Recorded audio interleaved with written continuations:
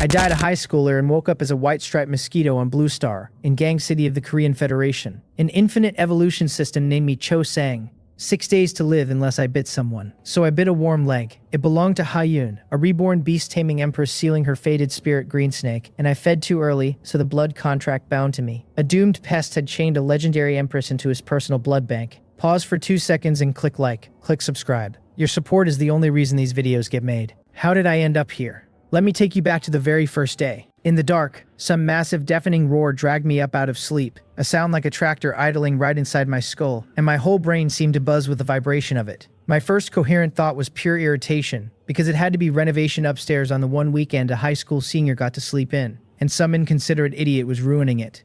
I snapped my eyes open and opened my mouth to curse whoever was making the racket, and what came out of me was that same grinding buzz. Not a single human word. That stopped me cold, because the noise was coming out of my own mouth. Wide awake now, dumbfounded, I watched the scene sharpen into focus, and it was not my familiar bedroom at all. Towering over me were mosquitoes, enormous ones bigger than a grown man, flying in frantic loops all around me, and I hung there slack-jawed as the truth slotted into place, that the giant buzzing I had blamed on construction was nothing but the sound of these things beating their wings. My mind reeled to the obvious, awful question of whether I was trapped in a nightmare. Right then, an electronic voice rang out inside my head, cool and clinical, announcing that the infinite evolution system had locked onto its host and that binding was successful. It said it was generating my status panel, and then it rattled the whole grim thing off, naming me as its host Cho Sang, my lifespan a mere 6 days. My vitality read 1/100th, my spirit the same pitiful sliver. My evolution points sat flat at nothing. My rank was none, and I had no skills whatsoever. A system,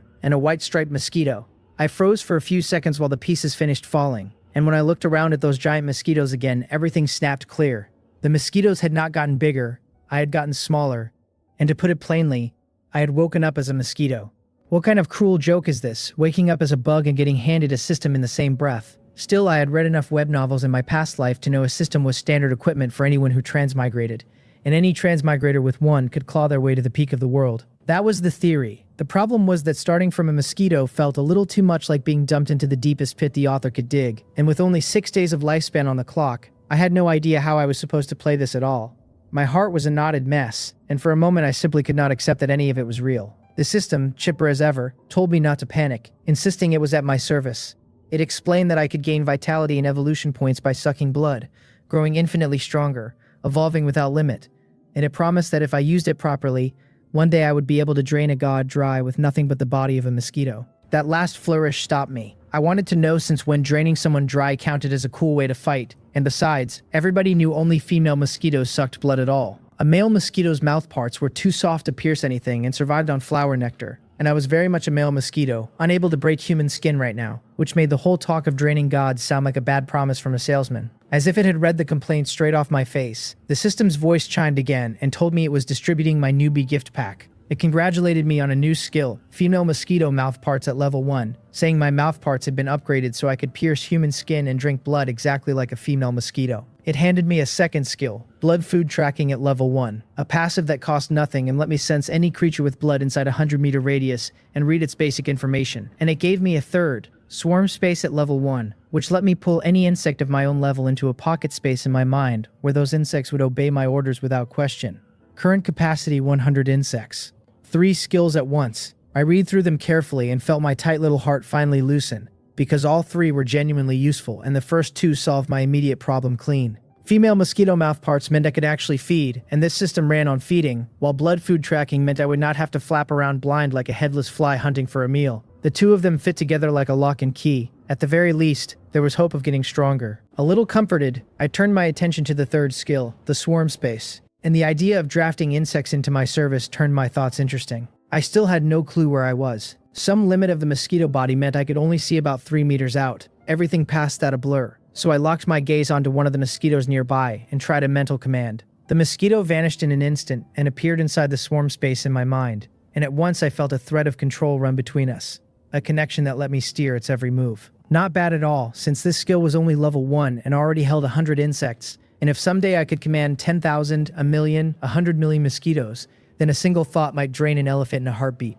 Alright, that was getting ahead of myself. I pulled my thoughts back and kept my focus on the swarm, ready to recruit a few more foot soldiers. And after only 5 mosquitoes, a wave of dizziness rolled over me, the exact feeling of pushing a body far past its limits. The system's warning cut in fast, telling me my current physique and spirit were both far too weak, that using the skill 5 times in a row had caused severe overexertion, and that I needed to feed immediately or I would drop dead within 5 minutes. Why the system had not mentioned that little detail earlier was beyond me, and I did not have the seconds to spare cursing its ancestors. I fired off blood food tracking across the 100-meter radius, and to my relief, I actually sensed something, a human female named Hyun, 18 years old. That was my lifeline, and I begged the reading to let me have a couple of sips as I threw everything into my wings and hurled myself toward her. She was thinking about her whole doomed history when I found her.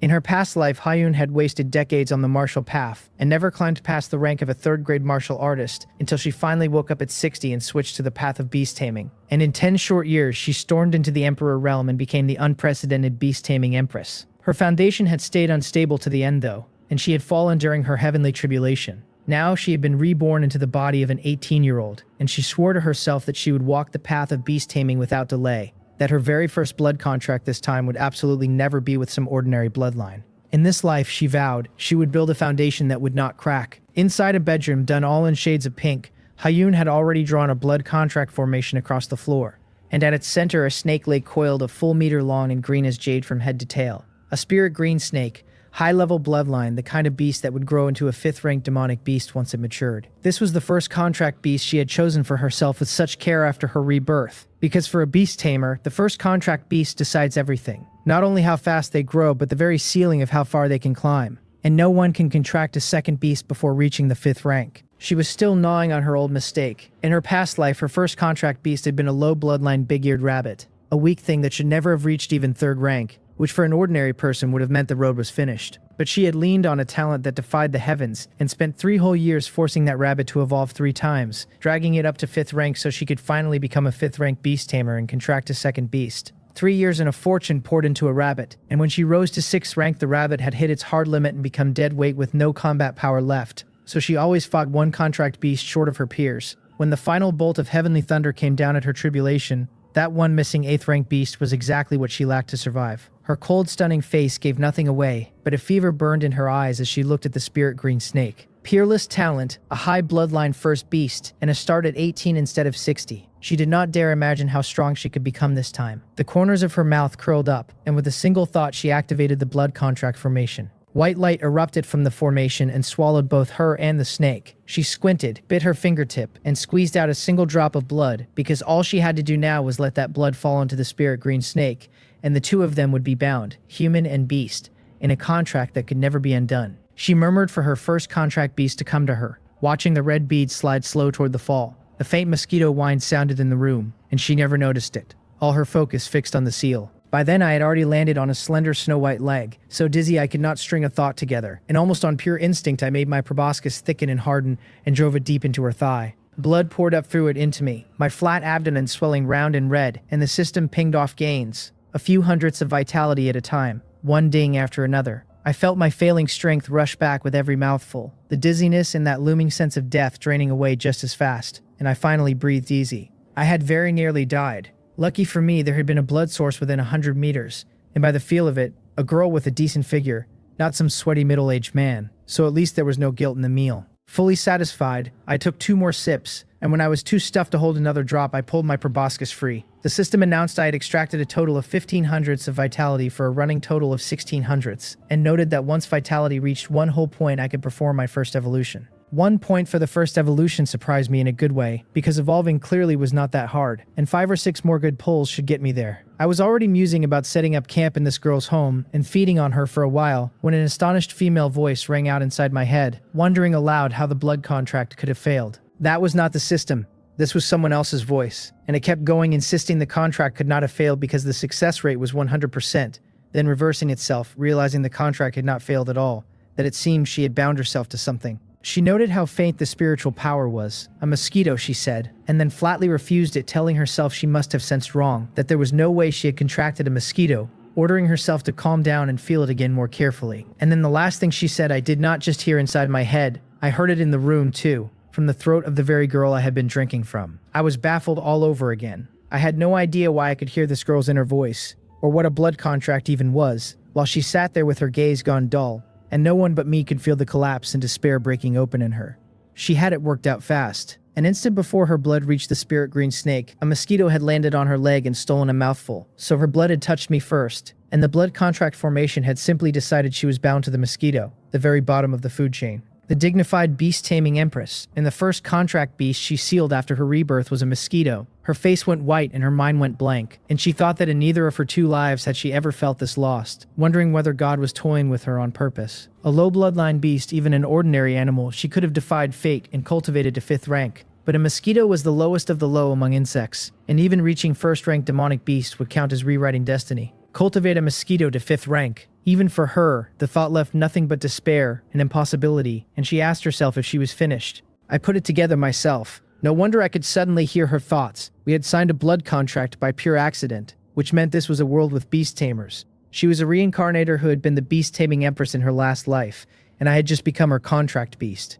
My head was a tangle of what on earth is going on. She slumped to the floor, her soul all but gone, her beautiful face the gray of dead ash. It should have been a god-tier start, a reborn empress stepping over every genius on her sprint back to the peak, and instead her first contract beast was a mosquito, an account deleted before she even got to press restart. Picturing her whole beast-taming career chained forever to a bug, she felt the world spin and nearly fainted where she sat, drowned in a despair deeper than the moment her soul had been snuffed out at her failed tribulation. Well, right out of the gate I had shattered the reborn empress's mental state. Whoever said a mosquito was useless. For a full 10 minutes she stayed broken, and then a spark reignited in her hollow eyes. She refused to give up, reminding herself that she was Hayun, the beast-taming empress, who had once stood in the emperor realm, and that if the heavens wanted her dead, she would fight the heavens, that a mere mosquito could not be the wall between her and the peak. She dragged in a deep breath, forced herself calm, and set her mind racing. The beast-taming road was sealed until 5th rank, and she had no talent at all for the martial path, which left exactly one road, and her gaze turned firm to the point of madness as she named it in her mind. The 10,000 Beasts Furnace Art. A forbidden evil technique, she remembered, brutal and dangerous. Its method appalling, because it demanded that the cultivator use a secret method to devour and fuse the essence blood of powerful demonic beasts, plundering their strength and their talent for herself. The cost was savage.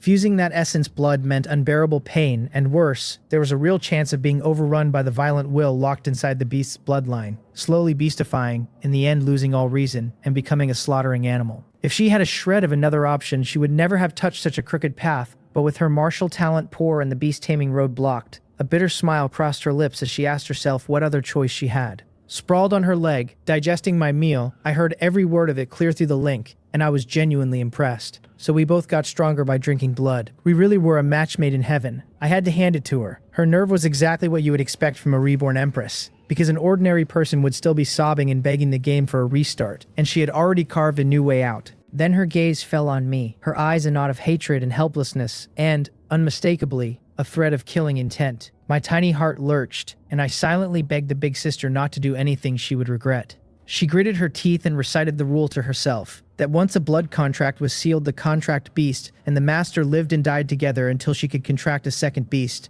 and the killing intent snuffed out in an instant. She could not kill this mosquito now, because killing it would kill her too, and not only could she not kill it, she had to keep the pathetically fragile thing alive at least until she reached her second beast. At the thought, her chest went tight enough that she nearly coughed blood, because the dignified empress now had to serve as a mosquito's bodyguard, and she could not think of a single thing more humiliating. On my end, hearing her resolve to protect me, I was delighted, a free empress for a bodyguard, and I would walk tall from here on out. She handled the slaughter, I handled the drinking and the cheering from the sidelines. Wonderful. She fixed her stare on the mosquito on her thigh and coldly ordered me to behave, to stop flitting about, warning that if I died she would not let me off even as a ghost. I had no attention to spare for the threat, because the system had just pinged again, telling me my blood had finished digesting and awarding a 10th of an evolution point. I felt my round belly go flat and blinked in surprise, since I had fed less than half an hour ago and it was already gone. A mosquito's gut had no business being this fast. In my past life, a mosquito that bit me at night would still have a bulging belly the next morning, so either the system had cranked up my digestion or something stranger was going on, and I decided not to overthink a gift, because faster digestion maxed out how quickly I turned blood into vitality and evolution points. Better still, I now had a safe, fixed blood bag and did not have to hunt for meals, and the more I thought about it, the happier I got, so I hardened my proboscis and drove it into that fair thigh again. She had been deep in recalling the fine details of the 10,000 Beasts furnace art when she felt the itch and almost slapped by instinct, her hand freezing in the air a few centimeters short of her own leg. Looking down at the mosquito drinking from her again, her eye twitched and her face went dark, because I had only just fed and here I was feeding once more, and the emotions she had barely steadied cracked apart all over again. Watching the mosquito that had ruined her future drink her blood, unable to swat it, she could think of no deeper humiliation. And then she did something that stunned me. After a moment of breaking down, she gritted her teeth, ran her martial technique, and pushed the thin trickle of blood chi in her body toward her thigh, so the mosquito could feed on it. A martial artist's blood chi carried many uses, one of them extending life, which was exactly why demonic beasts love to eat martial artists alive, and she knew a mosquito's lifespan was brutally short, half a month at the outside. Since the blood contract chained them to live and die together, if she did not help this mosquito stretch its life, she would not last past half a month either. So, her future wrecked by a bug she could not kill, she now had to hand it her blood and her energy on purpose, cursing under her breath, so wronged she was nearly in tears. Resting on her thigh, I could not have cared less how wretched she felt, because the blood chi of this reborn empress tasted superb. The system pinged off gains, this time 3 times richer than the last, and then it told me the blood chi and the blood I had drunk ran unusually concentrated, and it added 6 hours to my lifespan. 6 extra hours. For a bug with a total of 6 days on the clock, that was enormous news, because it meant that as long as I kept drinking this empress's blood chi, I could keep stretching my lifespan and dodge sudden death for a good while yet. I pulled my mouth parts free, satisfied, my belly round again, my running blood chi total at 64 hundredths, and I did the math, that once this batch digested and I fed twice more to reach 1 full point of blood chi, I could hardly wait to find out. She forced herself calm, one more time, because wallowing was pointless and the only thing that mattered was strength gained fast. She recited the first step of the 10,000 Beasts furnace art, that it needed the essence blood of a beast with a high-level bloodline or above as a primer to ignite the furnace, and her gaze drifted to the spirit green snake still coiled in the formation. Utterly confused, tilting its triangular head as if to ask what she was staring at, she whispered an apology, her eyes carrying both killing intent and regret, and the snake seemed to catch the raw murder in it, its emerald body going taut, its head rearing high in a warning hiss. It had been the future partner she had prepared for herself, the cornerstone of her road back to the peak, and now in her eyes it was no future beast at all, only material, a piece of high bloodline essence blood the furnace required. She told it softly that if it wanted to blame anyone, it should blame the fact that its luck and hers both ran poor, and then she moved. She was only a first-grade early-stage martial artist, but the combat instinct and vision of a past-life empress made her strike quick as lightning. She did not meet the spirit green snake head-on, her figure flickering instead to slip behind it like a ghost, and when its whip-fast tail lashed at her, she dropped into a crouch she had clearly foreseen and let the killing blow pass over her. A dagger gleamed in her hand, the very prop she had readied for the contract ceremony, now a weapon,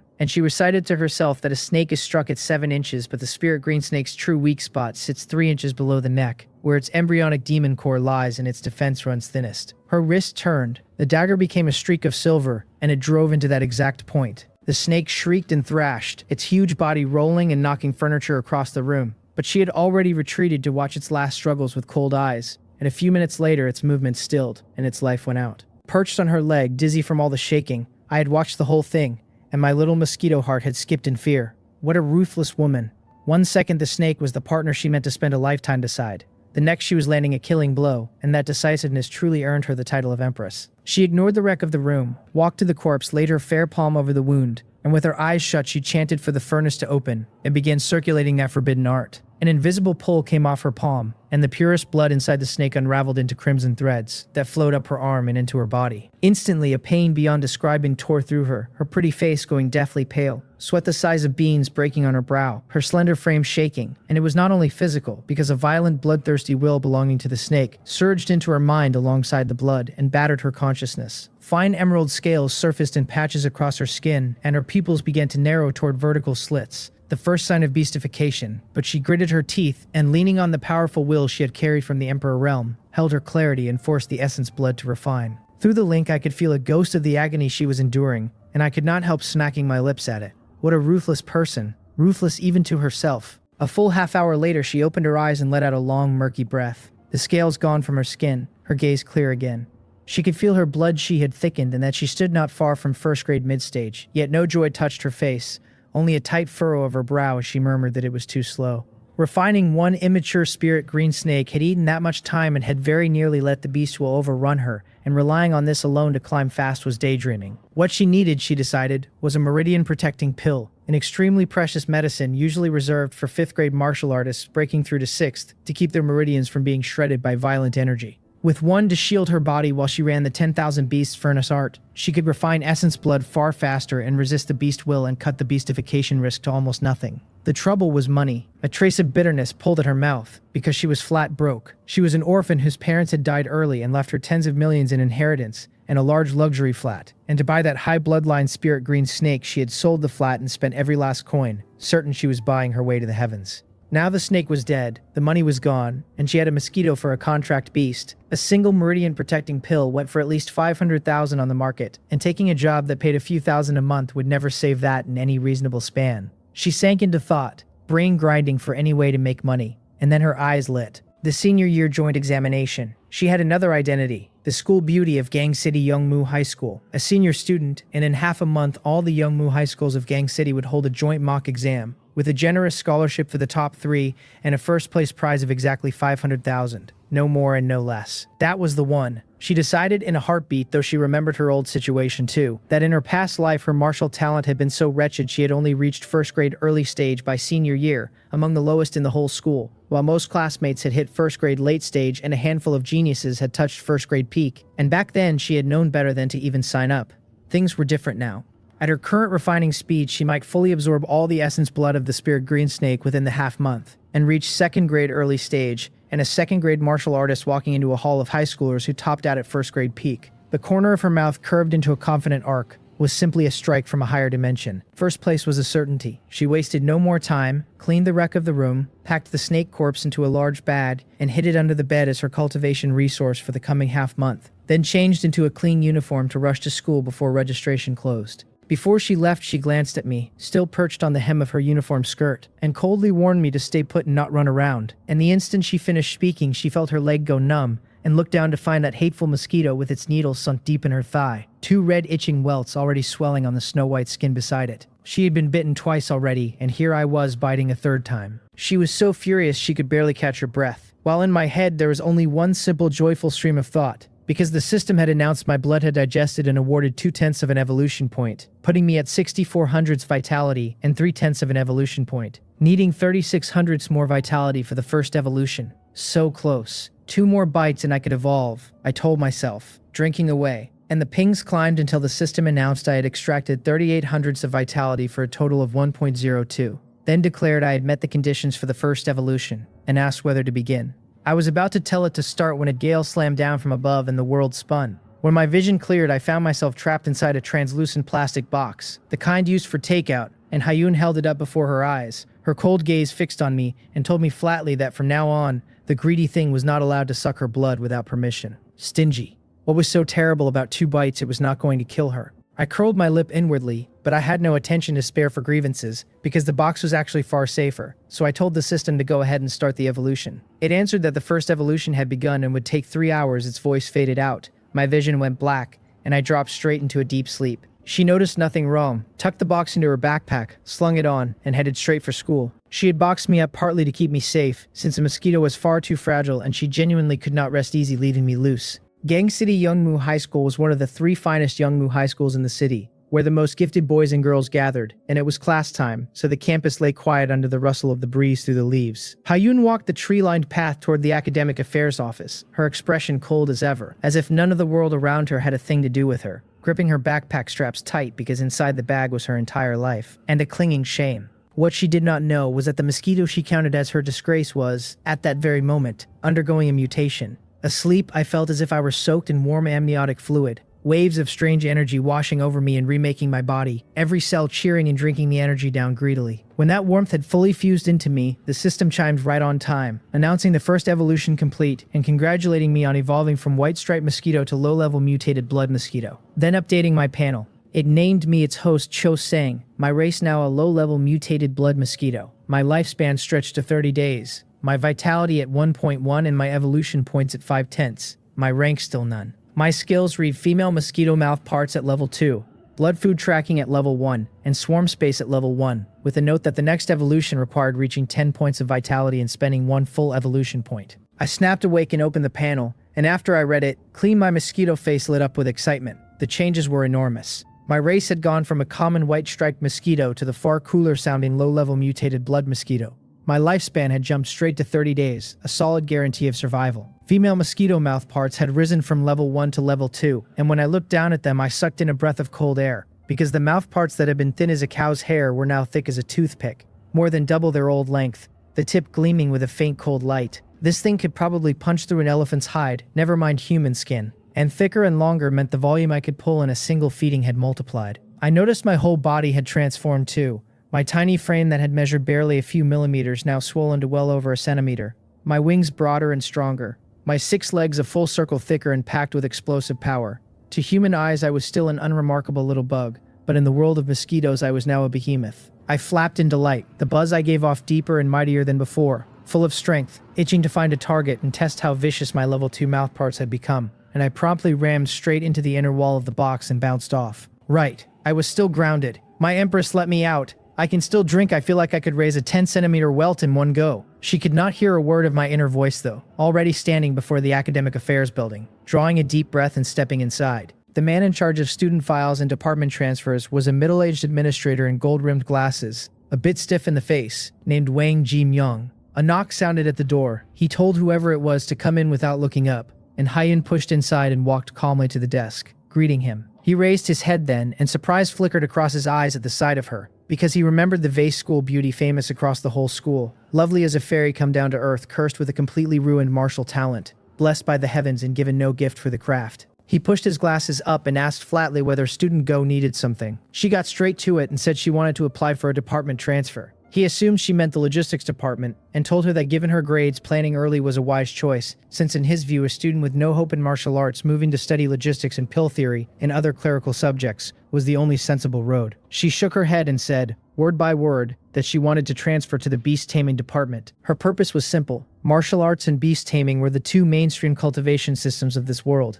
and entering the senior year joint examination as a student of either department, if she took first place, would earn her not only the 500,000 prize, but a different bonus reward on top of it. Martial artists got a top-grade weapon. Beast tamers got a king-level bloodline monster cub. The bloodline levels of monsters ran low, mid, high, king, emperor, and sovereign, and the level of the bloodline set the monster's absolute ceiling. A low-level bloodline capped at a 3rd-grade monster unless the bloodline itself evolved, exactly as her past life big-eared rabbit had, forced through 3 evolutions to 5th rank, a mid-level bloodline capped at 6th grade, a high-level bloodline capped at 9th grade, and a king-level bloodline reached 9th grade the moment it grew up, and at its limit could climb into a king-level monster above 9th grade. That king-level cub was her whole aim, because after taking it she would consume its essence blood, purer by far than a high-level bloodline's, and refining it through the 10,000 Beasts furnace art would give her more strength with fewer side effects and a lower chance of chi deviation. The pen nearly dropped from his hand. He stared at her as if hearing an enormous joke, asking if she was serious, whether she knew what the threshold for the beast taming department even was. She said she did, that you had to successfully contract a contract beast of your own,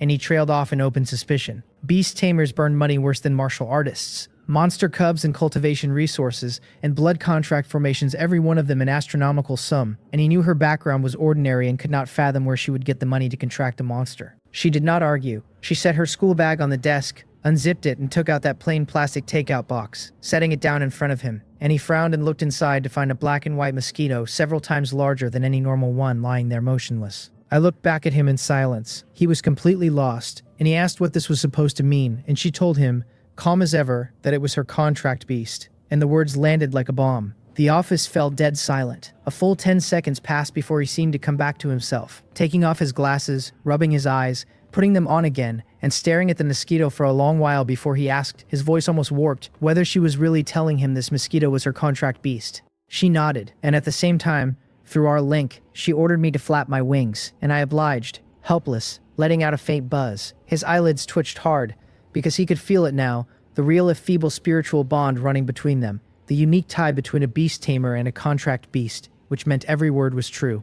He roared inside that the student was crazy, that in over 20 years of teaching he had seen people contract cats and dogs, pigs and cows, and once even a cockroach, but at least that had been a big southern cockroach, and contracting a mosquito was unheard of. His eyes shifted from shock to regret and pity as he looked at her cold, beautiful face, wondering whether the girl, robbed of any hope in martial arts, had been pushed until her mind cracked. He sighed and told her earnestly that the school's rules were dead but people were alive, that she did technically have a contract beast and did meet the requirements. Still, he asked whether she had ever thought about whether a mosquito would help her path at all, with its lifespan of only days, kept alive only by pouring her own blood chi into it, and no combat power to speak of. She cut him off directly and asked only whether, by the regulations, she could transfer to the beast taming department and register for the senior year joint examination as a beast taming student. Her tone left no room for argument, and he swallowed the rest of his speech, sat silent a long time, and finally nodded, helpless, and said yes, because rules were rules and he could not refuse. She thanked him, took back the box holding me, and turned to leave without a shred of hesitation. Watching her go, he sighed again and shook his head, saying it was a pity, such a good girl,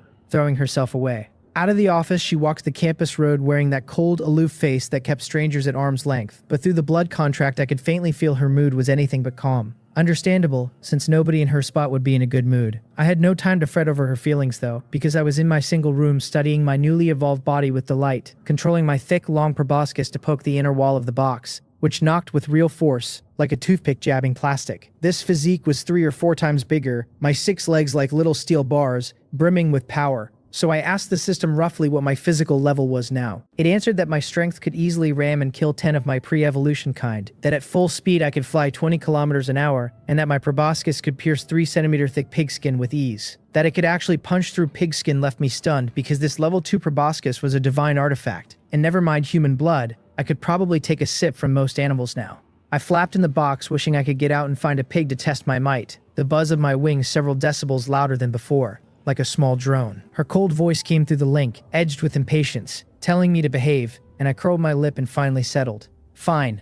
Under someone else's roof you keep your head down, and who told her to be my long-term meal ticket? She was mildly puzzled just then, sensing the mosquito seemed to have grown a little larger, wondering if it was from drinking her essence blood, but deciding that even a bit bigger it was still under 2 centimeters. Still tiny. Just a flyer. Useless. I said nothing to that, only stewed a little, because just a flyer was one thing. But did she really have to keep calling me small? She brought me to the far end of a teaching building, the territory of the beast taming department. And unlike the martial arts department with its sweat and hormones, this place was livelier, the cries of all kinds of strange animals rising and falling, the air carrying a smell like a zoo. She stopped at the door of beast taming class 8. Class 8, the worst class, I gathered through her thoughts. Though good or bad meant nothing to me, because all I wanted to know was whether this beast taming class held a lot of walking blood bags. She pushed the door open and stepped in. The noise in the room cut off at once, and dozens of eyes swung toward her in unison, because the vase school beauty's name still carried far, and almost everyone knew her. Peering through the gaps in the box, I studied the classroom, which was far larger than an ordinary one. An open space left beside every seat for the student's contract beast, and in those spaces various animals lay or crouched or stood.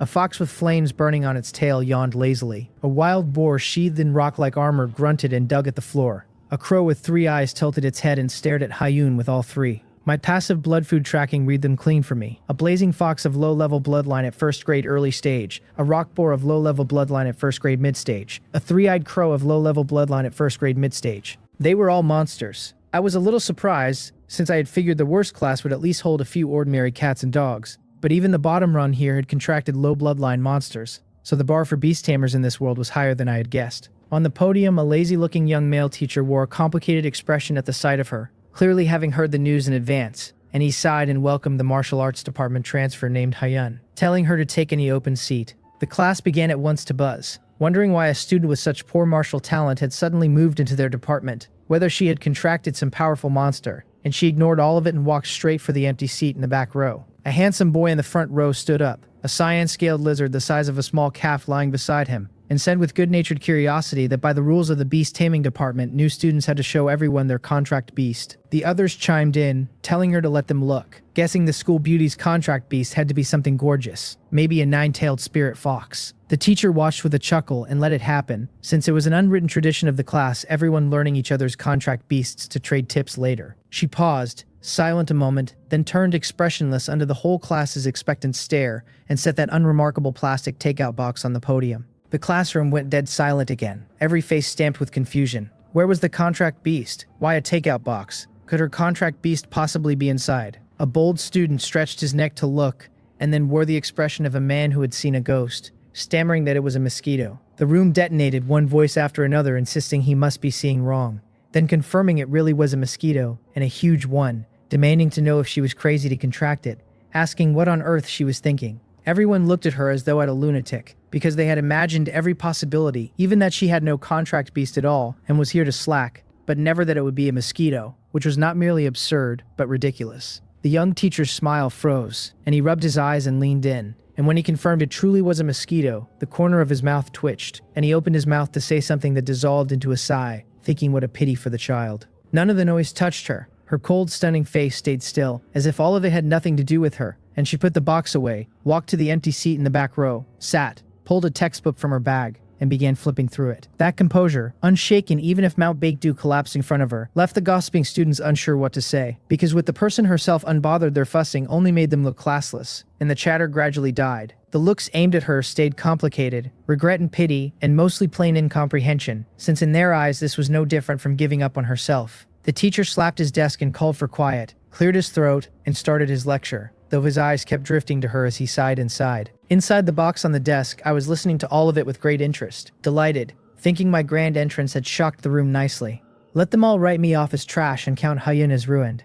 That was best of all. Playing the pig to eat the tiger was an old trope, but it worked, and I told them to pity and regret to their heart's content, because in half a month when the joint exam began, my bloodbag empress would make an entrance that shocked their eyes clean out of their sockets. The class period ran out in that eerie mood, and the moment the bell rang and the teacher stepped out, a tall male student walked straight for Hyun. Blood food tracking read him for me. Seon Ho, 18, a late-stage rank 1 beast tamer, and I had to admit the skill was genuinely handy. A late-stage rank 1 tamer with a mid-level bloodline monster counted as a top-tier existence in Class 8, probably ranking in the top 30 of the whole grade. He walked up wearing a smile he clearly believed to be gentle, because he had long carried feelings for her, but had never dared approach the high and mighty school bell. And now the bell had fallen from her altar into trash who contracted a mosquito, and he judged it the perfect moment to step up and show his worth. She lifted her head, her cold eyes glancing at him without a word, and he pressed on undeterred, telling her in the tone of a seasoned expert that she should not be too discouraged, that a first contract beast did not decide a beast tamer's whole future, that he understood she might have made this choice for reasons of her own, but it was all right.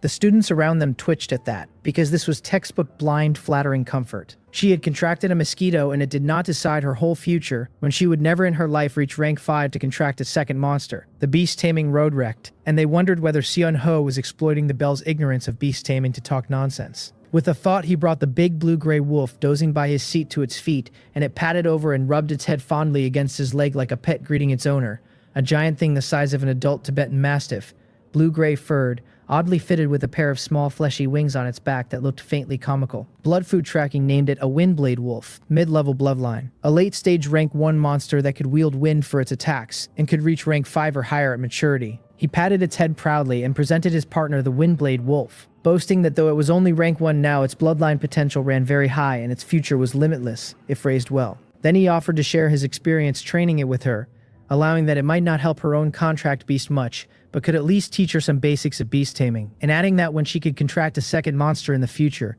he could even introduce connections to secure her a good bloodline. He spoke without pause, face full of confidence, certain his words showed off his strength and his resources while proving his concern, certain a fallen girl like her needed exactly a strong, gentle shoulder like his. The classmates around were half speechless and half envious. Speechless because he was flat out deceiving her, since she could never contract a second monster and this level of flirting was too low. Envious because a mid-level bloodline windblade wolf was the finest contract beast in their class, a heaven and earth gap from her mosquito, and they wondered if the bell would fall for it. Inside the box, I nearly burst out laughing at his nonsense. Buddy, are you playing the hero who saves the beauty? Sharing experience? Introducing connections?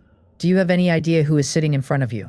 That is the beast-taming empress, the ancestor of the whole craft, and that winged husky of yours, a mid-level bloodline you dare to flaunt. When my blood bag, no, my empress, just butchered a high-level bloodline snake for a snack. I mocked him without mercy in my head, watching him like a clown. Though to be fair, the windblade wolf's vitality did look robust, and one sip would surely be nourishing, so I found myself licking my proboscis, a little hungry again. But her reaction left me stunned on the spot. She asked, slow and cold and empty of feeling, whether he was finished, and when he stammered that he was, she told him that if he was finished then to move, because he was blocking her light, and her gaze dropped back to her textbook as though everything that had just happened were no more than a fly buzzing in her ear. His smile froze solid. The students who had been waiting for a show sat stunned a moment, and then one after another they threw him looks fit for a clown, gloating that they had not expected the belle to be no fool, that she had not swallowed a word of his bluffing. His face cycled through blue and white, stinging as if slapped in public, and he drew a deep breath meaning to say more, but her get-away-from-me air jammed every word in his throat. In the end, he could only snort coldly and lead his windblade wolf back to his seat in disgrace, deeply displeased, thinking she was nothing but a pretty face with no business acting so arrogant. He seethed that fine, she had backbone, and he would see what kind of name she could make with the Mosquito at the exam in half a month, deciding he would never pay attention to the ungrateful woman again, and I witnessed all of it from inside the box. Buddy, that is not how you pick up a girl. Coming on strong with a flex and empty promises, your level is far too low, and my empress has seen the world and would not so much as blink at your little tricks.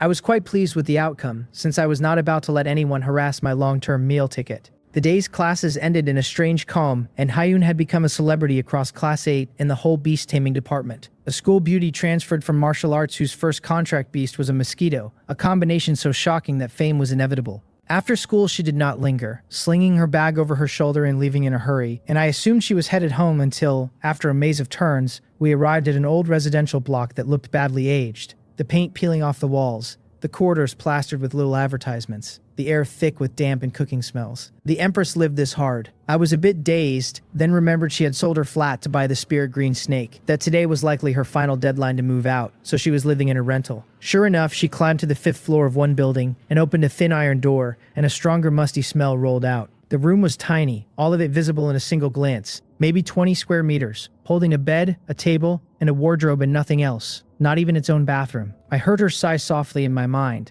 and it seemed the reborn beast-taming empress lived a truly destitute life. Though on second thought this might be good for me, because the worse the environment, the more mosquitoes and flies and rats and ants it held, which meant more sources for foot soldiers. She tossed her bag onto the bed, took out the box, and set it on the table, staring at me with a complicated expression, and warning me coldly through the link that for the next half-month I would stay here and go nowhere.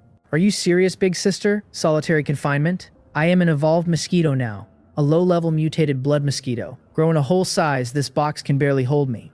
Alright, that was an exaggeration. The main point is that I am hungry. Dissatisfied, I began fluttering around the box, buzzing a protest with my wings, jabbing the inner wall over and over with my toothpick mouthparts in a steady, rhythmic knock that was not loud but insistent. Her brows drew together, sensing my complaint. Annoyed herself because of course she wanted to fling the mosquito that stood for her shame as far away as possible. But the blood contract's shared life and death rule forced her to keep the pathetic thing safe, and heaven knew if this dump held rats or cockroaches that might eat it, so the box was safest. She scolded me to stop making noise, distracted, and I ignored her and kept poking. You have got to be kidding. If you do not let me out, how do I feed? And if I do not feed, how do I level? And if I do not level, and one day someone actually swats me dead, you go down with me. We are two grasshoppers tied to the same string. No, an empress and a mosquito on the same string. She asked what on earth I wanted, head throbbing from the tapping, and I stopped and transmitted my intent clearly, that I was hungry and needed to drink, because though I could not truly speak to her, I could push simple thoughts across the bond. She went still, having forgotten the mosquito needed to feed, and that she had to offer her own blood or its lifespan would run out and finish her too, and her face turned even uglier as she hesitated, then reluctantly lifted the lid, telling me just this once and to go straight back when I was done. Before she could finish, a black shadow shot out of the box faster than any normal mosquito,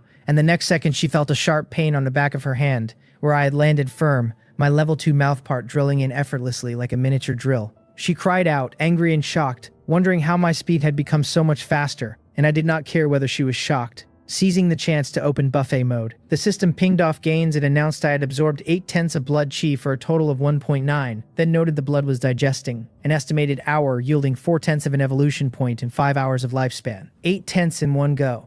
Satisfied, my belly bloated round like a red glass bead, I wobbled my mouthpart free and prepared to fly back, but she slammed the lid shut and stared at me hard, scrutinizing, saying my mouthpart and my body size had changed, because she had finally noticed something wrong. The mosquito really had grown a lot, and the needle had thickened and lengthened, and when it pierced the back of her hand the pain had been several times worse than before, and an absurd thought surfaced that seemed the only explanation, that consuming her blood chi let it evolve. She fixed her stare on the mosquito with its bright red swollen belly, mind racing, because as the former beast-taming empress her understanding of demonic beasts far outstripped ordinary people's. She knew very well that for ordinary insects surviving a single season counted as lucky, never mind evolving. Yet in one short day my size and speed and strength had all changed visibly, and she wondered if the mosquito could be a variant. A variant, she recalled, was a demonic beast whose bloodline had mutated in some unknown way, often carrying potential far beyond its peers and certain special abilities. Its most striking trait, the power to evolve independently. Yes, she decided,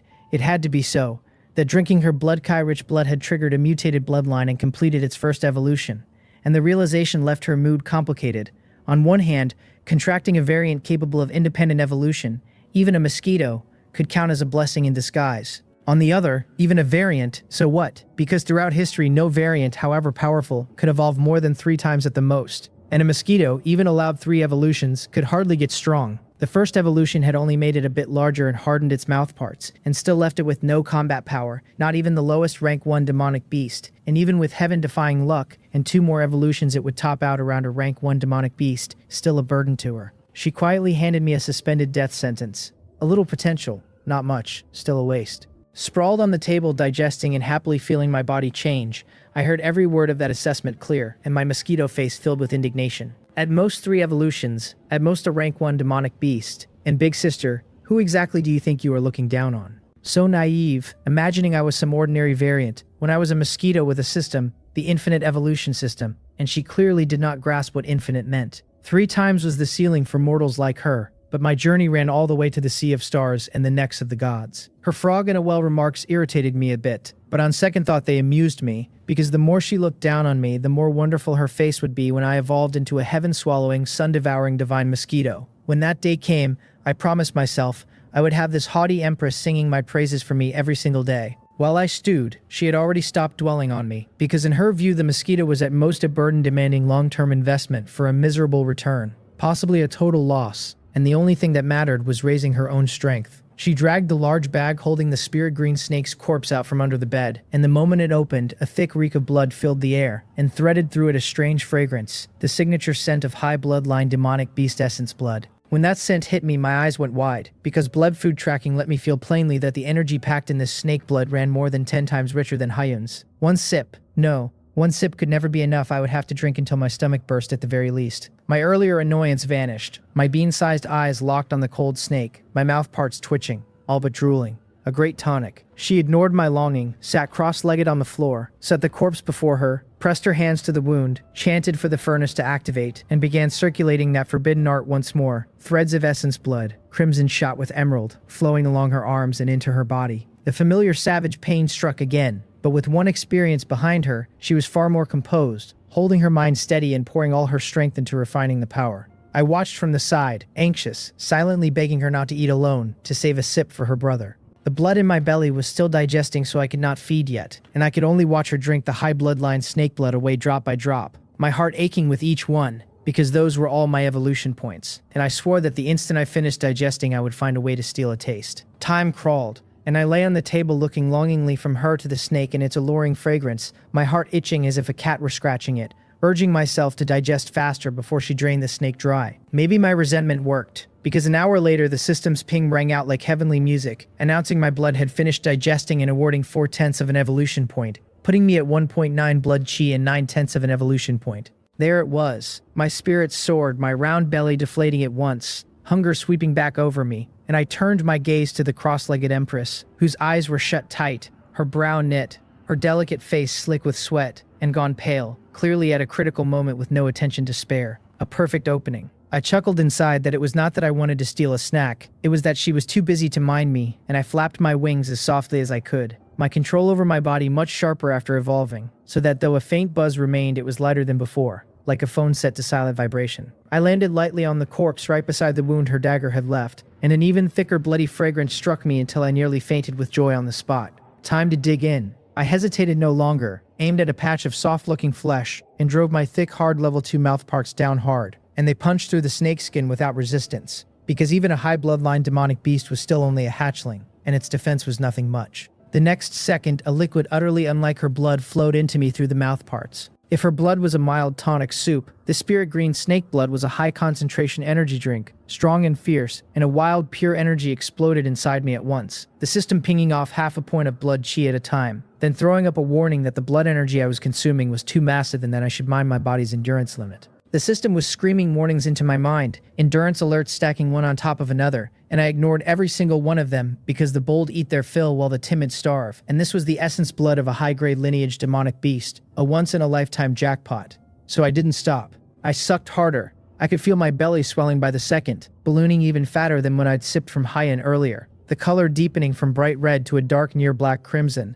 until I looked like a little bomb primed to go off. Only when the tearing pain hit my skin and I genuinely believed I was about to burst did I finally, reluctantly pull my proboscis free. I let out a fat, satisfied burp, wobbled off the snake, and dragged my body so heavy I could barely fly, back onto the desk to lie there like nothing had happened. Then the system delivered its settlement, and I nearly lost my mind with joy. It told me I'd absorbed 4.2 blood chi, bringing my total to 6.1, and that once this high-grade cub blood finished digesting, I'd walk away with 2.1 evolution points and 2 more days of lifespan. One mouthful. One mouthful had earned me more than every painstaking sip I'd ever taken from the Empress combined. 6.1 blood chi was already past the halfway mark to the 10 I needed for the second evolution, and the second evolution only cost a single evolution point, which meant I now had more than enough, with a fortune left over. Life was good. I lay there feeling the power surge through my gut, my little heart practically blooming, every cell in my body quietly rearranging itself under all that nourishment. This spirit green snake blood was in another league entirely, far stronger than the Empress's. If I could feast on stuff like this every day, forget becoming a divine mosquito, I could probably ascend to some kind of primal saint mosquito. While I savored the aftertaste, I peeked over at Hyun, who was still cross-legged with her eyes shut, refining what little snake blood I'd left her. Her brows were knotted tight, her forehead slick with sweat. I silently cheered on my hardworking little blood bag, then corrected myself. My good Empress. She handles the cultivation and I handle sharing the food. A match made in heaven. Just as I was riding that triumph, the system pinged again, and this time it stopped me cold.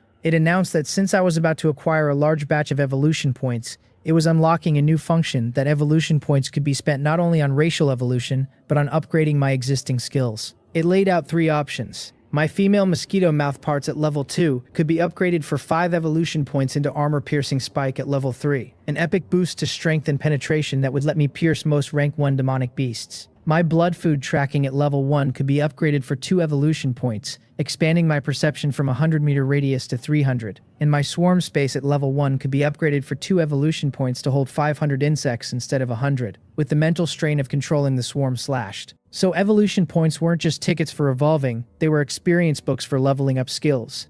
I ran the numbers on my internal calculator. Once this snake blood digested, I'd have 2.1 points, plus the 9/10 I'd saved from earlier, giving me an even 3, and since the second evolution only needed 1, I could evolve and still have enough left over to upgrade something. The armor-piercing spike sounded ferocious, an epic boost that could crack open a rank 1 beast, practically a divine skill built for stealing blood in a fight. But it cost 5 points and my entire net worth was 3, so I could forget about it for now. Blood food tracking stretching to 300 meters was tempting too. More range meant easier hunting, maybe even a hidden high-grade blood bag or 2. But between the Empress as a steady meal ticket and a whole snake carcass for midnight snacking, I wasn't exactly starving. That left the swarm space. I remembered how dizzy I'd gotten just wrangling 5 mosquito underlings. The space could technically hold 100, but with my current puny spiritual power I'd probably black out after taking in 8 or 10. The upgrade fixed exactly that. 500 capacity and, more importantly, the mental burden gutted. That was the whole point. 1 mosquito alone is nothing, but a swarm of hundreds or thousands, even with garbage combat power, is enough to sicken an enemy to death by sheer number, perfect for scouting, harassment, and cover. I decided on the spot.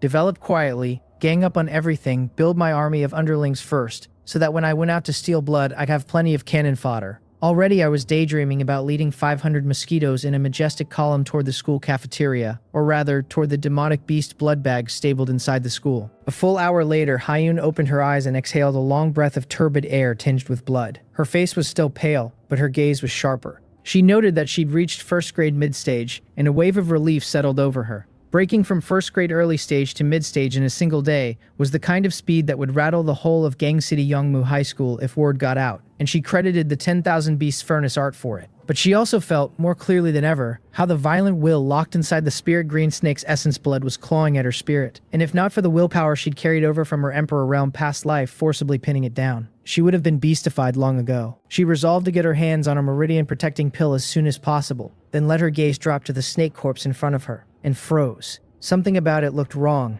thinner, more shriveled than before. She wondered if it was a trick of the eye, if the intensity of her cultivation had thrown off her perception, but she couldn't shake it. Slowly she turned her head toward the mosquito on the desk. I was lying there dead still, abdomen bloated round as a marble and dark red all over, the very picture of a bug that had eaten itself into a coma. She stared at me for several seconds, and an absurd notion surfaced in her mind, that maybe this little pest had snuck a bite. Then she killed the thought herself as flatly impossible, because that was essence blood from a high-grade bloodline demonic beast. Energy so violent that even an ordinary first-grade beast trying to drink it directly would explode on the spot. And a variant or not, a mosquito was still a fragile insect that could never survive it. She decided she was overthinking, blamed the exhaustion, and shook the idea loose. I heard every word of it through our blood contract and nearly split my sides laughing. I told her, silently and smugly, that she'd guessed right, but sadly there was no prize, and that if she thought I'd explode and die, she was seriously underestimating a system holder, that the only reason she still had a scrap of snake left was my limited stomach. Otherwise, I'd have wrung the whole thing into jerky. She carefully repackaged the carcass in its bag and shoved it back under the bed, treating it as her entire hope for reaching second grade in the coming half-month, unwilling to lose another drop. Then she washed up and lay down, worn out by everything that had happened, and soon her breathing turned slow and even.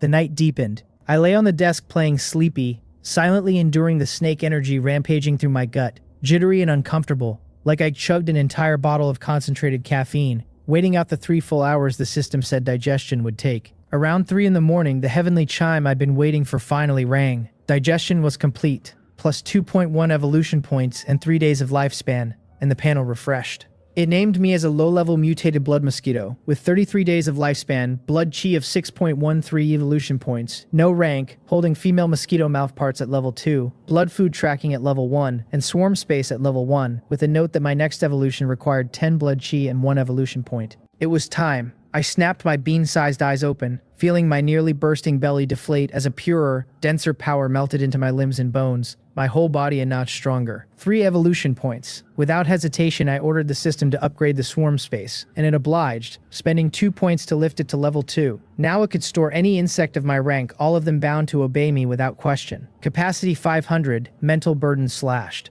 The moment it finished, that cramped little pocket in my mind ballooned more than tenfold, and the faint dizziness I'd felt commanding 5 underlings vanished, replaced by effortless control, as natural as moving my own arm. Time to assemble my first mosquito legion. I glanced at the sleeping empress and flew quietly to the window, whose old warped frame was riddled with gaps that to a bug my size were superhighways to everywhere. I squeezed out into the dark corridor, where a humid, rotten reek of household garbage hit me. The old me would have gagged on the spot, but as a mosquito I was immune. And I even found it a little oddly homey. This place was an insect paradise. My blood food tracking mostly tracked blood, but it also read life forms, and I could sense countless potential recruits nested throughout the crumbling building. I wasn't rushing to draft my mosquito brethren, though. Mosquitoes are plentiful, but their combat power is basically zero, and they're loud and conspicuous, giving away a position with their buzzing. What I wanted first was tough, thick-skinned cannon fodder. I followed the wall down to the garbage heap in the courtyard, which was practically a grand insect gala, and my eyes locked onto a cluster of cockroaches gnawing rotten vegetable leaves.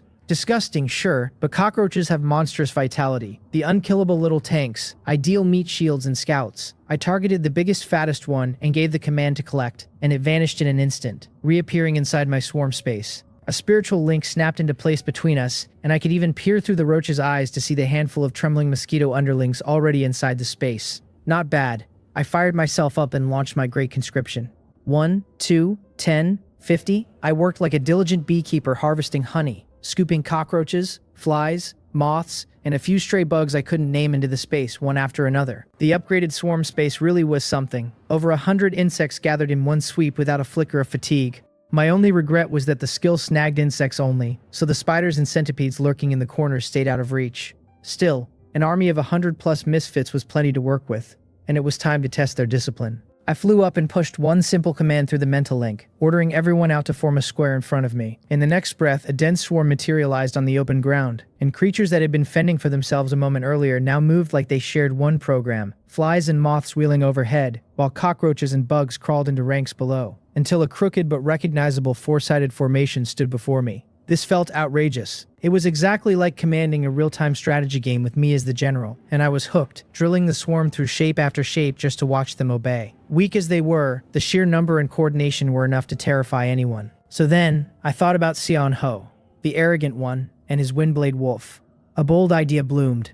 Tomorrow at school, I'd use his winged mutt to field test my new toys and show him what the true path of beast taming looked like. When Hyen woke the next morning, she felt refreshed, her first-grade mid-stage body carrying far more energy and stamina than before. She glanced at the desk where the mosquito lay in the same spot with its belly deflated, looking perfectly ordinary again, and thought nothing of it, snorting inwardly at the burden she had to keep feeding. She locked me back in that plastic takeout box, shouldered her backpack, and hurried to school, because with the joint examination closing in, she couldn't waste a moment. And she also meant to hit the library to double-check details on the 10,000 Beasts furnace art and the meridian-protecting pill, since even her vivid past life memories had gaps. Meanwhile, I, boxed and jostling, was anything but quiet, with over 200 underlings packed into my swarm space, primed to raise hell at school.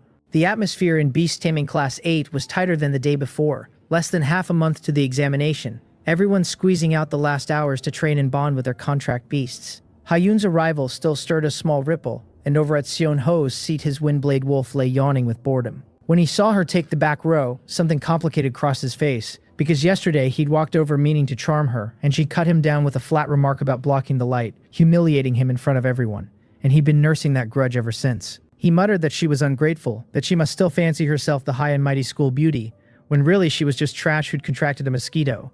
Her martial talent nothing, her whole future ruined, and he promised himself he'd claw back his dignity today and make her cry come exam time. The other students let their eyes graze over her and slide away, since a classmate who'd bonded a mosquito no longer belonged to their world of future beast tamers, and she was glad to be left alone, pulling out a book to read.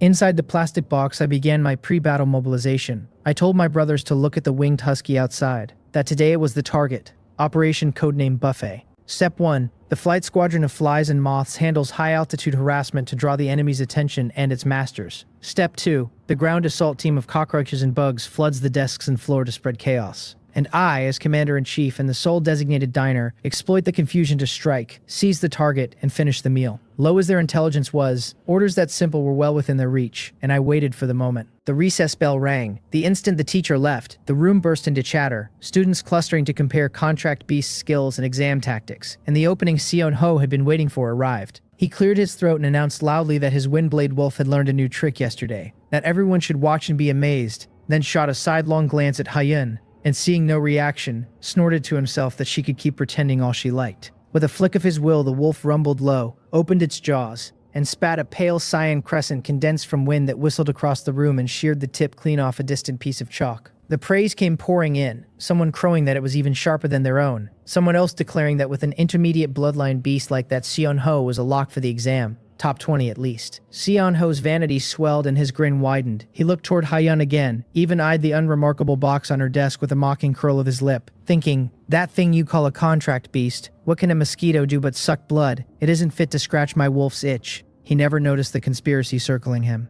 Now, inside the box I gave the order to commence. In a heartbeat, dozens of flies and moths burst out of thin air in the middle of the classroom and dove at the gloating Sion Ho and everyone near him like a squadron of runaway bombers. Where did all these flies come from? Someone shrieked. Why hadn't the school cleaned? And one girl actually fainted from fright mid-scream, prompting a confused chorus about why she'd suddenly nodded off. Sion Ho and his crowd flailed their arms swatting at the pests, and that was only the opening act. Next, hundreds of cockroaches and bedbugs surged out of every corner like a rising tide, scrambling up the desk legs and onto the students' shins, and the room detonated into pure chaos. The girls' screams the loudest, nobody sparing a single thought for the Windblade wolf anymore. Even the wolf itself grew agitated, snarling and swiping at the bugs bold enough to bother it. Nicely done. I seized the once-in-a-lifetime window, cracked the box open, and shot out at a speed no ordinary mosquito could match, tracing a near-invisible black line through the churning air to land dead center on the wolf's back. Its fur was thick as green armor, but I wasn't reckless. I threaded through the coat like a seasoned hunter, hunting the weak spot,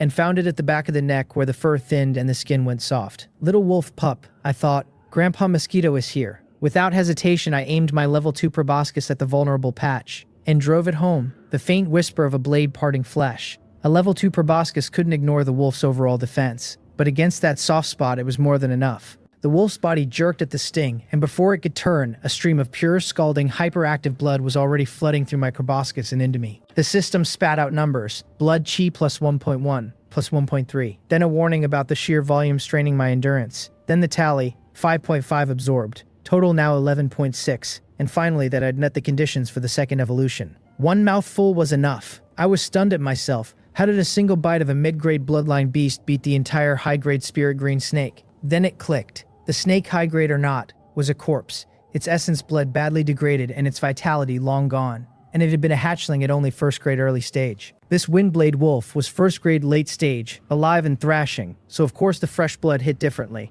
Feeling my stomach stretch to its limit, I didn't dare take another sip and yank my proboscis free, then beat my wings and slipped silently back into the box on Hyun's desk. The whole thing smooth as running water, start to finish under 10 seconds. At that moment, Hyun was frowning and swatting a cockroach off her desk with her book, her cold face all disgust. She found the sudden plague strange, but she never once connected it to her useless contract beast, because in her mind, how could a mosquito possibly cause a spectacle this big? The teacher eventually restored order, and the insects departed as fast as they'd come. Once I'd finished eating, I recalled every underling into the swarm space with a thought, leaving only wreckage and a room full of shaken faces. Most people assumed the bugs had simply flown off, and the few who saw them wink out of existence chalked it up to their eyes playing tricks. The school took the incident seriously, blamed a sanitation problem, and sent people that afternoon for a building-wide cleaning and disinfection. But that comes later. Right then I was lying in the box gleefully studying my panel, blood chi at 11.61 evolution point banked. Conditions for the second evolution met. I fought down the urge to evolve on the spot, because I was still in the classroom. Too big a target. Not safe. Better to wait until I got home tonight. Already I was buzzing with anticipation. The first evolution had turned me from an ordinary mosquito into a low-level mutated blood mosquito, blowing up my size and proboscis. So what surprises would the second bring? Maybe it would smash through the ceiling of my species entirely and make me a true demonic beast. The system doused me with cold water. Negative, it said. 10 blood chi was only the level of a common small animal, and 100 blood chi was needed just to reach the threshold of a first-grade early-stage demonic beast, and I was getting ahead of myself. Are you kidding me? I'd sweated and slaved to drag my blood chi from 1/100th of a point up to 11.6, and that only matched a common small animal. The leveling curve was insultingly slow. Then it added dryly that this was only the second day since I'd transmigrated. Fine, fair. As the evolution stacked up, the rate of gain would surely accelerate, and if I could hold this pace, a first-grade demonic beast was maybe only a few days off. Still, I reeled myself in. No point being greedy, one step at a time. Having barely survived until the final bell, I stayed keyed up the whole way home, wanting nothing more than to start the second evolution that instant. Hyun noticed my restlessness and simply assumed the bug was hungry again or bored, her face blank, her inner voice snorting that I was an insatiable little thing. She had no idea this insatiable little thing was about to undergo an earth-shattering transformation. Back in the cramped, run-down rental room, she tossed her bag and the box onto the table and moved to drag her cultivation resource, the spirit green snake corpse, out from under the bed. Seeing the coast clear, I ordered the system to begin the evolution, and it confirmed, spending 1 evolution point, second evolution officially underway. Estimated time 5 hours. My vision went black and that familiar deep sleep undertow dragged my consciousness down all at once. Inside the box, my body, barely 1.5 centimeters long, wrapped itself in a thick cocoon glowing a faint red. Hyun, reaching for the snake, suddenly felt the mental link between us blur, as if a pane of frosted glass had slid between her and a mosquito. She turned in confusion and saw that I'd become a small dark red cocoon, pulsing gently like a beating heart. Was it evolving again? Her pupils shrank, disbelief flooding her face. It had only been 1 day. It had evolved yesterday, and today was already at its second evolution. What kind of monster was this? Even the legendary variants with peak bloodlines couldn't evolve this fast, and this shattered the knowledge of 2 whole lifetimes. She stared at the little red cocoon, emotions tangled, shock and confusion, and without even noticing it, a thread of anticipation. Maybe this fellow really wasn't just a burden. 5 hours passed and the sky went fully dark. A faint cracking sound broke from the box and Hyun jolted out of her cultivation, eyes snapping to the cocoon. Fine fissures spread across its surface, then a powerful new limb thrust out through a gap, then a second, a third, until with a soft pop the whole cocoon shattered and something entirely new stood revealed. Even with 2 lifetimes of composure, she couldn't help a sharp intake of breath. Her cold, beautiful face filled with shock. Was that even a mosquito? Inside the box, a giant mosquito nearly 10 centimeters long stretched itself, ink black and gleaming with a cold metallic sheen. Its once oversized wings now like 2 black blades edged in a heart-stopping glint. Its 6 limbs thickened and studded with tiny barbs like 6 exquisite sickles. I woke and threw open my panel. Second evolution complete. Race advanced from low-level mutated blood mosquito to blade-winged blood mosquito, and the readout named me with a lifespan of 93 days, blood chi of 11.61.8 evolution points, no rank, holding armor-piercing spike at level 3, blood food tracking at level 1, swarm space at level 2, and a brand new wing blade slash at level 1, with the next evolution demanding 100 blood chi and 10 evolution points. I nearly knocked the lid clean off the box. Blade-winged blood mosquito, a name with real bite to it. My lifespan had leapt past 90 days, almost 3 months, so short life anxiety was officially dead. My size had exploded nearly tenfold. A 10-centimeter mosquito terrifying by any measure. Best of all were the skills. Not only had I gained a fresh attack in Wingblade Slash, but my old female Mosquito mouthparts had upgraded straight from level 2 into the level 3 armor-piercing spike, so every racial evolution carried a chance to randomly level up an existing skill, an unexpected bonus that made my little heart bloom. I checked the details. The armor-piercing spike had received an epic reinforcement, its strength and penetration on par with a high-grade blade, easily punching through the scale armor of most rank 1 demonic beasts.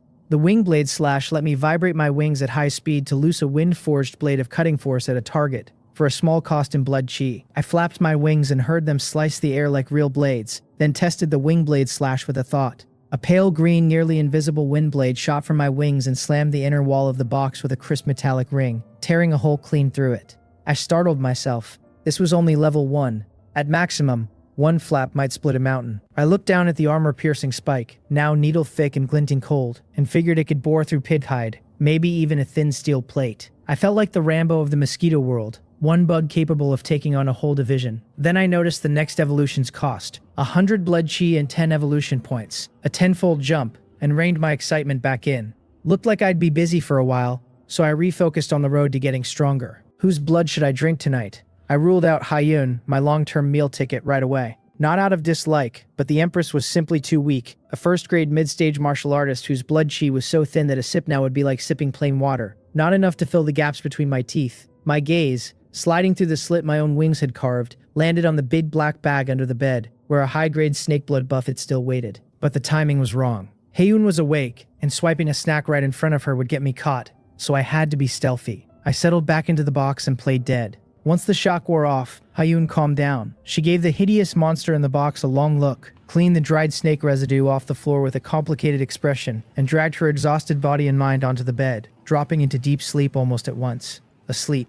The moment had come. When her breathing turned steady and even, I crawled out of the box and lifted off in silence, suppressing my wing beats to the faintest of night breezes, and sat down beside the black bag. Its mouth was only loosely tied, a gap that was practically an open door to me. I slipped inside, a rich, sweet reek of blood swallowing me whole. Feast time. I landed on the corpse and without ceremony drove my level 3 armor-piercing spike deep, a miniature drill against scaled skin that had been armor to any ordinary mosquito, now torn like paper. Essence blood, even more majestic and pure than before, came flooding through my mouthparts, and every cell in me leapt for joy. The system spanned my vision, plus 3.2, plus 3.5, plus 3.3, no warnings at all this time, because my post-evolution body could shrug off the impact that used to threaten me. I gorged like a man starved 3 days let loose at a royal feast, my belly swelling to a red balloon nearly bigger than my own body. The system reported 10.5 absorbed, total now 22.11 hour to digest, 3.2 evolution points to come, plus 10 hours of lifespan.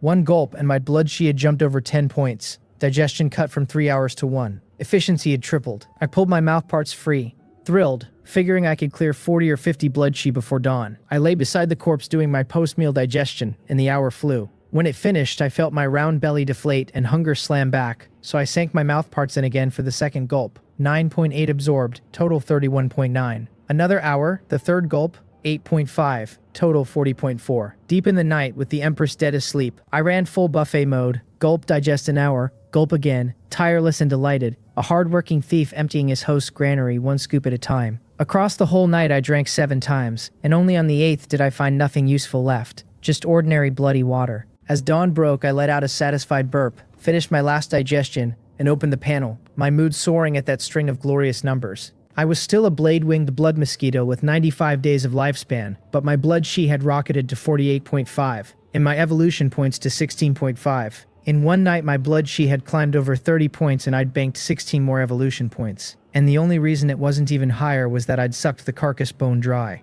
A pity. I crawled out of the bag, flew back to the table, and tucked myself into the box, then rested my eyes and pondered how to spend the dozen-odd evolution points, since I needed a full 100 blood chi to evolve again and there was no sense hoarding them. Better to sink them into skills. Upgrade the armor-piercing spike, the fresh wing blade slash, or bump blood food tracking in the swarm space. I was still weighing the returns when Hyun stirred awake. She stretched, feeling refreshed, ready for a new day, and out of habit walked to the bedside and bent to drag the black bag out. The instant she lifted it, she froze, because it was so light, and an ugly premonition welled up in her. She yanked it out and tore the mouth open, and her pupils locked. Where a plump snake corpse had been, only a shriveled, wrinkled skin remained, as if air-dried for a decade, lying there weightless. Silence. A deathly silence, and after a full 10 seconds a thought roared in her mind, suppressing monstrous rage yet drowning in bewilderment, mourning her spirit green snake. The emotion packed into that inner cry was too tangled to name. Heartache and fury and a frenzy, but above all a disbelief that cracked her worldview down the middle. She stared at the thing on the floor that had become dried snakeskin, then whipped her head around, her glare stabbing like a sword at the culprit on the table, currently playing dead. It was definitely me. In the entire room only I could suck blood, so who else could it be? Gone. All of it gone. The cultivation resource she'd sold her house and gambled her entire fortune to buy.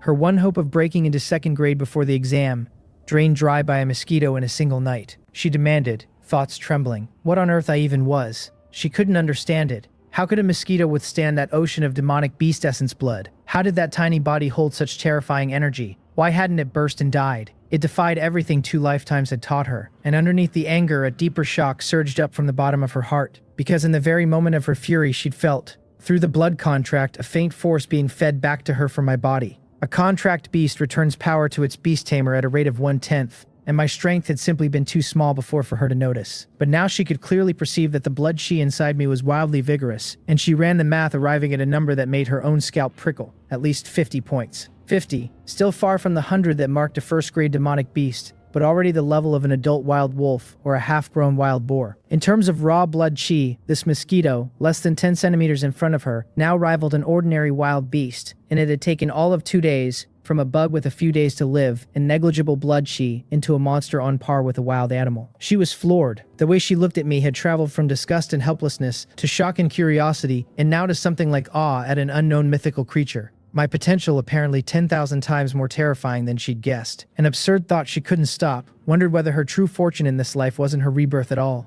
but contracting me. Facing the Empress's silent interrogation, I calmly waved my blade-like wings and pushed my thoughts across the link. I told her not to work herself up over one dead snake. So what if I drained it? Look, I got stronger, and hadn't she gotten stronger right along with me? We were both winning. A clean win-win. I reminded her that her own cultivation crawled like a snail, that by the time she finished refining that snake herself the flowers would have wilted, that she still needed me for high efficiency and fast results. I couldn't shape complex words, but that smug tone of don't make a fuss and this is all for our own good landed square in her mind anyway. She was so angry she nearly went mad, nearly coughed up a mouthful of old blood on the spot. Wonderful. I ate her food and had the nerve to complain that she ate too slowly. Was there any justice left? And yet she couldn't refute it because there was, infuriatingly, a grain of truth in it. When I grew stronger, she genuinely got the feedback, and my cultivation efficiency really did outpace hers many times over. She dragged in a deep breath, forced down the urge to flatten me, and made herself think through the actual problem in front of her.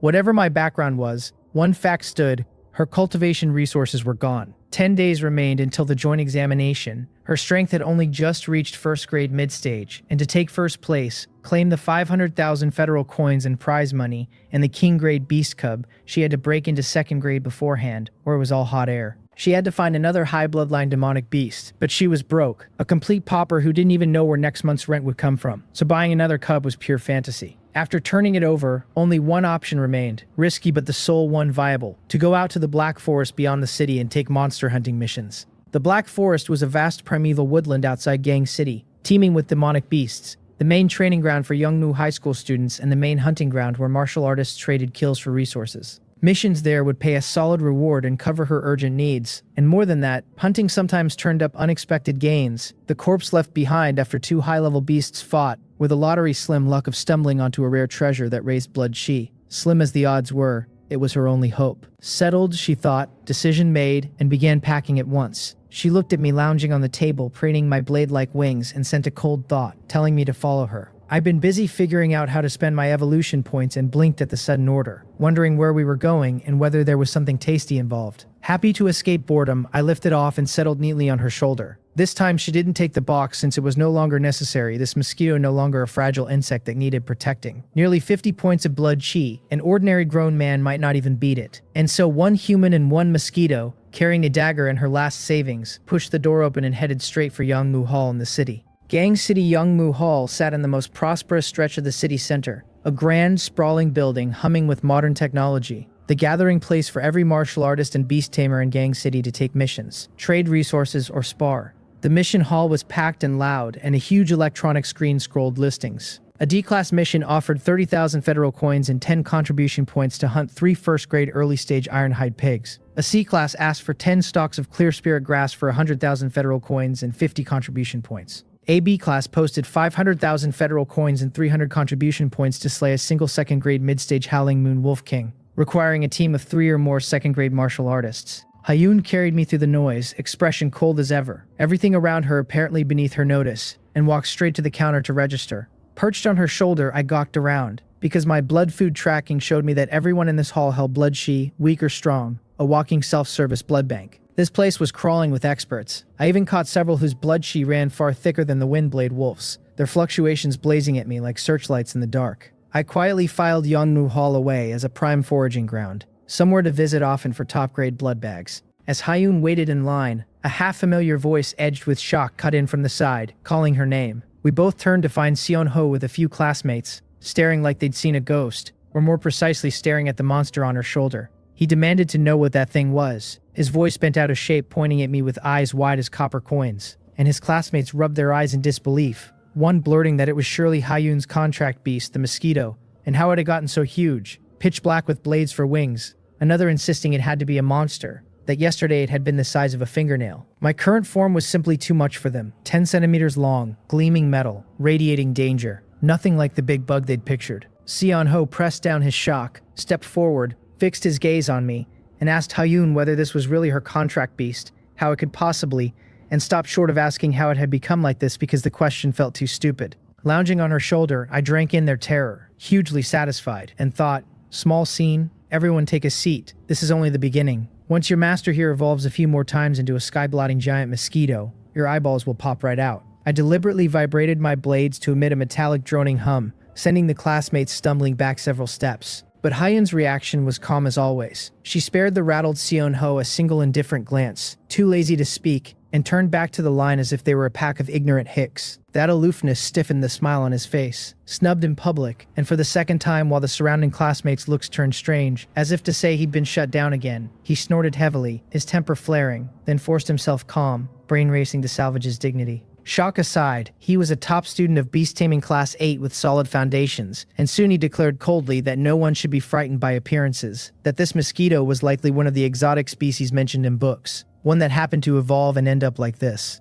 The uncertain classmates lit up with sudden understanding, chorusing that so it was an exotic species, no wonder a mosquito could grow like that, adding that they'd only ever read of them, that their potential was hard to predict, some very strong and some worse than an ordinary spirit beast. The dread hanging over me thinned into simple curiosity. Seon-ho curled his lip and pressed on. That exotic species sounded grand, but its base form was still a mosquito. The foundation too poor that he'd just sensed it carefully, and its internal blood chi was 40 or 50 points at most. Intimidating on the outside, but a hollow shell within. He patted his Windblade wolf's head, boasting that his beast was a genuine intermediate bloodline, its blood chi close to 80 points at birth. Huge potential, sure to become at least a 5th grade spirit beast someday. As for this mosquito, exotic or not, its evolutionary ceiling was limited. 3 evolutions at most, 1st grade peak at best, never even touching 2nd grade, which meant Hyun could forget becoming a 5th grade beast tamer, forget contracting a 2nd spirit beast. Her whole beast taming path finished. His logic drew convinced nods all around, the classmates agreeing the base bloodline was simply too poor, that mutated or not it was capped, that the mosquito only looked scary and was nothing special, and their eyes on Hyun softened back into pity. Seon-ho recovered his confidence, wore the smile he thought made him look mature and steady, stepped up again and spoke in the tone of an experienced elder, telling her not to misunderstand that he meant nothing by it, only to remind her the Black Forest was dangerous and her contract beast, special as it looked, was ultimately too weak. He offered that his team happened to be heading there too on a D-grade ironhide pig hunt, that if she didn't mind she could tag along for support, and they wouldn't let her come for free. They'd cut her a share of the reward. All delivered with a sincere face as though he truly had her interests at heart. This time, Hyun didn't even bother to turn her head. It was her turn at the counter, and she stepped up, handed over her student ID, and told the clerk to register her and let her accept admission. The clerk took the ID, glanced at it, looked up at her, and finally settled on the ferocious monster on her shoulder, his eyelids twitching, but he kept his professional composure and worked the system. He read out that she was Hyun of Gang City Youngmu High School, 3rd year beast taming student, 1st grade early stage martial artist, entry-level beast tamer, then paused at the data on his screen, and subconsciously glancing at me again, asked whether the record was correct, since it listed her contract beast as a white striped mosquito. His face went through a whole spectrum of color, plainly wondering how anyone could call this a white-striped mosquito, and he asked tentatively whether the information needed updating. She said flatly that it didn't, too lazy to explain, and his mouth twitched but he let it go, spat out that she'd accepted the D-grade mission to hunt 3 first-grade early-stage ironhide pigs, and handed her the voucher. She took it without so much as a glance back at Xian Ho and turned for the hall's doors, clean and swift, not a single wasted word from start to finish. That graceful retreating figure left him feeling deeply unsettled, his smile collapsing into helpless irritation. One of his classmates whispered that she was too arrogant, another that after his warning she was still going alone. Wasn't she afraid of dying in there? A third that a first-grade early-stage martial artist bringing a contract beast that wasn't even a spirit beast to hunt. 3 first-grade early-stage ironhide pigs must have something wrong with her head. Xian Ho drew a deep breath, shook his head, and said with feigned generosity that to each their own, that since she'd made her choice they shouldn't force it, and he hoped she had good luck in the Black Forest. He didn't believe for a second she'd finish that mission, since same-grade spirit beasts outmuscle martial artists, and there was no way a first-grade early-stage girl with a mosquito could pull it off. He'd just wait and enjoy the show. Soon Hyan and I reached the Black Forest outside Gang City. The moment we crossed in, the air shifted damp and fresh and threaded with the scent of soil and plants, with a faint lingering stench of demonic beasts underneath. Riding her shoulder, I surveyed the new terrain with delight, calling it a natural oxygen bar of pretty mountains and clear water. I was in a great mood, and with blood food tracking, the forest was a fish returning to water, life signals within my range so thick they dazzled me. Most were insignificant little creatures, but here and there I caught 1 or 2 thicker blood key fluctuations, and to me those were field bosses marked on a map. Full of temptation, I offered to point the way, telling the beast-taming empress there was a plump first-grade early-stage rabbit 100 meters off, but she ignored me completely. Her cold, clear eyes were reading the ground. As a former beast-taming empress, she knew demonic beast habits inside out, and tracking prey was an instinct carved into her bones. The footprints were fresh, the soil damp, laid within the last half hour, the hoofprints chaotic and uneven in depth. More than 10 of them, an ironhide pig herd, heading upstream toward the water source. Judgment made, she strode forward on her long legs and stealth off in silence, threading the tangled woods light as a civet cat without a single wasted sound, so smooth that even I on her shoulder barely felt a jolt. Professional. My respect for the Empress climbed a few notches, because a reincarnator really was cut from different cloth. Her skills top tier, and following her there was definitely meat to eat. About 10 minutes later, she stopped behind a bush, parted the leaves, and looked ahead at a cluster of dark hulking shapes gathered in a clearing. They resembled domestic pigs but a size larger, armored in black rock hard skin, twin tusks jutting from their mouths, and glinting cold. Exactly our target. Ironhide pigs. I craned my neck to look and my eyes lit up as the readouts came in. 2 of them first-grade early-stage demonic beasts, with no bloodline at roughly 185 and 192 blood chi, and a first-grade late-stage ironhide pig king with no bloodline at roughly 395. Good heavens, a whole herd of mobile blood bags. And I drooled hardest at that king, clearly bigger and fatter than the rest, a luxurious surf and turf feast in my eyes. So many pigs, we'd struck gold, but Hyun's brows drew together. Too many, 15 of them, plus a first-grade late-stage king. With her first-grade mid-stage strength, she could handle 3 first-grade early-stage pigs one-on-one, but surrounded by the herd, even she was finished, so charging in was suicide. She'd have to lure them off and pick them apart. The question was how. Sound risked alerting the whole herd. Food required food she didn't have, and for a moment even the seasoned Empress fell into thought. Having heard all of this, I got annoyed. I told the Empress she clearly didn't understand this, that there was no need to bother luring anyone off. Also troublesome, since for brainless brutes like these, I had a far more direct method.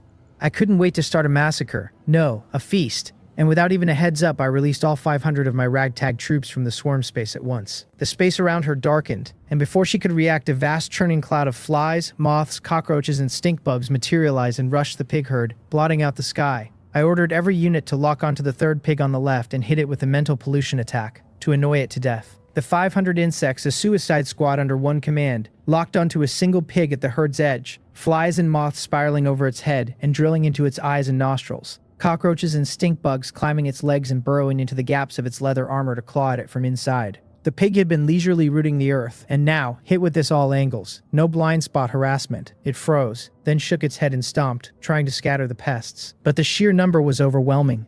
Drive off one wave and the next arrived, endless and impossible to defend, until it howled, rolled wildly to no effect, and finally broke from the herd with an enraged roar, charging toward a nearby pond as if to drown the swarm in a bath. The sudden spectacle left Hyun dumbstruck, and for the first time a dazed look crossed that eternal iceberg face as she stared at the sweeping insect cloud and the pig fleeing in panic, her mind blank. Where had so many insects come from? And how were they so organized, all fixated on tormenting one pig? Then yesterday's classroom plague flashed back to her, and she turned sharply to the culprit lazily printing on her shoulder. A guess she found absurd bubbling up despite herself. That maybe I had done this. Impossible. Unscientific. It was just a mosquito. How could it control so many different insects? It wasn't even a demonic beast. How could it wield something like a swarm consciousness? She felt her worldview take another fierce hit, but the moment left no time for pondering. An opportunity, she thought, a sharp light flashing in her eyes as she crushed the shock and doubt, because however this was happening, she could not let a chance this perfect slip by. She glanced at me with a hint of inquiry, and sharp as I was, I caught it and smugly sent back that she needn't worry and could leave it to me. With the thought, I recalled the swarm still chasing the pig, clearing a perfect attack lane. Hayun moved, her figure an arrow off the bow, silent, charging the isolated pig. It had just reached the pond's edge, hadn't even entered the water, when it felt a vicious wind at its back, and whipped around to see a cold flash streak past. Trusting her killer's insight and precise Empress's power, she drove the dagger through the pig's weakest point, the eye socket, straight into its brain, and the massive body swayed twice and crashed down without so much as a scream. A one-hit kill, clean and efficient. She dragged the carcass into a hidden patch of grass, and only then let out a breath, planning to use this one to complete the mission first. For an ordinary bloodlineless beast like this, she'd never waste the 10,000 beast furnace art, since such essence blood held too many impurities and a will too chaotic and violent to be worth the cultivation deviation risk. But just because she wouldn't consume it didn't mean a certain mosquito wouldn't. I told the Empress that if she wasn't eating, then I wouldn't stand on ceremony. I leapt from her shoulder onto the carcass, and ran my thick armor-piercing spike home. The system reported 5.8 blood chi absorbed, then warned that the target's blood quality was too low and riddled with impurities. Conversion efficiency badly reduced. Only 1.2 evolution points after digestion. That gave me pause. A 400-pound pig for less than 6 points. That low a conversion rate. Then it clicked. A demonic beast's bloodline directly set the cost performance of my feeding, and this ironhide pig was water-bloated pork. Big in volume but mostly worthless filler. Whatever. Even a tiny bit is still meat. I'm not picky. I wobbled back to her shoulder and burped, satisfied. Hayun returned to the clearing's edge, eyed the remaining 14 pigs, and fell back into thought. 2 more required. How to manage it. Reading her mind, I told her to watch, and loosed the insect army again, same pattern. Another mental pollution attack on an unlucky pig at the herd's rim. The familiar scene replayed, and she stood there utterly dumbstruck as the swarm appeared from nowhere, and struck with precision, her exquisite face flooded with bewilderment. Now she was 100% certain the insects were conjured by me. But why? And how? Where they came from? Whether I truly held a space that could contain living things, none of it fit the common logic of beast taming. She felt her brain about to crash. 2 lifetimes of accumulated knowledge reduced to a joke in front of one mosquito, and her view of me shifted seismically, shock and curiosity and incomprehension and bewilderment tangling together, until she forgot for a moment what she was supposed to be doing. Only when I lured the second pig out did she snap free, seize the chance and kill it clean.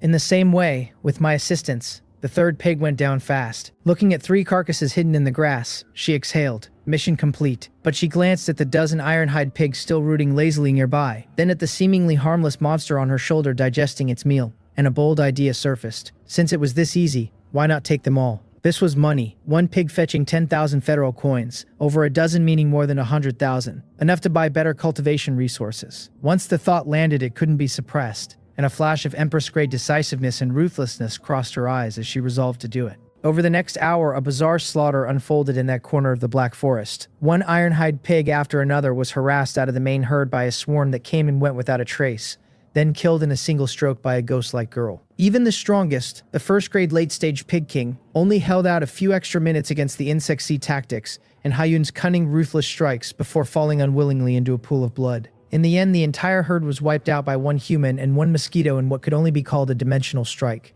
She wiped her dagger clean, a satisfied smile she couldn't help touching her cold face. There were far too many carcasses to carry at once, so she bound the 3 smallest with vines to haul back and turn in first, covered the rest under heaps of branches and fallen leaves, and marked the spot to retrieve them in batches. As for me, I drilled through the dozen-odd carcasses one by one, and after wringing the last drop of essence, I sprawled contentedly across the king's massive body. The system reported 6.5 blood chi absorbed for a total of 86.9, and noted that consuming so much low-quality blood would yield 5.3 evolution points after digestion, bringing my total to 22.8, and asked whether I wanted to upgrade a skill. Almost there. Just over 10 more points of blood chi and I'd hit 100, only 13.1 away from the 100 that would ready my 3rd evolution. A pity these pigs were already squeezed dry, the oil sucked out of their very marrow. But no rush. Maybe I'd bump into another unlucky fellow on the way home. Not long after Hyun and I left the slaughterhouse hauling our 3 pigs, Seon-ho and his classmates staggered out of the woods on the far side, looking wretched, every one of them injured, clothes shredded, faces caked in dirt. "So freaking unlucky," one of them groaned, patting his chest, saying the herd they'd run into was fiercer than the mission data claimed and had nearly surrounded them. Another added that, if not for Seon-ho's Windblade Wolf fighting desperately to cover their retreat, they'd all have been finished. Seon-ho's face was grim too, his wolf lying on the ground with several tusk-gashed wounds, its aura weak, clearly badly hurt. Forget the mission. They were lucky not to have been wiped out. Then a spiteful satisfaction crept into him, and he panted that Hyun was only first grade early stage, that if she'd hit a pig herd there wouldn't even be bone fragments left of her by now. And the others nodded along, their frustration easing at the thought. Seon-ho and his squad came stumbling into the clearing that Hyun and I had already scrubbed clean of pigs, and the moment they saw what was left of the ground they froze like statues. Blood pooled everywhere, the soil churned dark red,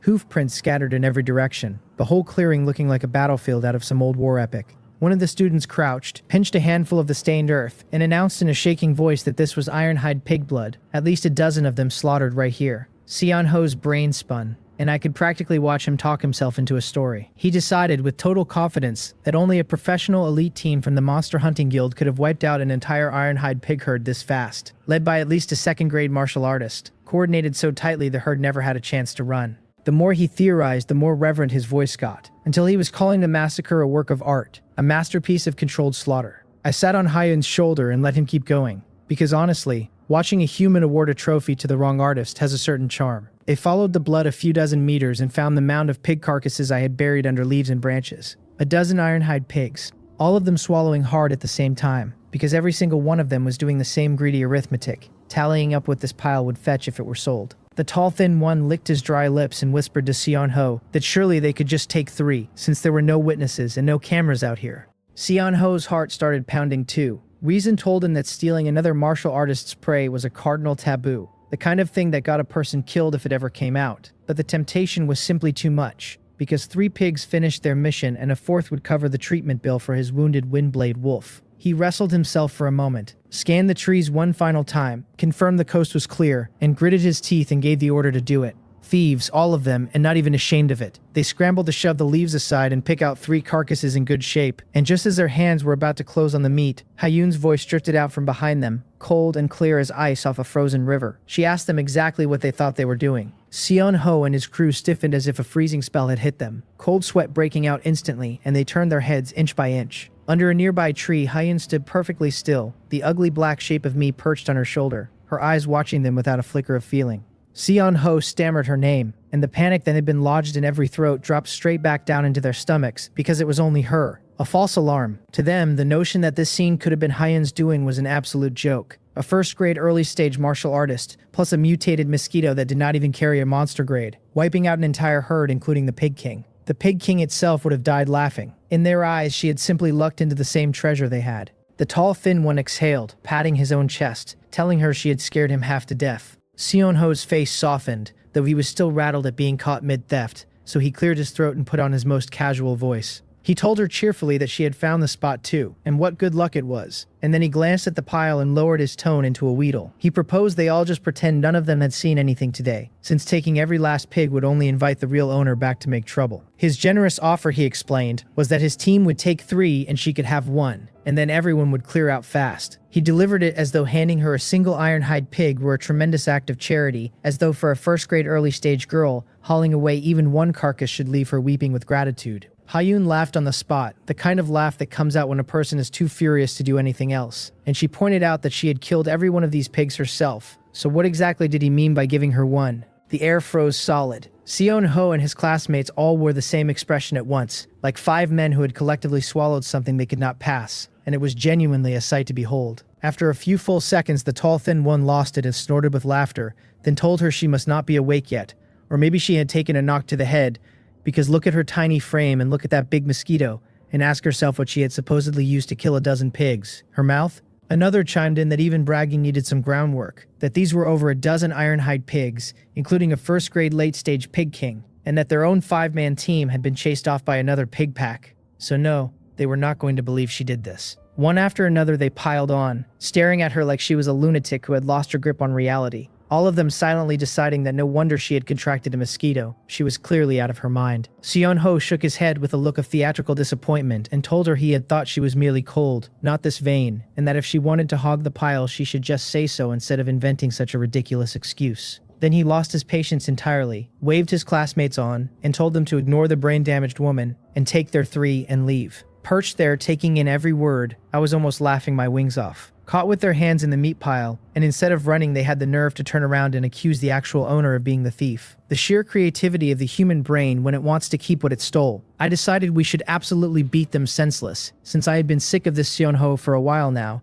and Hyun's eyes had already gone cold, a thin thread of killing intent gathering quietly in their depths. That Seon-ho had been buzzing around her attention for days like a fly she could not swat, and this stunt had pushed her irritation to its breaking point. She weighed whether to simply be rid of the annoying little pests. This was the Black Forest, and a few students went missing here every year without anyone blinking, and with her strength and my support, cleaning up a handful of injured stragglers would cost her almost nothing. Seon-ho's Windblade Wolf was slumped like a sick house dog and no longer a threat to anyone. But right then a run of footsteps echoed through the nearby woods, and 5 people came out of the trees. All of them wore matched black combat uniforms and carried the hard edge of people who made their living at the razor's line, professionals to the bone. At their head walked a burly middle-aged man with a stony face. I looked him over on instinct, and my blood food tracking fed me the read at once, telling me this was Ho-pung, a second-grade peak martial artist, a vitality value of roughly 1,987. That gave me a jolt. The blood chi packed inside this man sat on a completely different plane from every first-grade martial artist I had scanned before. If a first-grade fighter's blood chi burned like a bright 100-watt bulb, the fire inside this man was a small raging boiler, not only vast but denser and purer, brimming with the sense that it could explode outward at any second. So this was the gulf between first grade and second grade. Nearly 2,000 vitality points in one body, and here I sat with barely 100 to my name, feeling suddenly rather small. These were plainly a professional squad out of one of Gang City's hunting guilds, likely just passing through and drawn over by all the commotion. But their arrival struck terror into Seon-ho's crew. Seon-ho's mind went blank with dread, certain these were the rightful owners of the pig herd, the elite team he had invented in his own head, and there was no talking his way out of being caught red-handed. Then his survival instinct produced what he clearly considered a stroke of genius after a single second of freezing. He flung his finger at Hyun, twisted his face into an expression of pure righteous outrage, and cried out to the seniors that they had come just in time, that this woman was trying to keep their prey for herself, that his group had tried to talk sense into her and been ignored, and that they needed the seniors to see justice done. Both of us were struck dumb. The man really did have a death wish. That gift of his, framing someone before they could open their own mouth, was a genuine art form. The hunting squad was even more baffled than we were. Ho-pung frowned, looked at the pig carcasses, looked at Seon-ho, then swept his gaze over the whole group the way a person looks at idiots, called them exactly that, and did not bother wasting another breath. He simply waved his hand and led his team on toward the edge of the forest without a backward glance, because to them there were far more important matters waiting than these squabbling children. Seon-ho and his crew were left stunned by that flat verdict and that dismissive look, unable to process it, wondering how the owners had just walked away without pursuing anything. Hyun and I both stared after the departing squad, Human and Mosquito equally suspicious, because the instant they had passed us we had each caught the same wrongness. A thick reek of high-level bloodline demonic beast blood was rolling off those men, a scent even purer than the spirit green snake from before. Hyun was deeply shaken, running the possibilities. Had they hunted a high-level bloodline demonic beast? Impossible, because such beasts were 7th grade or higher once grown, far beyond a squad whose strongest man was 2nd grade peak. A cub then, but high-level bloodline cubs never left their mother's side before reaching maturity. Unless, and here a startling idea surfaced in her mind, unless something had happened to the beast, some grievous injury that had gutted its strength. Whatever the truth, a colossal opportunity was hiding behind that scent, and high-level bloodline blood was precisely what she lacked most right now. I was thrilled too. An adult high-level bloodline beast's blood would be a magnificent tonic, because that spirit green snake earlier had only been a cub, and I had drained dozens of blood chi points out of it in a single night. Get the blood of a grown one and I would be soaring. On the far side, Seon-ho and his crew watched the professionals vanish without a glance back, and slowly a wild, greedy joy welled up in them. They convinced themselves the squad had simply looked down on these low-grade carcasses and abandoned them, and the relief of surviving twisted straight into bottomless avarice, hands rubbing together, eyes blazing at the pile. Seon-ho waved off Hyun entirely, treating her as an irrelevant piece of scenery, and shouted for everyone to grab a pig and finish the task and get rich, since even the rightful owners had walked away, so what could one crazy woman do about it? We watched them scramble toward the carcasses in silence. Then Hyun and I traded a look, our minds landing on the exact same conclusion. Wanting the high-level bloodline beast's blood did not mean surrendering these pigs. With a single thought, I threw open my swarm space and loosed the 500 underlings without a whisper of warning, and a dense black cloud of insects poured out like water bursting a dam, swallowing the air above Seon-ho and his crew. They were dumbfounded, submerged before they could react. One shrieked about his eyes, another about a bug crawling into his nostril, another begging the swarm to stop biting, and screams and curses and a slap of hands all blurred into pure chaos. My insects carried almost no attacking power on their own, but sheer numbers were their weapon. Hundreds of them crawling into eyes and ears and noses, a sensation somehow worse than a clean stab. Seon-ho still tried to command his beast, ordering the Windblade wolf to loose a windblade, but the wolf was already gravely wounded and now buried under dozens of my cockroaches, rolling on the ground and howling with no chance to cast anything. And in the heartbeat, their formation collapsed. Hyun moved. Her body slid into the swarm like a ghost, aimed straight at the tall, thin one, who stood there with his eyes shut, arms flailing at the bugs on his face, utterly blind to the death arriving beside him. Her dagger flashed, drew across his throat clean and merciless, and the blood came out in a spurt. His movements locked, his eyes went wide, and with terror and confusion frozen on his face, he dropped straight down. One strike, one kill. A classmate nearby screamed the tall, thin one's name, and old Wang crumpled, and the color drained out of Seon-ho's face as a cold shot up from his soles to his skull. He had felt the surge of blood she offered when she struck, and that was a first-grade mid-stage output. Impossible. Her talent was supposed to be garbage, still stuck at first-grade early stage in her senior year, so when had she broken through? And the combat power itself was obscene. A mid-stage fighter one-shotting in early stage, with the experience and explosive force of something closer to late stage. Then his eyes snapped to the black mosquito on her shoulder, steady as a mountain through the whole assault, untouched by the swarm, and the pieces slammed together in a single scalp-prickling flash. The insects were appearing without warning, striking in precise unison, and this thing was controlling them. That was why the classroom had suddenly swarmed with bugs the day before, why the cloud had erupted just now. A monster that could evolve and command insect legions, and if it truly held such power than these ironhide pig carcasses on the ground, then everything she had said was true. These pigs really had been killed by the two of them. He had been the clown the whole time, congratulating himself on stumbling into a hunting team's leftovers, boasting about his brilliant analysis, angling to claim credit. Endless regret and terror crashed over him, and he abandoned his pride in the pigs and turned to bolt for the forest. I had been waiting for exactly that. He wanted to run, but he had not asked my permission first. With a thought, I ordered the squad lurking in the grass to trip him, and dozens of cockroaches and beetles darted out and swarmed his feet, and his footing slipped, his balance broke, and he went face first into the dirt. That 1 second of delay was all Hyun needed. She appeared behind him like a shadow, and he scrambled around, every scrap of his old arrogance gone. Only fear and regret left as he begged her not to kill him, promising all the pigs were hers, that he did not want them anymore. Please let him go. She answered that it was too late. The dagger came down clean, and the expression on his face stayed fixed on that final instant of terror. The last 2 classmates were destroyed by the sight, minds gone blank around the single thought of fleeing, shrieking that these were demons, that they did not want to die. No thought of resistance left in them, running in different directions in pure panic. It was all for nothing. Between my sworn hounding them and Hyun's ghost-quiet pursuit, neither made it 10 meters before following their friends into the dirt. Soon the forest was silent again, only the thick smell of blood and the scattered bodies remaining. Hyun walked to Seon-ho's corpse and wiped the blood from her dagger without expression, as though she had done something trivial, because to her, pulling the problem out by the roots was survival's first rule. Meanwhile, I had already flown down to the dying Windblade wolf, and I muttered to the poor husky not to blame me, to blame itself for following the wrong master, before driving my armor-piercing spike deep into its neck. The system pinged through several small absorptions and then announced I had taken in 9.2 blood chi, bringing my total to 96.1. With the digestion of the wolf blood underway, roughly half an hour to process, and 2.8 evolution points to gain, I pulled my proboscis free, deeply satisfied. 96.1, only 3.9 away from the 100 mark, just a hair short, and it looked like I would clear it today. I was giddy imagining the third evolution.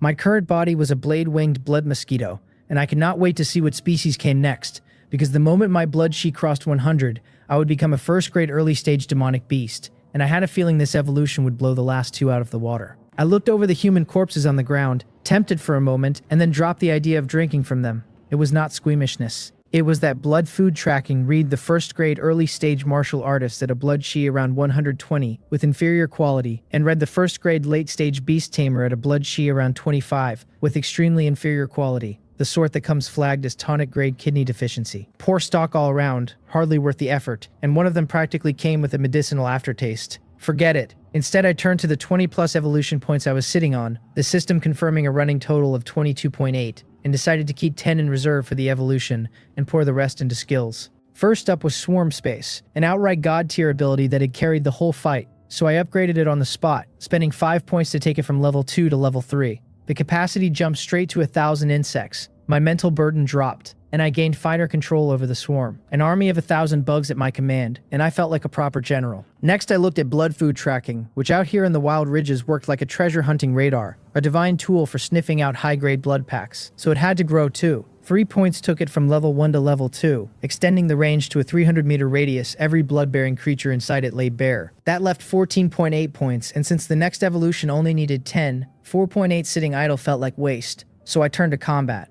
My eyes landed on Wingblade Slash, the new skill perfect for long-range ambush and harassment, exactly my style, and 3 points carried it from level 1 to level 2, deeper cutting damage with slightly reduced blood chi cost. That run of upgrades ate 11 points and left 11.8, and once the wolf blood finished digesting for another 2.8, I would sit at 14.6, plenty for the next evolution. The rest of my skills all sat at level 2 now and needed at least 5 points each to climb, so I closed the panel and saved them, feeling my future glow brighter than ever. Then I poked Hyen's shoulder with my thick proboscis and told her through our link to stop resting and hurry up and find that high-level bloodline monster. She had just killed a whole cluster of people and could not even catch her breath, and the corners of her eyes twitched at my nagging. But she knew the priorities. Feeling most of her strength returned, she dragged the bodies clear of the pig carcasses and covered them roughly with weeds, then turned toward the depths of the forest, closed her eyes and sensed that faint but unmistakable high-level bloodline aura, the one that stirred even the 10,000 beasts furnace art inside her, was a lighthouse in the dark. She told me the hunting squad had dripped blood the entire way, and if she followed the trail, she would find the source. A pile of ironhide pigs solved her immediate crisis, but a portion of essence blood from a high-level bloodline monster could carry her through a full transformation. That was the real prize. The depths of the Black Forest crawled with beasts above the 5th grade, and for a first-grade mid-stage fighter to press in was reckless in the extreme, but she was a former empress, and the phrase about fortune living inside danger was carved into her bones. This life had started in a hellscape, and if she never gambled, she would never climb back to the Emperor realm. So without hesitation she set off, and I buzzed my agreement, my own logic simple enough. A reborn empress who dared to walk this deep surely carried some life-saving trick, and if she was willing to go, she had her reasons.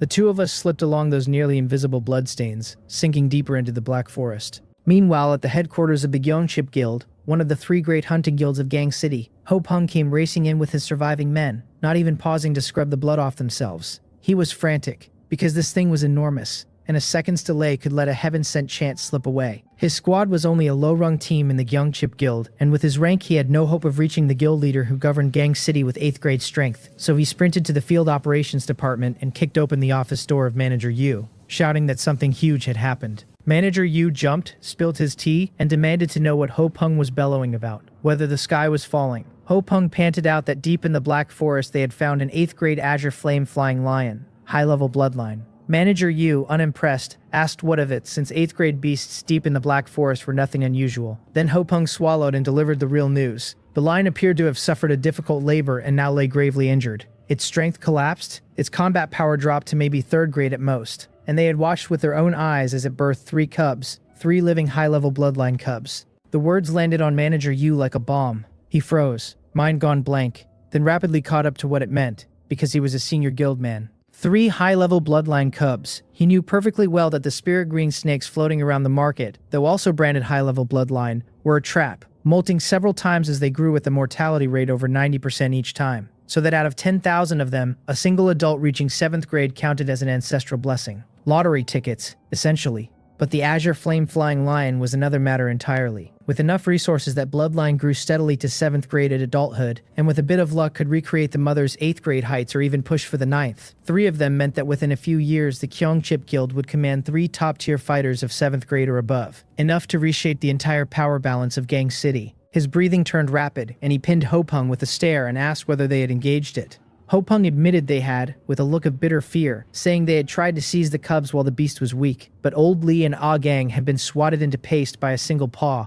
because a starved camel still outweighs a horse, and they had been forced to retreat for reinforcements. Manager Yu cursed him for a 2nd grade peak piece of trash daring to touch an 8th grade beast, then dropped the blame, because there was no time for it, and snatched up the encrypted communicator to report upward in the fewest possible words. The line went silent for a full 10 seconds, the shock reaching even the guild's top brass, before a cold voice came through that brooked no argument. The matter was now top secret. dispatched the Shadowfang squad to the scene at once, led by the 7th grade beast tamer Neng Yan. Their only mission was to kill the lioness and bring back the 3 cubs, with absolute secrecy maintained, and anyone encountered during the operation was to be killed without mercy. Deep in the Black Forest, Hyun and I picked our way forward, and the further we went, the dimmer the light grew. Ancient trees blotting out the sky, the air heavy with rot and danger. Distant beast roars raising the hair on the neck. I stayed busy the whole time, frantically rebuilding my army, because dealing with Seon Ho's crew had cost my cannon fodder regiment real losses, and now that swarm space held 1,000, I meant to fill the vacancy and then some. The Black Forest never ran short of bugs, and I took them all without discrimination. Ground beetles and ants, moths and cicadas in the branches. Every insect I passed folded into my ranks with a single thought, until my space hummed with even more life than before. Hyun stopped over a huge pile of 3rd grade beast droppings on the grass, her expression sharpening, and said we could not keep charging forward blindly. She raised her hands, wove a strange seal, murmured an incantation, and a ripple like faint water waves spread out to wrap both of us. The breath concealment art. It was a profound auxiliary technique she had come by in her past life. No offensive power at all, but it buried a person's aura and life fluctuations so completely that unless a king-grade being deliberately closed within 100 meters and probed with care, her presence was effectively undetectable. This was her greatest trump card, the very thing that let a mere 1st grade mid-stage fighter dare to venture this deep. I felt a strange power settle over us, and looked up, startled to find the 2 of us gone as inert as a pair of dead stones melting into the trees, and my respect for the Empress climbed another notch. As expected of her, real tricks up her sleeve, when I had assumed she planned to brute force the whole thing. I sharpened my own focus to the limit, and pushed blood food tracking to full power, and in an instant everything inside 300 meters snapped into a 3-dimensional life map inside my mind. A nest of sleeping hedgehogs here, a venomous snake coiled in ambush there, a flock of chirping birds overhead. Every blood-bearing creature lay bare. My own sight was still a little slow and a little short-ranged, so I split the freshly rebuilt ragtag army out of swarm space into dozens of small squads, and sent them lurking in all directions. 1st squad east, 2nd squad west, 3rd squad into the air, all of them ordered to scout hard, and report the instant they found a large blood pack. There was a catch, though. Once a minion flew past 500 meters, my mental link with it degraded into a lousy signal, intermittent and fuzzy, no precision control possible. I glanced at the panel in frustration, at a spirit of 10.2, and sighed. I'd evolved twice now, climbing from a weakling of barely any blood chi to the edge of 1st grade demonic beast, and yet my spiritual power had only crawled from almost nothing to 10.2, a growth ratio so lopsided the system was clearly cheating me on that stat. Still, an extra 500 meters of range beat nothing, so I relayed what I saw to Hyun through the simplest mental pushes. Left, tree, snake, ahead, underground, rabbit. Seamless conversation with her was still out of reach, since only contract beasts at king grade or above could hold true telepathy with their tamers, but simple words and directions carried fine. Hyun barely paid it mind at first, until several times running she avoided a lurking danger or spotted a hidden beast on my cue, and then her composure cracked. She stopped short, turned, and stared at me on her shoulder like I was an alien, demanding to know that I had scouting abilities too. She could sense that the range and precision of what I fed her outstripped her own perception, and clearly she was wondering how many more secrets I was carrying, because evolution and swarm control and now radar scouting hardly sounded like things a mosquito should possess, and her mind was struggling to keep up. I told her, with a touch of pride, that this was small stuff, basic operations, no need to make a scene. Right then the wolf blood in my stomach finished, the system awarding 2.8 evolution points for a total of 14.6, and a savage wave of hunger crashed over me. My panel read a total blood chi of 96.11 step from the 100 threshold, and a single bite would both fill the tank for evolution and formally push me into the ranks of 1st grade demonic beasts. How was I supposed to endure that? My gaze drifted entirely against my will to the fair, slender neck beside me, that pale patch of skin looking terribly convenient in the dim forest light. Sorry, Empress. For the sake of our shared future, please bear with it a moment. Without another thought, I aimed my 5-centimeter armor-piercing spike at that snow-white skin and drove it in.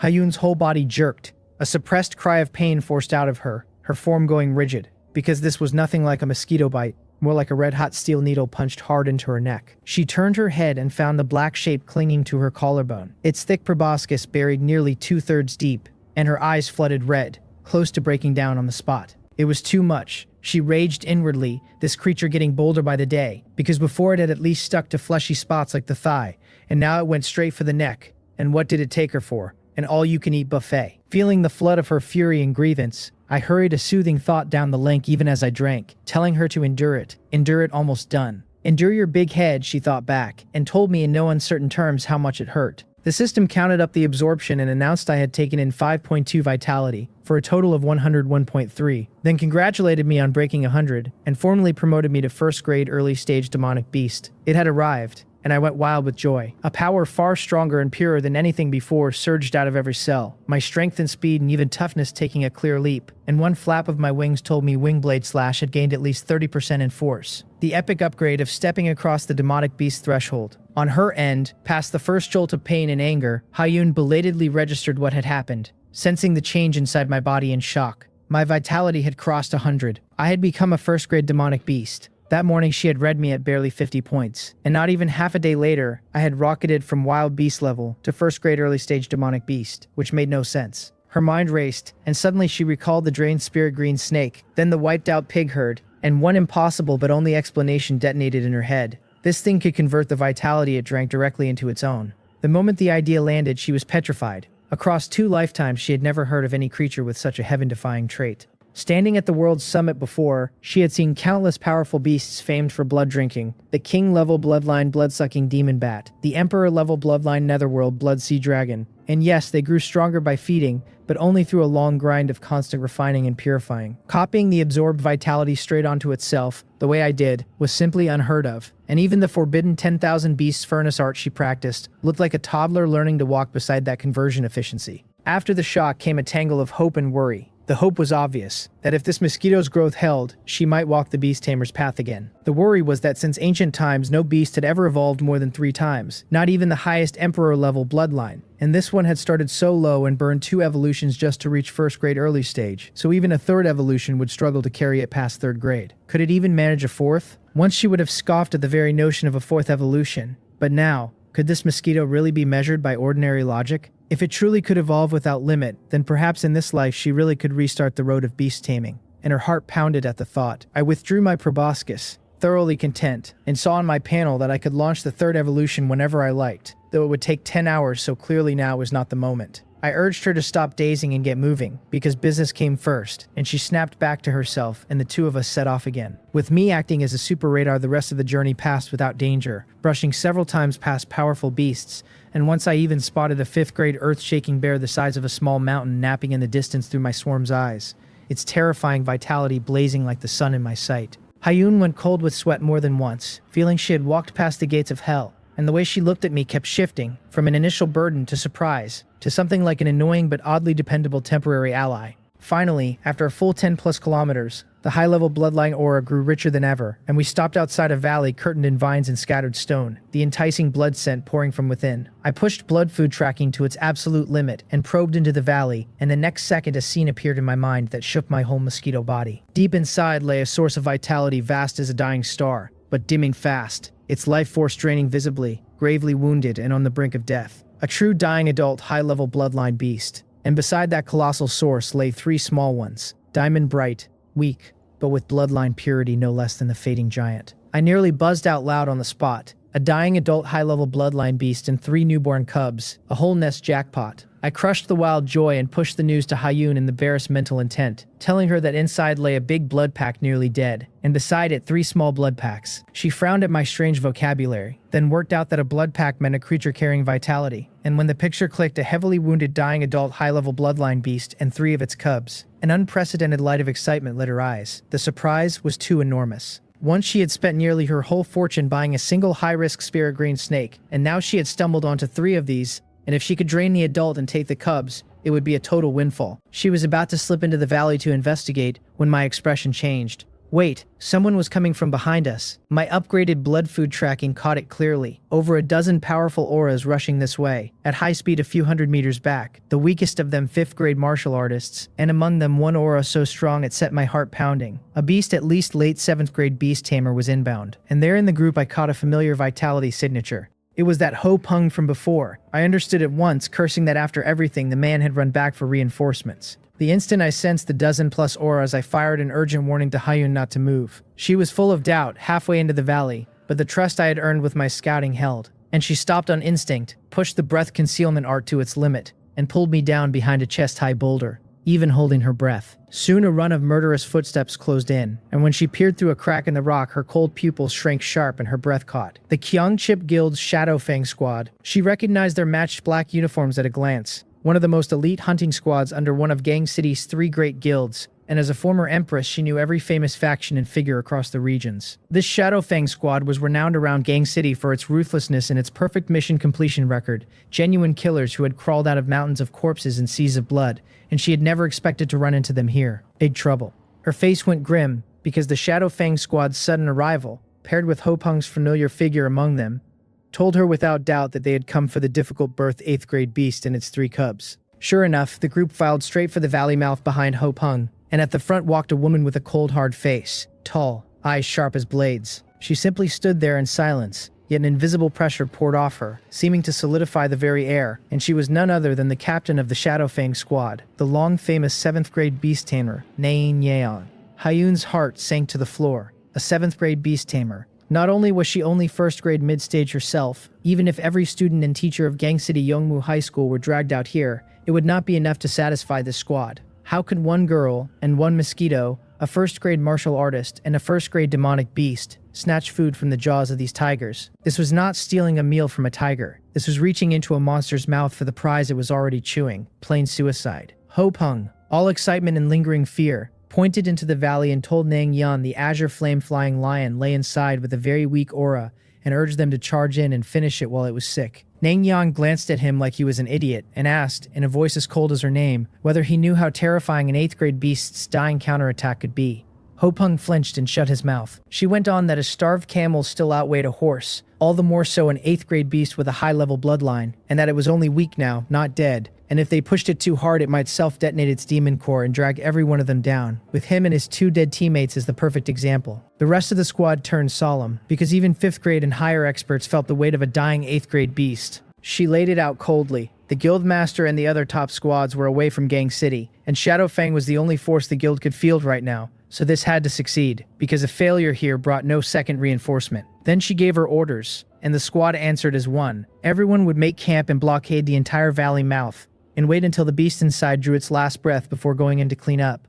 And during the wait, anyone who dared approach this area, no matter who, would be killed without mercy. The squad sprang into motion at once, dividing tasks, laying perimeter lines and traps around the valley, plainly settling in for a long siege. Then Nang Yun seemed to remember something and asked Ho Peng whether he had run into anyone else nearby during his retreat. He startled the faces of Son Ho and Hyun's group of students flashing through his mind, and quickly answered that they had passed a batch of Gang City Youngmu High School students on the forest's edge, apparently also on a mission, but weak, the strongest only 1st grade late stage. No threat. Nang Yen relaxed and scoffed that a pack of unweaned brats would not dare come this deep for 10 times the courage. Behind the rock, having watched every second of it, Hyun and I felt our spirits crash to the lowest point. There was no hope now. She bit her lip, fingernails nearly cutting her palm, her heart raw with refusal. A heaven-sent chance sat right in front of her, within reach, and this cursed Shadow Fang squad had beaten her to it, and she understood better than anyone how correct and lethal Nang Yan's decision was. Wait by the stump for the rabbit, conserve strength while the enemy tires, and once the lioness died they would take the cubs without a fight, while we would never even get close. The gap was vast enough to bring despair. Should they retreat? The very thought felt like a knife tearing through her, because she was unwilling, truly unwilling. And on her shoulder I was every bit as frantic. The cooked duck, about to fly off just like that. That was 8th grade essence blood, plus 3 walking super experience packs, and if I got all of it, forget the 3rd evolution, it would cover the 4th and the 5th. Give up now? Impossible, absolutely impossible. I had read hundreds of web novels, and there was no protagonist halo, fate-defying twist I had not seen, and I was not about to back down here. I had to find a way. My brain ran at lightning speed, reviewing every ability and resource I held. Direct confrontation, out of the question, no different from throwing an egg at a rock. Theft, no. The enemy was professional and vigilant, and my 10-centimeter body would get blasted to dust the moment it flew over. So what was left? And then a bold, near-insane plan flashed through my mind like lightning. I had it. I flapped against her face and pushed a firm thought at her, telling her not to leave, that I had a plan. She was about to make up her mind to retreat and stopped, staring at me in disbelief, wondering what kind of plan there could possibly be against an elite squad led by a 7th grade beast tamer, when any scheme looked pale and powerless in the face of such an absolute strength gap, and half worried the Mosquito had gone mad from desperation. But something about the light of confidence flickering in my little compound eyes made the hope she had buried stir again. because this creature had been making miracles from the moment we met. And maybe, just maybe, this time too. Desperate times, desperate measures. She bit her lip and decided to trust me one more time. Seeing the Empress steady herself, I turned my attention to my panel. It read me as a blade-winged blood mosquito, with a lifespan of 93 days, a blood chi of 101.3, a spirit of 10.2, 16.1 evolution points, and a rank of early rank 1 demonic beast, my skills being armor-piercing spike at level 3, blood food tracking at level 2, swarm space at level 3, and wing blade slash at level 2, with the prompt that the third evolution could begin, costing 10 points and taking 10 hours.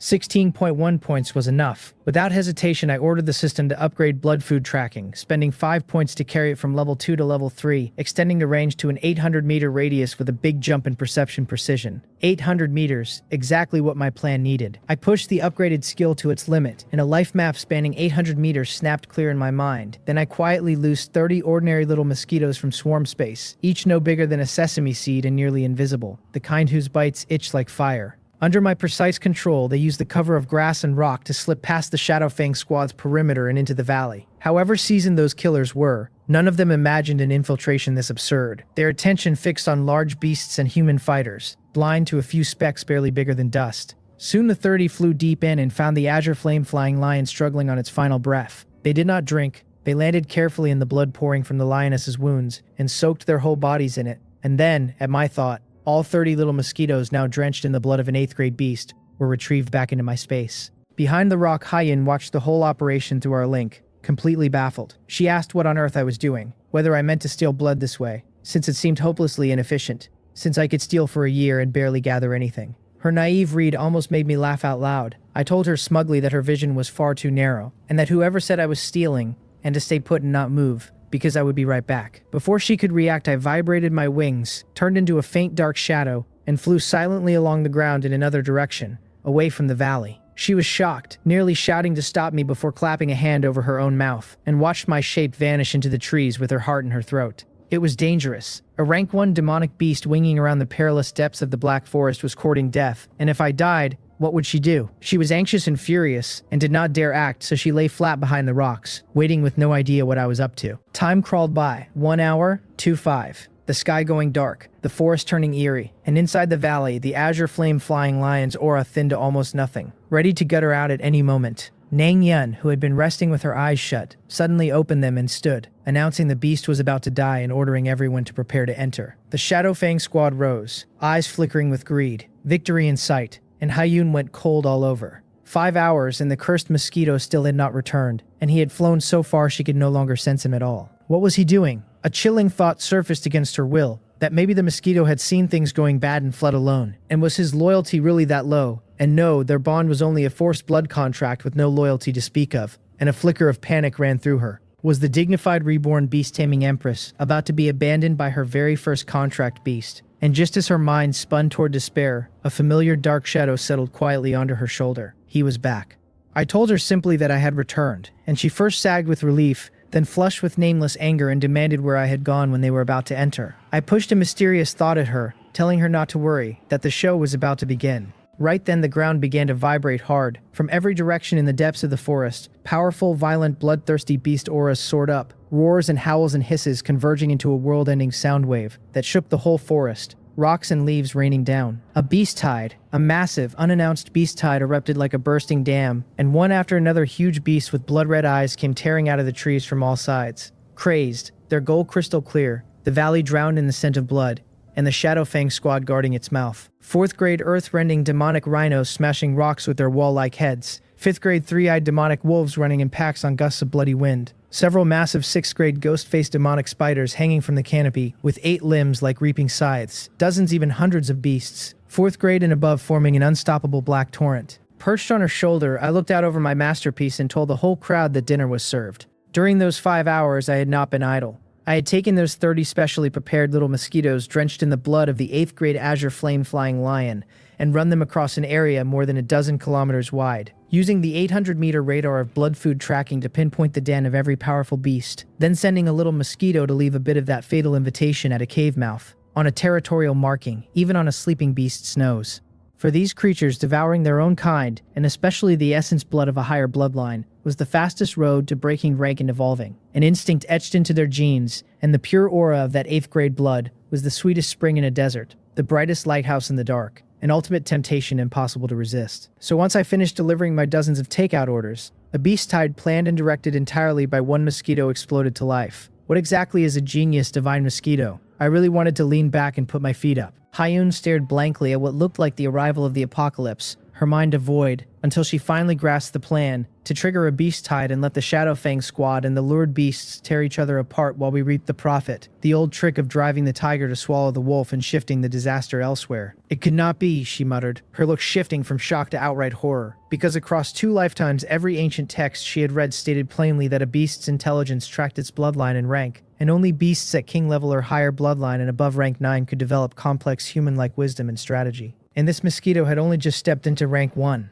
A rank 1 beast devising and executing a plan this perfectly interlocked was not merely clever, it was monstrous, a freak of nature, and she muttered, stunned, wondering what on earth this thing even was. At the center of the battlefield, the Shadowfang squad, about to enter the valley, were left dumbstruck. For the first time, Nang Yun's permanent iceberg face cracked into horror and disbelief, demanding to know why a beast tide had suddenly broken out when the intelligence had reported no signs of one anywhere near. Ho Peng was paler still, legs shaking, insisting it was impossible, that it had been peaceful when he came, and wondering in dread whether he had somehow carried out the lioness's blood on his retreat and drawn these creatures. The squad's cries rose from every side, wolves charging from the west, spiders closing from behind, surrounded, and there was no time to think, because the beast tide was already on them. Nang Yun was a veteran captain, and after the first shock she forced herself calm and roared for a formation. She summoned her trump card first, a massive, majestic rank 7 beast sheathed in heavy ice crystal armor, the Ice Soul Keelan, which loosed a long howl and detonated a visible ring of frost that froze several front-row earth-rending demonic rhinos into ice sculptures on the spot. She ordered every member to form the mystic Ice Iron Wall formation, with the Ice Soul Keelan at its core, to hold the valley mouth at all costs, and not yield a single step. Against dozens, even hundreds of 4th and 5th grade beasts that feared no death, even the elite of the elite could not stay unscathed, but the guild's death order left no room to retreat, and they gritted their teeth and clashed head-on with the tide. In an instant, the valley mouth became a butcher's field. Frost and fire tangled, claws and blades colliding, energy booming, blood and flesh flying. Watching the 2 sides lock into chaos, Hyun snapped out of her shock. An opportunity, this was their only chance, to use the confusion to slip into the valley, because once Shadowfang suppressed the tide or the tide burned itself out, there would be nothing left for us. She drew a deep breath, glanced at the monster on her shoulder, sitting steady as a mountain, as if everything moved to his script, her gaze impossibly complicated, and made her decision. She activated the breath concealment art again, and her form along with mine turned illusory, her aura sealed like a wisp of blue smoke folding into the shadows. Rather than charge from the front, she stayed low, using the mountainous corpse of an earth-rending demonic rhino freshly killed by the Ice Soul Keelan at the battle's edge, as cover, and circled toward the flank. I fed her every step. 30 meters left, a 5th grade demon wolf trading blows with a Shadowfang member. Go around it. She shifted at once, and where she had stood a breath earlier, a violent pillar of demonic energy erupted and blasted a crater into the ground. Close. Cold sweat sheeted her back, because without my warning she would have been caught in the crossfire. The 2 of us cooperated with ever tighter harmony, me acting as a 360-degree mosquito radar guiding her safest route, her leaning on the mystery of the breath concealment art and the stealth instincts of a former empress to push her movement to the edge. Hiding behind a shattered rock one moment, slipping past the shadow of a roaring beast the next, dashing several meters forward in the blinding flash of 2 clashing energies. The whole thing was heart-stopping, lethal attacks streaking past her body more than once, until at last, nearly drained of strength and spirit, we skirted the chaotic core of the battlefield and reached the deserted valley mouth. She leaned against the cold rock wall, panting, chest heaving, an unprecedented light of excitement in her eyes. We had bypassed the battlefield and infiltrated the valley. Inside, it was silent as death, a stark contrast to the tragic din behind us. The 2 of us pressed deeper with extreme care, and soon at the valley's deepest point we found the source of the thick blood scent. A giant lion the size of a heavy truck, its body burning with dim flames and bearing a pair of wings, lay silent in a pool of blood, the blood flowing like a river from its lower body, its life force fully extinguished, dead at last from the severe injuries of a difficult birth. Beside its still warm corpse were 3 little lions, bodies fiery red, fur not yet dry, eyes not yet open, huddled under the lioness on instinct, mewling faint, hungry cries as they waited for milk that would never come. I could have jumped out of my own body with joy. Rich. This time we were truly rich. Hyun's breath came fast too, a blazing light erupting in her cold eyes, because the lioness was dead but the cubs remained, the heavens practically spoon-feeding us. I could not hold back, telling the three little brats to watch how it was done, because to me the lioness's corpse looked like a mountain of pure gold. I leapt off her shoulder, landed on the body, and drove my thick armor-piercing spike in. The system pinged through a run of huge absorptions and announced I had taken in 49.8 blood chi for a total of 151.1.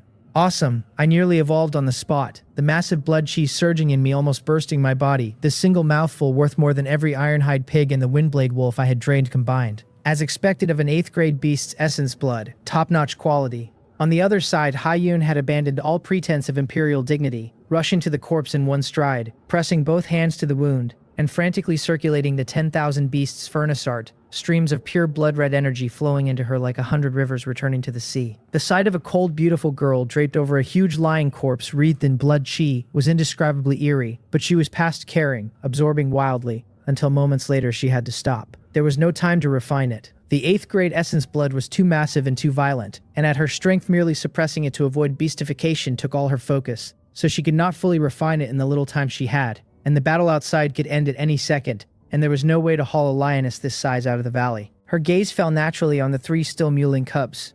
I knew the corpse could not be taken either, but looking at this top-grade blood spring soaking the ground, I could not stand to leave it. Waste is the greatest crime.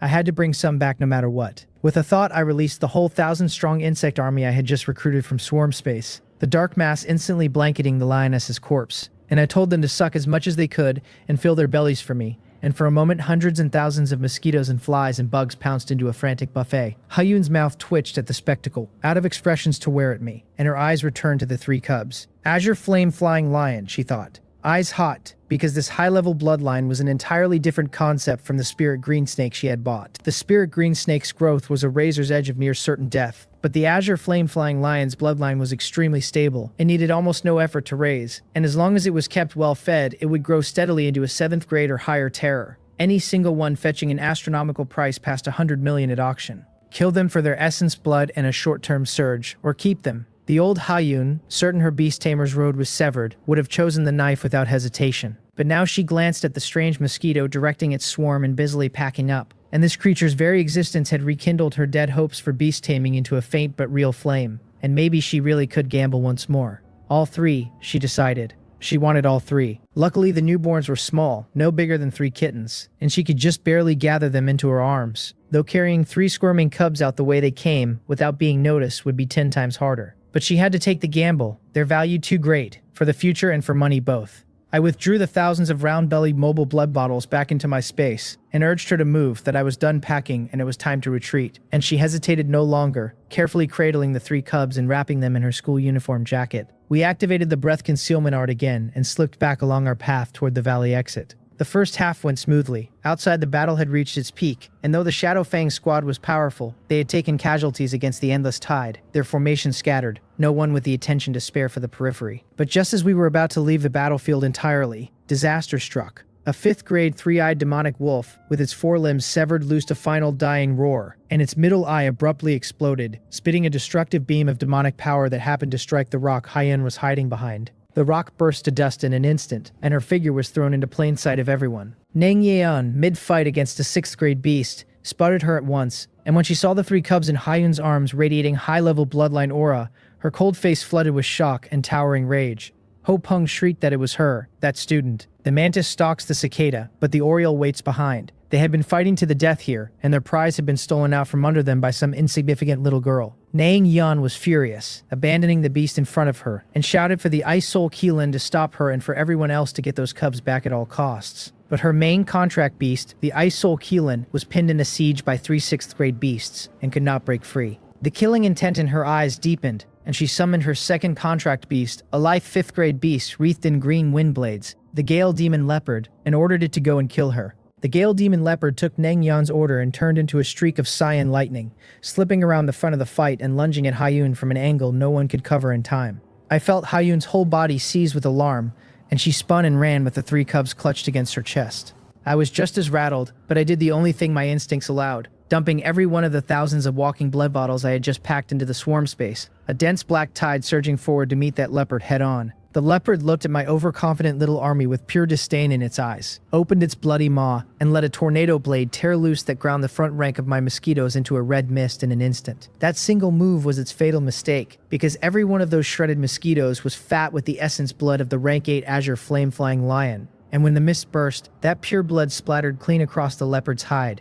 In that heartbeat, every demonic beast still tangling with the Shadowfang squad whipped its head around like a shark catching a scent, blood-red eyes locking onto the leopard as one. A moving super blood pack was worth far more to them than the tough bones of a bunch of well-armed humans. The nearest rank 6 ghost-faced demonic spider abandoned its opponent on the spot, all 8 legs moving together as it flung itself at the leopard, and the leopard barely had time to register what was happening before dozens of frenzied beasts submerged it completely, not even leaving it room to scream. Nang Yan's shriek of denial came a beat too late. Under cover of that once-in-a-lifetime chaos, Heiyun and I broke clean out of the encirclement and vanished into the deep forest, leaving only Nang Yang's rage-choked roar behind us, her swearing through the trees that she would tear whoever did this into 10,000 pieces. What a tired little villain speech. I curled my inner lip at it, though when I thought it through, the fury made sense. Anyone would be one brain hemorrhage away from collapse if their dinner flew off, their trump card contract beast got dogpiled by a mob of monsters, and a second rank 5 contract beast got flattened all in one afternoon. This big sister named Nang Yun actually had decent nerves, all things considered. At least she hadn't fainted from anger on the spot. The two of us ran flat out for a solid 10 minutes, and only after Heiyun confirmed no one was on our trail did we finally stop, both of us gasping, in a hidden cave. She set the 3 whimpering little lions down on the ground and leaned against the cold stone wall, her chest heaving, her forehead beaded with sweat, and on that usually icy pretty face I could read both delight and dread at once. The delight was the haul, because 3 azure flame-flying lion cubs carrying high-level bloodlines were pure profit, whether she raised one as a contract beast or drained them all to feed the 10,000 beasts furnace art. The dread was that her face had been seen clearly by Nang Yan, and with the Gyeongchip Guild's reach in Gang City, digging up one high school student's identity was as easy as flipping a hand. At her level, forget confronting a 7th grade beast tamer, the woman could crush her flat by sending a single random squad member. Heiyun's mind spun fast, and one answer surfaced almost at once. She had to go back to school. In this world, under the power structure of the Korean Federation, the Ministry of Education and the military department were the 2 supreme pillars holding the human race up. Humans were no longer sole masters of the Blue Star, with countless demonic beasts holding the mountains and forests and alien races watching from hundreds of spatial rifts. War was the theme of the age, and so the Federation prized its Yongmu high schools, the cradles that forged martial artists and beast tamers, above almost everything. Each one a cornerstone of the future ranked higher than the local city lord's mansion itself. The Gyeongchip Guild was a real local power in Gang City, but it would never dare openly provoke Gang City Yongmu High School, let alone storm the campus to assassinate a student. Doing so would be a direct challenge to the authority of the Ministry of Education, which could simply send an inspector down to wipe the entire Gyeongchip Guild off the map of Gang City. So as long as she could hide inside the school, her safety was guaranteed to the fullest, at least until after the joint examination, when a high enough showing would draw the attention and protection of the higher levels. Heiyun stopped hesitating. She didn't even bother going back for the dozen or so hidden ironhide pig carcasses, since that money meant nothing next to the 3 cubs in her arms and her own life, and she sprinted out of the Black Forest at top speed straight for the Yongmu Hall in the city center. Smuggling 3 living cubs onto campus wrapped in a jacket would never fly, so she needed a beast taming bag, since a beast tamer could only open a beast taming space inside their own sea of consciousness after reaching rank 5. And before that, the only way to carry contract beasts was to buy a special spatial item. At the Yongmu Hall, she spent every last bit of the tens of thousands of won she had just earned on the mission, and bought the cheapest low-level beast taming bag, low-grade but roomy enough to hold a full-grown ox, more than enough for 3 cubs the size of kittens. She tucked the cubs away and rushed back to Gang City Yongmu High School without pausing, and when she stepped through the familiar gate, her hanging heart eased a fraction, though she knew it wasn't enough. She still lived off campus, and every trip in and out carried the risk of interception, so the safest play was not to leave the grounds even once before the joint examination. She would apply for on-campus housing, and with that decided, she walked straight for the dean's office. She had barely reached the door, hand raised to knock, when she caught the sound of conversation drifting out from inside and paused. She raised her hand anyway, and just as she was about to knock, the door swung open from within, and a refined, polite-looking middle-aged man in a suit stepped out. Her eyes flicked over the badge on his chest without meaning to. A sharp sword crossed with wings and 2 characters cut below it that read, Gyeongchip.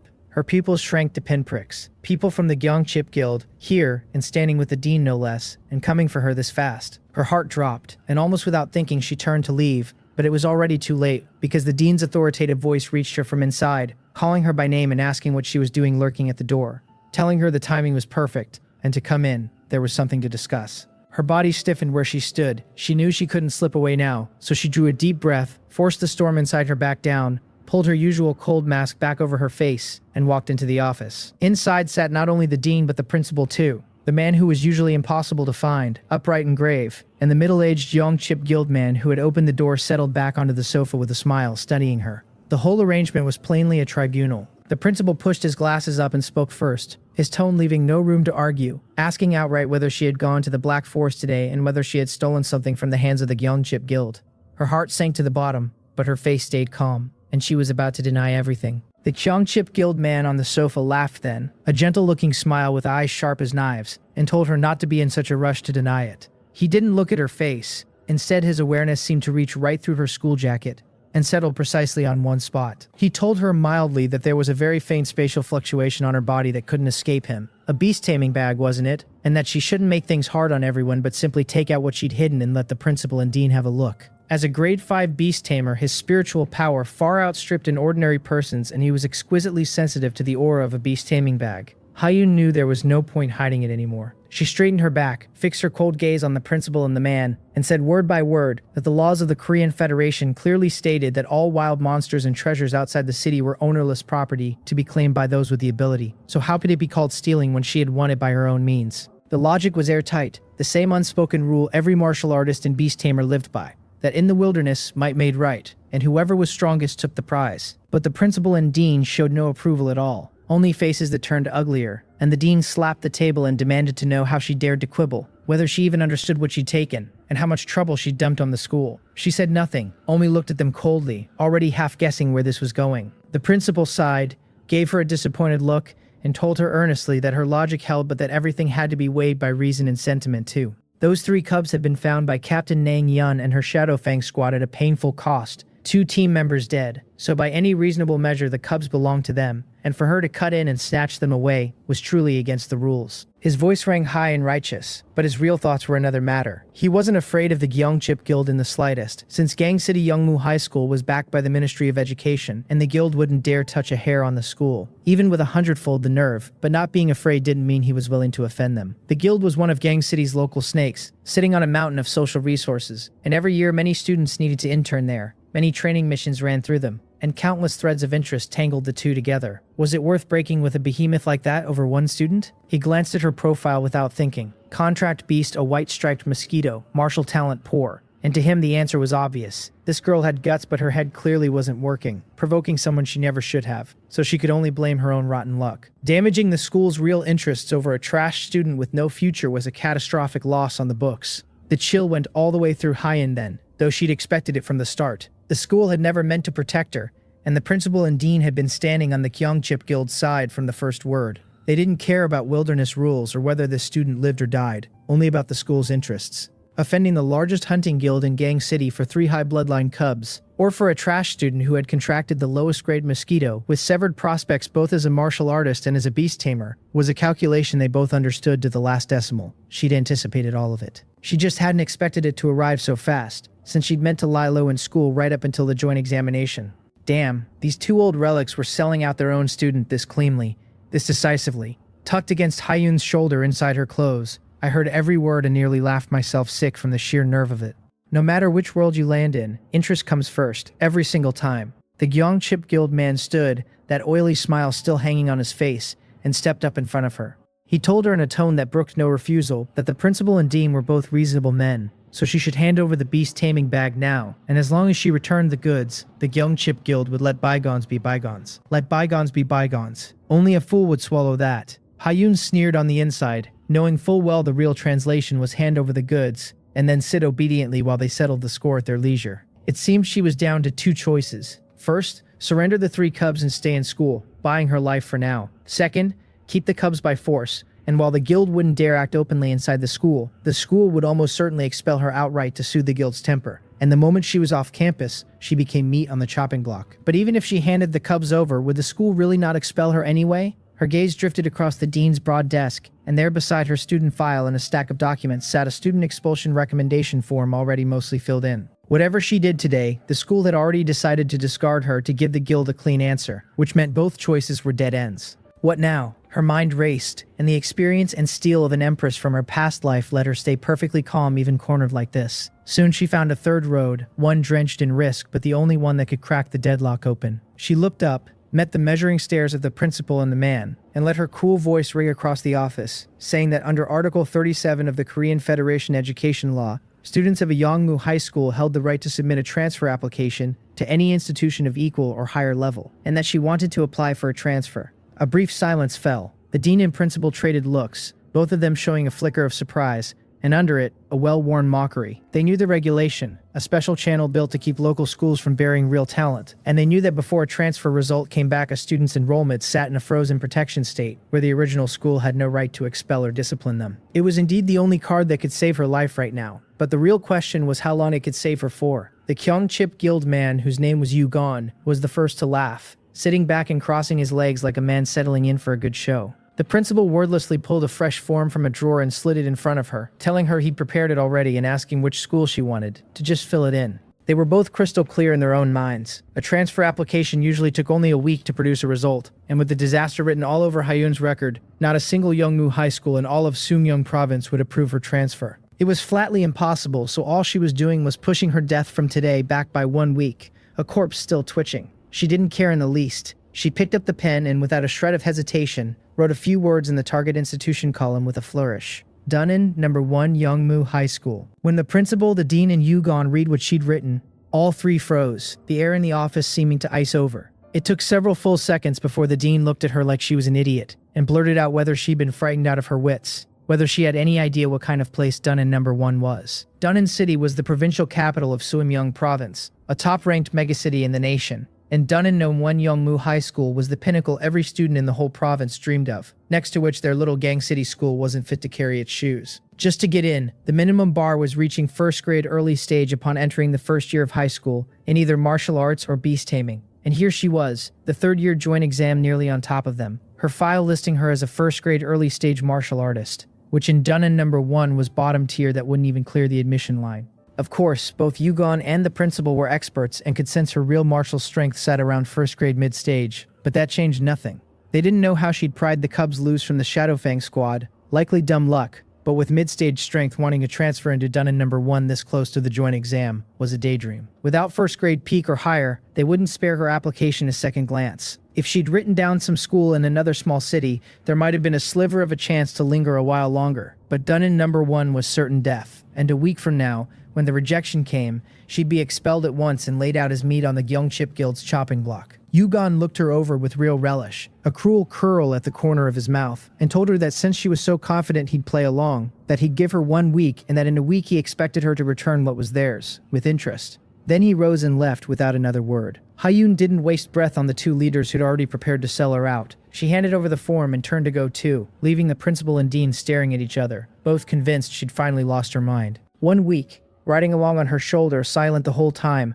I ran the math in my head and let out a relieved breath. That was plenty of time. It really had to be us, carving a road to life straight out of a death sentence, and I knew exactly why it was enough, and so did Hyun, clear as a mirror. A week was a death vigil for anyone else, but for her it was a single chance at a desperate reversal, because she was carrying 3 high bloodline azure flame-flying lion cubs, not ordinary cultivation resources, but 3 walking essence blood vaults. With the 10,000 Beasts Furnace Art's overbearing nature, she only needed to consume and refine the full essence blood of 1 cub to shove her strength from first grade mid-stage up to first grade peak inside a week, and with a little luck even brushing the threshold of second grade wasn't out of reach. It was a shame to kill a cub of that level, but as things stood she could only sacrifice 1, and as long as her strength cleared the Dunnan No. 1 transfer assessment, the whole thing stopped being a pipe dream. Once she was a student there, the Gyeongchip Guild would never again dare so much as think about touching them. Meanwhile, my own little schemes were ticking away. If the Empress could suck blood, why couldn't I? That was a high-grade bloodline cub, and 1 sip was worth more than draining a whole pig. With 3 little lions as blood bags, plus the essence blood I'd already packed away from that 8th grade lioness, it might just be enough for a 4th evolution, and after that my power would rocket again, maybe all the way to first grade peak. By then, forget 1 week. The 2 of us could pass the transfer exam in 5 days with our eyes shut. At the Gyeongchip Guild, Yu-gon reported everything from the school back to Nangyeon in full. 1 week, she repeated, a transfer to Dunnan No. 1, and her already icy beautiful face frosted over harder as she said fine, very well, she'd let the girl live. 1 more week. Her killing intent had boiled to the top, because this time she hadn't merely lost a 5th grade Gale demon leopard. Her main battle contract beast, the Ice Soul Keelan, had been savaged in the Beast-Tide siege and wouldn't recover for at least half a year, and her whole Shadowfang squad had taken heavy casualties, all thanks to a student named Hyun. And that Mosquito, she added, closing her eyes and letting her powerful spiritual power replay every detail of the battlefield in her mind. As a 7th grade beast tamer, her spiritual power far outstripped a martial artist of the same tier, and in the chaos she'd caught something wrong, a Beast-Tide that had been far too targeted, almost herded into place, and a swarm at the end that felt profoundly strange. Thinking back calm now, she seized the key point at once. Inside that overwhelming swarm, they had run an extremely faint but perfectly unified mental command. A control over the insect mass that was crude but real, exactly like a beast tamer directing a contract beast, and though its source had been flawlessly hidden, a trace of its energy matched the spiritual wavelength she'd felt off Hyun's contract beast. So that was it. Her eyes snapped open, shock and disbelief flashing in them, as she grasped that the Mosquito wasn't an ordinary mutant at all, but a creature that could command insect swarms. No wonder it had incited a Beast-Tide, no doubt using the same trick to carry the scent of the azure flame-flying lion's blood into every corner of the forest, through countless insects. None of it luck, all of it a calculated scheme, cunning and bizarre. A little girl at 1st grade mid-stage and a 1st grade mutant Mosquito had actually played her for a fool. She laughed, a laugh soaked in fury, and her killing intent toward Hyun and me climbed to a height it had never touched before. The girl could not be allowed to live. The Mosquito had to die too. 1 week from now, she promised herself she'd make us beg for death and find it out of reach. News that Hyun had applied to transfer to Dunnan No. 1 tore through Gang City Youngmu High School like a grass fire, and for a while everyone who heard it just stood there stunned. The whispers ran the same way through the halls, someone asking if they'd heard right, that the campus belle who'd contracted a Mosquito was transferring to Dunnan No. 1, someone else asking if she was insane and where she got the nerve. Another sighing that she'd probably taken too much of a shock and lost her mind. A real pity for someone so beautiful. Around the same time, word spread that Seon-ho and his lackeys had gone missing. But nobody connected that to her, because in everyone's mind she was still that 1st grade early stage vase, simply gone mad, blind to the staggering truth underneath. Hyun didn't head back to class after the principal's office. She went straight to the academic affairs office and tried to apply for on-campus housing again, and the result was exactly what she'd expected. The teacher in charge giving her one cold glance and rejecting her flat with the lame excuse that the dormitories were full. The school plainly meant to give her no conveniences at all, and she'd known that too. Without a word, she ordered takeout on her phone and spent a few dozen won on the cheapest single-person tent. Then, under a sea of stares that looked at her like she'd gone insane, she walked out onto the sports field, found a corner, and openly pitched camp, since no rule barred a student from putting up a tent on campus, and nobody could do a thing about it. Crawling into the cramped tent, shut off from every prying eye and every muttered word, she finally had time to deal with the biggest prize of the whole trip. She opened the beast-taming bag and let the 3 fluffy little lions out, but the moment she saw the state of things inside, her delicate brows drew together. One of the cubs, the smallest and weakest, was already lifeless, several clear bite marks on its neck, and of the other 2, one was noticeably bigger and stronger, currently shoving its weaker sibling aside. She'd nearly forgotten. For apex predators like the azure flame-flying lion, cubs began fighting each other from birth over their mother's milk, and every scrap of survival and the strongest showed no mercy killing off its weaker kin. Survival of the fittest carved right into the blood. A flash of resolve crossed her eyes. In that case, she'd let nature run its full course. She'd meant to kill 1 or 2 anyway to absorb their blood essence and break through to 1st grade peak inside the weak, and now she didn't even have to choose. Keep the strongest, raise it with care, and let the other 2 become fuel for her own growth. No problem. The Empress was wise. Quick, let me get a couple mouthfuls in. Beside her, I was practically drooling over those 2 premium little blood bags, and I was about to pounce when something stopped me cold. Wait, I was pretty sure it was time to evolve. I glanced at my panel, and there it was, the notification telling me I could begin the 3rd evolution, that it would cost 10 evolution points and run about 10 hours. Now that we were finally at school, safe for the moment, with the Empress standing guard right beside me, it was the perfect window, the ideal time to evolve. So I gave the command in my mind without hesitation, and told the system to begin. The system chimed back that it was consuming 10 evolution points to start the 3rd evolution, roughly 10 hours, and that I would fall into a deep sleep the whole time, so I'd better make sure my surroundings were safe. The instant the notice ended, an irresistible drowsiness rolled over me, and a translucent mucus began seeping from the surface of my body, wrapping me fast into a writhing dark red pupa. Hyun stared at the blood-colored little cocoon that had appeared on her shoulder in a blink, and seemed to run out of expressions entirely. How many days had it even been? 1st evolution in the school bag, 2nd in the rental house. Now the 3rd, roughly once every 2 days. And what kind of freakish thing was this? In a past life spent standing at the very peak of the world, she'd combed every ancient text and buried secret she could find, and never once heard of a beast that could evolve at such an absurd pace. The common sense of the whole beast-taming world was a joke in front of this mosquito, and the deep-rooted rule that a beast could evolve at most 3 times had already begun to waver in her. Could it truly ignore that iron law and keep evolving forever? The flicker of hope in her chest burning brighter by the second. She reined herself in fast, though. Now wasn't the time to chase that thought.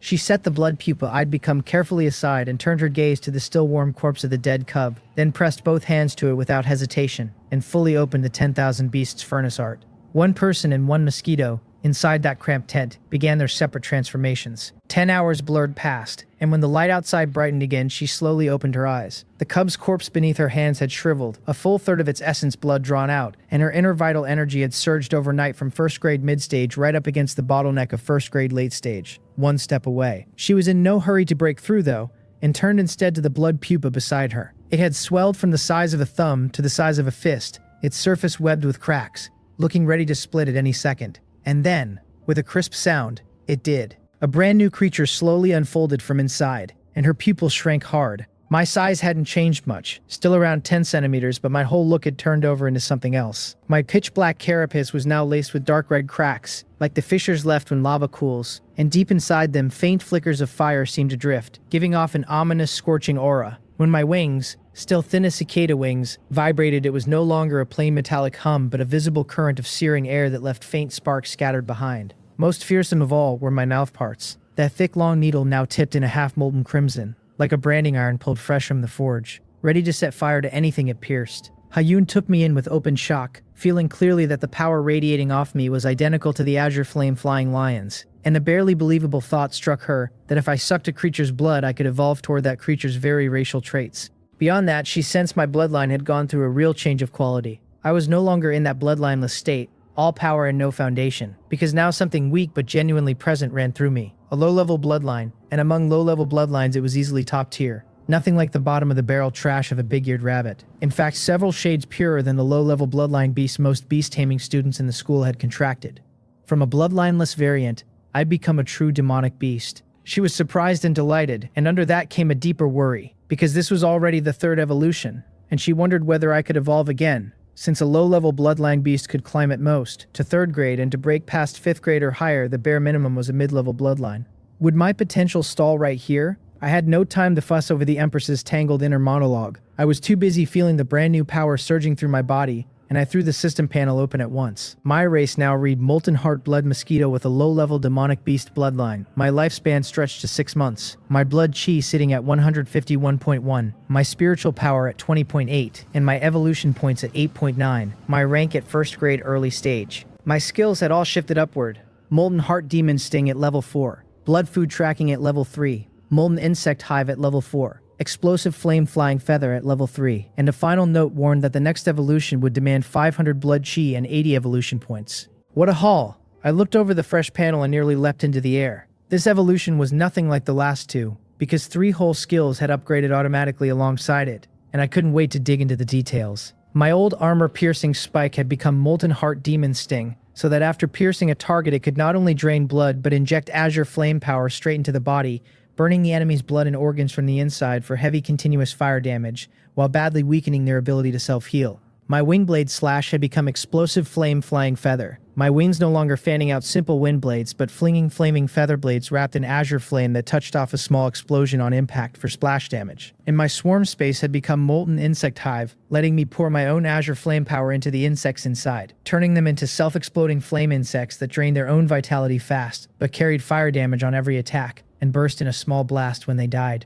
A devastating tactical trick. This was an incredible haul, and I was drowning in satisfaction. Those 3 upgrades perfectly patched over everything I'd lacked before. The area damage and the continuous damage. And the fire in particular was a natural counter to thick-hided beasts and plant-type enemies. On top of that, my spiritual power had jumped 10 points out of nowhere to 20.8, which meant my control range and precision over the swarm had climbed a whole tier. Then I looked at the target for the next evolution. 500 blood chi and 80 evolution points, and I hissed inwardly, that one was going to be a stretch.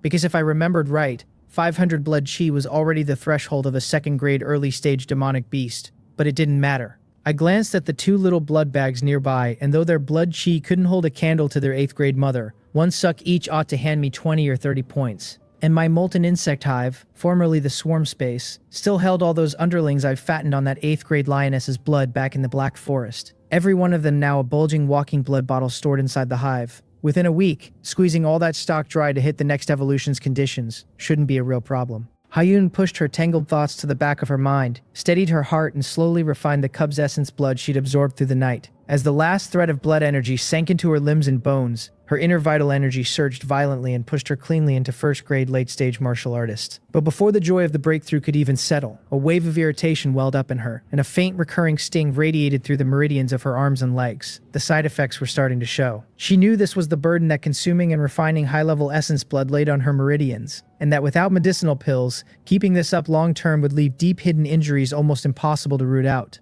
A meridian-protecting pill had become a necessity, and the deeper she cultivated the 10,000 Beasts furnace art, the greater the danger grew. Since past 5th grade, the death rate for every breakthrough ran as high as 80%, and if she could only restart the path of a beast tamer, she wouldn't have to keep cultivating this evil technique once she reached the 5th grade someday. Thinking that, she turned her head toward the corner of the tent, where the last surviving and strongest azure flame-flying lion cub lay curled and fast asleep. A flash of ruthlessness crossed her eyes, and she made up her mind at last. She was going to gamble. She'd bet that this mosquito could defy all common logic and evolve without limit, and from this day forward she would restart her path as a beast tamer. She sat cross-legged and sank her consciousness into her sea of consciousness. And out of the vast ocean of her past life memories, she drew a top-tier beast tamer cultivation method made purely for tempering spiritual power, the Taihio contemplation art. As the technique circulated, an invisible spiritual force began to gather and condense inside her sea of consciousness. And true to the former beast-taming empress, her talent was heaven-defying. Grasping the basics in just a few hours, the first faint star kindling to life in her inner sea. Off to the side, still adjusting to my new body, I felt the change at once. A cool, soothing energy feeding slowly back into my spirit through the blood contract that joined us,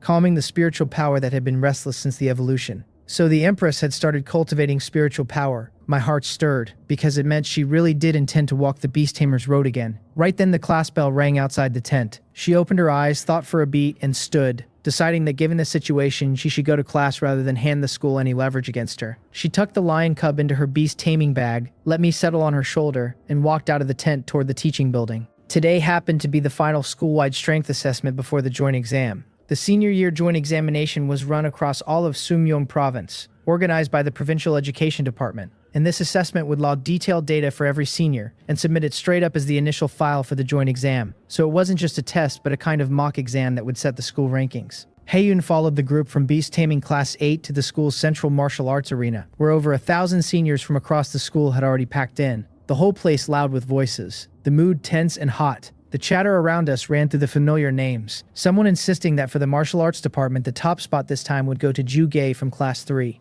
Already a first-grade mid-stage martial artist as a sophomore and now at first-grade peak, rumored to be one breath from breaking into second grade, and someone else dismissing it as old news.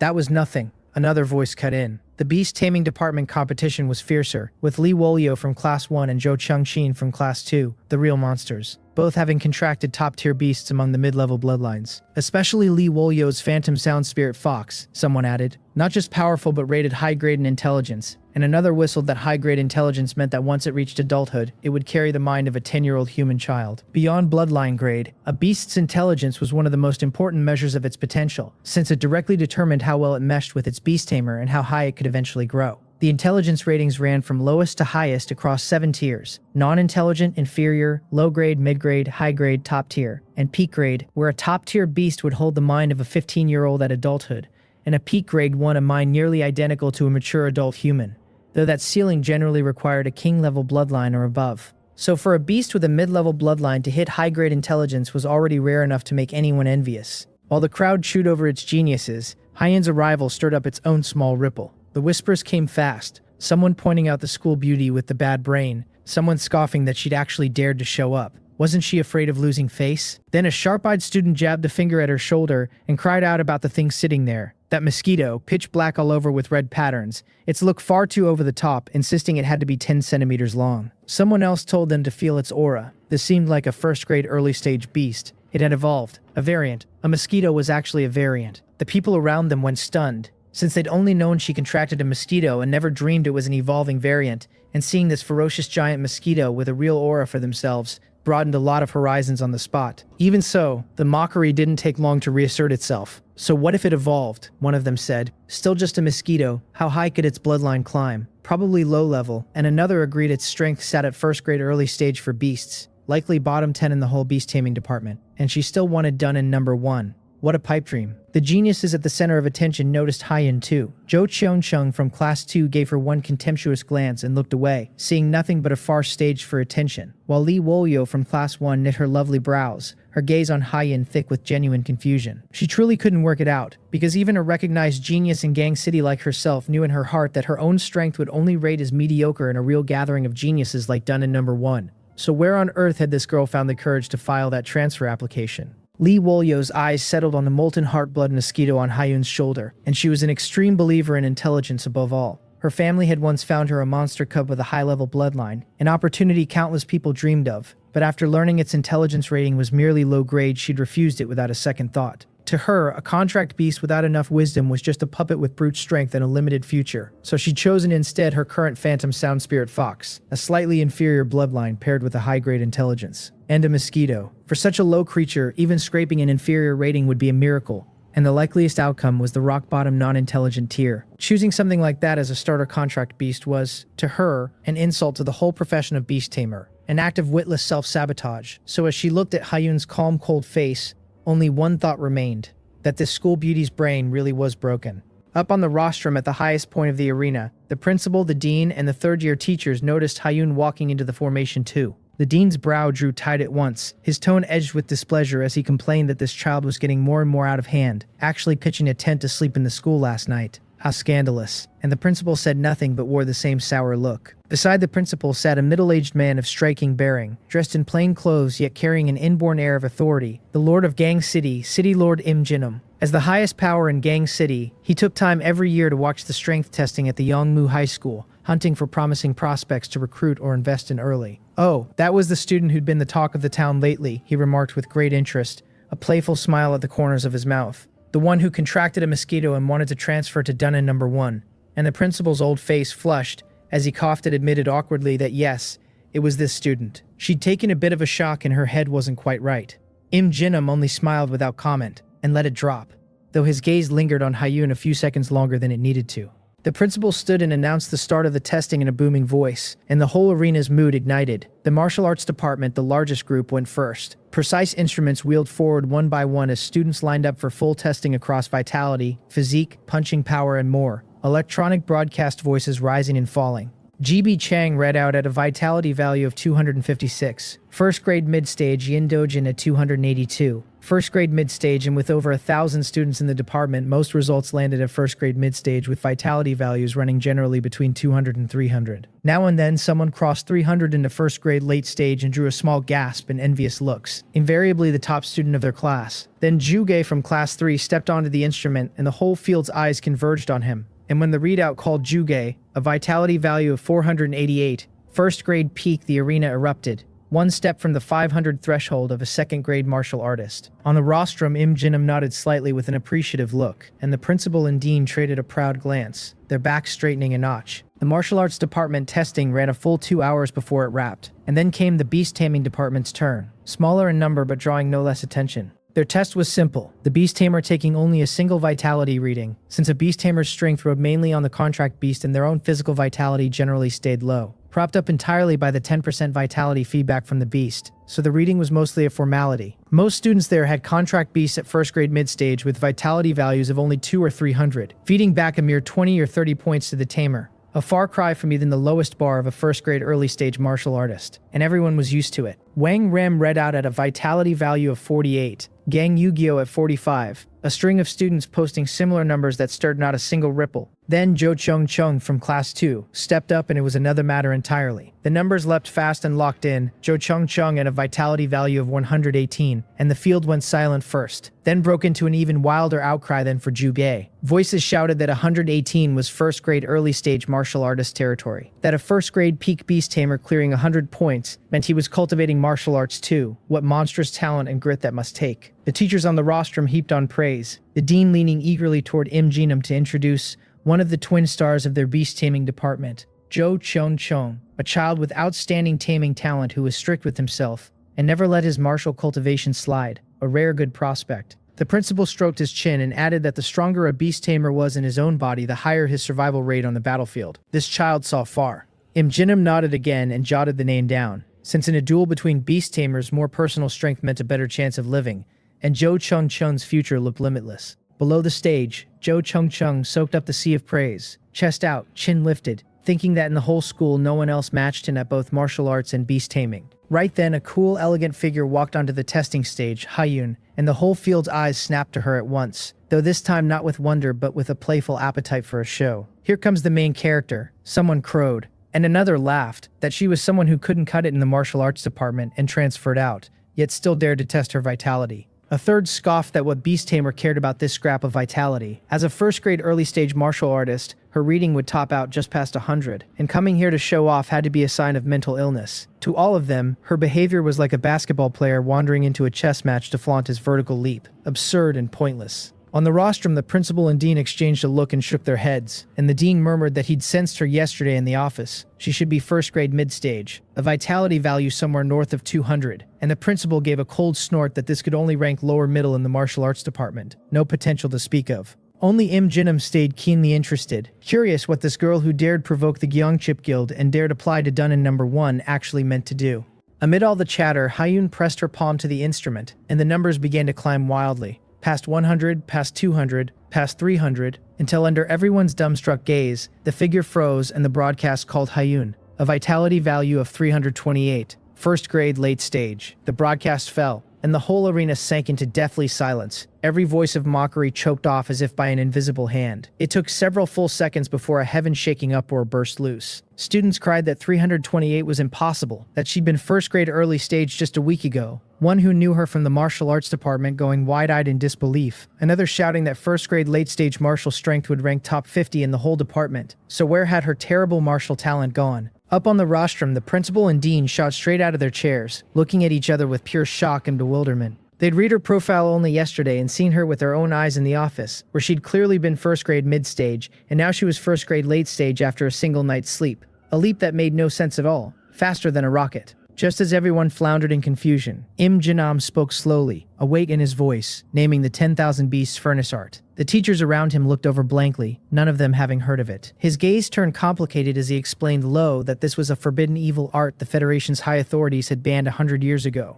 A secret technique that let a practitioner forcibly consume and fuse the essence blood of demonic beasts to plunder their power for a sudden violent surge in strength. But the cost was enormous, he went on. The cultivation itself agonizing, the practitioner easily swayed by the violent will inside a beast's bloodline until they beastified and finally turned into a mindless monster. And strength gained this way rested on an unstable foundation with permanent damage to the meridians, a complete dead end. Even as he said it, doubt filled his own heart, since this art had supposedly been destroyed a century ago and hadn't surfaced since. So where had this little girl dug it up? Hearing the explanation, everyone finally understood. No wonder she could break through overnight. No wonder she'd fought so hard to seize 3 high bloodline cubs. It was to consume their essence blood. And no wonder she'd had the nerve to apply for Dunnan No. 1. But strength piled up with such a self-destructive evil art. Would a top institution like Dunnan No. 1 even take her? And even a fool could see the answer. So the way everyone looked at her shifted from shock to a tangle of pity, disdain, and regret. This girl had truly gone mad. The uninformed students below only assumed she'd been hiding her strength all along. Zhou Chengcheng frowned,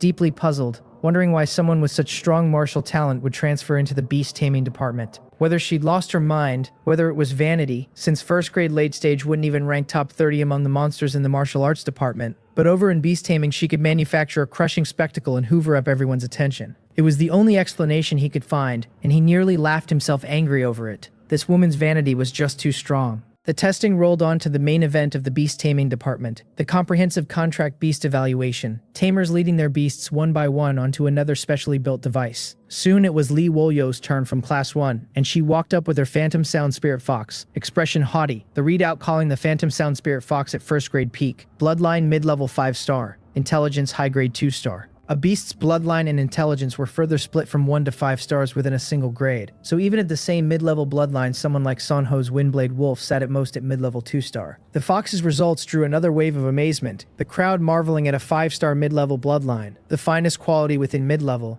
paired with high-grade intelligence rare for a mid-level beast. A fox that could grow to 6th grade peak and learning some high-level skills reach combat power at the 7th grade or beyond. Listening to the praise, Lee Wolyo's mouth curled up, her heart swelling, because this was her choice. Intelligence the only road for a contract beast to break past its bloodline ceiling. And a brute like Zhou Chengchun, who only chased power, understood nothing of the true essence of beast taming. After a few more students, Zhou Chengqiong took the field with his contract beast, and many recognized it at once. An azure armored wolf, a mid-level bloodline beast, though the crowd murmured that his ran a size larger than normal with scales a shade deeper. He led it onto the device with full confidence. The light flashed, and the results came fast. The azure armored wolf at 1st grade peak. Bloodline high level 2-star. The moment the bloodline grade appeared, the venue fell silent, then erupted, voices crying that a high-level bloodline was impossible for an azure armored wolf, that it had to be a variant, that his wolf had evolved once and broken the shackles of its bloodline, that Zhou Qiangxin had been hiding this much depth. On the rostrum, the principal and dean lit up with joy. An evolved variant, a high-level bloodline, no record of it even in the school's files. Zhou Qiangchan had handed them a massive surprise. But the surprises weren't done, because the readout added intelligence high-grade 5-star, and the whole place detonated. Students shouted that high-grade 5-star intelligence was one step from the top-tier ranks, that this wolf at adulthood would carry the mind of at least a 12-year-old, that it could learn 5 skills or more, one of them cursing that his own stupid big-eared rabbit couldn't learn a single basic skill. On the rostrum, Im Jinam's eyes flashed with intense light as he fixed on that azure armored wolf. Since intelligence for a contract beast ranked second in importance only to bloodline, higher intelligence meaning better coordination, more advanced skills, more skills learned, and at the same realm combat power far beyond its peers. Off to the side, Lee Wolio, proud a moment ago, watched her face go ugly, staring at the high-grade 5-star on the screen with clenched fists and disbelieving eyes. Unable to grasp how that brute Zhou Chengzhen's wolf could have higher intelligence than her phantom sound spirit fox. She'd always believed her choice was the right one. That wisdom beat brute force. But now Zhou Qiangxion held both a higher bloodline and the very intelligence she'd been proudest of, and firmly above her. He was, without question, the brightest star in the arena that day. Soaking in the admiring gazes, Zhou Qiangxion glanced across at Haiyun in the distance, thinking 1st grade late-stage martial strength was fine. But could it stack up against his taming talent, and a contract beast with a high-level bloodline, and 5-star high-grade intelligence, when even he wouldn't dare dream of transferring to Dun in number 1? So what right did she have? The habitually expressionless Haiyun felt his stare, looked up, swept one faint glance over him, and pulled her gaze back, not a single ripple in her cold eyes, as if she'd only spotted a slightly stronger ant. High-level bloodline, high-grade intelligence. That was it. In her past life, aside from that big-eared rabbit, the weakest bloodline among the beasts she'd contracted had been imperial level with intelligence at the very top. So in her eyes, this azure armored wolf didn't even qualify as her gatekeeper beast. Besides, for all its high-level bloodline, it was a mere 2-star, while the azure flame-flying lion cub in her beast-taming bag was at least a high-level 4-star, maybe even 5-star. Perched on her shoulder, I curled my lip on the inside too. High-level bloodline, impressive enough, but just a little bump on my road of infinite evolution. High-grade intelligence. Come on now. At maturity, that's the mind of a 10-year-old kid at best. Is that really worth bragging about? In bloodline, I couldn't match up yet, sure, but in intelligence, who exactly did they think they were looking down on? Then again, through blood food tracking, I could taste the pure vitality of Zhou Qiangchan's azure armored wolf, and I couldn't help getting a little greedy. A high-level bloodline, huh? I was going to have to find a way to sneak a sip. The testing went on, and after another dozen or so students, it was finally Haiyun's turn.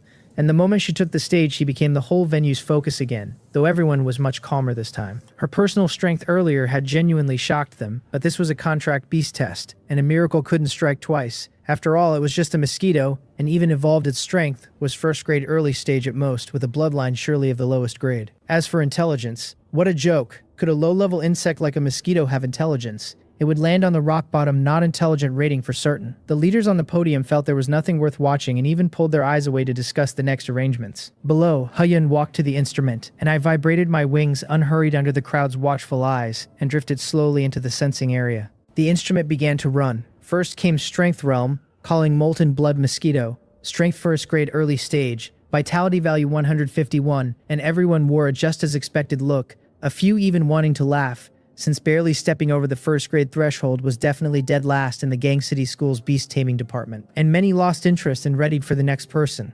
Next came Bloodline grade, calling Bloodline low-level 5-star, and that gave more than a few people pause, a mutter running through them that a low-level 5-star was actually the finest quality within low-level bloodlines, that this mutated mosquito wasn't so simple, though a pity it was still just a mosquito with a ceiling far too low. The brief surprise passed and they stopped paying attention. Then came the last item, the one with the least suspense, the intelligence test. Everyone certain the result would be non-intelligent. The principal and the others on the platform already murmuring among themselves, not taking it seriously in the least. The light on the instrument flickered into its final read, and at the very instant the result generated, the whole venue erupted in an earth-shattering exclamation. The principal, Imjinam, and the rest on the podium snapped their heads around, startled by the outcry, and one look was enough to leave every one of them dumbstruck, brains on the verge of a short circuit. On the giant electronic screen in the intelligence column sat several golden characters none of them would forget as long as they lived. Top tier 5-star. Dead silence swallowed the venue, time seeming to freeze. Every mind gone blank. Top tier intelligence. Above high grade was peak, and above peak was the legendary top tier, and across the whole Federation the intelligence rating of king-level bloodline beasts raised on endless resources by thousand-year clans topped out at top tier 2-star, with anything above 2 stars demanding an emperor-level bloodline. As for top tier 5-star, that was the wisdom possible only for imperial-level bloodline beasts, out of myth and legend. The 9 heavens divine phoenix, the primordial torch dragon, creatures that might not be born once in an age, an intelligence no lower than a human's, on par with the sages among men. And now that legendary rating had turned up on a first-grade early-stage Mosquito. Those 4 golden characters landed like 4 nuclear bombs, detonating in every mind in the arena and blowing common sense to fragments. On the podium, the principal's smile froze and he nearly dropped the thermos in his hand. The dean's eyes bulged as he rubbed them. Sure he was hallucinating, murmuring top-tier 5-star in a trembling voice, muttering that it was crazy, that no, it was the instrument that was crazy. The principal slammed the table and was first to snap back, roaring at the teacher in charge that for a test this important he was using a malfunctioning instrument, to hurry and fetch another, and his roar jolted the shell-shocked students back to their senses too. Right, the instrument had to be broken. How could a Mosquito hold top-tier 5-star intelligence? 10,000 times more ridiculous than a sow climbing a tree. They breathed out long and easy, the field's mood sliding from shock into something comic and light, a few laughing that this bug had turned a commoner into a legend. That Hyun's luck was so good even the machine was helping her show off. Even Lee Wolyo and Zhou Chongcheng let out relieved breaths, because obviously this had to be a broken machine, since how could a low-level insect possess the intelligence only legendary imperial-level beasts could have, impossible even reasoned out with your toes. Before long the staff scrambled a brand new tester onto the stage, and the principal ordered in a deep authoritative voice to test it again. In front of the instrument, Hyun stayed expressionless start to finish, glancing indifferently at me on her shoulder, but inside a storm fiercer than anyone's raged. Top tier 5-star. How was it possible, since the strongest partner she'd contracted in her past life, the Imperial level 9 Nether Candle Dragon, had burned through countless treasures and its intelligence had only reached top tier 4-star in the end? What on earth was this Mosquito, crushing her perception again and again? She sighed faintly, her heart tangled, though it was also good, a fine chance to show off and pave the road for the Dunnan No. 1 transfer assessment ahead. Looking at the new instrument, I drifted slowly back into the sensing area, feeling a bit speechless. Was this ever going to end? Was it really so hard to grasp that a Mosquito might hold the same intelligence as a human? But I didn't mind. Showing off a little more was fine, since the city lord and some high officials of Gang City were up on the platform, and only by letting them know the value of the two of us could we win more attention and a safer footing. What kind of era was this to still be playing the play the pig to eat the tiger game? Come on, rookies. Open your eyes. The whole audience's eyes locked on again, everyone craning their necks to watch this Mosquito get beaten back to its true form. The light flickered, strength and bloodline came out exactly as before without a hair's change, and everyone held their breath, staring at the last column. The light settled, and those glaring golden characters appeared again, crisp as anything on every retina, intelligence top tier 5-star. On the field, the noise that had just recovered cut off once more, and where the first time had been shock, this time it was pure creepiness. Everyone staring blankly at the result, minds falling blank again. Still the same, how could both instruments be broken? Was that kind of coincidence even possible? The tension on the rostrum peaked, the principal's face frozen over, fine cold sweat breaking on his forehead, and he slammed the table and barked at the teacher to go back to the warehouse and bring him the latest model of monster intelligence tester. He refused to believe this. But the moment he finished, a steady, powerful hand pressed onto his shoulder, and Jinam, on his feet at some point unnoticed, told Principal Wang to calm down, his gaze fixed deep on Haiyan and me, the playful look long gone, replaced by a seriousness no one had seen from him before. He turned to the Gang City Education Bureau director beside him, a man who'd said little and now wore his own uncertain shock, and told old Jang to use his universal detector. The director's expression tightened and he nodded gravely, drawing a palm-sized silver-white metal instrument of precise design from his storage ring. And the moment it appeared, the surrounding teachers showed surprise. The universal detector was one of the Federation's top technological achievements, able to accurately read a warrior's blood energy, a monster's bloodline purity, its intelligence level, and every other datum with almost no chance of error. The Federation issued it specifically to the city lord and education director of every city to keep local areas from burying true geniuses over old machines or other reasons. The ultimate authority. Jinam ordered him in a deep voice to take the instrument down and test it again, and soon the director carried the small device down from the rostrum himself and stopped in front of Hyun. I really was impressed. Was any of this necessary? I was only a little smart. Why were they all acting like they'd stumbled onto an alien? I flew off Hyun's shoulder with extreme impatience and landed on the little universal detector, which gave off a faint sound as a soft blue light swept across my body, and 1 second later, the final result stood clear on its screen. The director's pupils constricted hard as he read it, his breath catching, and he lifted his head and looked at me the way a man looks at a monster. Then he slowly turned the instrument toward the rostrum so everyone there could see it plainly. Strength first grade early stage, bloodline low grade 5-star, intelligence top tier 5-star, exactly the same as the last 2 times without any discrepancy. Now no one doubted the instrument's accuracy anymore. The facts stood right before their eyes. This mosquito really did hold the wisdom only legendary imperial level bloodline monsters could possibly possess. The whole arena fell into a long, deathly silence, and after the silence came an overwhelming uproar that no one could hold back. Voices cried that it was true, actually true, a mosquito with intelligence on par with a human. What in the world was going on? That this wasn't just a mutant anymore, that it had to be some divine species. Intelligence and bloodline were supposed to complement each other, so why had something appeared that flatly violated every rule of beast-taming studies? On the rostrum, the principal and dean stood dumbstruck, their brains still buzzing, wholly unable to process the impossible scene in front of them. Then the dean's expression changed all at once, as if a thought had struck him, and he turned sharply to the principal, lips trembling, saying in a shaky voice that he understood. And when the principal asked understood what, the dean's voice went shrill with excitement. Done in no one. The transfer application. No wonder she dared to submit it. She wasn't crazy at all. She was confident and unafraid. Those few words slammed onto the principal's head like a heavy hammer. That was right. A contract beast holding top-tier 5-star intelligence, even with a low bloodline and weak strength, carried research value beyond measure on that unique intelligence alone. If they could uncover the reason this mosquito possessed such intelligence and replicate it on other monsters, how enormous would that value be, since the whole Federation, no, the entire human beast-taming system, would enter an unprecedented revolution. Forget transferring to Dunnan number 1. With this mosquito, even if Hyun applied straight to the nation's top Hwacheong University or the Yongdae Spirit Martial Academy, their admissions offices would board a rocket overnight to fly over and snatch her. At that thought, the backs of the principal and the dean soaked through with cold sweat. Yesterday, they'd actually meant to hand Hyun over to the Gyeongchip Guild like a discarded pawn. While the principal and the dean were still trembling on the platform, City Lord Jinam shot to his feet, too excited to hold his composure any longer, and started barking orders at the guard captain and the education director standing beside him. He wanted Hyun listed as Gang City's highest level protection target that very instant, with a dedicated guard on her around the clock. When the guard captain lowered his voice and asked what to do about the Gyeongchip Guild, a sharp glint crossed the city lord's eyes. He snorted that they did not mean a damn thing, that they had better behave, and that if they dared touch a single hair on Student Go, he would personally lead a team and wipe them out. In the face of an opportunity heaven-defying enough to shake the entire Korean Federation, one small local guild was not even worth mentioning as an ant. The city lord turned to the education director, whom the school called Old Jang, and his tone went dead serious. He ordered the secrecy level of the whole matter raised to the maximum, all data sealed at once, and a detailed report written by Old Jang's own hand, then sent straight to the provincial education department. No, better yet, bypass the province entirely and report directly to the Ministry of Education, because a discovery of this magnitude was no longer something Gang City could handle. The education director and the guard captain answered as one and sprang into motion, while the principal and the dean shrank to the side and hardly dared to breathe.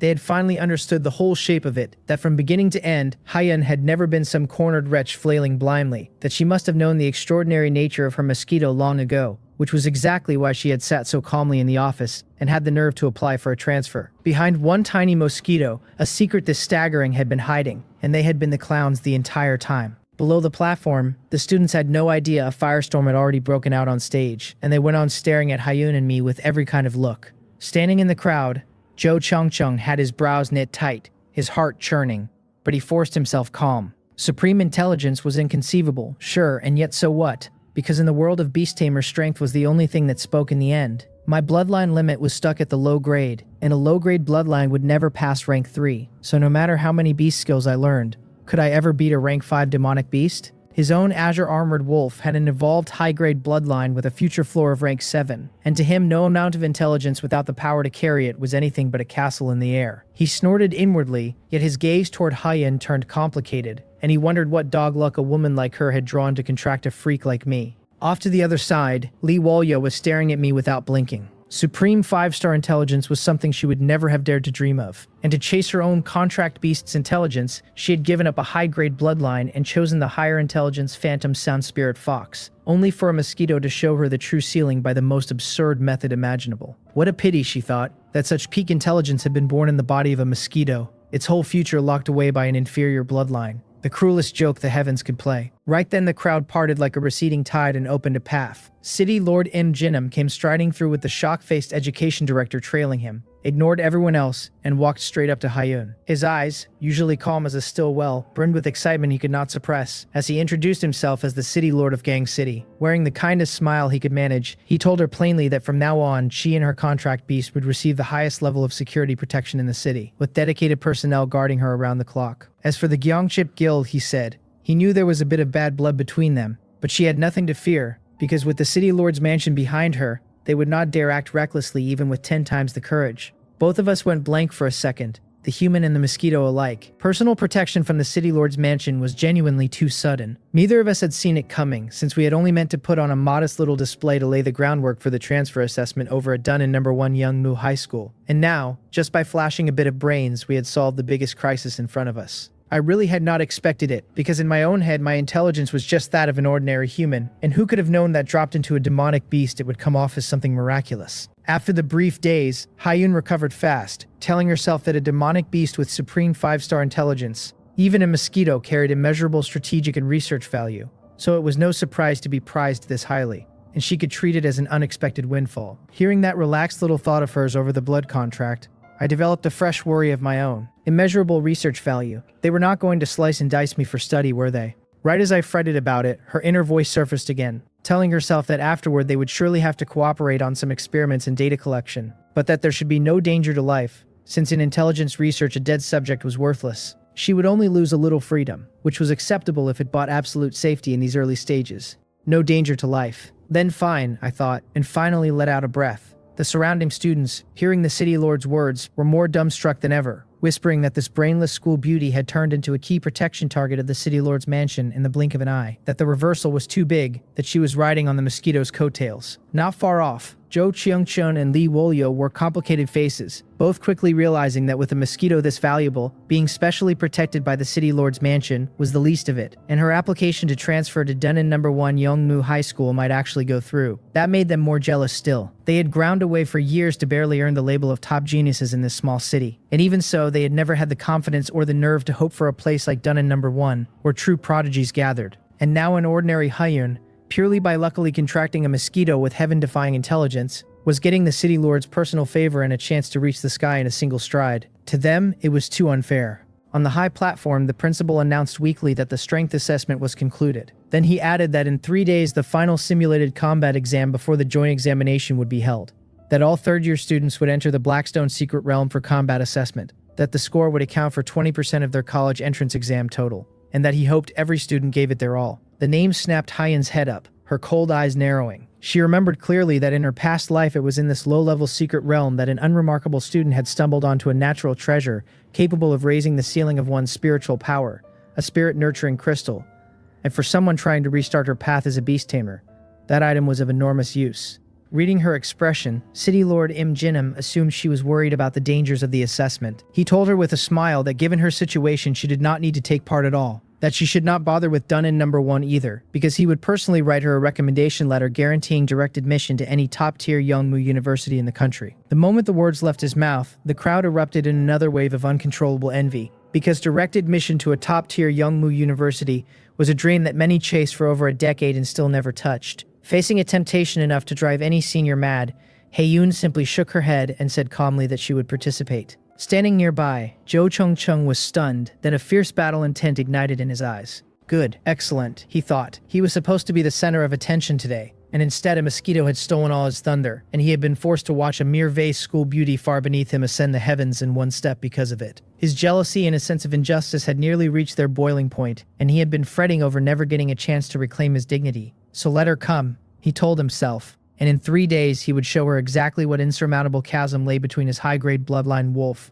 and her trash Mosquito. Lee Wolyo, meanwhile, could not fathom why Hyun would trade a guaranteed admission for such a risky combat assessment. Im Jinum was a little surprised too, but soon his face turned approving, thinking that she had privilege yet disdained to use it, that she was neither arrogant nor rash and had an excellent temperament, and sighing inwardly that if only she had contracted a normal high-grade beast, her future would have been beyond even his estimation. Now though, her life was bound to a Mosquito with heaven-defying intelligence, the road ahead looking bright but in truth only carrying her from a discarded pawn to a pampered, freedomless prize lab rat with no future. With that, the pre-joint examination testing ended completely, and being a busy man, the city lord left soon after, leaving behind several guards with strength as high as the 6th rank to protect Hyun at all times. Ignoring the various stares, Hyun prepared to take me back to the tent on the playground and keep building strength for the assessment. In 3 days at that moment, the principal and the dean came jogging over, their faces plastered with smiles utterly unlike yesterday's, smiles you could only call fawning. The principal wrung his hands and moaned about the mess, saying that yesterday they had been muddled, had not looked into the situation, had wronged her, and that on the school's behalf he solemnly apologized.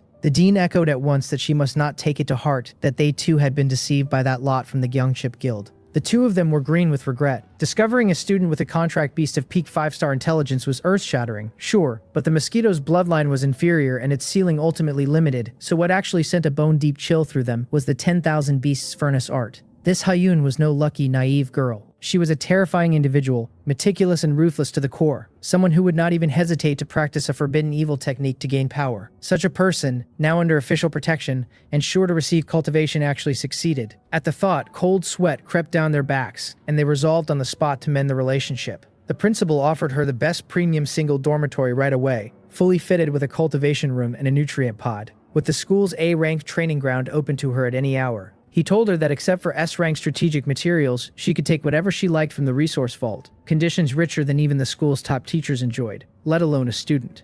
Facing this sudden goodwill, Hyun only gave them a faint glance, her cold eyes without a single ripple, because she knew precisely what these two old foxes feared. She told them there was no need. Her voice was not loud, but it landed like a bucket of ice water over both their hearts. She said she would not withdraw the transfer application to Dunnan No. 1 Youngmu High School, and that she did not wish to apply for a Youngmu University as a student of Gang City Youngmu High School, because they did not deserve it. Their faces froze on the spot, the words a heartless slap across both cheeks, and inwardly, they knew the grudge was now set in stone. Perched on her shoulder, I nearly burst out laughing right there. Serves them right, I thought, selling us out so eagerly yesterday and crying regret today too late now. As expected of the Empress, she really did have a spine. A few hours later, inside a lavishly decorated office at the Gyeongchip Guild headquarters, Nang Yan stared at the detailed report her subordinates had just sent back, disbelief filling her cold, pretty face. The city lord had ordered a news blackout, but there had been too many people at the martial arts arena for it to be fully smothered so fast. And as one of the local powers, the Gyeongchip Guild's information network was too good to miss an event this large. She murmured the words peak 5-star intelligence to herself, her knuckles whitening on the report, murmured that the city lord's mansion had intervened personally and granted the highest protection, then slammed her fist onto the table and left a clear print dented into the hard alloy surface.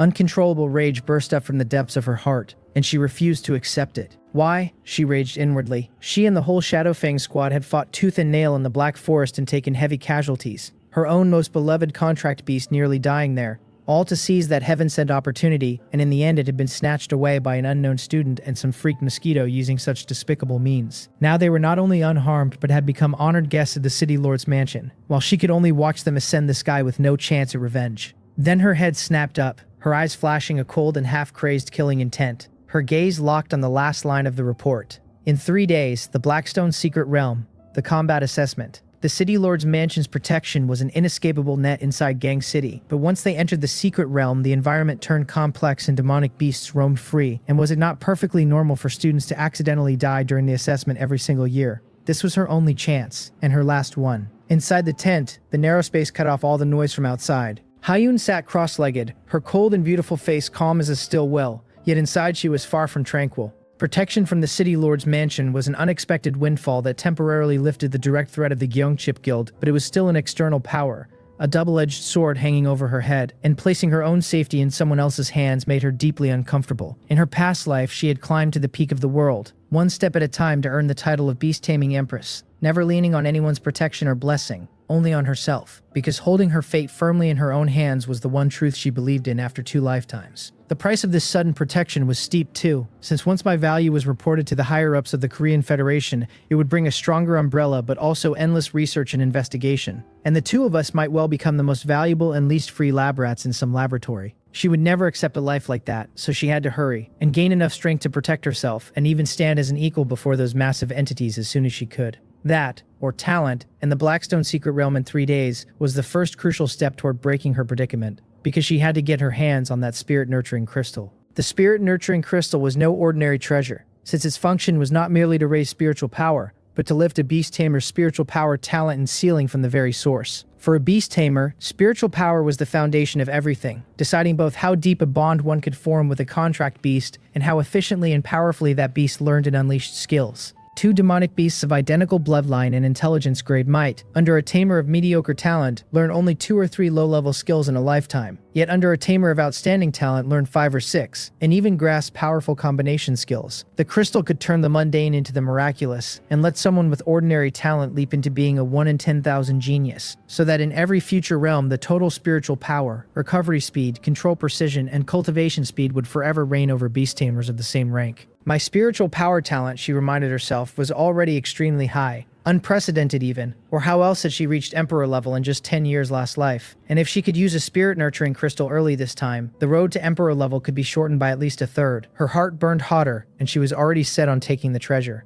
The odd part, she reflected, was that the Blackstone secret realm was one of the lowest level realms around Gang City, where by rights a treasure of the crystal's caliber could never be born. And the only explanation she had landed on last life was the instability of the realm itself. Secret realms were fragments of extra-dimensional spaces overlapping this world, drifting endlessly through the void, and once in a rare while a low-level realm would brush against a high-level one and let a little dust from the higher world fall in. The crystal was most likely one such speck, negligible to a high world but an ultimate treasure to a low one, an opportunity you could seek but never easily find, gone forever the moment it was missed. So in these 3 days she meant to raise her strength as much as possible, because the stronger she was, the better her odds of seizing the chance. Her gaze turned iron hard, and she drew a deep breath, then took the dead azure flame-flying lion cub's corpse out of her beast-taming bag. Dinner time, I thought, the instant that familiar, alluring scent of high-level bloodline reached me, my eyes lighting up. I had not sucked a drop all morning, and I was so hungry my stomach was sticking to my back. So without a word I turned into a dark red afterimage, and pounced straight onto it. Hayun just watched, wondering to herself why this mosquito always acted like a starving ghost reincarnated. Whether I could suck a little less, since these were all her cultivation resources. Her eye twitched with heartache, but she did not stop me,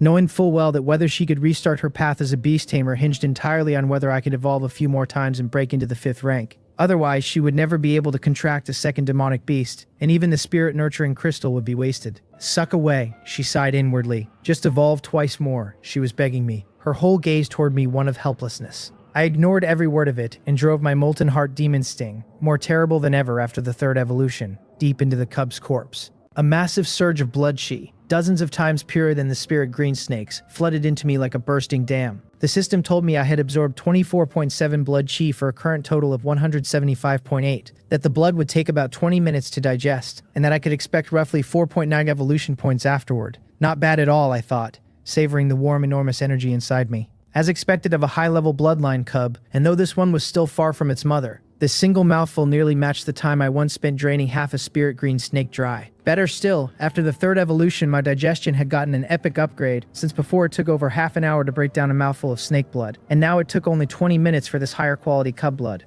I flew back to Hyen's shoulder in contentment, and while the digestion ran, started doing the math. These 2 cub corpses would not last long, and at my current sucking pace I figured I could dry them out in 2 days at most, with the Empress needing to absorb them too, which should net me 200 or 300 points of blood chi. On top of that, inside my molten insect hive I still had over 1,000 mobile blood bottles stored away, each one packed with the blood of the 8th rank lioness. Those little brothers of mine could not carry much apiece, but there was strength in numbers, and 1,000 of them combined came out to about half a mineral water bottle. Squeeze all that stock dry too, and adding another 100 or so points of blood chi should be no trouble at all. My total blood chi was 175.8, and I still needed over 320 more to reach the 500 required for the next evolution, which meant there really was hope of gathering enough for the 4th evolution within 3 days. I rubbed my forelegs together, delighted, my evolution efficiency simply outrageous, and at this rate becoming a creature with an imperial level bloodline was only a matter of time. Still waiting on the digestion, I checked my panel and my eyes stopped at the skill bar, where a new grayed out locked skill sat at the bottom of the list. The system named it Molten Armor, an active skill that could condense a layer of flowing molten armor from azure flame power across my body, sharply raising my physical and fire resistance while burning anything in close contact, and it would cost 15 evolution points to unlock. A new skill I had not even noticed before, and my eyes lit up, because this one was both offensive and defensive, and most crucial of all, it fixed my defense, the weakest point a mosquito body had among its own rank. Unlock it and I would patch my single biggest flaw, turning into a proper all-rounder who could fly, brawl up close, strike from range, summon minions, and now hold a line too.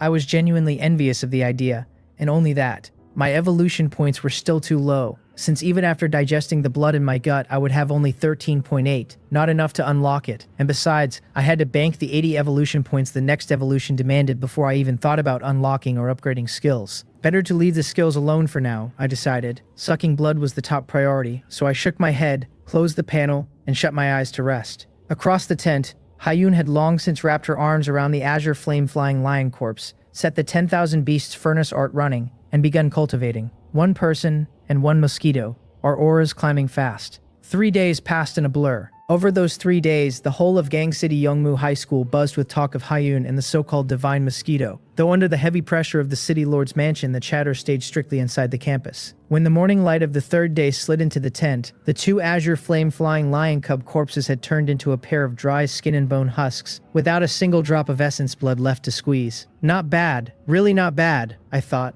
feeling the towering blood she inside me. 3 days of frantic feeding had changed my look even more sharply, the dark red cracks along my carapace glowing brighter as if real magma flowed beneath them, and when my wings vibrated they already stirred visible rings of heat-warped air. I opened the panel to check the harvest, and it told me my blood chi stood at 456.6 first grade peak, with 67.1 evolution points. Just a little short, damn it. The exciting part was that I was one step from the 500 blood chi and 80 evolution points the fourth evolution needed. The depressing part was that I had figured the two cub corpses plus the mother lion's essence blood would break me through. And instead, across 3 whole days, I had pulled in only over 280 points. And it was all this beast-taming empress's fault, because she had sucked even more than I had. Too ruthless, not yielding a scrap to her own contract beast. What a shame my molten heart demon sting did too much damage, I thought, or I would have secretly nipped 2 mouthfuls out of her to cover the shortfall. And I sighed and dropped the argument, figuring I would just have to find some big blood bags in the secret realm to top off. Hyun, consolidating her cultivation, felt the strong resentment rolling in from the far end of the blood contract, and could only feel a little helpless herself. She had genuinely gone easy on the mosquito and meant to leave half the essence blood for me, but there was nothing to be done. Just the night before she had hit a bottleneck, one step from first grade peak, and under the crush of all that essence blood energy, she had not been able to help absorbing a bit more. She had broken through, in other words, and stood at first grade peak now, and with her combat experience and skills as a former beast-taming empress, her current strength was enough to fight across ranks against first grade early stage warriors, which made her, without question, the strongest student in the entire school. Less than a week after rebirth, she had climbed from first grade early stage to first grade peak, and she felt quietly proud, this being the gold content of an empress. Then she reached out through the blood contract to feel my aura, and her whole composure cracked because this guy's aura had somehow reached first grade peak too. She was honestly dumbfounded. She had leaned on 2 lifetimes of experience in a forbidden evil art, cultivating like her life depended on it, to barely scrape into this realm in 3 days, while I had done nothing but lie there sucking and sleeping, and kept pace with her exactly. It flat out overturned her whole understanding of the word cultivation, and the speed of this freak's growth sent even a reborn empress a shiver of fear. What an outrageous creature, she sighed, turning her head, her gaze landing on the other corner of the tent. There, the one surviving azure flame-flying lion cub had grown a full circle since birth, nearly the size of an adult Maine Coon, fast asleep on a soft animal skin mat. These 3 days had finally taught Hyun the hardship of motherhood, since to feed the little thing she had burned nearly all the money she earned off the Ironhide pig on the priciest monster meat takeout every day, which honestly made me jealous. What tired her most, though, was that the little guy was not the least bit close to her, its keeper. Just then the cub seemed to wake, opening its sleepy eyes and spotting me parked on the ground not far off, and it scrambled up at once and stumbled over on unsteady legs. Then it started shoving its fluffy big head against me in a frenzy of intimate, insistent, childlike nuzzling, rolling and pressing itself against me on the floor. Not again, my temper flared, because this little pest had annoyed me half to death these past few days.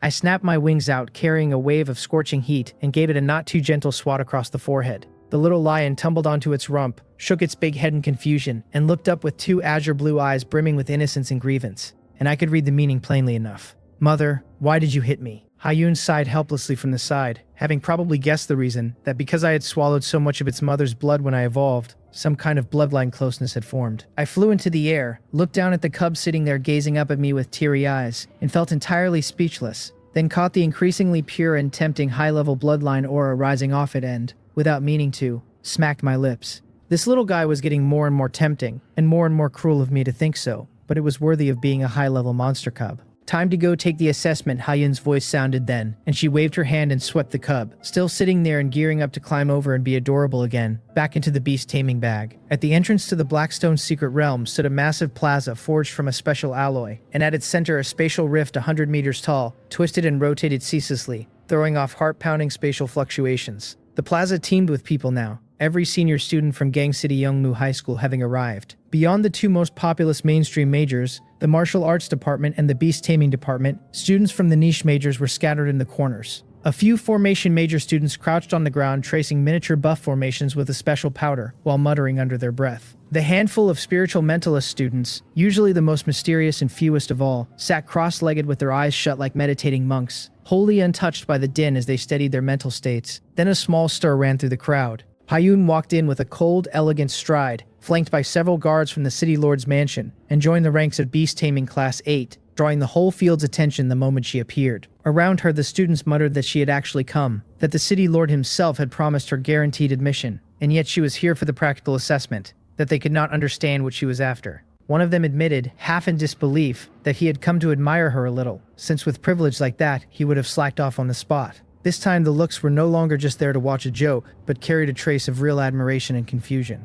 In the Class 1 ranks, Lee Wolyo's gaze was equally tangled, unable to grasp the choice yet forced to admit the mental fortitude was extraordinary, though in her view a first-grade late-stage martial artist like Hayun might scrape a top 20 rank and pose no threat to her, so there was no need to pay her much mind. On the other side, Zhou Shangqiang narrowed his eyes, a hint of admiration surfacing despite himself. So she had really come, he thought. Then fine, the spotlight torn from him 3 days ago could be taken back from her whole. He would use absolute strength to seize first place in this assessment, not only to reclaim the light but to prove to everyone that he could reach a first-rate Youngmu University without luck or privilege. He simply could not stand people who rose to the sky in a single stroke of fortune. It was too unfair, and he gritted his teeth in secret, his gaze sweeping to Hayun's shoulder. When he saw my hideous form, his brow furrowed slightly, and he wondered if it was an illusion, because my aura seemed a touch stronger than 3 days ago. Which was impossible, right? He shook the thought off fast, telling himself it was a joke, that 3 days back I was only first grade early stage, and only a few days had passed. His own azure armored wolf had taken a whole year in his first year of high school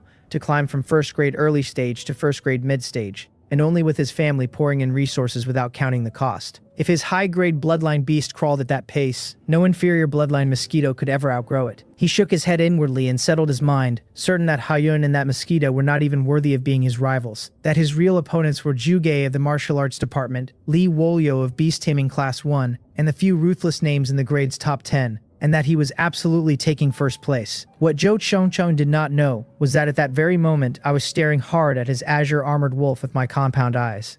A high-grade bloodline. I could feel that rich, pure vitality clearly through blood food tracking even from a distance, and while it was a shade below the azure flame-flying lion, it was still high-grade and no cub, so its vitality ran denser, and the longer I looked, the more my mouth watered. At my current sucking rate, one big bite of that wolf might let me gather 500 vitality points and step straight into second grade early stage. Should I just rush over and take a bite right now, the impulse surging up in me? But right as I thought it, Hayun seemed to sense something, and her cold voice rang in my mind through the blood contract just in time, telling me not to be reckless, that if I made a move before the assessment began, I would be disqualified on the spot. That once we entered the realm, the only rule was that everyone was responsible for their own life and death, and that then I could suck all I wanted. I could only reluctantly swallow the craving, telling myself to hold on a bit longer, and settled back down, though my compound eyes kept crawling over the azure armored wolf with ill intent, hunting for the best spot to bite. Having calmed her restless mosquito, Hayun let her gaze drift up to the rostrum at the plaza's highest point, and one look made her cold eyes narrow. Besides familiar faces like the principal and city lord and Jinnum, several unfamiliar figures had appeared, steady of bearing and carrying a faint aura of authority, some even in provincial government uniforms, clearly leaders from the provincial capital. That did not surprise her, since the discovery of the divine mosquito was more than enough to pull the provincial higher-ups in. What did concern her was that in one corner of the rostrum the chairman of the Kyonchip Guild sat, and beside him Nang Yeon, brimming with killing intent, aimed straight at her. Why would they come? Vigilance rising in her at once. She wondered whether they meant to use the assessment as cover for revenge, but the rules barred all outsiders from entering the realm, and with the provincial leaders present, they would not dare openly defy them. So what were they here for? Just watching. Her brow twitched faintly, since in her past life memories, this assessment had never drawn a lineup this grand, and it seemed her rebirth had already set off a real butterfly effect. Forget it, she told herself. If she could not figure it out, she would not chew on it, and her heart settled, because no matter what they wanted, as long as they could not enter the realm, no one could threaten her where only candidates were allowed. At first grade peak with combat power near second grade early stage, plus a Mosquito also at first grade peak, she could sweep the whole examination field. Then a middle-aged man on the rostrum who looked like a provincial leader rose, his imposing gaze crossing the field. His voice carried to every student's ears through the amplifiers as he called for silence, and the noisy plaza fell instantly quiet. He announced that the Blackstone secret realm was about to open, that the assessment was officially beginning, and that all candidates should enter in batches by class order. At the leader's word, ripples visible to the naked eye shimmered across the twisted portal, and the students began filing in by class. On the rostrum, Jang Sung-yeop, the director of the provincial education department, kept his eyes fixed the whole time on that dark red mosquito on Ha-yun's shoulder. He had made a special trip from the provincial capital just to see the mosquito with supreme 5-star intelligence for himself. Since 3 days back, when the urgent encrypted report from Gang City had landed on his desk, his first reaction had been that it was absurd, that not even myths dared write a mosquito with supreme 5-star intelligence. But once he saw the images and data the universal detector had recorded, he could not sit still, and the report had thrown the provincial high-ups into an uproar, the entire beast-taming research department in turmoil over it. One faction called it a world-shaking discovery capable of changing the future of the human race, arguing that if the secret of this intelligence could be cracked and applied, the whole human beast-tamer system would undergo an epic revolution. The other faction stayed conservative, holding it a likely unrepeatable 1 in a trillion genetic mutation of limited research value, not worth heavy investment. Because of that debate, Jang Sung-yeop had been dispatched in person to verify the situation and put the divine mosquito and its tamer through a practical assessment. Watching Ha-yun walk alone into the realm, he finally lifted his gaze off the tiny mosquito and remarked that her personality really was quite solitary. More than solitary, City Lord Im Jinam said beside him with a bitter smile, calling her not only terrifyingly proud to the core but also stubborn beyond reason, and adding, lowering his voice, that she had actually cultivated that kind of evil art that harmed others and herself alike. At the word evil art, Jang Sung-yeop's brow snapped into a knot, and he said quietly that the 10,000 Beasts furnace art had been listed a taboo by the Federation's high-ups over 100 years ago, and banned ever since. A mere high school student getting hold of it was alarming, since she might have brushed up against some shady cult, so he ordered City Lord Im and Principal Wang to investigate the matter thoroughly. Im Jinnam nodded gravely and promised they would. Hearing it, the principal and the dean went cold and hurried to scribble in their notebooks, agreeing that the director was right and they would surely look into it. The director gave a small nod, then changed the subject to the question of the assessment's first place. The two bootlickers nodded frantically and kept writing, blurting that of course an assessment must have a first place, and the leader had put it so well, until Jang Sung-yeop glanced at them speechlessly and waved them off, telling them to stop writing. He cleared his throat and told the city lord and the other leaders that since he had come this year, he could hardly come for nothing. Out of his own pocket, he announced he would personally reward the winner of the practical assessment with a cultivation resource worth up to 200,000 of their own choosing, and the surrounding teachers praised his generosity as the mood on the rostrum grew livelier. They wondered aloud who this year's first place would be, one betting there was an 80% chance it went to Zhou Gei of the martial arts department or Zhou Chongqian of the beast taming department, the strongest of the few first-grade peak examinees. Another argued not necessarily, pointing to top students in the niche majors, like Jin Peng of Spiritual Mentalist Class 1, whose strength had already reached first-grade late stage. Someone agreed the boy had a real chance, since a spiritual mentalist's methods were strange and unpredictable, and could fight above their level, and someone else noted that the difficulty and danger of that path kept it from going mainstream, but in raw combat power it was genuinely terrifying. Then the talk turned to Ha-yun, one asking what rank she would land, calling her a first-grade late-stage martial artist who was not weak. Another replied she was probably a lock for the top 20, but might struggle into the top 15 since she could only rely on herself and the Mosquito was first-grade early stage, basically useless. On the other end of the rostrum, watching the rows of high-ranking provincial leaders, the president of the Gyeongchip Guild grew steadily more nervous, nearly breaking into a cold sweat. He used spiritual power transmission to call out to Nang Yan at his side, demanding the truth about whether she was really here only to observe. He warned her not to dare do anything reckless with the provincial leaders all watching, since Ha-yun was a treasure in their eyes now and any trouble would finish the entire guild. His heart trembled with fear because Nang Yan had insisted on coming to watch, and as a major local power they of course had the right. But how could he feel easy letting her come alone? not knowing whether hatred had blinded her into a plan to strike at Hyun. Facing his nervous warning, Nang Yeon only sat there calmly and answered, also by transmission, that she knew what she was doing. Her face showed no ripple, but deep in her cold eyes a flicker of grim killing intent passed, unseen by anyone. She would not, of course, do it herself. Over the past 3 days, she had already reached out through various middlemen to several students ranked in the grade's top 20. Ones from poor families but with decent strength, and promised them a large sum to accidentally kill Hyun during this realm assessment. She knew perfectly well that if Hyun died in the realm she would be the prime suspect, but so what, since the students doing the killing for money had no idea she was the mastermind.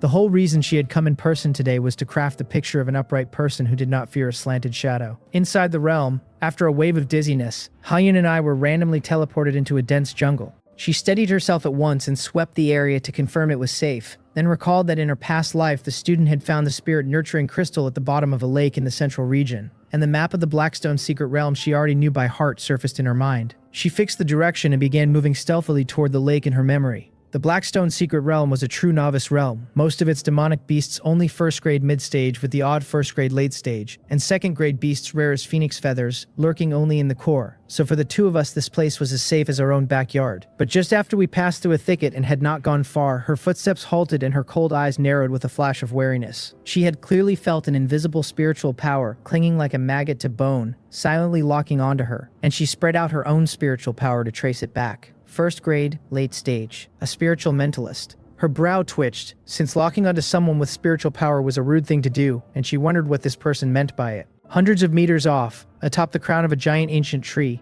a gaunt young man sat cross-legged, a faint glow flickering between his brows, the mark of spiritual power taking tangible form. He was Jin Peng, the finest spiritual mentalist of this generation at the school, and a hint of surprise crossed his face at being discovered. She had detected his spiritual lock and even traced it back, and her spiritual power was actually first grade mid-stage, none of which he had expected. Was Hyun not just a pretty school beauty with decent martial strength who, but for the luck of contracting that absurd mosquito, would have amounted to nothing this life? He had never thought she had a hidden card like this. But what of it, he told himself, only mildly surprised because she was a beast tamer. And however strong her spiritual power had only served to assist her contract beast, while he was a spiritual mentalist specializing in spiritual killing. A first-grade late-stage spiritual mentalist launching a sneak attack was confident of inflicting heavy losses even on a second-grade martial artist, let alone her, and he was sure he had 100 ways to kill this pretty school beauty with ease. His lips curved, a stir of excitement rising, since he had not expected such luck as running into his target the instant he entered. Kill her, and the 3 million final payment the mysterious person had promised was his.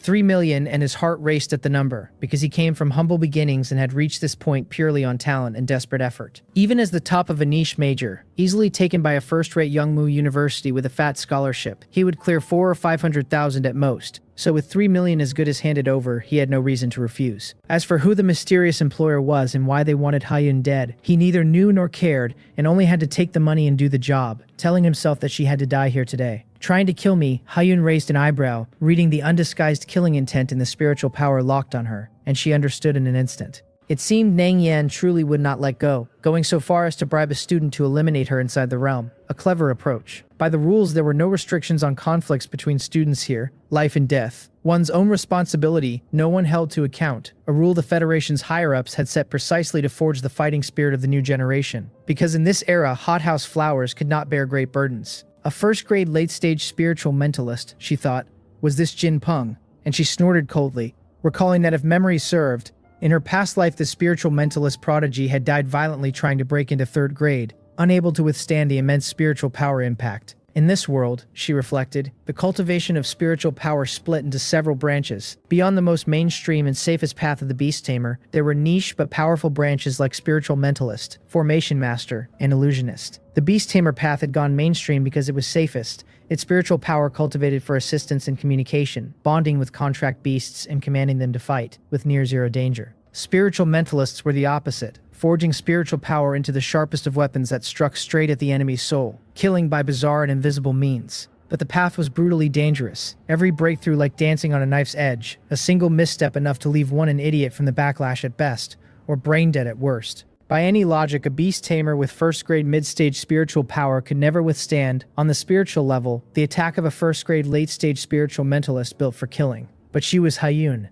Just then a sharp, sinister spiritual power, like a poisoned steel needle, silently drove toward her sea of consciousness. It was Spiritual Spike, the most basic and common attack a spiritual mentalist used, and against any other student, even a genius like Zhou Chengchun, that sudden strike would have brought an instant splitting headache and left them reeling. Haiyun did not so much as frown. The moment the spike neared her sea of consciousness, an invisible barrier woven of spiritual power, rippling like water, quietly rose across its surface. The heart-guard wall of the Taihio contemplation art. A crisp sound only she could hear rang in her mind, and the formidable spike meeting the wall melted away like ice and snow into nothing. "Is that all?" she murmured, her face expressionless, and mocked it aloud, asking whether he had not eaten enough. I looked up, thoroughly baffled, wondering why she had frozen in place out of nowhere, and now stood there muttering. Since she knew I had not eaten, so why was she not off finding me demon beasts to suck instead of trying to starve us both? My spiritual power was so close to an ordinary human's that I had no idea the Empress had already joined battle. Far away, Jin Peng suddenly shuddered, his face draining several shades paler. How could this be? Disbelief flooding him, because his spiritual attack had been blocked, and so easily like a clay ox walking into the sea, unable to raise a single ripple. This woman had cultivated a specialized spiritual power defense art too, his eyes filling with doubt, though he steadied himself fast, telling himself that a defensive art meant nothing when her total spiritual power was only first grade mid-stage, far below his own, and refusing to believe she could defend forever. Wear her down without pause, he decided, and once her spiritual power ran dry it would be her death. He hesitated no longer, his eyes narrowing as even greater spiritual power surged out in wave after wave of relentless attacks pounding at her. Haiyun stood unmoving and let the storm of spiritual attacks break against her heart guard wall without stirring a ripple. The Taihio contemplation art was the top spiritual power method in this world, perhaps unrivaled, and its companion defense, the heart guard wall, was naturally top among the top. Even at first grade mid-stage spiritual power, it could shrug off most spiritual attacks below third grade. So it was no exaggeration to say she felt absolutely nothing from Jin Peng's flood. Yet her brows gradually drew together, and a trace of impatience surfaced, because while the attacks could not hurt her, the feeling was like a mosquito buzzing endlessly at her ear. Not a threat, but a genuine irritation. She could also tell the source of his spiritual power kept shifting, meaning he intended to hide his exact position while grinding her down. And with only first-grade mid-stage spiritual power, it was genuinely awkward to pin an ever-moving first-grade late-stage spiritual mentalist while defending at the same time. She finally cursed softly, calling him an annoying mosquito, and I could only stare. "Girl, are you serious?" I thought, thoroughly bewildered. First freezing in place and now cursing at random. So she had to explain over the blood contract that she had not been cursing me, that a spiritual mentalist had targeted her and kept attacking while she could not pin his location. She paused, then seemed to think of something and looked at me on her shoulder, asking whether I did not have a scouting ability, whether I could help her sense the surrounding forest, and see if someone was hiding in it. A first-grade late-stage spiritual mentalist coverage would reach 500 or 600 meters at most, and with the scouting I had shown back in the Black Forest, she reasoned, I should be able to find him. Why on earth had she not said so earlier, was my first thought. My blood food tracking had locked onto a target giving off human blood and chi from the very start. A target bouncing up and down in the woods hundreds of meters away like a monkey, doing who knew what. I had not paid it much mind at first, taking it for some unlucky student being chased by a demon beast, but now it clicked that this was most likely the spiritual mentalist the Empress meant. With a thought, I sent the monkey's location and movement trajectory straight to Haiyun over the blood contract with a simple mental wave, and her eyes lit up, understanding my meaning in an instant. Found you. A cold flash of killing intent crossing her eyes, and she no longer hesitated, the ground beneath her feet cracking violently as she shot out like a cannonball, all her blood and ki power erupting without restraint as she charged in the direction I had marked. Hundreds of meters off, Jin Peng, perched on another tree readying his next mental attack, was abruptly wrapped in a fierce sense of crisis. In his spiritual perception, Haiyun, who had been standing still, was now a leopard let out of its cage, bursting with incredible speed and tearing straight at him. His pupils shrank, his heart flooding with terror, and he turned to flee without even time to think. But he was a spiritual mentalist. All his talent and energy poured into spiritual power, his physique no different from an ordinary person's, and his speed against a first-grade peak martial artist erupting with full blood and chi was a casual stroll. In 2 breaths she had caught him, the wind off her fist already stinging his back, and he turned his head in horror, opening his mouth to say something, only to see a fair fist swelling to fill his terrified vision. A dull thud, and Jin Peng never got a chance to scream, sent flying like a broken kite to slam into another great tree and slide to the ground. Alive or dead, unknown. Haiyun landed slowly, looking coldly at the youth foaming at the mouth and out cold. A one-shot kill I could not help remarking, as expected of a spiritual mentalist. A true glass cannon. I had probably guessed by then that this was Nang Yeon's flavor of revenge, since with no grudge between us, why would anyone target us the second we entered the realm? What a pity, I thought, that a spiritual mentalist would not carry many blood chi points even drained dry. And I felt a little let down, since a first-grade peak martial artist would have given a dozen points a suck, and this low-quality blood bag was hardly worth the effort. But just as I was about to urge the Empress to hurry and finish him so we could run without wasting time here, my gaze fell on the center of Jinpeng's forehead. There, a wisp of almost imperceptible starlight-like light was slowly dissipating, the materialized spiritual power he had not had time to withdraw after his casting was cut off. For some reason, the instant I saw that wisp, I felt a strange pang of hunger, as if I were craving it. I was stunned, and reflexively activated blood food tracking, only to find not a single trace of blood and chi in that light. Yet the temptation was real, no less than the blood of a high-level bloodline demon beast. What was the deal with this, I wondered? Could this thing be sucked too? A bit bewildered, since my system was supposed to be a get stronger by sucking blood system, so surely it could not let me suck spiritual power as well. The system offered nothing useful beyond the sense that it did not look dangerous anyway, so I might as well try sucking it. Just as Hyun hesitated over whether to wake Jinpeng for interrogation, she felt her shoulder lighten and turned in surprise to see the mosquito flying straight for him on the ground. Her delicate brows knit, wondering when my appetite had gotten so undiscerning that trash blood like this drew my interest. But in the next second she saw a scene she would never forget. I did not go for the blood at his neck. Instead, I hovered before his face, aimed my crimson molten heart demon sting at the center of his forehead, and without hesitation drove it in. Hyun could only wonder what I was doing. In my own mind, a stream of brand new system notifications rang out in a frenzy, telling me high-purity spiritual energy had been detected and absorption was beginning, then feeding me a run of gains, then summing that I had absorbed a total of 9.8 points of spiritual power for a current total of 31.6. It really works, holy relief and delight both, and feeling the coolness spread through my mind and experience far more refreshing than sucking blood, I had hit the jackpot. My biggest weakness had always been that my spiritual power grew too slowly to keep pace with the explosive growth of my blood and chi. When the Empress was under mental attack just now, I had noticed nothing. So if that Jinpeng had turned his mind on me instead, I would have been finished. A shortcoming that was flat out fatal at times.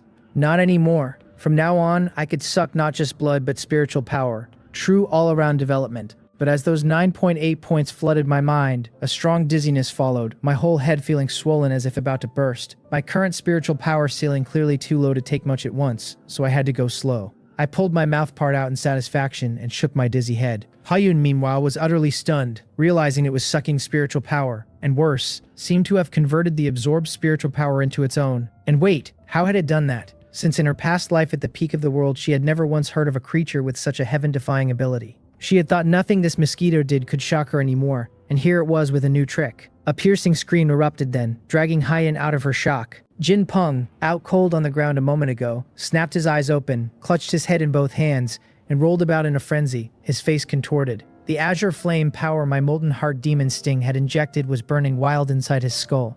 A pain thousands, even tens of thousands of times worse than any physical torture. Did your brain burn out? I gloated, not having expected that the first living thing I tried my new mouth part on would be a human's brain. Hyun watched his misery coldly, without a scrap of pity, since anyone who dared aim murderous intent at her had to be ready for the consequences. And looking at him now, his brain and sea of consciousness burned to mush. She figured interrogation was pointless, that he likely did not even know who he was anymore. Forget it, she thought. Even asking would yield nothing, and if Naeng Yan had any brains, she would never have contacted Jinpeng in person. So she shook her head and slowly raised a hand to end this pitiful yet hateful fellow with a single palm. I begged her to wait and hold off, growing anxious, still perched on her shoulder digesting that huge wave of mental energy, and I hurriedly pushed a strong intent through the blood contract to stop her. This was my spiritual power blood bag, and killing him like this was far too wasteful, since once I finished digesting this wave in my head, I meant to suck a few more mouthfuls out of him no matter what. Her movement paused, and feeling my strong intent packed with frugality, she could only be a little speechless, then calmly explained over the blood contract that keeping him was useless, that he had already been nearly sucked dry by me. If she was not mistaken, she told me what I had consumed just now was his materialized spiritual power. Generally, only beast tamers above the 5th grade could condense a tiny portion of their spiritual power into physical form, which was extremely difficult. And though a spiritual mentalist could reach it earlier through special methods, the amount was still small. This Jinpeng was only 1st grade late stage, so the spiritual power he had condensed into substance was at most that little bit, and I had already swallowed nearly all of it in one go. While as for the remaining invisible spiritual power, she suspected I could not consume it at all. Her reasoning was simple, that if I could suck invisible spiritual power too, I would have lunged forward long ago while she was cultivating hers, since with my personality there was no way I would have held back until now. Is that so? And I was suddenly a little disappointed. What a pity. I genuinely could not touch invisible spiritual power, the stuff not even tempting my appetite, or I would have taken a bite out of the Empress's forehead ages ago. I looked at the dying Jinpeng, breathing out more than in, and clicked my tongue with regret. Though after this discovery, my future menu had gained a whole new main course, since from now on I would hunt not only powerful demon beasts for blood, but spiritual mentalists for brains. As for beast tamers above the 5th grade, better to forget that for now, since with my current strength, provoking a big shot of that tier would be pure suicide. Then a flash of inspiration struck, and I thought of something crucial: the spirit nurturing crystal. Was the Empress's whole goal in this assessment not that heavenly treasure, the spirit nurturing crystal? And you could tell by the name it was a supreme treasure for enhancing spiritual power. And being a crystal, it had to have a physical form. So could I suck it too? And though it sounded a bit hard, if it were ground into powder I should be able to. And the more I turned it over, the more excited I got. Before, I had felt no interest in the crystal at all, since it was useless to me and I would rather spend the time finding more demon beasts to drain. But now it was a different story, because if I could suck this thing too, then I would simply take off. "Let us go," Hyun said, seeing I had no more objections, and she wasted no more time striking Jin Peng's crown with her palm to end his suffering for good, then turning to press on stealthily toward the central region.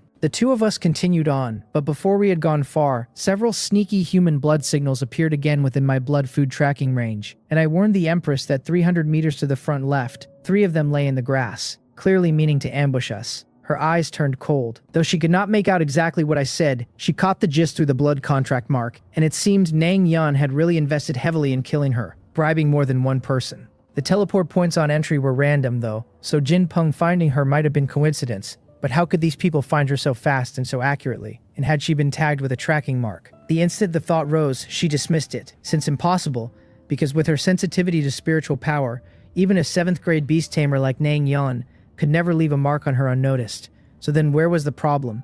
Forget it. Kill them first and think later. And her figure flickered and vanished from the spot like a ghost. A moment later, several short, sharp screams came from the grass. Then silence, since they were only a few first-grade late-stage martial artists. All top 20 students in the grade, but weak as kittens before her current self. Hyun walked over to the 3 still warm corpses and searched them carefully, and taking the chance, I slowly took flight and headed for them too. A martial artist's blood was a bit poor in quality, but even a mosquito's legs are meat, so without a word I dove onto one of the corpses and drove my mouthpart deep in. The system logged 2.2 blood chi from the first, 2.9 from the second, and 2.5 from the last. It summed a total of 8.6 absorbed for a current blood chi of 465.2, with an estimated 1.8 evolution points after digestion for a projected total of 68.9. Better than nothing, I sighed. Human blood really being no good. And I still had to find demon beasts to suck, hoping this realm trip could finally trigger my 4th evolution.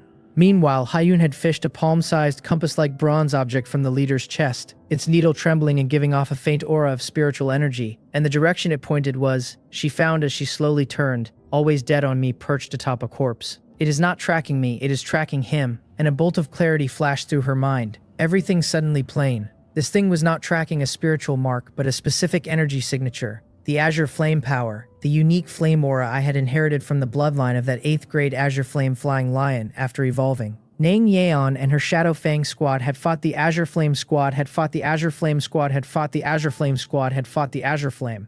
She really does have some tricks, Hyun snorted coldly, wondering whether Nang Yeon thought knowing our location would make it easy to take us down, and to her these were a bunch of trash here only to deliver their heads. Damn, they were treating me like a beacon, I noted, speechless. After dealing with those flies, the two of us pushed on, and along the way we ran into 2 more waves of ambush in succession. Against my cheat-like perception and Hyun's merciless killing, though, these students, blinded by greed, stood no chance, not even raising a ripple before becoming wandering souls in this realm, and in the process they contributed 2 more tracking artifacts to her. After counter-killing 3 straight waves of assassins, the path ahead finally went quiet, and in under half an hour we had crossed most of the outer region and reached the heart of the realm. The terrain here was nothing like the dense jungle of the periphery, transforming into a vast wetland formed by dozens of interconnected lakes of every size, mist swirling into a dreamlike haze, the air laced with an even more dangerous aura. "It should be around here," Hyun said, stopping behind a hidden rock, her gaze sweeping the unbroken stretch of water, since in her past life she had only known the student found the crystal in the Central Lake District. Not which lake exactly. It did not matter though. She sat cross-legged, her hands forming a profound seal before her chest, as her mind sank into her sea of consciousness and began circulating an auxiliary secret technique made for finding heavenly treasures, the resonant spirit-seeking art. At her current first-grade mid-stage spiritual power, The technique was enough to sense the rough location of every treasure carrying special energy fluctuations within a 2-kilometer radius. And as it circulated, her spiritual power spread out fast in all directions like an invisible spider's web. Soon, in her perception, a faint but wholly and pure point of light lit up about a kilometer to the southeast. Found it, and she snapped her eyes open, a fiery light blazing in her cold pupils, then rose without the slightest hesitation and sped toward it. A minute later, the two of us arrived before a medium-sized lake, but the scene there made her brows knit at once. By the lakeside, 7 or 8 students in identical uniforms were gathered, focused intently on tinkering with something, and at their feet the prototype of a fiendishly complex formation over 10 meters across had already been traced onto the ground in a special silver powder. Formation masters from the Formation Major, her eyes narrowing slightly. Formation masters were another branch of the spiritual power system. Unlike both the support of beast tamers and the slaughter of spiritual mentalists, their core lying in borrowing momentum, since by laying out profound formations they could channel the energy of heaven and earth and manipulate its rules to erupt with terrifying power far beyond their own grade.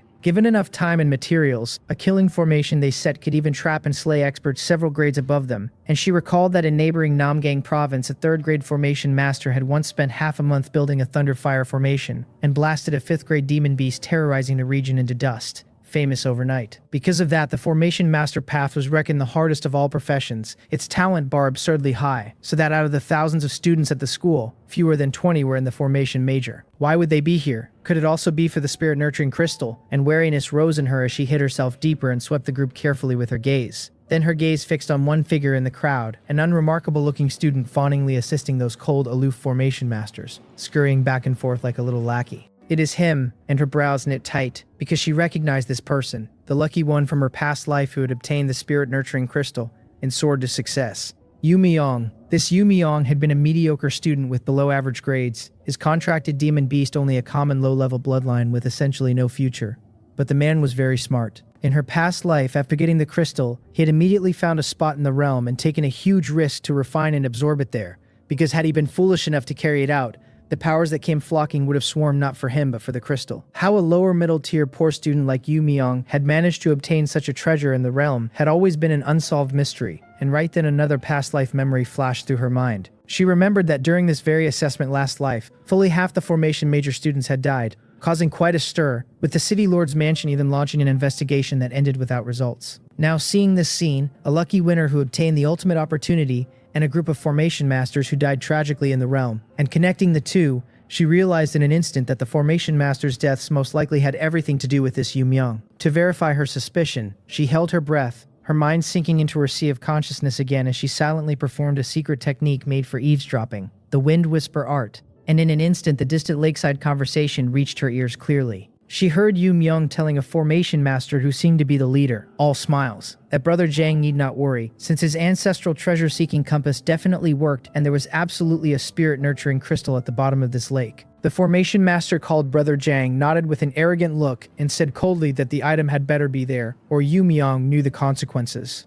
It was there, definitely there. Yu Miyong hurried to insist, bowing and scraping, promising with total certainty that this lake was bottomless, and the water pressure immense, so they simply could not go down, which was why he needed these brothers to set up the sea-turning formation, because once the lake water was drained, the treasure would be within easy reach. He rubbed his hands together, smiling with a look of simple honesty, saying that when the item was obtained he was not greedy, that as long as they let him absorb a tiny bit of the crystal's energy he would be satisfied, and the rest would all belong to the brothers. The formation masters told him he was at least sensible, exchanging looks and revealing satisfied, greedy smiles, because that was a spirit-nurturing crystal, a supreme treasure that anyone who cultivated spiritual power dreamed of, enough to make them give up the assessment for a gamble. I cut in to tell the Empress that something big seemed to be lurking at the bottom of this lake. She was listening intently and gave a start, and then I told her what it was, a 2nd-grade mid-stage inked jade black turtle. After my spiritual power rose, the perception range of blood food tracking had naturally grown by 50 meters to a radius of 850 meters.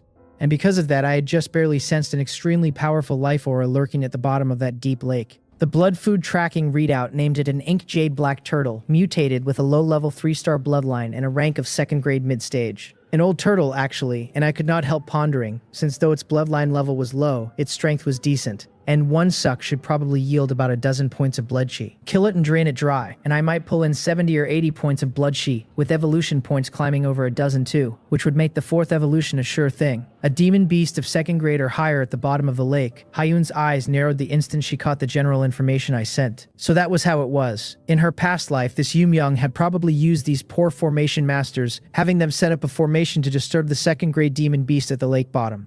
Then he had sat on the mountain to watch the tigers fight, waiting for the formation masters and the beast to wound each other before stepping out to reap the rewards as the fisherman, and easily take the spirit-nurturing crystal. What a move, she thought. The mantis stalks the cicada, unaware of the oriole behind. It is just a pity, and the corner of her mouth curled into a cold arc, because this time, behind him the oriole, there stood one more, her, the true hunter. I told her through the blood contract that it was no problem at all, old Empress, getting a bit excited myself, since this time it felt like we could seize the opportunity with ease. But why did this scene feel so familiar? Damn, when had the two of us, a man and a mosquito, become a duo of schemers? Down at the lakeside in the thin drifting mist, a mysterious formation disk had already taken shape, its silver lines traced in fine powder across the ground, and above it, a second set of murderous patterns lay overlaid on the first.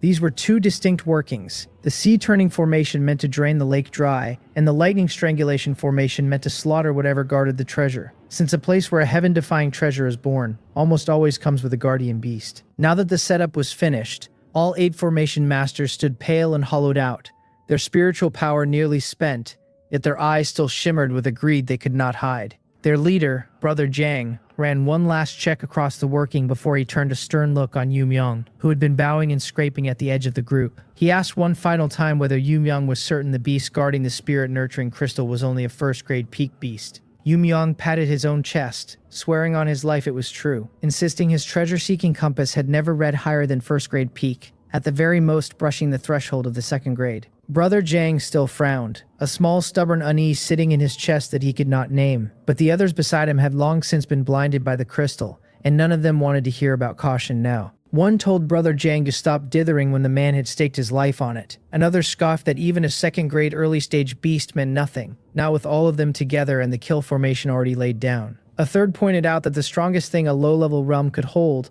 was a second-grade mid-stage beast, so what was there to fear? And the last urged them to hurry before somebody else stumbled onto the treasure. Under all that pressing, the sliver of doubt in Brother Jang thinned. Even a second-grade early-stage guardian meant nothing, he told himself. Not with 8 formation masters here, 3 of them first-grade late-stage, and a kill formation already primed. Fortune favors the bold. He stopped hesitating and called out in a low voice for everyone to prepare to activate the formation. Yoon cheered them on, pumping his fists like the world's most loyal follower, telling the big brothers to go and get it, while a thread of icy mockery flickered deep inside those honest-looking eyes. His feet, unnoticed by anyone, had already drifted a dozen meters back, opening an absolutely safe distance. A pack of idiots blinded by their own greed, he sneered inwardly, slipping the plain bronze compass back into his sleeve. Ancestral, was it? True enough, but it was no ordinary trinket. It was a genuine Earth-grade low-tier magical treasure, the heavenly mystery dragon-seeking compass, an item so far above this place that even 9th-grade powerhouses in the provincial capital of Dunan City would turn green with envy at the sight of it. And he, Yoon, was no ordinary student either. He came from the Jin family, a martial clan that had once shaken this whole province, keeping king-level experts at its gates in its glory days, until a cataclysmic feud dragged it down and every one of its powerhouses died in a single night. All that glory ground to dust. A loyal clan uncle had fought to the death to carry him out, and he had fled and fled, bearing his own name until he reached this remote little city of Gang City. He had martial talent far beyond ordinary men and had never dared show a threat of it, forced to bind his strength down to first-grade mid-stage and live like garbage, all because he was afraid the old enemies would find him. An enemy now a thriving clan in Sumyong province that could crush him with a flick of a finger. He had endured too long, sick to death of skulking in the gutters like a rat, and this was perhaps the only chance he would ever get to change his fate. The spirit-nurturing crystal. When the compass needle had swung and locked onto it, even Yoon had been stunned, because by the textbooks this was a heaven-grade wonder that should only ever be born inside a calamity-level secret realm. Why it had surfaced in a low-level realm he did not know and did not care. Once it was his towering martial talent joined to his heaven-defying spiritual power gift would show a potential violent enough to shock the world, and the top academies of the Korean Federation would scramble to protect him. Just look at Hyun, he thought bitterly. A vase with mediocre talent who got the city lord's mansion to guard her only because she lucked into a contract with a clever mosquito. Once he had the crystal, the value he displayed would be 1,000 times hers. So these formation masters all had to die today, because only if every one of them was silenced could he refine the treasure in peace. Just then the sea-turning formation roared fully to life. A curtain of silver light shot into the sky and draped itself over the entire lake, and the water seemed to be gripped by a vast invisible hand, churning into a massive tornado that the formation kept siphoning off and flinging into the distance, the level dropping fast enough to watch with the naked eye. Further off, behind a cluster of rocks, I was enjoying the show. These formation masters had some real flair. I marveled from where I lay on Hyun's shoulder, taking in the whole full special effects spectacle. Hyun kept her face perfectly calm, not a ripple in those cold eyes, since to her working at this level was a child scribbling in the dirt. In her past life, though never a specialist in formations, she could have thrown up a 9th grade grand formation on a whim. Still, for first grade masters, raising a working this powerful was already genius among their peers, and the only pity was that their brains were the weak part, since they were being used as pawns and did not even know it. She narrowed her eyes and murmured that the beast at the lake bottom ought to be waking up now. Soon, I told her through the contract, rubbing my forelegs together and getting more worked up by the second. Just as the lake bottomed out, a roar packed with fury exploded from the depths, and a huge black shadow shot out of the muddy water. It was a giant turtle the size of a small truck, its body sheathed in a shell as black as ink jade, its limbs thick as stone pillars. A second-grade mid-stage ink jade black turtle, and in those murky eyes a boiling rage locked onto the little bugs on the shore who had shattered its sweet sleep. The instant Brother Jang felt that aura, the blood drained from his face and he cursed out loud, blurting that it was second-grade mid-stage and howling every insult he had at Yu Myung. The other masters glared daggers across the shore, and Yu Myung only put on a face more shocked and innocent than any of theirs, protesting that the compass had read first-grade peak, so the thing must have hidden its strength. His performance nearly made them cough up blood, but there was no time for revenge. The furious turtle had already opened its maw, and a jet-black column of water thick as a barrel came blasting at them like a cannon, and Brother Jang tore his throat raw, screaming for them to activate the kill formation.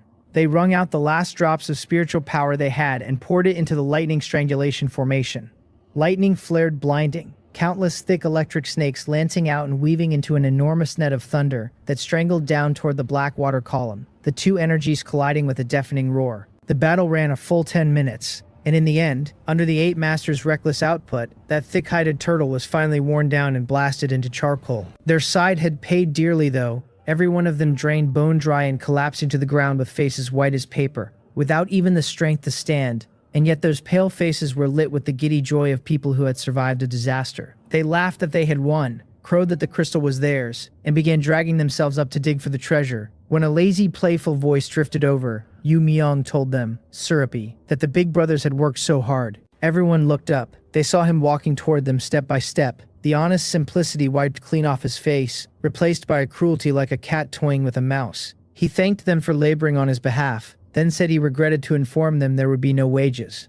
Brother Jang and the others sat stunned as the truth crept in. They had been played, used from the start, the old game of the mantis stalking the cicada with the oriole waiting behind. Brother Jang jabbed a finger at him, cursing that he dared to plot against them. Another master, fury in his eyes but a sneer on his lips, told Yu Myung not to make him laugh. He was nothing but trash first-grade mid-stage, and the miniature defensive formation woven around him was not something garbage could break. So let him try taking a step closer. The rest sneered along, no fear in their eyes, only the contempt you would show a clown. Since his formation masters, none of them came from simple stock, and everyone carried a life-saving trump card. Was that so? Yu Myung asked, stopping right in front of them, the smile turning downright playful. And what, he added softly, if he were not first-grade mid-stage at all? The moment the words left him, a raw tide of blood chi erupted out of him, the realm he had crushed down for years rising steadily like a tiger snapping free of its chains. Climbing from first-grade late stage on up to first-grade peak, that towering aura pressed down on every heart like a mountain, the air freezing, the gravel and grass clippings on the ground rattling from the sheer pressure. Brother Jang and all 8 masters stared,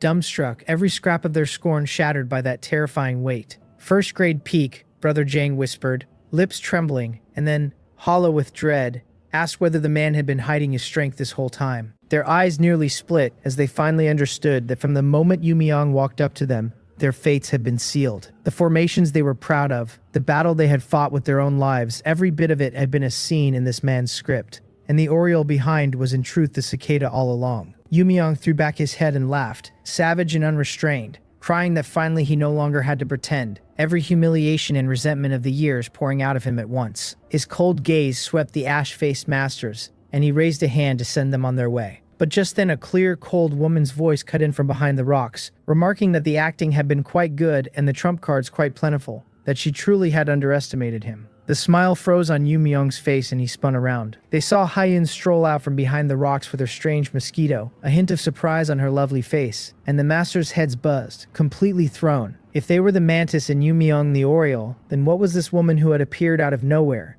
And could it be they were sitting at the very bottom of the food chain? Once Yumyong got a clear look, he stalled out too. It was Hyun, the school beauty who had thrown the whole school into an uproar during the campus-wide test 3 days back. Why would she be here? He remembered her strength perfectly. A first-grade late-stage martial artist contracted to a first-grade early-stage mutated mosquito. So with so little to her name, how did she dare speak to him in that tone and lurk in the shadows playing the oriole exactly as he had? Did she have hidden trump cards too? Or was she, as the rumors whispered, simply a lunatic with a broken head who had no grasp of what she stood before? He had endured years of humiliation by relying on a caution far beyond ordinary men, and until he understood an opponent he would never move rashly. But just as he forced himself calm, a thought struck him like lightning and made his very soul shudder. His strength was exposed. His face went white, cold sweat soaking his back. Because to wipe out those masters he had let his blood chi loose without reservation, breaking clean through to first-grade peak. That was top tier in a small city high school like Gang City, but across Suimyeong province, let alone the whole Korean Federation, it was nothing, and while it fell short of drawing the Federation's high leaders, it was more than enough to catch the various powers inside the province, which meant a very high chance his old enemies would notice him. If he walked out like this, his identity would be blown wide open, all his years of forbearance for nothing, and he would die. His gaze snapped to the dried-up lake bed, the fear hardening fast into determination and madness, the spirit-nurturing crystal. Only by seizing it, pushing his talent up another level, and showing potential enough to shake the entire Federation could he earn the highest protection and actually survive. It was no longer merely a chance to change his fate, but his single road out alive. With the last of his hesitation gone, Yumyong stared hard at Hyun and told her, slow and hoarse, that she really had picked a bad time to arrive. That things she should not see were best left unseen, or else she would die. Hyun acted as if she had not caught a word, not even sparing him a second glance, since to her this mantis-turned-oriole, however deep his cards, was just a slightly more energetic ant. What held her attention was the pure sacred energy now welling up out of the lake bed, the aura of the spirit-nurturing crystal, maddeningly seductive and impossible to hide, sure to draw the realm's other beasts and other examinees once it spread, so she had to get her hands on it fast. She made her decision in a heartbeat, turned her head, let her gaze fall on me riding her shoulder, and asked in a flat, conversational tone whether I could handle this place while she went and fetched the item. The words carried plainly to everyone present. Yumyong's brain locked up, Brother Jang and the others locked up, the whole short-circuiting on that one sentence. She was leaving it to the mosquito. Did she even hear what she was saying? Not a problem, boss. I told her at once. Don't worry about it. It was just a division of labor, the kind of small chore that took only a mouth. And a first-grade peak martial artist against me right now was frankly an easy win. Hyun nodded, satisfied, and without lingering, she turned and walked toward the center of the drained lake bed, slow and unbothered as if strolling across her own back garden, paying no mind to the martial artist behind her, or the masters heaped on the ground. She trusted me. After a few days side by side, she could sense my aura had also reached the ceiling of first-grade peak, a single step from breaking through, and paired with my endless bag of bizarre abilities, handling a man who had only just tipped his hand was more than I needed. On the shore, Yumyong and the masters gaped at her back. Every one of them crashed, faces stamped with baffled shock. She really just left, dropping her first-grade early-stage mosquito on a first-grade peak martial artist, and 8 masters who, drained or not, still had their trump cards. Yumyong stared at her retreating figure, then at me hovering in the air, his caution-tight face slowly twisting, until at last he laughed out of pure disbelief. The woman really was a complete lunatic, exactly as the rumors said, and he had simply overthought a madwoman. He let out a long breath, all his tension bleeding away, and looked at me with a flicker of pity, thinking what a shame it was that a creature with this much intelligence, in this unique a form, a variant worthy of the history books, had gone and followed the wrong master. On the ground, the masters rode their own roller coaster. A moment ago, Hyun's arrival had lit a thin flame of hope, since they had taken this school beauty for the true hunter behind the mantis, and now she had dumped a mosquito on the problem and doused that flame with ice water. So surely it was over. Yumyong's cold gaze locked onto me, and he told the little thing that it was truly pitiable, that it was a shame supreme intelligence like mine had gotten itself contracted to a lunatic, perhaps simply fate. Then he stopped hesitating, stomped down, blew the ground apart under his feet, and shot at me like a cannonball, his first-grade peak blood chi erupting without restraint, a thick coat of earthy yellow light condensing over his fist and tearing a piercing sonic boom from the air. Facing that thunderous strike, I did not dodge at all. I just gave my pair of wings, streaming with dark red flame light, a leisurely little flap. Explosive flame flying feather, level 3. Over a dozen flame feather blades wrapped in pale flame power sprayed out of my wings like a shotgun blast, ripping toward him at several times the speed of a bullet, and he barely had time to cross his arms and slam every drop of blood chi into them before the whole dozen landed at once. A string of dense explosions tore out, scorching light and violent shockwaves swallowing him whole, a shrill scream coming from the fire. His body flew back over 10 meters as though a speeding truck had hit him head-on, crashing down and rolling several times before it stopped, clothes shredded and charred black, the whole man a smoking wretch. For a moment the world went silent. The masters gaped with eyes bulging half out of their skulls, because that first-grade peak Yu Myung had been one-shotted by a mosquito. Their heads whipped around to stare at me, drifting there and lazily fanning my wings, an aura even thicker and more suffocating than the one Yu Myung had released, rolling off my tiny body.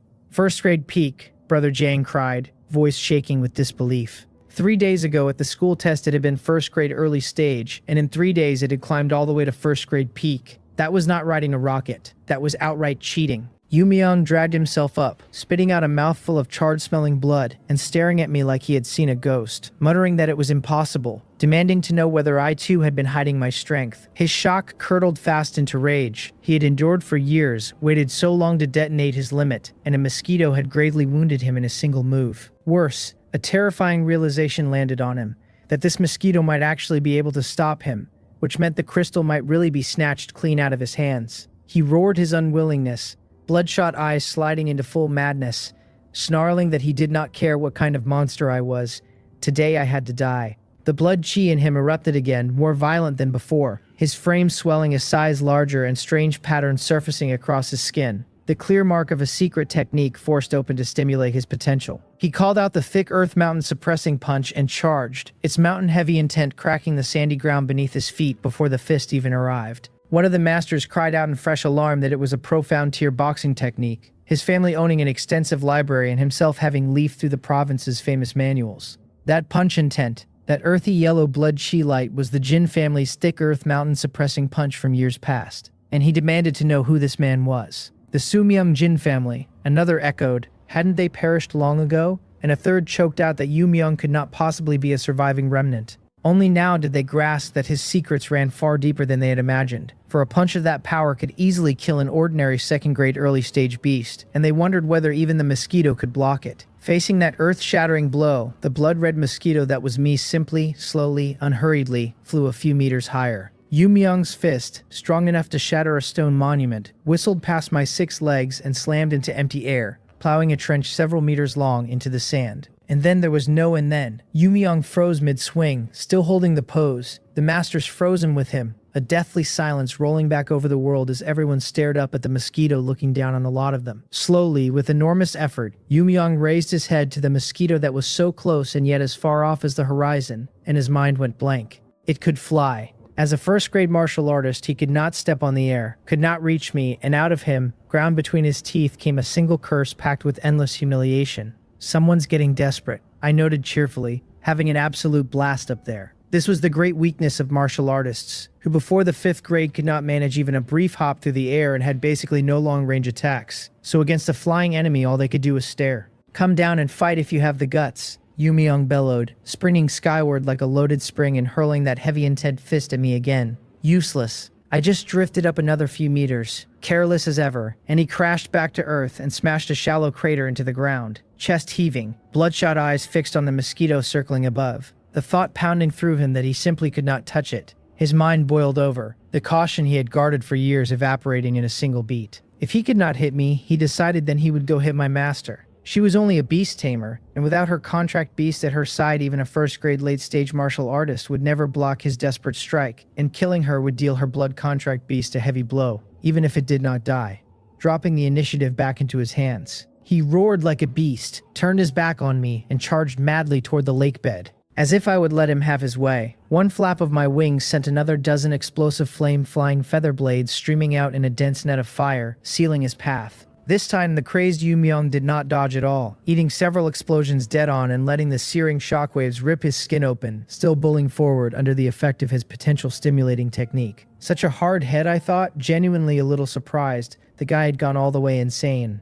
But it did not matter, because with a single thought I opened the molten insect hive. A dark red spatial rift, as if it opened onto some purgatory plane, tore into being out of thin air right in front of him, and outpoured an endless crimson swarm, flies and cockroaches and moths all sheathed in magma-like patterns, destructive flame burning in their compound eyes, their bodies packed with unstable, about to detonate pale flame power. Every last one was a self-exploding flame insect. Yu Myung's charge jerked to a dead stop as he stared in raw horror at the sea of self-detonating insects blotting out the sky. And before he could fall back, the swarm swallowed him whole. In an instant, it was as if 1,000 miniature bombs went off at once, a chain torrent of deafening blasts, flame and shockwave shredding a layer off the ground for dozens of meters around.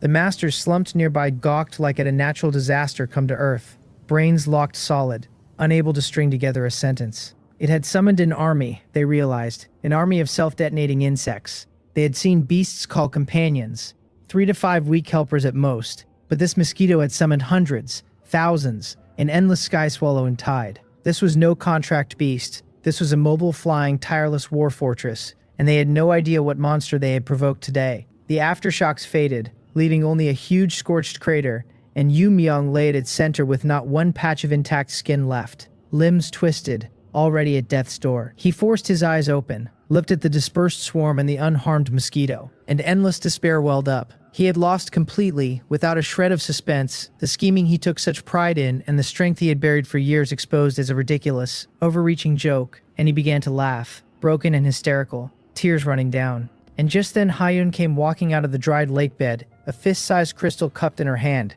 transparent through and through, countless stars swirling inside as they were born and died. The spirit-nurturing crystal. A wave of warm, pure energy poured off it, the kind that soothed the mind just by being near. Yet there was no joy on Hyun's face. Instead, she knit her brows, troubled, because the crystal's aura was too strong to hide. Her beast-taming bag was built to store living creatures, dead ones too at a pinch, but not a heavenly treasure like this, and she could not simply carry it bare in her hand the whole way back, and pull every monster and examining in the realm down on her head. While she worried, I flew over with something clutched in my legs, an unremarkable hide pouch. It was a spatial storage bag, the only worthwhile loot on the half-dead Yu Myung, so I dropped it at her feet and signaled her to use it. She looked at the bag, then at me, a faint imperceptible gleam of approval crossing her cold eyes. Allowing that as a companion, this guy was barely qualified. She tucked the crystal inside, and the sacred aura was cut off at once. With the loot put away, she turned her cold gaze on Yu Myung lying broken in the pit, all power to resist gone.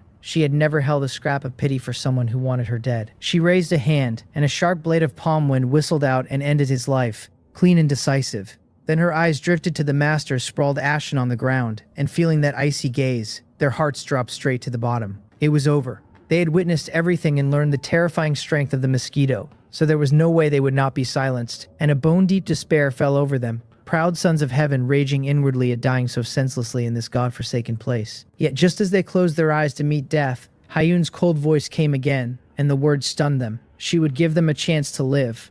"Hand over whatever valuable items they carried," she said flatly, but with an authority that brooked no argument, "and by their own lives." Decisive as she was, she never slaughtered the innocent. These men had never provoked her and posed no future threat. And as for the crystal's secret, she would absorb it soon and have nothing left to hide once outside. Brother Jang and the others snapped their eyes open in astonishment, because she was not killing them, but asking for ransom, actually meaning to let them go. And after the shock came a wild, disaster-surviving joy. Wealth was an outside thing, gone today and earned again tomorrow. But a lost life was the end of everything. Brother Jang reacted first, ignoring his wretched state as he yanked a pile of items out of his storage ring, calling her big boss and offering all his savings, a few bottles of second-grade chi recovery pills, and a third-grade defensive talisman, begging her to spare him. The rest woke as if from a dream and followed suit, heaping their most valuable treasures before her with pleading smiles, none of them daring to hold anything back in the face of absolute strength. Hyun's gaze swept the scattered pills and talismans, and finally settled on a few bottles of blue pills giving off a rich medicinal fragrance. Meridian, protecting pills, and second-grade ones, exactly what she needed most. because cultivating the 10,000 Beasts furnace art put a brutal load on the meridians, and with these she could push all the way to second grade peak without a single worry. Satisfied, she waved a hand to sweep everything into Yumyong's storage bag, then waved the men off. Brother Jang and the 8 of them scrambled up like prisoners granted amnesty and hurried away, exchanging looks heavy with relief and a tangled complexity. This Ha-Yun was decisive in killing, yet clear about her debts and grudges. Killing Yumyong because he wanted her dead, sparing them because they had never shown hostility, and had in a sense done her a favor by draining the lake. A disposition that did not read like a high schooler at all. One master started to say something with lingering fear, and Brother Jang cut him off low and sharp, ordering that everything today rot in their stomachs, warning that if anyone breathed a word outside, he would not blame him for forgetting their old classmate friendship. He knew someone like Ha-Yun was an existence they could not afford to provoke, and buying their lives back with money was already a colossal stroke of luck. Everyone shivered and nodded. Meanwhile, I could not have cared less about that little tip. While Ha-Yun and the masters were trading, I had already flapped over to land beside the charcoaled corpse of the ink-jade black turtle. Most of the big guy had been blasted into ruin by the lightning, but a few parts were still relatively intact and giving off rich blood chi, and I was not picky in the least. I drove my crimson molten heart demon sting straight into a stretch of reasonably whole turtle-like meat, and a huge, pure surge of blood chi came flooding in. The system chimed that I had absorbed 17.8 blood chi, bringing my total to 483, that the blood was digesting and would take about 20 minutes, and that once done I would net 3.5 evolution points for a total of 72.4. Not bad at all, I thought. This mouthful nearly catching up to that cub with the high-level bloodline I had once drained, since a second-grade mid-stage monster, even with only a low-level bloodline, put out a quality and quantity of blood chi no first-grade thing could match. My blood chi sat at 483 now, just 17 shy of the 500 mark, so once this batch finished I would take one more sip, and as long as I pulled in another 17 points, the 500 I needed for the 4th evolution would finally be gathered. The lakeside had gone completely quiet. Ha-Yun silently counted through the life-buying money the masters had left, picking out the useful pieces, and it had to be said that no one who walked the Tao of formations came from a plain background. 20 minutes later, the system finally sounded that digestion was complete, and I had gained 3.5 evolution points for a running total of 72.4. My spirits jumped, and I did not waste a second, aiming my hideous molten heart demon sting at the turtle meat and driving it in hard. One more bite and I could break through. Another surge of majestic blood chi poured in like a rushing river, and the system announced I had absorbed 18.9 for a total of 501.9, that my blood chi had crossed the 500 mark, that my rank had risen, and that I now stood at second grade early stage. This batch would digest in 20 minutes for an estimated 3.8 evolution points, pushing me towards 76.2. It was done. I felt as though a volcano had erupted inside me, my blood chi boiling in a single instant and washing through every limb, a power several times what I had before flooding every cell, the dark red patterns on my carapace brightening and scalding, each flap of my wings running hotter than ever. Only a dozen odd points, and yet my combat power had at least doubled, because breaking the blood chi threshold into a new realm was never as simple as bumping a number up. It was an all-around enhancement, top to bottom. This feels incredible, I crowed inwardly, and if I ran into a first-grade peak martial artist like Yu Myong now, one explosive flame-flying feather would erase him before he even reached for a secret technique. At the very moment I broke through, Ha-Yun went stiff, her head snapping up and her cold eyes locking onto the mosquito not far off, filled with an unbelievable shock and an almost numb bewilderment, because this aura was second-grade early stage, which meant it had broken through yet again. Her brain felt like it had short-circuited. She, the reborn empress, had risked her life cultivating a forbidden evil art, and even leaning on all her past life experience, it had taken her a full week since rebirth to crawl from first-grade early stage to first-grade peak, on a normal technique that speed would have stunned the whole Korean Federation and earned the title of a peerless genius unseen in 1,000 years. And the mosquito did nothing but suck blood, sleep, and suck more blood, and its strength climbed like it was strapped to a rocket, roaring up until it even surpassed her. She could not help remembering the scene back home a week ago, the first time she had laid eyes on this mosquito. Back then, an ordinary white-striped mosquito with a blood chi of 1/100th of a point and only a few days of life left. The weakest bottom-tier creature in the world. Now it was a demonic beast at second-grade early stage that could crush a first-grade peak martial artist without breaking stride. All inside half a month. Just what kind of monster was this? The corner of her mouth twitched, her common sense pinned to the floor and ground to dust by this mosquito once again. She drew a deep breath, forced the storm in her chest down, and asked in a slightly hoarse voice whether I still wanted to suck blood, suggesting we leave, since it was time to find a place to refine the crystal. Such a big chunk, I protested. Wouldn't it be a waste not to finish it? Eyeing the turtle's remains that were still more than half whole. It was all pure blood chi and evolution points, so how about tucking it into the beast-taming bag to go? The instant the thought formed, I felt the bag at Hyun's waist give a small tremble, and through that faint bloodline connection, a childish thought thrummed across, brimming with longing. One of the lion cubs asking whether this was a buffet its mama had brought it. Who is your mama, I thought, and hold on, a bloodline connection between a mosquito and a lion. Is that even remotely logical? Hyun glanced at me, seeming to read my mind, and swept every remaining blood chi-bearing scrap into Yu Myung's storage bag. Good. I nodded. It was safe in there, since I had no intention of handing that little idiot who called everyone mama a free meal. Hyun rolled her eyes at a loss for what to do with either of us, then took me and slipped off toward the deepest, most desolate corner of the realm. It was a dead land of jagged rock, with almost no vegetation and no water, where beasts were rare and examinees basically never set foot, since the whole point of the exam was to kill beasts for points. She figured that in her past life this was likely where Yu Myung had refined the crystal. Soon we found a hidden cave. Hyun set up a simple warning and concealment formation at the mouth, walked deep inside, and carefully lifted the crystal out of the storage bag. And the moment it appeared, the dim cave lit up with a soft, sacred starlight. Looking at its endless flowing brilliance, her cold eyes finally welled with an uncontrollable heat, and she could even see that the light was half substantial, wisps of it drifting around the crystal like flowing star sand, energy purified to the utter extreme. As long as she absorbed it, her spiritual power talent would take another qualitative leap. Her gift in her past life had been hailed as first across all the ages, but only along the path of beast taming. And if she wanted to branch into formations or become a spiritual mentalist, she could make some headway, yet stepping into the king realm would be like reaching for heaven, to say nothing of the unreachable emperor realm. But if her talent climbed further,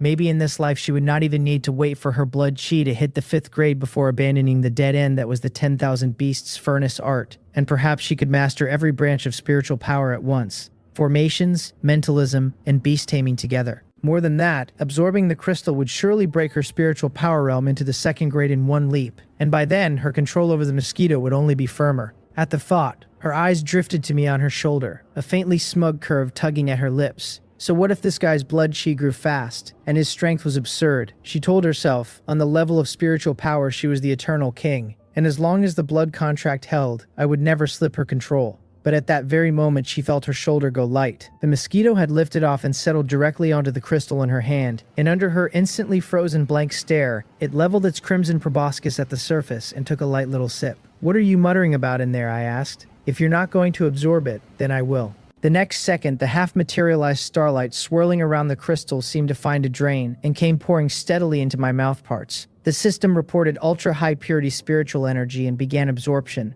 pinging gains in a frantic rolling stream. 25.5, 36.1, 55.8. One after another, a cool, immense energy washing along my mouthparts through every inch of my nerves. It tallied a total of 189.2 points of spiritual power absorbed, my running total now 220.8, and announced my spiritual power realm had broken clean through to 1st grade mid-stage, adding that the energy I had drawn in was extremely pure and gentle with no side effects. So once digestion finished, I could keep drinking. So fierce. Just one gentle mouthful, and my spiritual power went from having no realm at all, straight to 1st grade mid-stage, already level with the Empress. My mind felt clearer than it ever had. If the world before had looked like a blurry low-resolution feed, now it had leapt to razor-sharp ultra-high definition. Every mote of dust in the air, every fine line on the distant rock wall, even the faint cool fragrance rising off Hyun beneath me, clean as the sky after snowfall, turned incredibly clear and three-dimensional, as though I could brush them with my very spirit. The speed of my thoughts reached an inconceivable level.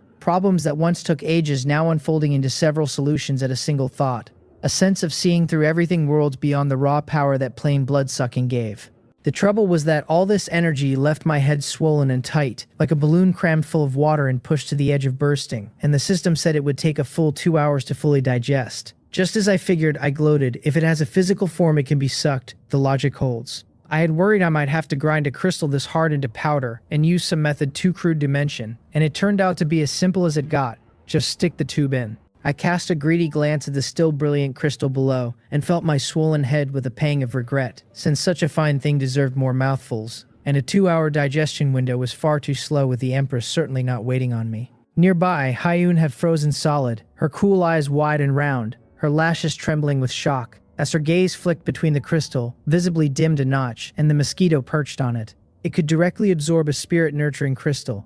The crystal was the crystallization of heaven and earth's spiritual energy, its structure incredibly stable, and only a heaven-ranked technique like her Taihio contemplation art could safely refine it. Absorbing it by pure physical means was unheard of, and she could not fathom how a body withstood it. And the efficiency was ridiculous. With one understated sip, the light had dimmed a visible amount, and worse, its spiritual power had surged to first-grade mid-stage in an instant, the very same as her own. She swept her spiritual power carefully across the mosquito, and her heart took a hammer blow because its total was actually higher than hers by a margin, and at that her composure collapsed. Being outstripped in blood vitality she could endure, since the side effects of the 10,000 Beasts Furnace art were too severe to cultivate fast. And besides, as her natal spirit pet, the faster the mosquito grew, the more she gained. But spiritual power was the foundation she was proudest of, as the beast-taming empress across 2 lifetimes, the greatest reliance that had let her look down on all living things in her past life. So how could she tolerate being surpassed by a mosquito in her most treasured field? Most critical of all, if a contract beast's spiritual power climbed past its masters, it might devour that master. No, she thought, absolutely not, gritting her teeth and clamping the crystal tight. The crystal's energy was finite, so she had to draw out as much as she could before her digestion finished, not merely closing the gap but leaving the mosquito far behind. Hyun took a deep breath, cast off every last shred of hesitation, and sat cross-legged with a solemn face, pressing the crystal to her forehead and shutting her eyes, circulating the Taihio contemplation art like a woman possessed, and drinking down the pure energy at an unprecedented speed. Perched on the crystal, I felt its energy suddenly hauled away by another overbearing pull, and I could only curl my lip. Stingy, I thought. Is it really necessary to race me for food this hard, just because my spiritual power edged out yours by a hair? Still, my head was genuinely swollen, like I had thrown back 3 pounds of rock gut liquor and I needed to digest first. Since I was idle anyway, why not go get some more blood vitality? The fullness in my spirit did not touch the hunger in my body, 2 entirely separate energy systems running side by side without interfering. With a thought, my spiritual power, now up at first-grade mid-stage, acted like an invisible hand and slid into the storage bag I had taken off Yumyong, whose spiritual imprint had scattered the moment he died, leaving the bag ownerless and open to anyone whose spiritual power reached the first grade. I rummaged inside and soon fished out the pieces of the ink jade black turtle. Among them was a small section of charred head, and I weighed the blackened skull a long while. It looked revolting, so no, I could not bring myself to suck that. I dropped it back and picked out a relatively intact piece of turtle meat, plunging my mouthparts deep in. The system chimed that I had absorbed 19.5 blood chi for a total of 521.4, that the blood would digest in about 18 minutes for an estimated 4.1 evolution points. And then came the line I had been waiting for, that my accumulated evolution points had reached 80.3, that the conditions for the 4th evolution were met, and that I could begin at any time, a process taking 24 hours. I rubbed my 6 legs together, giddy. This trip into the Blackstone secret realm had paid out an epic jackpot. Not only had my spiritual power surged, the conditions for my 4th evolution were finally in place, and the moment I got back I could kick it off. I wondered what I would look like on the other side, whether I would grow bigger, sprout more handsome wings, or pick up a few extra pairs of sharp claws. And full of anticipation I lounged on the cool turtle shell, savoring the twin pleasure of spiritual power and blood vitality digesting side by side. A few hours later, at the exit of the Blackstone secret realm, the twisted spatial rift flickered, the assessment time nearly up and students emerging one after another. On the square, a temporary scoring station and medical point had gone up, teachers tallying scores with grim faces while directing medics to treat the wounded. The scoring method was simple: hand over proof of a kill, an iconic part like a claw, an eyeball, or a fang, and trade it for points. A first-grade early-stage beast was worth 1 point, first-grade mid-stage 5, first-grade late-stage 10, first-grade peak 20, second-grade mid-stage beast a staggering 100. That last figure was basically theoretical, since in the entire history of Gang City's high school no candidate had ever killed a second-grade mid-stage beast, alone or in a team. For most candidates, even a 5-person squad counted itself lucky to bring down a few first-grade mid-stage beasts, and a first-grade late-stage beast was a challenge only the top student of each class could dream of facing. Just then, a clamor broke out, and everyone turned toward the exit. Lee Wolyo came striding out at the head of her team, chins high, the 5 of them blood-stained and battered, but unable to hide their pride. "Look," someone shouted, "it's Lee Wolyo, and her Phantom Sound Spirit Fox is first-grade peak, so this team could fight even a second-grade early-stage beast." She set a heavy backpack on the scoring table and asked the teacher to count the points, and demonic beast materials tangled with blood spilled out and piled up like a small mountain. The teacher's face ran from surprise to shock, and once he finished, he announced it loudly. Lee Wolyo's team, 15 first grade early stage, 8 mid stage, 6 late stage, and on top of that, a successful kill on a first grade peak red-maned hyena,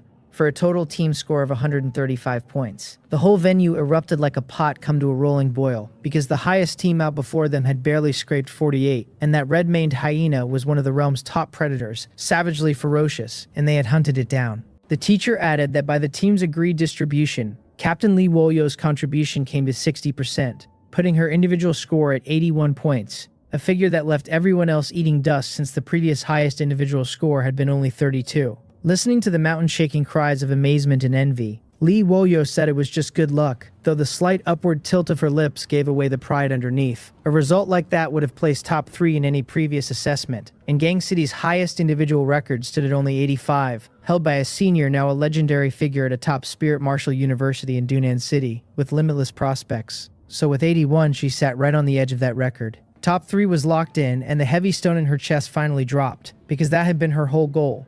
Break into the top 3 and she would draw the eyes of first-rate universities, and paired with a steady showing in the joint examination, a spot was as good as sealed, a future earned step by hard-won step.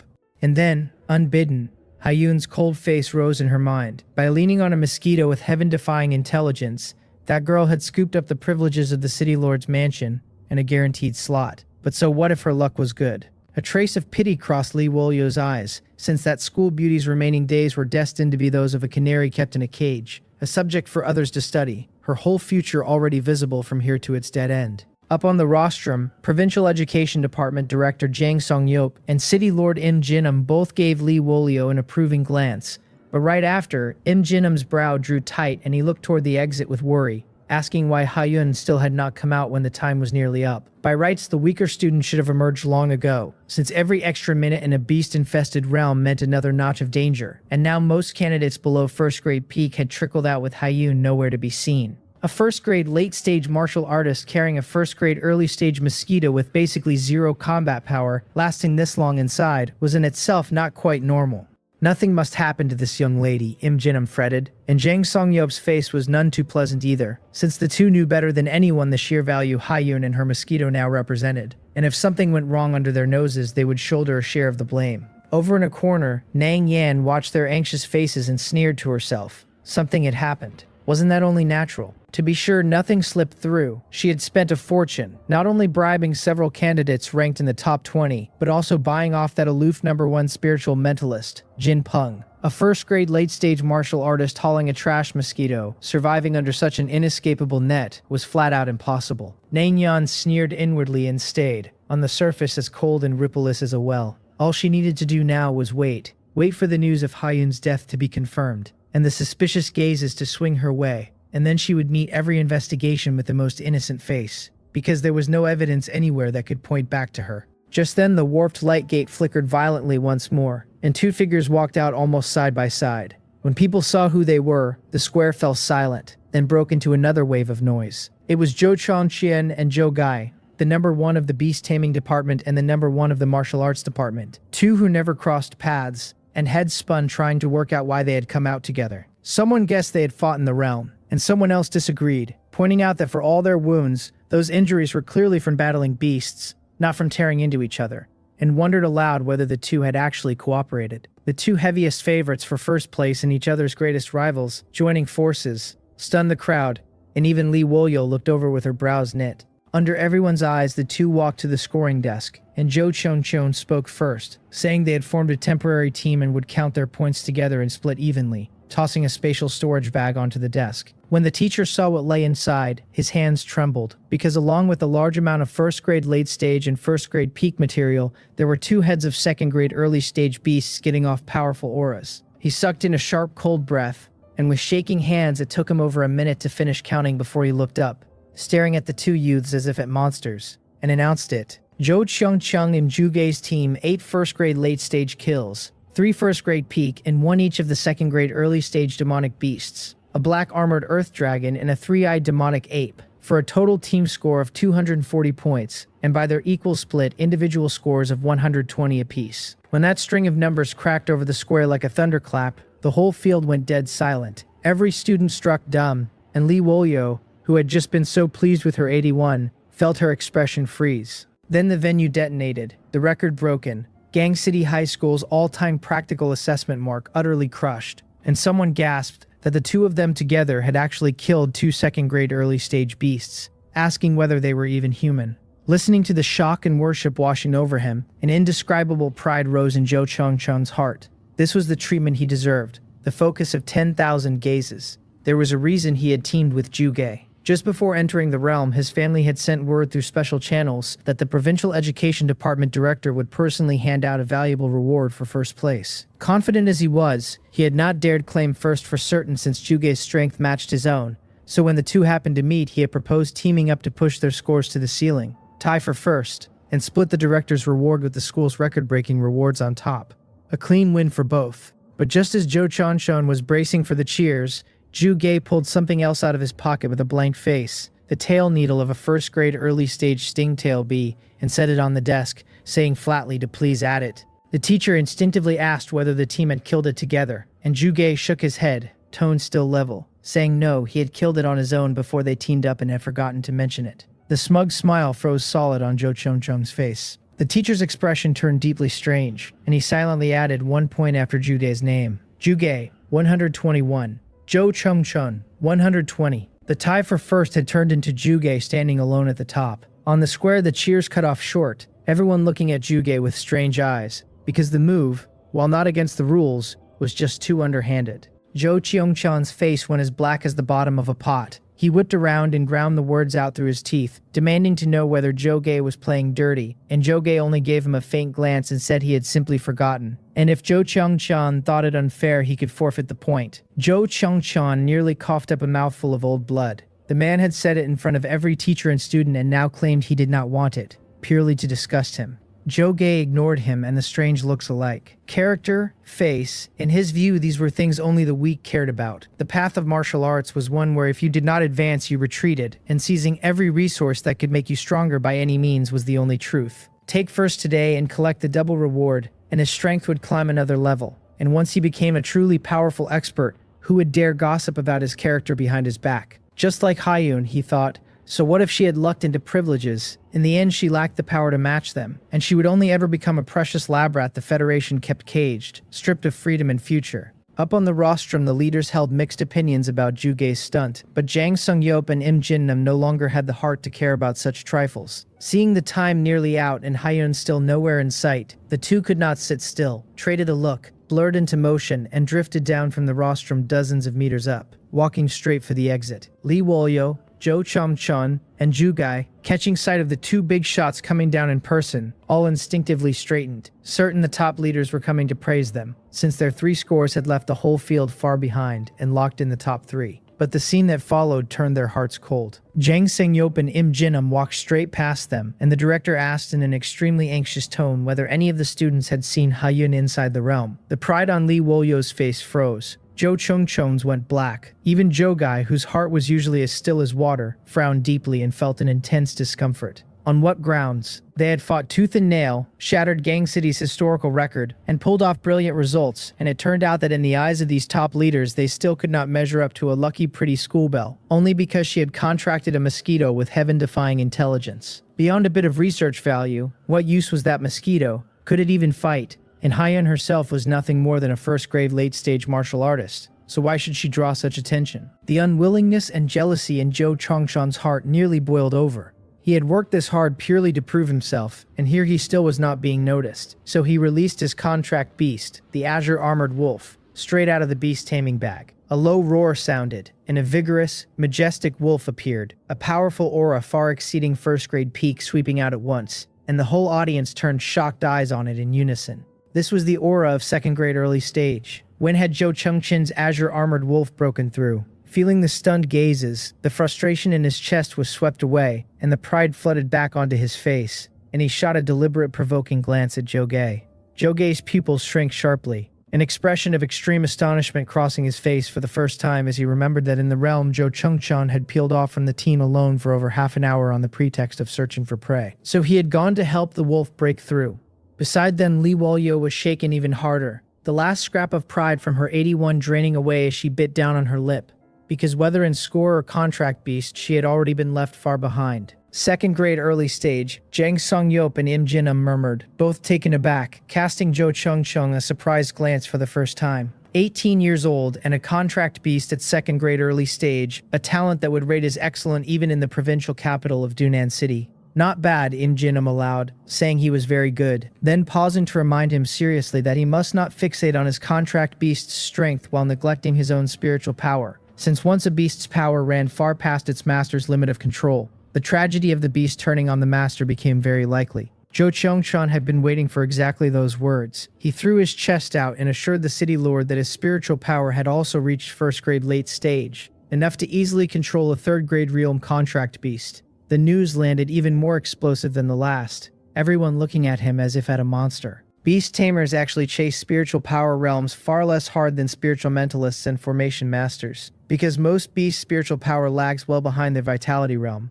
A beast whose vitality hits second grade early stage might not even have first grade mid-stage spiritual power. So a beast tamer need only hold at first grade mid-stage to keep firm control. And Jo Chung-chung had pushed his to first grade late stage. The effort and resources that must have taken were staggering. First grade late stage spiritual power, Jang Sung-yeop marveled, saying that even in the beast taming department of Dunnan First Yongmu High School, he could walk into the elite class, a genuine prospect for the Hwacheong Yongdae tier. And he turned to Im Jin-um to say the city lord should keep a closer eye on him going forward. The moment those words were out, Jo Chung-chun's heart finally settled. This was exactly the effect he had wanted. Proof to everyone that he was the undisputed strongest genius of Gang City's year, at the peak in assessment score, in contract beast realm, and in personal spiritual power alike. And Hyen, aside from good luck, she was nothing. Just a trophy girl who could never take the stage. Just as Jo Chung-chun was riding high, the light at the exit flashed again, and a cold, aloof figure slowly emerged, her expression calm, her steps composed, her combat suit clean but for a little dust, as if she had not gone through a brutal assessment at all but merely taken a walk in her own back garden. It was Hyun. Seeing her safe and sound, City Lord Im Jin-um and Jang Sung-yeop both let out a breath. Their anxiety finally set down, since if something had truly happened, both would have been in trouble. In the corner of the rostrum, the cold smile froze on Nang Yeon's face, her eyes flying wide, fixed on that figure with disbelief. How was she still alive? What about Jin Peng? What about the assassins she had spent a fortune to buy? A first-grade late-stage spiritual mentalist plus 7 or 8 elite examinees. An inescapable dragnet, and they could not even handle one first-grade late-stage martial artist. And a trashy mosquito. A pack of trash. She seethed. Every last one of them. On the other side, Jo Chong-chin watched Hyun with a playful look, finally willing to come out. Judging by how clean she looked, she had probably found a corner to hide in the second she entered and simply toughed it out. And he wanted to see how many points this trophy girl could scrape together. 20, maybe 30. Under everyone's gaze, Hyun walked straight to the scoring table and calmly lifted 2 items out of her storage bag, setting them gently down, and everyone leaned in and stalled. It was a pitch-black giant neck of some kind, looking like it had been struck by lightning, and a sharp scorpion tail shimmering with a metallic sheen.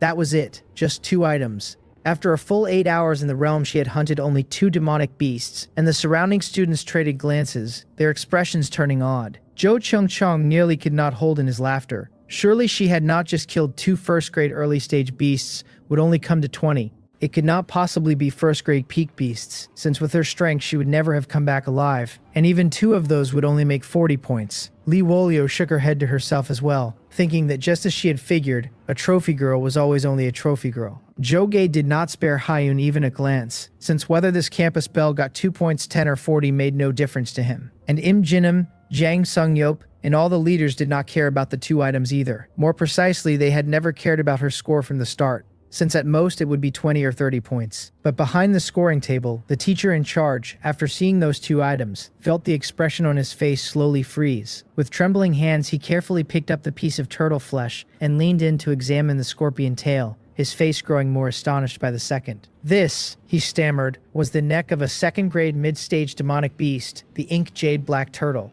And this scorpion stinger, it was from a second-grade mid-stage demonic beast, the sand sea venomous scorpion. 200 points, 2 second-grade mid-stage demonic beasts, the scoring teacher repeated. And then the number came out of his mouth like something he could not quite believe himself. 200 points, and the whole square went dead silent. Candidates who had just staggered out of the secret realm, leaders lined up along the rostrum, all of them stared at the 2 demonic beast materials laid on the scoring table as if their eyes had failed. That scorched black lump was supposed to be the head of the second-grade mid-stage ink jade black turtle, and that scorpion tail still flickering with an eerie glow was the sting of a second-grade mid-stage Sansi venomous scorpion, and everyone present was silently asking themselves how any of it could be real. Zhou Changchun's smile froze on his face, and he flat-out refused to accept it, demanding the teacher check again because it simply could not be right. Beside him, Juge fared worse, his pupils shrinking to points in raw shock. A man who had not even lost his composure like this when he learned Zhou Changchun's contract beast had broken through to second-grade early stage. Li Wolyo pressed her hand tight over her mouth to keep from crying out. Every candidate there understood the cruel arithmetic of it, that the higher the grade, the wider the gulf between small stages grew, until it yawned like a canyon. The blood chi threshold for second-grade early stage was 500 points, but second-grade mid-stage demanded a full 1,000, a jump larger than the whole climb from first-grade early stage to first-grade peak. Zhou Changchun and Zhou Ge had joined forces and burned everything just to barely down 2 second-grade early-stage beasts, and even that had left them spent. Run into a second-grade mid-stage beast, and neither would have found the nerve to raise a hand. They would only have fled and counted themselves lucky to breathe. The sole group that stood any chance against one was the Formation Masters, and even they needed 7 or 8 working in concert, draining every drop of spiritual power to wear one down. And it was worth only 100 points split 8 ways, almost nothing each, when they could have hunted a fistful of second-grade early-stage beasts for the same effort. So no candidate had ever bothered, the ordinary ones lacking the ability and the Formation Masters finding it a thankless waste. And now Hyun stood there with 2 of them on the table, and every mind in the square screamed the same question. By what right? Then the veteran scoring teacher noticed something and said it out loud, that there was a strong lingering fluctuation of formation energy clinging to the turtle meat, which meant this ink jade black turtle had almost certainly been killed by a formation. The words landed, and for a beat the whole place froze, and then understanding dawned across every face at once. Of course, in the entire examination, the only group that could threaten a second-grade mid-stage beast was that batch of Formation Masters, and given enough time and materials to raise a proper killing formation, wearing one down was theoretically possible. Someone in the crowd voiced the most obvious guess, that the Formation Major had banded together, set up a formation, and fought to the death to bring down the ink jade black turtle. And only when they were drained and helpless had Hyun swooped in to snatch the spoils. The theory caught fire instantly, everyone nodding, insisting it was the only way to explain it. One voice sneering that of course she could not have killed a second-grade mid-stage beast herself, she had simply picked up a corpse, her luck being freakish as always. A few grumbled that a girl this beautiful stooping to something so shameless was hard to stomach, while others waved it off as pure dumb fortune. Zhou Changchun and Zhou Ge both let out the same slow breath, because that they could accept, even if it still stung. The scoring teacher frowned, looked at Hyun, and asked seriously what exactly had happened, because the rule was clear: whoever turned in the spoils earned the points, but only if the actual killer raised no objection, and any dispute kicked the whole thing into a far messier procedure. Before Hyun could answer, he raised his voice and called for the Formation Major candidates to come forward. And soon Brother Jang and his 7 companions shuffled over with pale faces and trembling hearts, under the weight of every stare. He pointed at the turtle meat and asked in a heavy voice whether they had killed this ink jade black turtle. Brother Jang and the others exchanged a single glance and read the same naked terror in one another's eyes. Admit it? Not a chance. If they admitted it, this young lady would peel their skins off later. So Brother Jang shook his head hard enough to rattle and rushed to deny everything, insisting it absolutely was not them, that they could never have that kind of power, that student Hyun had killed it. Yes, she killed it. It had nothing to do with them at all. The scoring teacher stared. The surrounding students stared. What was going on with these Formation Masters? Faces bloodless. Why did the most arrogant people on the field, the ones who normally strolled around with their noses in the air, suddenly look this frightened? Hyun swept them a faint glance, and asked mildly whether it truly was not them who had killed it, and Brother Jang jumped as though jabbed and instantly reversed himself, blurting that of course it was them. They killed it. Look at his memory failing him in his old age. He had nearly forgotten. Now everyone could plainly see it. These Formation Masters were genuinely bone-deep afraid of Hyun, and nobody could work out why. Zhou Changchun's mouth twitched, feeling his intelligence personally insulted, and he told Brother Jang that if he was being threatened he should just blink. At that, Brother Jang and the rest went wide-eyed and held their eyes open by force, refusing to blink even once. What a bunch of geniuses. Hyun did not bother playing along with them any longer, and simply stated the truth, that the ink jade black turtle had indeed been killed by them, and she had only picked up the leftovers, though she doubted they would have any objection to who received the points. Brother Jang and his companions shook their heads while their eyeballs bulged, swearing they had no objection at all. that the capable should have it. The capable should have it. Hayun nodded, then pointed at the scorpion tail and added that as for this Sansi venomous scorpion, she had simply run into it on her way out of the secret realm and killed it in passing. In passing, the scoring teacher's brain stalled on the phrase, and the crowds did too. That single line nearly frying every processor in the square. Killed a second-grade mid-stage beast in passing, as if she were some second-grade peak martial artist. And voices broke out insisting that even a liar had to have some shame. Nobody bragged like that. I sat on her shoulder and enjoyed every second of it. Zhou Chongqian's mouth twitched again, laughing in helpless fury, and he challenged her to explain how she and that first-grade early-stage Mosquito of hers had just happened to kill a second-grade mid-stage monster, because he flatly did not believe it, and in his opinion, she had gotten lucky and stumbled onto 2 corpses in the secret realm. He had stopped caring about the score entirely. What did it matter if her number beat his? When it was luck, when his contract beast's realm and his spiritual power both left hers in the dust, and nobody could ride luck forever. The students around him nodded along, feeling the Vase School beauty's fortune had grown genuinely obscene, that it was already too much to contract a Mosquito with heaven-defying intelligence, and now she was seizing first place off luck alone, and their jealousy nearly turned them red. But Zhuge Li Wolyo, City Lord Im Jinim, Zhang Songyop, and a cluster of leaders all frowned, sensing it was not that simple, because if it were only luck, why did those arrogant formation masters shake in their boots around her? Hayun glanced at Zhou Chongqian, the corner of her mouth curving into a barely visible arc, and agreed that yes, her luck was indeed very good. She paused, her gaze sweeping the formation masters who were still trembling, and said that she had not merely found a second-grade mid-stage corpse, she had also been fortunate enough to snatch a spirit-nurturing crystal from these gentlemen. The formation masters looked ready to weep. Great aunt, why keep grinding salt into the wound? The surrounding examinees mostly blinked in confusion, murmuring that they had never heard of a spirit-nurturing crystal, asking whether it was some heaven-defying treasure. The ordinary ones had no idea, but Zhou Chongqian, Li Wolyo, and Zhu Ge, the 3 top students from extraordinary backgrounds, changed color the instant the words left her mouth, wondering whether she was spouting nonsense, because how could a thing like that surface in a primary secret realm? Up on the rostrum, a middle-aged man in a white robe, faint light drifting between his brows, shot to his feet and exclaimed the name aloud. He fixed his eyes on Hayun and swept her with his massive spiritual power, without the slightest reserve. And a heartbeat later, his face lit with wild excitement as he slapped his thigh and declared that it truly was the aura of a spirit-nurturing crystal. That no wonder he had sensed an extraordinarily pure spiritual power coming off her, when he had assumed it was an illusion. This man was the vice president of the Provincial Spiritual Mentalist Association, a 7th-grade spiritual mentalist, and his words sent the leaders on the rostrum reeling. They asked whether there was truly a spirit-nurturing crystal here, someone half shouting in disbelief that it was a heaven-tier supreme treasure born only in calamity-level secret realms, another insisting such a thing could never appear in a fresh little secret realm like this. Zhang Songyop's expression shifted, and he asked President Wang whether he was certain, and President Wang said it with total conviction, that his perception could not be wrong. Noticing the confusion in many eyes around him, he explained offhandedly, for those who did not cultivate spiritual power. The spirit-nurturing crystal, he told them, was a supreme treasure capable of rebirthing a spiritual-type cultivator, not only vastly raising spiritual power, but, more crucially, cleansing the spiritual origin itself and lifting a person's spiritual talent ceiling.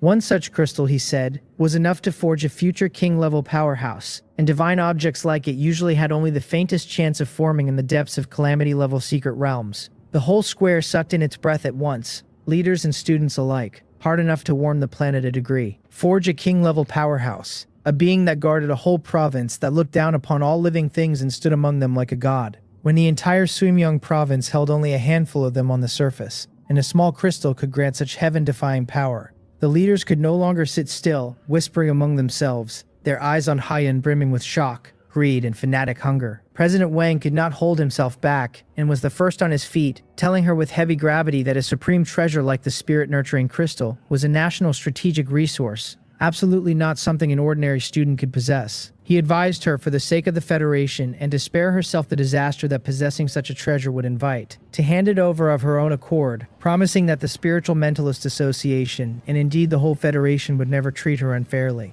The principal and the dean beside him traded a look, grasped the play at once, and stood to echo him, agreeing that an innocent man could still be condemned by the treasure he carried, that a first-grade martial artist simply could not protect a supreme treasure, and surrendering it was the wisest, most correct choice. Other department leaders joined the chorus, their voices thick with high-sounding moral pressure dressed up as concern. Jang Sung-yop and City Lord Im Jinim said nothing, only shaking their heads inwardly, thinking the girl was still a student after all.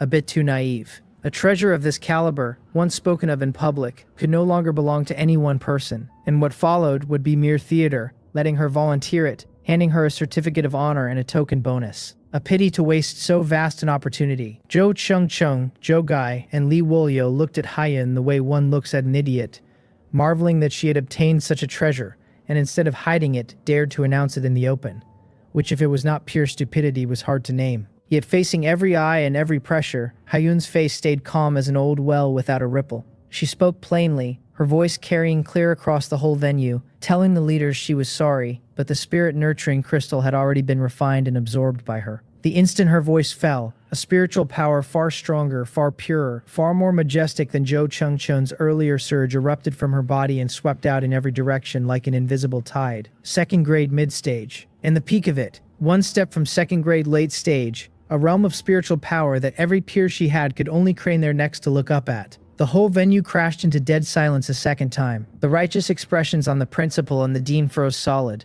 and the leaders who had been pressing and persuading opened their mouths and found not a word left in them. The awkward silence held for a full 10 seconds. The first to react was President Wang, the very man who moments earlier had loomed so grandly while forcing her to surrender the treasure. His face cycled through several expressions at a speed the eye could follow, and then he slapped his thigh and boomed with praise, calling it wonderful, well absorbed, declaring that heroes emerged from the young, that student Haiyun's courage and decisiveness were extraordinary, her path to the king level now assured, that Suimyung province had bred itself a dragon. The examinees below could only gape. The principal caught up an instant later and flipped his tune with a face full of excitement, agreeing that to stake one's life for finding a heaven-tier treasure on the spot took a courage that shamed them all. In seconds, the whole rostrum performed a flawless round of stage. I could only sit there thinking, 666. When exactly did we transmigrate to an opera stage? Off to the side, Zhou Changchan had gone stiff as a carved wooden chicken, his head buzzing. He had never imagined she could be this clever and ruthless, because refining a spirit-nurturing crystal required a heaven-tier spiritual power method where the refiner would likely explode and die, and where an ordinary student had found such a method he could not guess, meaning she had gambled her life at 9 deaths for 1. A lunatic. Meanwhile, everyone finally understood how she had killed the Sansi venomous scorpion in passing, since with spiritual power at second grade mid-stage, even basic spiritual attacks posed a lethal threat to a beast whose own spiritual power ran far below its blood-chi realm. Zhou Qiangchong roared and sighed, teeth grinding nearly to powder, demanding of the sky on what grounds any one person's luck could run this good. He knew that from this moment the Vaz school beauty had rewritten her destiny against the heavens, that she would be at least a 9th grade expert someday and might well step into the king level. And the jealousy scorched him, because reason told him he had already lost completely to the Haiyun standing before him, and he could neither admit nor accept it. He clenched his fists and clung to one last comfort, that whatever her spiritual talent, her contract beast was still a trash first-grade early-stage mosquito with a low-level bloodline. Its path as a beast tamer already dead-ended, no hope of reaching 5th grade this life, while his own floor was 7th grade, so on that one point at least he stood above her. The leaders reached the same conclusion and wore looks of pity, thinking what a shame it was, such heaven-defying spiritual talent yoked to a mosquito of inferior bloodline. Her road as a beast tamer stalled for good, leaving her only the lower ceiling paths of formation master or spiritual mentalist, neither of which had ever produced an emperor level. Just as they were all busy pitying her, Haiyun turned her head and looked at the little netherflame mosquito perched quietly on her shoulder, and I understood at once. Good, good, good. After all this waiting, the mosquito lord finally gets to flex. What era was it? Still clinging to that tired game of hiding one's strength? I was already this magnificent, so I was going to manifest my divinity in front of every last one of them, because to do otherwise was to walk through the night in embroidered silk, seen by no one. Today I would use raw crushing strength and talent to overturn how these high officials saw me, to make them understand that Haiyan and I were not lab rats to be manipulated and caged for study, but true peerless geniuses worth pouring every resource into cultivating and protecting. A majestic blood-chi of second-grade early stage, not one hair inferior to Zhou Chengqin's azure-armored wolf, erupted from my tiny body, and on its heels an undisguised bloodline pressure rolled out. Mid-level bloodline. I had noticed it checking my panel earlier, that once my blood chi realm broke into second grade early stage, my bloodline crept up on its own, only a sliver compared to a true evolution, but enough to carry me from low-level 5-star to mid-level 1-star. By this world's theory, that alone lifted my growth ceiling from 3rd grade to 5th grade, and it was not finished. Before anyone could recover, I loosed one more thought and another force poured out, a dense spiritual power aura that had likewise reached second grade early stage, since the crystal's energy had pushed my own spiritual power past 500 points. Now the three auras stacked one atop another, blood chi and bloodline and spiritual power, hammering everyone's nerves. If Hayun's spiritual power had been a depth charge across the square, the triple aura off this tiny mosquito was a nuclear bomb at the center of the lake, and it blanked out every brain in the crowd, eyes bulging, mouths hanging open, the whole square petrified together. A soft thud rang out, and everyone turned to find Zhou Cheng with lifeless eyes and an ashen face, all strength drained from him, stumbling back 2 steps and slumping to the ground. His lips trembled without sound,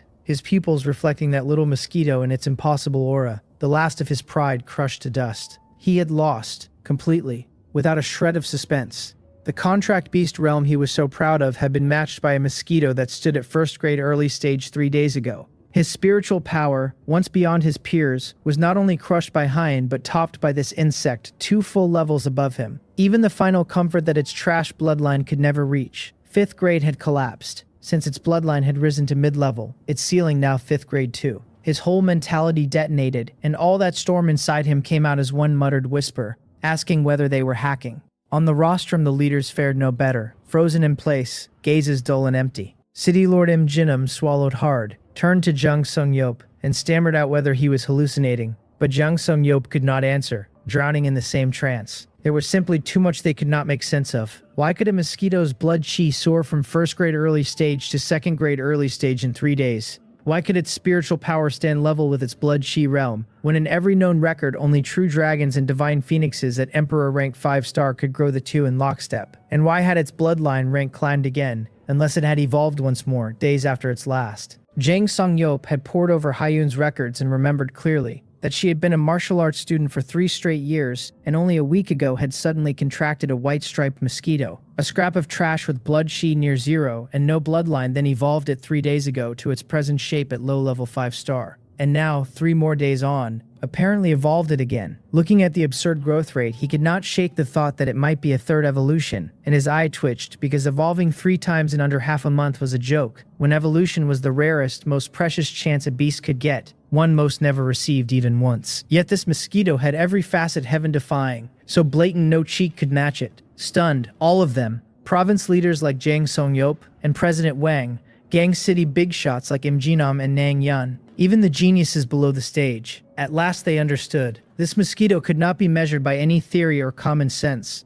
a monster that transcended everyone's cognition. And Hayun, fated for the king rank after absorbing the crystal, had contracted such a monster, the potential of that pairing near unthinkable. Even if its bloodline locked forever, its ceiling already reached 5th grade, meaning she could contract a 2nd or 3rd stronger beast later. So how high could she climb? King rank was near certain. It might even be emperor rank. Jang Sung-yop's lips trembled, and he shouted to report it at once. He told City Lord Im Jinam, in a tone that brooked no argument, that the secrecy had to be raised to the highest tier immediately, that they must report straight to the Federal Ministry of Education and the Beast Tamer Association headquarters, because this was no longer something Sumyong Province alone could handle. And student Hayun needed the highest standard of treatment, and here his voice went grave as never before, weighing each word, not as some experimental subject, but as a true top-tier genius. Im Jinam swallowed and nodded slowly, knowing he was right that across the tens of billions in the whole Federation, there were only a handful of registered emperor-rank powerhouses, each a pillar of the nation, and their gang city had produced a future emperor. On the other side, Joge and Li Wolyo traded a look and read the same bitterness in each other. From beginning to end, Joge sighed. They had been the clowns. He watched Hayun's back, remembering how he had counted on a single point of advantage to suppress Zhou Chengchan, seize first place, and collect the richest resources, and how laughable that looked now, because she had never cared about these so-called geniuses at all. In a corner, the principal and the dean were soaked in sweat, faces bloodless. The principal half sobbed to old Wang, asking whether they had offended a future king-rank powerhouse, and the dean, near tears, corrected him that by Director Zhang's meaning it was more than king rank. It was someone with hope of the emperor rank. Those 2 words pressed down like twin mountains. In all of Gang City, the strongest was Im Jinam at the peak of 8th grade, and king rank stood above the 9th grade entirely, while emperor rank was a legend no one in all of Sumyong Province dared dream of. Just what manner of existence, they kept asking, had they offended? On another side, the president of the Gyeongchip Guild turned to the ashen-faced Nang Yan and sighed slowly, his eyes graver than ever, telling her that they should go and apologize to her. Nang Yan's body jerked, and she looked up sharply, her cold eyes full of unwillingness and refusal. Apologize. Apologize to the woman who had stolen her opportunity and cost the life of her teammate. She could not do it. She, Nang Yan, would never bow her head, not if it killed her. He told her that he knew her pride, but she had to understand that Hyun was no longer someone they could afford to provoke, that if she refused to bow today, the entire Kyeonship guild could be wiped out because of her once the girl came into her power. Nang Yan clenched her fists so hard her nails sank into her palms and drew blood that dripped between her fingers, and she never felt it. Silence. A long silence, and then without a word she turned on her heel and strode off the rostrum without a backward glance, vanishing into the distance, unable in the end to lower her noble head. The guild president watched her resolute back and felt nothing but helplessness. Then the mood in the square shifted yet again. On the rostrum, the leaders headed by Jang Song-yeop, Im Jin-um and President Wang exchanged a few words and rose to their feet in unison. Under the stunned gaze of thousands of students, they formed a line and walked toward Hyun with solemn steps, looking less like officials on an inspection than like courtiers going to pay homage to a sovereign. The world had well and truly flipped upside down. Jang Song-yeop reached her first, drawing a medicinal pill thick with the aura of life from his storage ring, telling her it was a 6th-grade creation pill from his private collection, a sacred healing medicine, a meeting gift from her elder, and hoping she would not think it beneath her. Before she could react, City Lord Im Jin-um pressed forward with a short sword rippling with light, a mysterious tier mid-rank spiritual tool called Purple Lightning Green Frost. Only a support tool, but one that greatly sped spiritual power recovery, which with her high cultivation suited her perfectly. President Wang was more generous still, producing a secret manual from the bottom of his chest, an Earth-tier low-rank mental technique called the Thousand Soul Piercer, a token from the Spiritual Mentalist Association he begged her to accept. Then the principal, the dean and representatives of every force swarmed in, scrambling to give gifts with fawning smiles. Hyun said nothing, only thinking privately how realistic this crowd was, that she, the Empress, truly disdained mixing with such people. I cut in fast to tell her to take it, all of it, to stop just standing there, because this was the whole point of showing our potential, that it was resources, every bit of it resources, and letting them slip would be a crime. True, she conceded. The grand assessment ended in that surreal atmosphere, Hyun ringed by big shots, her hands going numb from gift after gift, while I lay on her shoulder happily watching the treasures pile up in the storage bag. With a thought I opened the panel. My race read as Molten Blood Mosquito, still evolvable, Bloodline at Intermediate 1 star, Blood Chi at 589.2, and Spiritual Power at 511.7. Both firmly 2nd grade early stage, my evolution points at 91.5. My skills were a tidy chain, the Molten Heart Demon Sting at level 4, Blood Food Tracking at level 3, Molten Insect Hive at level 4, Explosive Flame Flying Feather at level 3. The hint at the bottom said the next evolution needed 500 Blood Chi and 80 evolution points, both met, ready at any time over 24 hours. Staring at that panel, I felt outrageously comfortable. I had banked enough to trigger the 4th evolution whenever I pleased. I only wondered which way it would take me, since the direction seemed to hinge on whose blood I had drunk.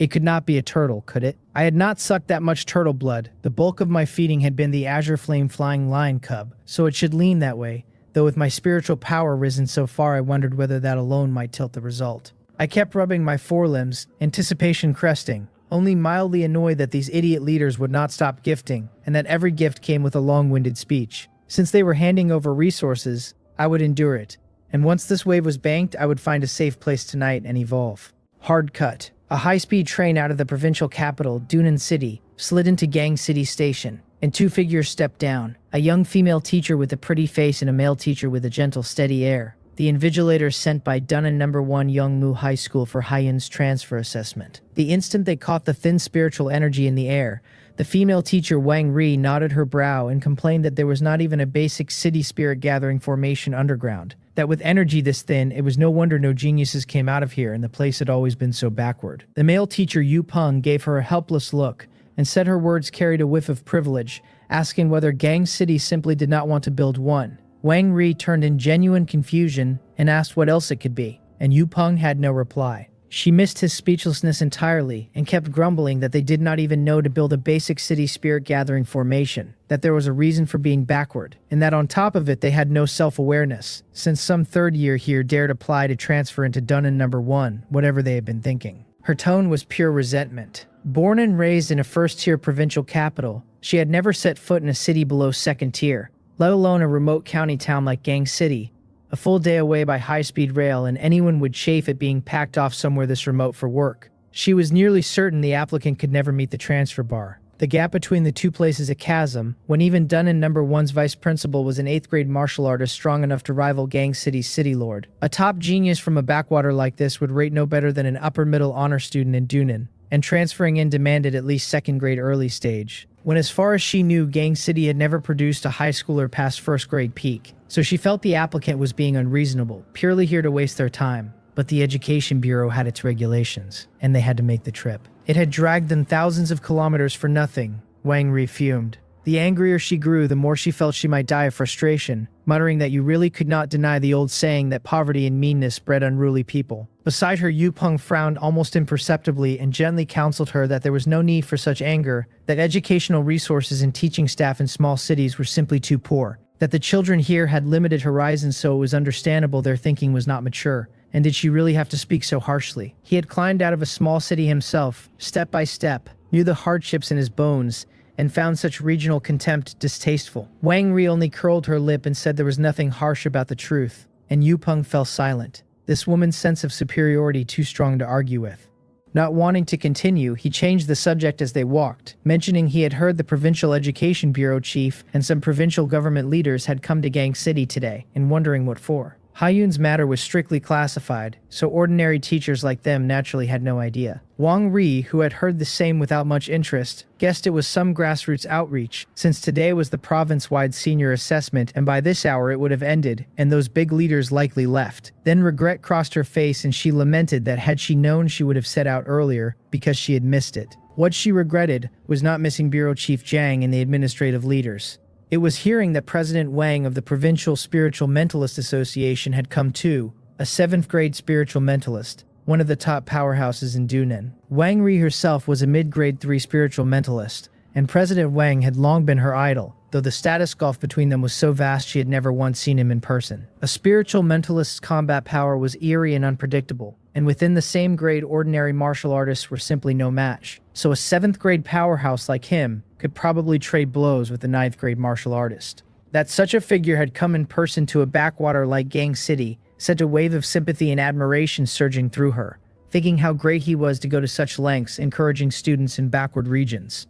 A true role model. Yu Peng looked at that mix of sympathy and admiration and pity on her face and was utterly speechless, unable to follow his colleague's train of thought. He sighed, wanting only to finish the task and leave, and said they should hurry to Gang City Yangmu High School, since student Haiyun should be back at the school by now, and Wang Ri agreed that fine, she wanted to see exactly what level the student was at. Hard cut. Inside the Gang City Lord's mansion, in a luxury suite normally reserved only for senior provincial officials, Haiyun sat quietly on the sofa, calmly flipping through the Earth-tier secret technique, the 1,000-soul piercer that President Wang had given her. Beside her, a dense blood-colored light fully enveloped me, forming a small pulsating cocoon. Around it, the medicinal pills and treasures the leaders had gifted, piled there without much care, were dimming and withering at a visible speed as boundless energy poured into the cocoon. That was right, I had evolved again, actually breaking the common sense of beast-taming history to evolve a 4th time. Haiyun felt a stir inside, but kept her face blank. By rights, she should be shocked and thrilled right now, since this meant her contract beast could very likely evolve without limit, its ceiling unimaginably high, yet there was no ripple in her heart, and she wondered whether this guy had simply battered her numb to shock.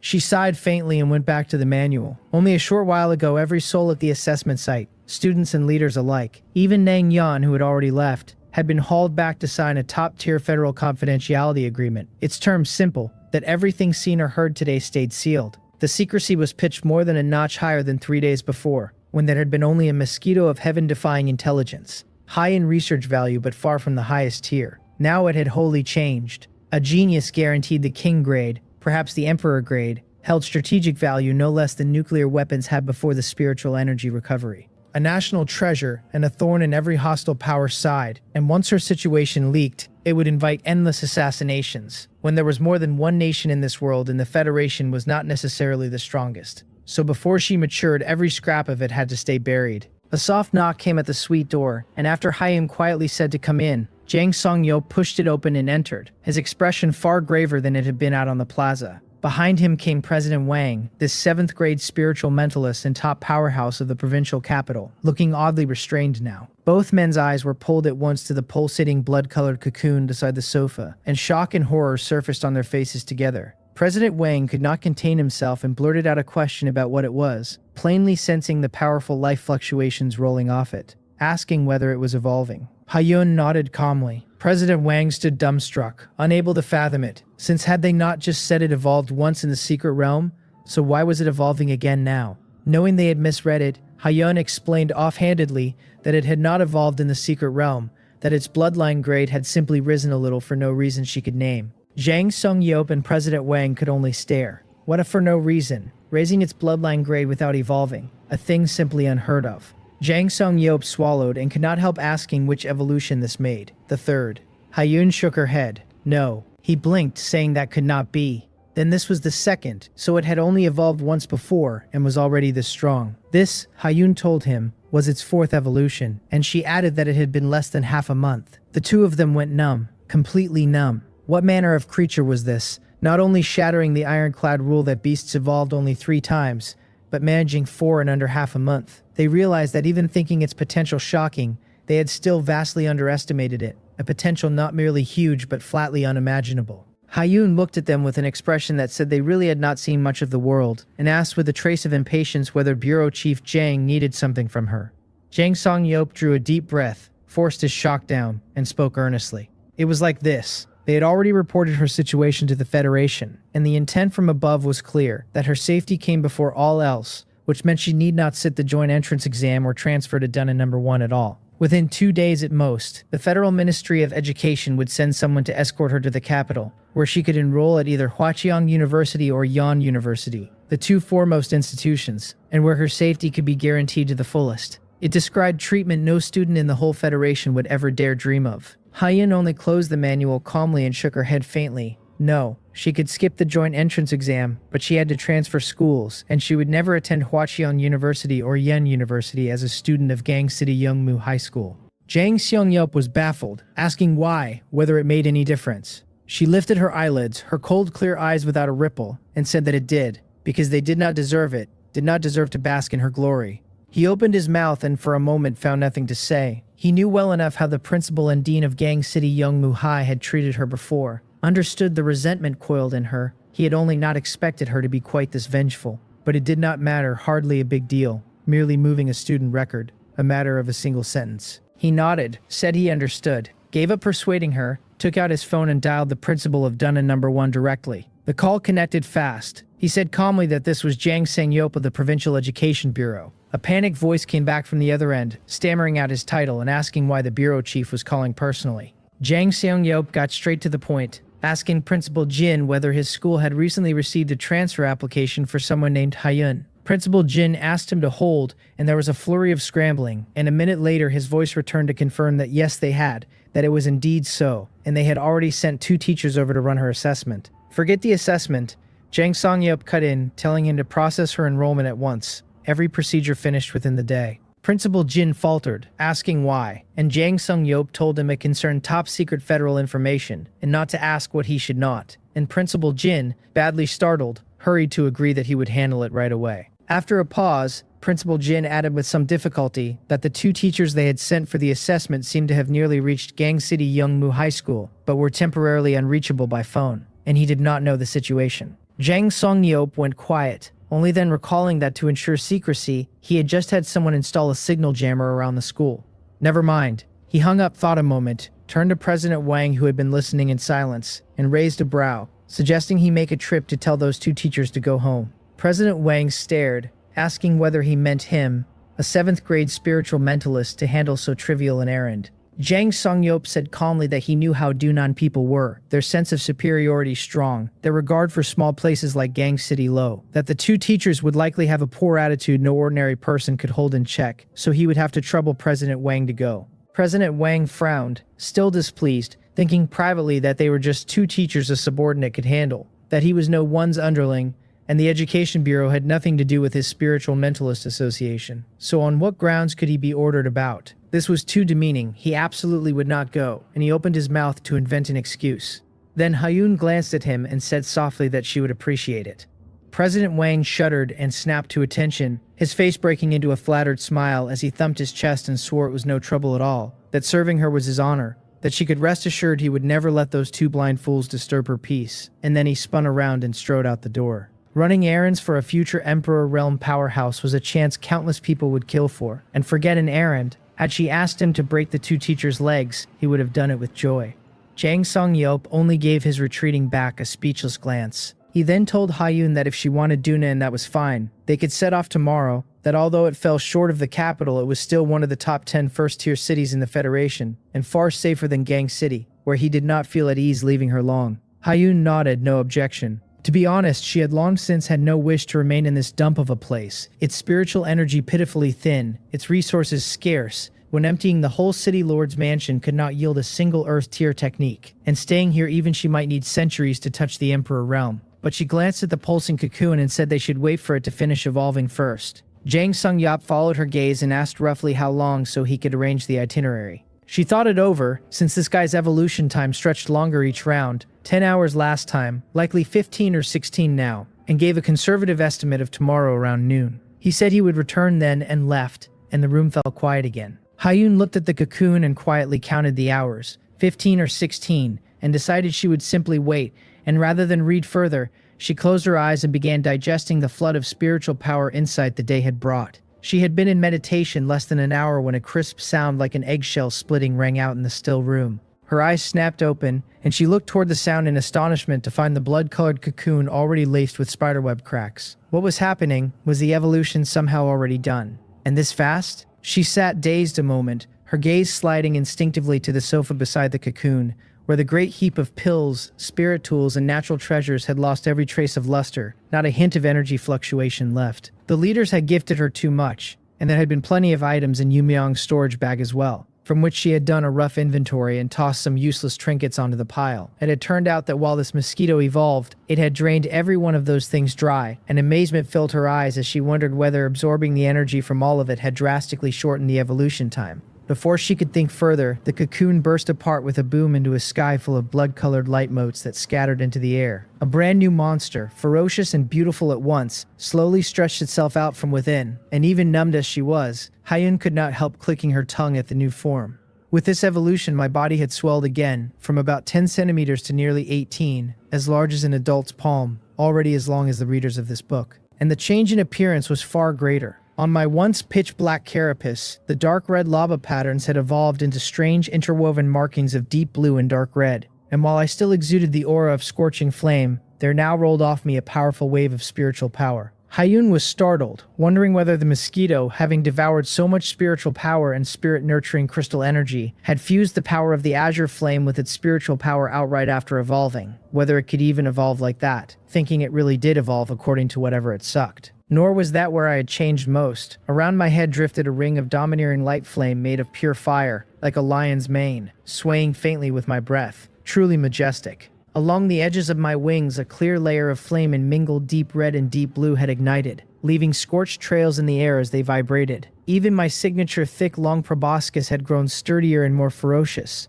Longer by 2 centimeters, wisps of blue-red firelight coiling at its tip and giving off an eerie, dangerous air. The scorching dominance of the azure flame-flying lion and a cold, uncanny spiritual force had merged into one.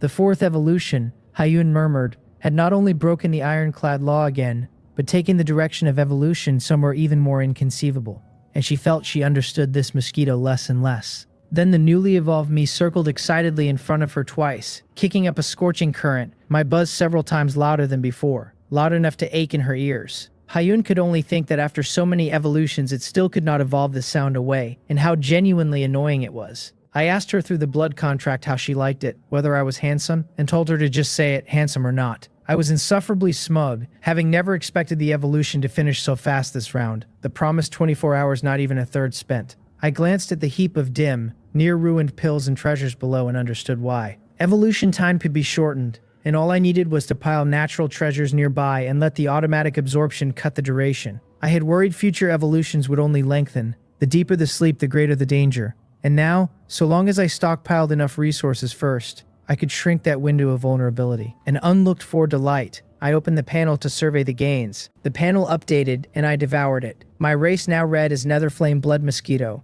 My lifespan 20 years. My bloodline leaping to intermediate 5-star. My blood chi at 521.4.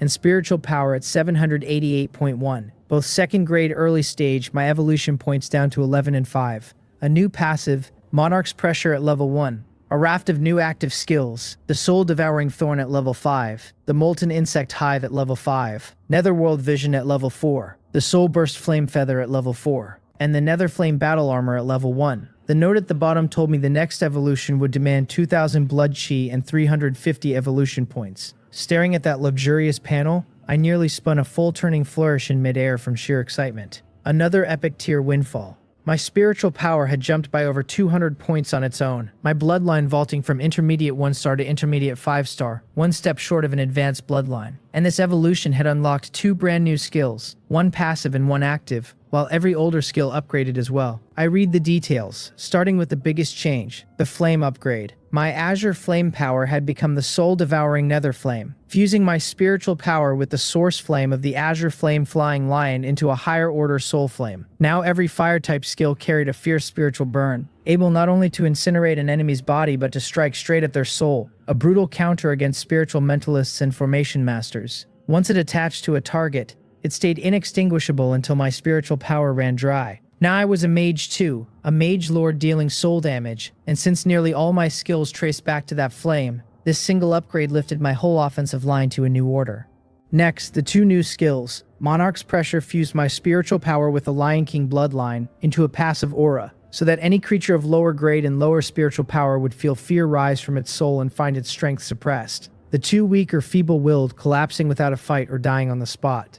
The Netherflame Battle Armor condensed the soul-devouring Netherflame into a semi-solid armor, majestic as a lion, spikes at the shoulders, wreathed in a Monarch's Netherfire, greatly raising physical and fire resistance and letting me absorb any fire attack no more than 2 grades above me. Its soul-burning pain effect inflicted dual burning of body and soul on anything that touched it. Offense and defense in one, plainly grown out of the old molten armor, and who would dare call a mosquito squishy now, when I was a flying tank? Then the old skills, each upgraded once. My Molten Heart Demon Sting had become the Soul-Devouring Thorn, my mouth part now carrying the Nether Flame so a single pierce burned flesh and soul together. My Molten Insect Hive could enchant its insects into self-exploding flame insects, with doubled blast power and a mental shock effect. My Explosive Flame-Flying Feather had become the Soul Burst Flame Feather, its wing blades upgraded to Nether Flame blades that carried a mental strike on impact. A crushing improvement across the board. Then the last skill, the one that mattered most. My blood food tracking had been wholly reworked into Netherworld Vision, no longer simple tracking but a spiritual power domain of 3,000 meters, centered on me, within which nothing could hide. A real radar, I crowed, then corrected myself. A mosquito radar, because before I could see nothing but creatures with blood, and now it was nearly a cultivator's divine sense. Everything within range lay bare. Having taken stock of it all, I felt the explosive new power inside me and my confidence swelled. My blood chi value had not changed, but I had learned a stack of higher order techniques, and my combat power had soared several times over. The next evolution wanted 2,000 blood chi and 350 evolution points, and that 2,000 was the 3rd grade early stage threshold, which meant every future evolution would demand breaking a full grade. But it did not matter. All I had to do was keep sucking blood, growing and evolving without limit, enough to make any powerhouse in this world die of envy. Only 12 days since I became a mosquito, and I had already risen this high. Once calm, I chewed on a crucial question. Since my skills upgraded on their own with every evolution, was it still worth spending precious evolution points to upgrade them by hand, when the points were so hard to come by and always lagged behind my blood chi? Then the system told me there was a serious flaw in my thinking, that the automatic upgrade during evolution was a mechanical upgrade, whereas point spot upgrades improved a skill's stats. My swarm space, for instance, had auto-upgraded to the Molten Insect Hive across 2 evolutions, gaining insect self-destruction and mental shock, yet its space and its cap of 1,000 insects had not changed at all, while spending points would double that storage every time. I saw. Put that way, upgrading skills separately was very much worth it, since no matter how high the mechanics ran, they still needed stats to hold them up. But that put me back in a bind, because the logic was sound and the trouble was that evolution points were genuinely not enough. Every evolution eating a massive stack of them, and merely gathering enough for one took real effort. Then the system dropped a warm reminder that there was more than one way to obtain evolution points besides sucking blood. I was stunned and demanded to know why it had not said so earlier. The system answered seriously that it was because I had not been worthy before. I gaped. This dog of a system was throwing in personal attacks now. It explained calmly that beyond sucking blood, I had 3 more routes to evolution points. First, I could suck the sap of spiritual herbs of 3rd grade or higher and convert their life essence into points, though such herbs were usually guarded by 3rd grade beasts. The Inkjade Black Turtle, a special case because the Blackstone Secret Realm's spiritual energy was so low its strongest beast capped at 2nd grade mid-stage, and with my old strength, rating 4th grade beast would have been suicide. It paused, then added that it was about the same now and I could only grind my teeth. Second, I could earn bonus points by killing enemies at least 2 minor realms above me. So at 2nd grade early stage, I would have to kill something at 2nd grade late stage or higher, which my former weakness had made impossible. Third, feedback from my blood contract partner, since every time Hyun raised her blood chi realm, she fed a portion of pure energy back to me. I balked, asking when that setting had appeared, since she had upgraded so many times and I had never seen a scrap of it. The system said the method needed the mutual trust and intimacy between us both to reach 60 or higher. The greater the values, the greater the feedback. And that in her eyes, I had long been nothing but a trash mosquito, so that even now, after everything, our numbers had only just barely crossed 60. I said nothing. The system asked whether I was all right. I told it I was fine. I only sort of wanted to die. The system replied that it had received my message and was currently drafting a suicide plan on my behalf. I felt a blood vessel about to burst in my skull. Certain this damnable system was doing it on purpose. After everything, it came down to my having been too useless before, but could I be blamed for that? When I had started as a mosquito, and a white-striped mosquito with only days of life left at that, a disastrous start, and it was already a miracle I had survived. I ranted wildly inside, but thinking it over, what the system said was not really wrong. Forget it. However heartbreaking the delivery, there were 3 more ways to gather evolution points now, and life was finally starting to look up. Though then again, I shot the Empress a resentful look, since after all the times we had been through life and death together, my trust value had only just cleared 60, which was too unfair by half. Hyun rested with her eyes shut, feeling plainly that as my evolution completed, a surge of energy far more majestic and pure than before fed back into her through the blood contract, the 1/10 vitality feedback from her contract beast. Though this mosquito's vitality value had not risen, she could feel the quality of what it fed back was several times purer, as if its bloodline had climbed again. If its earlier feedback resembled a martial artist practicing yellow rank techniques, its current quality matched at least a mid-grade black rank 1, and at the same realm, the purer the vitality, the higher the combat power. She was quietly delighted, thinking that if this mosquito kept evolving until it reached an imperial level bloodline, the feedback might not fall short of the dragon she had contracted in her past life, and she had to admit it had already earned the right to be her true companion. Then all at once she felt an almost tangible wave of resentment coming up the other end of the bloodline connection. What was it feeling wronged about now? She looked at the netherflame blood mosquito circling in the air, unable to work it out, since this guy had just evolved and rocketed in strength, so he ought to be overjoyed. And why had he gone sullen? I cursed this disloyal empress inside, and then let my mood settle, because however wildly the system had stabbed at me, the road ahead was wider now. Very good, very good. Through Hyun's inner thoughts, I picked up that we would set off for Dun'an City tomorrow. Dun'an City, capital of Sumyong Province, a super city said to have drained the whole province dry, ranked in the Federation's top 10, its experts and geniuses surely as thick as hair, its demonic beasts and rare bloodlines nothing like what Gang City could offer. When the time came, I was going to suck and suck and suck. Hard cut.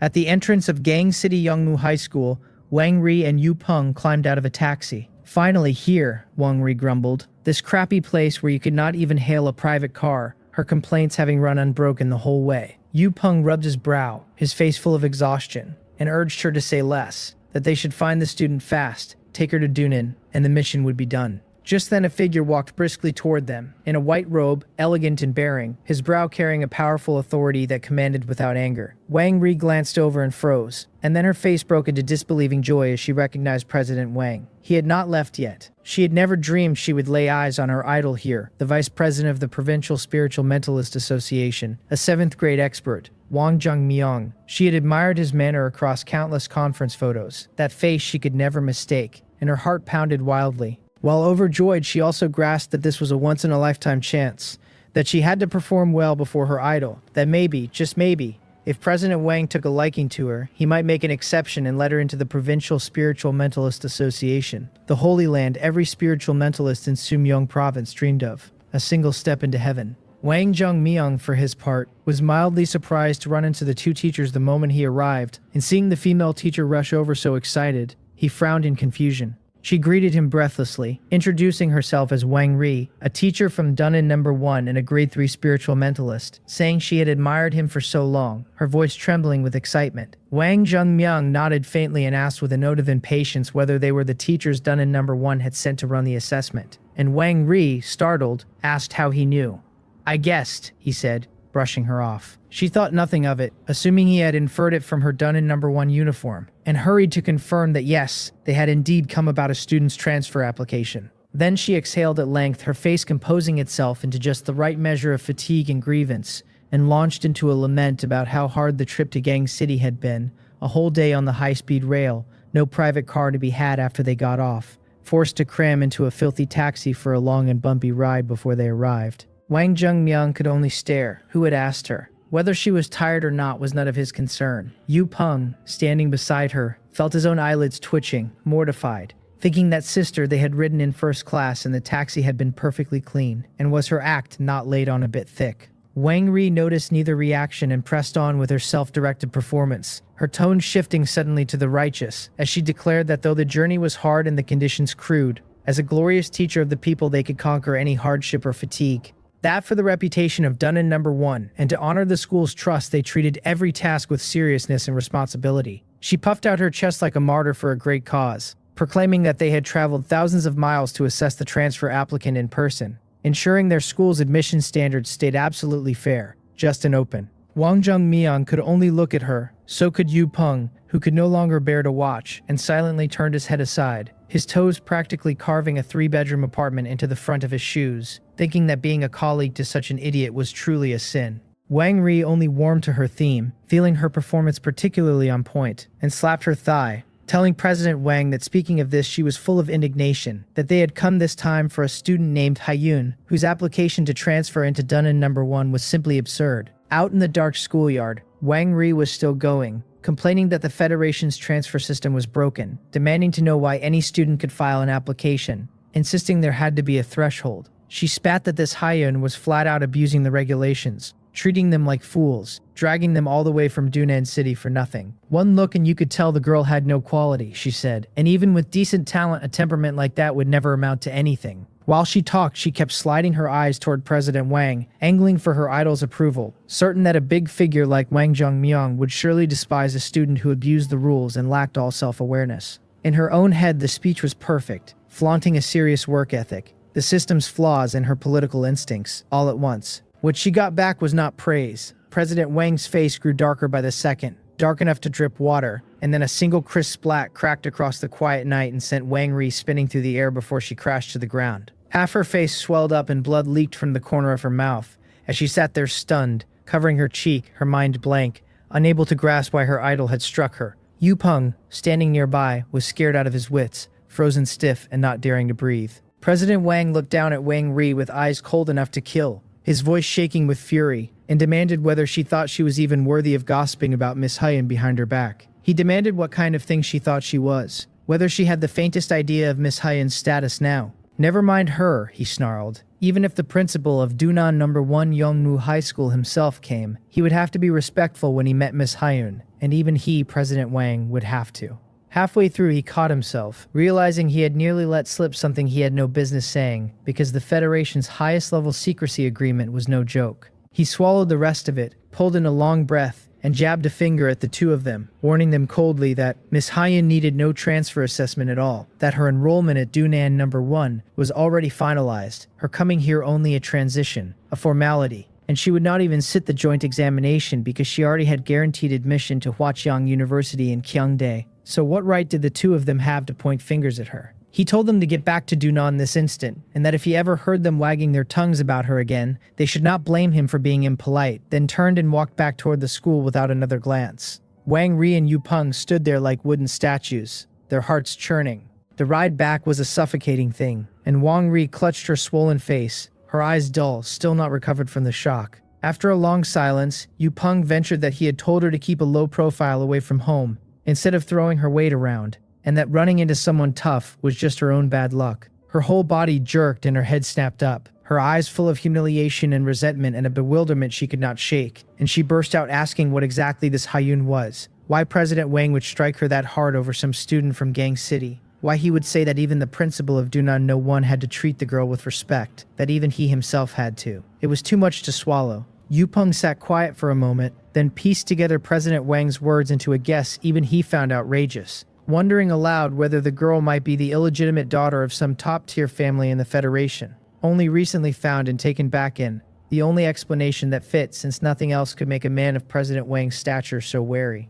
Wang Ri's eyes flickered wildly at that. A big family, an illegitimate daughter, so this Hyun had leaned on connections to get parachuted straight into Dunan No. 1, and instantly a hot, coiling jealousy wrapped itself around her heart like a venomous snake, as she came from an ordinary working family, she thought, and had ground her way up on 10 times the effort of anyone else, draining her family dry, clawing to 3rd grade at 30, and barely squeezing into Dunan No. 1 as a plain teacher. The proudest thing she had ever done, and now some country girl lucky in the womb could waltz into what she had dreamed of. It was not fair. Dunan No 1 was the holy land of cultivation in the eyes of every student in Sumyong province, a place she had once looked up to without daring to hope. She ground her teeth and spat that she saw it all clearly now, that in the end the world came down to background and birth, that there was no fairness anywhere, that people like her who climbed rung by rung on their own sweat were nothing beside a silver spoon child born at the finish line. Yupeng had no answer for that. Privately, he noted the irony that she wanted equality from those above her and rigid class from everyone below.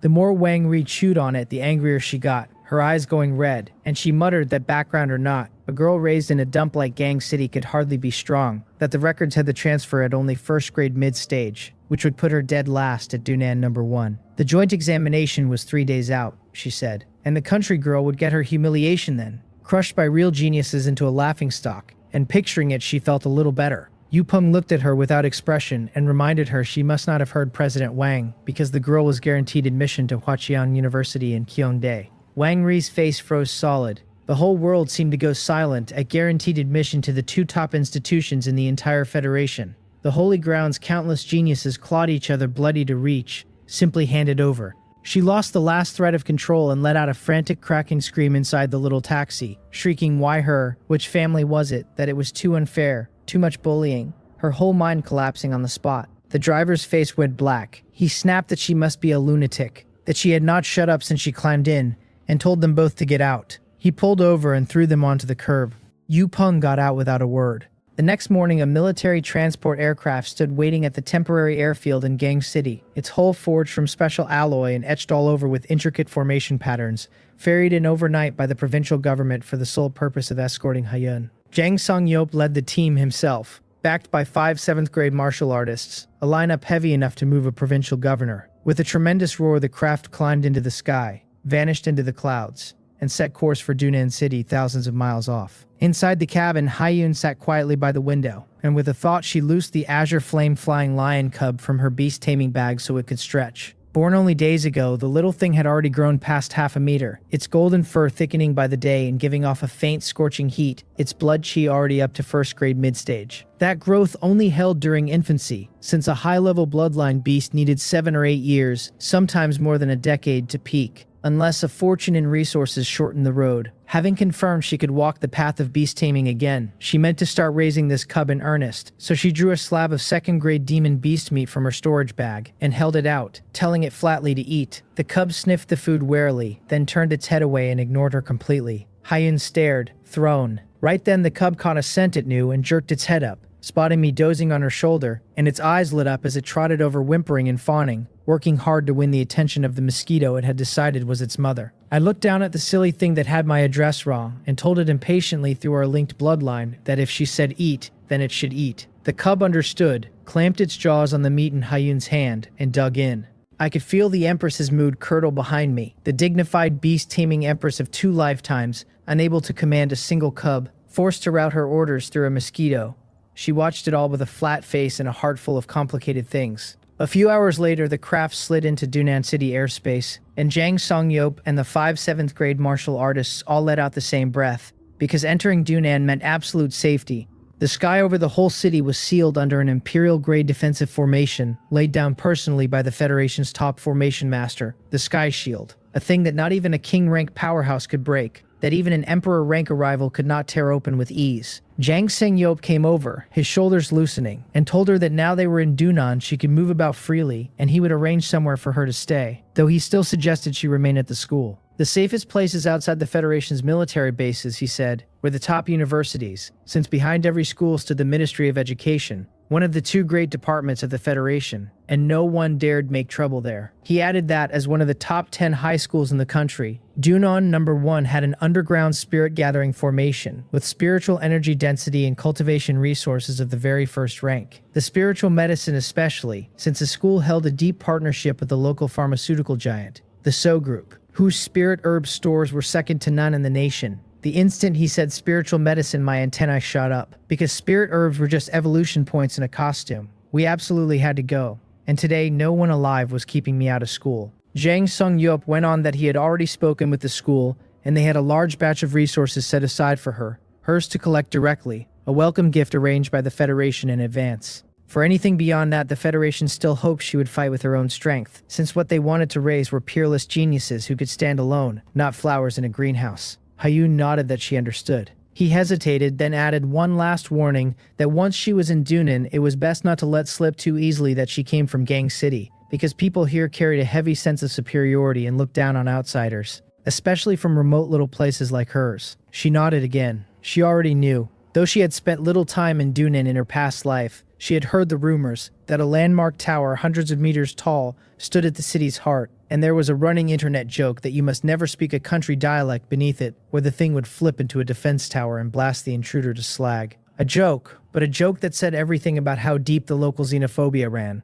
The craft set down cleanly at the Dunan military field, and a hovercar with a special plate was already waiting. As the vehicle rolled into the city, the view outside pried my compound eyes wide open. Skyscrapers stabbing into the clouds with runes flowing over their faces. The sky ribbed with orderly hovercar lanes, and now and then, down on the ground, a great contract beast hauling a magnificent beast carriage passed at a stately pace. The pedestrians here mostly carried auras above first grade, and I spotted plenty of 4th and 5th grade experts among them. Compared to Gang City, it was another world. Soon the hovercar stopped before a school gate grand enough to swallow a small town, the gilded characters spelling Dunan No. 1 Yongmu High School in bold sweeping strokes that gave off an invisible pressure. A middle-aged man in a well-cut suit had waited there a long while, and the moment they stepped out he came forward beaming, introducing himself as the dean, surnamed Joe, welcoming them with a warmth that shaded into reverence, his eyes fixed on Hyun full of curiosity and awe. He had been hauled out of bed the night before by a call from the principal, who told him in an unprecedentedly grave tone to receive a transfer from Gang City at the highest possible specification, because she was tangled in a Federation top secret, and it had scared Dean Joe enough that he had not slept and had stood guard at the gate since dawn.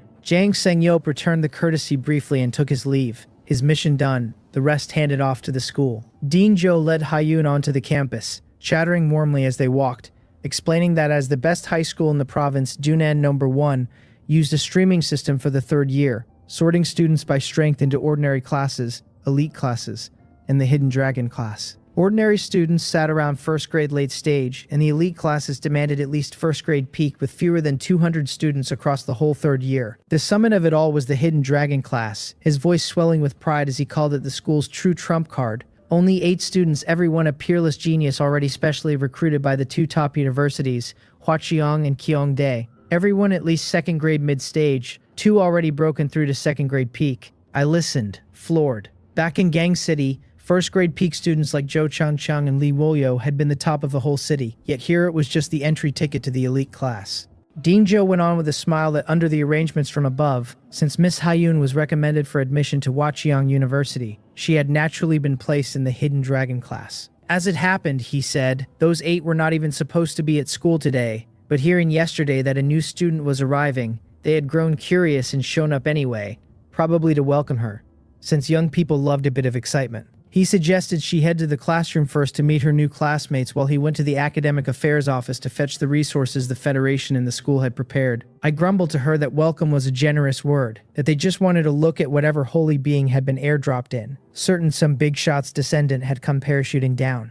Hyun did not mind and nodded calmly. To her, it made no difference where she went, so long as the resources were there to rebuild her strength as fast as possible. Meanwhile, in the Hidden Dragon class's private cultivation room, 8 cushions of thousand-year-cold jade sat in a luxuriously wide space, the walls sheathed in spirit-gathering formations, the spiritual energy so thick it was nearly a thing you could touch. 8 young figures sat cross-legged, the pinnacle of the younger generation not only of Dunen number 1, but of all Sumyong province. A handsome youth with a faintly flamboyant air spoke first, remarking that for an out-of-town transfer to drop straight into the Hidden Dragon class at this exact moment, the newcomer must carry quite a background. His name was So Ran, a direct scion of the So family of Dunin, the clan behind the So group, the giant that owned the alchemy and pharmaceutical trade across all of Dunan and most of the province. So Ran himself was a second-grade peak beast tamer, whose contract beast was a king-level 3-headed crimson flame lion. A long-haired girl with a still water-like calm answered indifferently that it was all rather ridiculous. Her name was Choi Ran of the second-rate Cho family of Dunan, her martial arts already at second-grade peak, and she shared the Cho surname with me by pure accident, no relation whatsoever. Another of the 8 wondered aloud who the transfer could be, since only 3 days remained before the joint examination, and someone was being airdropped straight into their class. So Ran curled his lip and said there was nothing to wonder about,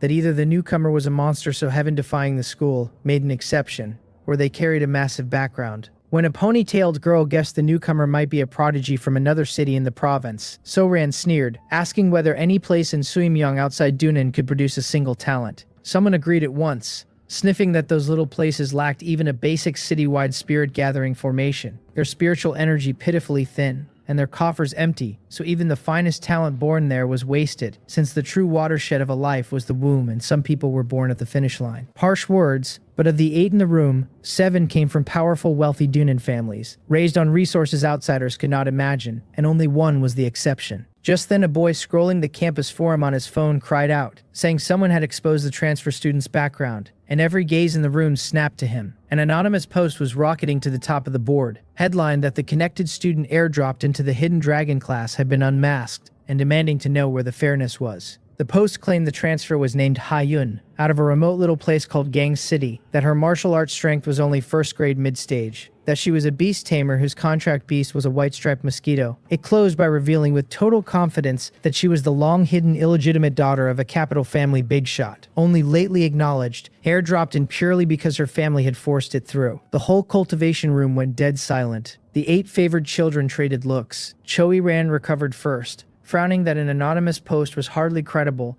that Gang City and first-grade mid-stage and a white-striped mosquito were too absurd to be anything but trolling. So Ran raised an eyebrow and pulled out his own phone, saying why not simply check that he would have his family use their authority to pull the student registry in Gang City, a minute's work. In under 30 seconds a file chimed onto his screen, and his face froze, then twisted into pure absurd disbelief as he swore that it was all true. Reading off that the Gang City Youngmu High School records listed Ha-Yun at vitality rating first-grade mid-stage with a contract beast logged as a white-striped mosquito, every word a match. Now no one doubted it, because the truth sounded even more ridiculous than the rumor. So Ran's eyes went wide as he blurted that she was first-grade mid-stage and had contracted a white-striped mosquito, the trashiest breed of mosquito there was, hardly even a proper animal, asking whether there was something wrong with her head. Choi Ran frowned and searched Gang City on her phone, her face going strange as she read that it was a county-level town that did not even rank 3rd tier, one of the very bottom cities of the whole province. No wonder the girl was so weak, and concluded that after all the noise the transfer was just a pure through-and-through connected student.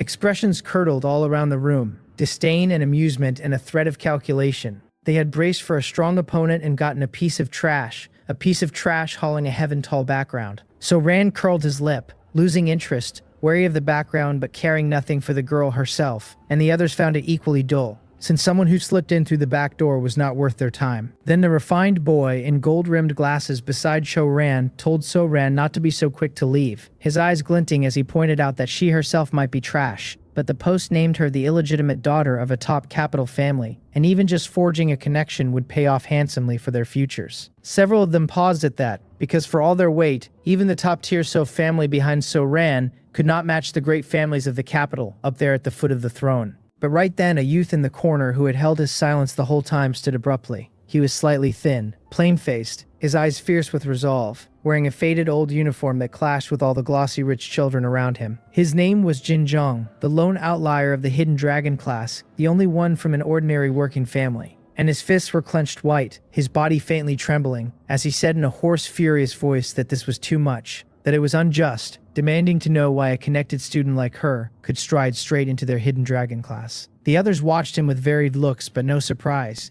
because they all knew his past, a truly hard man, a madman who had clawed up from the bottom on nothing but desperation and talent. His parents had been the most ordinary of workers, and to fund his cultivation, to get him into Dunan number 1 and pull him above his class, the family had paid in blood. His father had worked himself to death on construction sites for a little more resource money, dropping dead of overwork for a compensation payout that was a drop in the bucket, against cultivation costs in the hundreds of thousands and millions. His mother, in her desperation, had taken out ruinous predatory loans just to scrape the entry fee for the elite class. Only after Jin Jung ground to the top of that class on sheer will and talent, catching the school's eye and winning a larger cut of resources, had the family eased at all. To him, the word fairness had been bought with his father's life and his mother's dignity, and every seat and every resource in the school was sacred, so a nobody of unknown origin, a first-grade mid-stage with a trash mosquito, using so-called background to steal a place that should have gone to someone more hardworking and gifted, was not just injustice but a desecration of everything his parents had bled for. He said he could not accept it, his eyes bloodshot as he stared at the door like an enraged lion cub, declaring he would go to the principal and the education bureau and demand an explanation,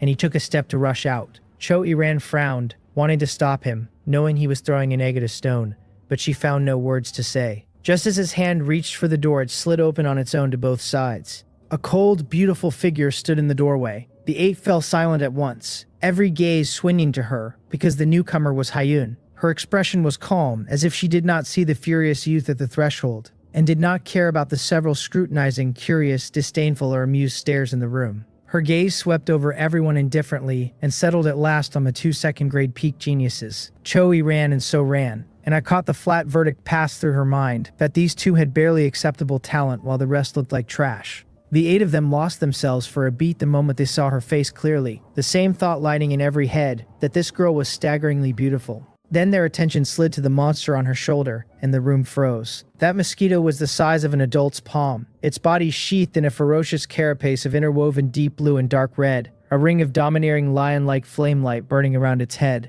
the very edges of its wings flickering with eerie nether fire, its aura dangerous enough to make every heart in the room stutter. So Rand's mouth fell open wide enough to hold an egg as he pointed, aghast, and demanded whether that thing was a white-striped mosquito, and the others stared in the same disbelief, because whose white-striped mosquito looked like that? This was plainly a mosquito-type demonic beast none of them had ever seen. The pupils of the class's cold, arrogant second-grade mid-stage spiritual mentalist tightened as he read the beast's true strength first, judging its second-grade early stage, and everyone startled again. A second-grade early-stage beast tamer. Half the forum post overturned itself on the spot, exposed as rumor-mongering, because she was no first-grade mid-stage trash at all. But so what? They traded strange looks, because a contract beast at second-grade early stage at 18 was genuinely good talent, top tier in any ordinary class, and near the head of an elite class. Yet this was the hidden dragon class, whose floor was second-grade mid-stage, so what right had a second-grade early stage to sit here? She was not pure trash after all, only a well-connected person with decent talent, and connected was still connected.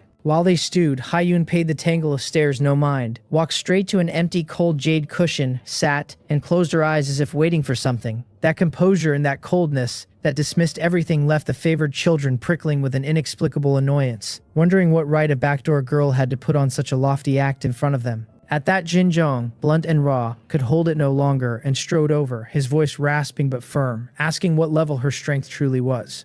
Hyun opened her eyes slowly, her cold gaze fixing on him, and spat back 3 words asking whether he was looking for trouble. His body stiffened, his cheeks flushing, but he squared his chest and insisted he meant no harm, that he only wanted to know whether she was qualified to sit here, whether she had earned the seat on her own strength or on her background. She looked at him calmly for 2 seconds, then closed her eyes again as if one more word would be a waste. I complained to myself from her shoulder that the guy did not seem to mean her ill. His head was just wired a little too straight. Blood rushed to Jin Jong's face at being so blatantly ignored, and he decided she was guilty, that she did not dare answer. And just as he was about to detonate, the cultivation room door slid open again, and Dean Joe walked in carrying a large storage box, all smiles apologizing for the wait, and setting the box down before her. The freshman resources the Federation and the school had readied, asking her to check them. She opened her eyes and casually opened the box, and at once a dense medicinal fragrance and a wash of spiritual energy filled the whole room. Inside, more than a dozen spirit herbs of various ages lay neatly ranked, every one at least 3rd grade, a few reaching 4th. The room hushed, expressions turning amused, because the combined value ran to at least 3 million, more than even Hidden Dragon students like them ever received at once. The special treatment far too blatant, and now every one of them was 100% convinced she was a connected girl with a background that reached the heavens. As for my compound eyes, they lit up like 2 little bulbs the second I saw those herbs, because it was all evolution points and this wave was pure profit. Facing millions in resources, Hyun's face stayed still as a quiet well, as though she were looking at a heap of common weeds. Ignoring every stare, she picked up a 4th grade herb, the mind-concentrating flower, and sniffed it lightly, studying its properties. Now the room was fully speechless, since without a word of explanation, she had told them through her actions that yes, she was connected. And what of it? Too arrogant. A handsome youth beside So-ran curled his lips and teased that So-ran hated girls who acted cool like this the most, that she was overdoing it, asking whether he was going to go put her in her place. So-ran glanced at him, then turned his gaze back to Hyun, taking in that cold and lovely profile and that indifference that cared for nothing. And he chuckled and raised an eyebrow, saying who was acting cool, that a girl this good-looking was simply cold and elegant, that this was the cold and elegant school beauty style. And did the boy really not get it? The boy had nothing to say to that. The handsome youth was named Hwa Myung-hoon, of the Hwa family, a top-tier beast-taming clan of Dunan. The So family led Dunan's alchemy trade, and the Hwa family held half its beast-taming trade.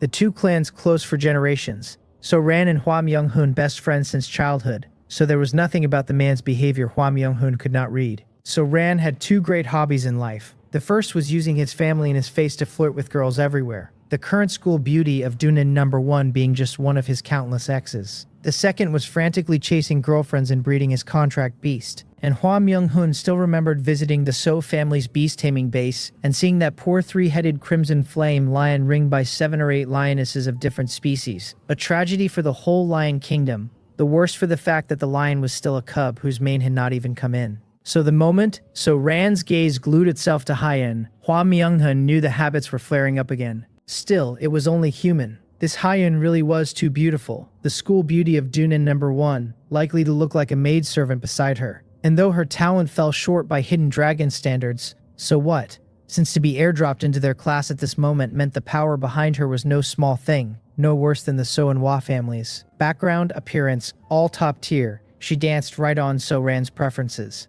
The room went subtle for a while. After the first shock and amusement wore off, the other favored children drifted toward boredom, all of them extraordinary in origin and arrogant to the bone, unable to raise any interest in befriending a backdoor girl, unwilling to flatter a country bumpkin who had changed her fate by being born well. Soon several of them, Cho-i-ran included, filtered out, judging it better to go practice than waste time here. Only the gold-rimmed boy who had first pushed to build a relationship lingered, hunting an opening to strike up a conversation, and only Jin Jong stayed rooted, fists clenched, expression shifting. He was furious and unwilling, but no fool. And from the dean's attitude and that box of priceless resources, he could tell her background was likely even more terrifying than he had imagined. That even if he made a scene with the principal or the bureau, nothing would come of it. He gave Hyun one long, deep look, then turned and left without a word. I lay on her shoulder watching it all, honestly surprised. That was it? The script was wrong. By any normal process, a few blind idiots should have leapt out to mock my empress, snarling that connection should get out, and that she did not deserve the seat, and then the empress would unfurl her overbearing aura, slap their faces, stun the room, and finally I, the king of pretense, would step out to finish the job and dominate the whole scene. How clean, how standard that would be. Instead, the hothead who looked most like cannon fodder had worked it out himself, and left, and the rest wore a could not be bothered look. Were the geniuses of a big place like Dunan all this reasonable? No, this was too abnormal, and I actually felt a little off balance about it. Fine, better no one bothered us. I quit chewing on it and turned my eyes to that box of spirit grass, compound eyes nearly glowing at the quality and luster, all of it evolution points. I rubbed my forelimbs, unable to hold back and wondering whether to tell the empress, then deciding not to bother her while she studied that broken flower. Besides, these resources were for us, and as her contract beast, surely it was only natural I'd take the lion's share. Perfect excuse. With a flutter, I flew over the box, aimed at one of the plainest looking little red flowers, and drove my hideous proboscis deep into it. Hyun, studying the mind-concentrating flower, heard the movement and glanced over, and when she saw me perched on a third-grade herb, the crimson sunflower, sucking away, she paused a half-second before pulling her eyes back. She was used to it, since a guy who could drain a spirit-nurturing crystal could obviously drink herb juice, And there were plenty here, so if I wanted a few mouthfuls, fine. The system chimed in my head, reporting a 3rd grade crimson sunflower detected and its life essence extracted. 4 evolution points gained. I frowned. A 3rd grade herb only gave 3 or 4 points. The conversion rate was garbage. Not even as good as one sip off that 2nd grade mid-stage old turtle. Feeling snubbed, I flew straight to the most eye-catching 4th grade herbs and plunged into the very mind-concentrating flower she had just studied. 4th grade herb detected, life essence extracted, 8 evolution points. That was it for a 4th grade. I felt cheated, the return higher than the 3rd, but still a painful loss. But as I moved to pull free and try another, a key thing hit me, that I did not feel full at all. I looked down at my belly, still flat, none of that bloated heaviness that came after a blood meal. Every time I sucked blood to the brim, I had to wait a long stretch to digest before I could go again, but sucking these herbs seemed to carry no digestion time. To test it, I stabbed straight into another 4th grade herb nearby, 7 more points, and still no fullness. I really could keep going. A bolt of lightning went off in my mosquito skull. Blood was high quality but had a cooldown, while grass was low quality but no cooldown at all, an infinite refill. This was no bad conversion rate, it was a bud that farmed points forever, so what was I waiting for? I blurred into an after image, darting between the herbs, my proboscis' sewing machine stabbing in and sucking and yanking out of one herb after another. Evolution points climbing 4, 3, 8, 5, 9 in a run that played in my head like the finest symphony, watching them soar from a pitiful 11.5 up past 20, 30, 60, 80. This was the real harvest, getting rich overnight. 350 points for the next evolution had looked like an unreachable mountain and was now nothing, since with enough 3rd grade and above herbs, it would be done in minutes. And the one thing Dunin number 1 did not lack was spirit grass. I sucked even harder, wishing I had 2 more proboscises. Dunin really was a fine place. Off to the side, Hua Myung-hoon eyed the now half-empty training room and, bored, nudged So-ran's arm to go. So-ran, in no hurry, dropped onto a nearby cushion and said he just felt like practicing in class to soak up the atmosphere. Practice my foot, Hua Myung-hoon thought, since everyone knew the So family's private training room was 1,000 times finer than this one. Its spirit-gathering formation laid by a hired 9th grade formation master, so So-ran was only staying for the girl. Catching the look, So-ran dropped the pretense, leaned to his ear, and said with maddening confidence not to be impatient, to watch his moves, that he had seen plenty of girls like her, cold outside and warm within, thinking highly of themselves while feeling hollow inside, and he could win her over in 2 days at most. Hua Myung-hoon really wanted to say he did not believe it, but on reflection the man was genuinely skilled at this. His tricks endless, at least 80 and maybe 100 girls having fallen for him, so he was honestly curious how So-ran meant to crack a cold goddess as indifferent as Hyun. Fine, he would stay and watch the show, and found a cushion. So-ran raised his brows at him, promising to teach this only once. As the two traded looks, a petite figure padded up, chirping to Senior So-ran and Senior Hua that since they had not left, were they about to discuss Beast Tamer insights here, and could she join? The speaker looked only 15 or 16, in pigtails, with round cheeks and big bright eyes, though she was in fact of age, having just turned 18. Her name was Ye Soto, the last of the 3 Beast Tamers in the Hidden Dragon class, and the weakest at 2nd grade mid-stage. Though the class held only 8, they split into 3 tiers. So-ran and Choi ran at 2nd grade peak, forming the first. The rest sorted into 2nd and 3rd by strength, and Ye Soto sat at the bottom of the 3rd. She had long wanted to ask So-ran and the others for guidance, but those two rarely showed their faces at school, so having finally caught the chance, she was not letting go. Neither So-ran nor Hua Myung-hoon had the heart to explain, so they coughed and nodded along, saying yes, they were just about to trade Beast Tamer insights. With a thought, So-ran loosed his contract beast from its beast-taming bag, and a lion nearly 3 meters tall, its body burning with crimson flame, roared into the room. Its most striking feature that it had 3 heads, the middle largest with majestic eyes, the 2 flanking ones smaller and full of violent destruction. A king-grade bloodline monster, the 3-headed crimson flame lion. So-ran's mouth curled smug, releasing the lion partly for Ye Soto but mostly to show off before Hyun. Since however imposing her mosquito looked, it was at most a high-grade bloodline, and the Federation kept detailed records of king-grade bloodline beasts, with no mosquito ever listed, so even a high-grade 5-star mosquito set a chasm below his king-grade 2-star lion. The higher the grade, the higher the ceiling, but the maturation and cultivation difficulty climbed geometrically, so raising a king-grade cub to 2nd grade peak by 18 proved both the So family's terrifying wealth and his own unmatched talent as a beast tamer. Perfect, simply perfect, he thought, pleased with his subtle flex. Sure enough, Hayun did glance up at the three-headed crimson flame lion, and then her expression stayed exactly the same and she lowered her head again. So cold. Taking the cue, Hua Myung-hun released his own contract beast, a huge black ape with knotted, explosive muscle, purple electric arcs flickering through its fur, a high-grade 5-star bloodline monster, the Thunderstorm Vajra. Ye Soto excitedly loosed her own little darling, a fox Snow White all over and only kitten-sized, a crescent moon mark on its brow, a high-grade 5-star bloodline monster, the Moonlight Spirit Fox. For a while, the three beast tamers circled their beasts, faking research and discussion, though only Ye Soto listened in dead earnest, now and then jotting in a little notebook, while So Ran and Hua Myung-hun spouted nonsense and stole sideways glances at Hayun. Then something tugged at me and my head shot up. My netherworld vision locked onto the three monsters, and a stream of detailed data poured into my mind. 2 high-grade 5-star bloodlines and a king-grade bloodline. What was this, a gathering of blood bags? And was Dune in heaven? I was thrilled on the spot, since each of the three had far better blood than the Azure Flame Flying Lion Cub, that king-grade one, a top-tier item I had never even seen. No, I had to find a way to sneak a sip, and I had already tested before that as long as I consciously controlled it while feeding I could avoid injecting any nether fire at all. Just a gentle insertion no one would notice. There was no chance right now with all 3 tamers watching, so I needed a good opening, and until then I forced down the itch and turned back to the herb box. Cannot suck blood yet, so keep sucking grass. The herbs yellowed and withered before the naked eye, drained to spent husks, while my evolution points kept vaulting, 90, 100, 110. And when the last herb was wrung dry, I opened my panel to find them at 112. Jackpot, and this was only 1 box of freshman perks, so if I ever got into the school's medicinal garden, well, I dared not even finish the thought, because my mosquito life had struck a broad, smooth road. Meanwhile, Hayun, thinking with her eyes shut, had finally worked something out. She had been turning over what pills these herbs could be refined into for the greatest effect on her, though in truth her attainments in the Tao of alchemy in her past life had been shallow to the point of clueless, the formulas in her memory few and scattered. After long racking, she had a slim lead, holding the last remaining 4th-grade herb, the Ice Heart Grass, lost in thought. The mind-concentrating flower calmed the mind and soothed the spirit. The Ice Heart Grass cleared heat and dispelled evil. And the two, together with a few 3rd-grade auxiliaries, could refine a 5th-grade pill called the Clear Heart Jade Dew Pill.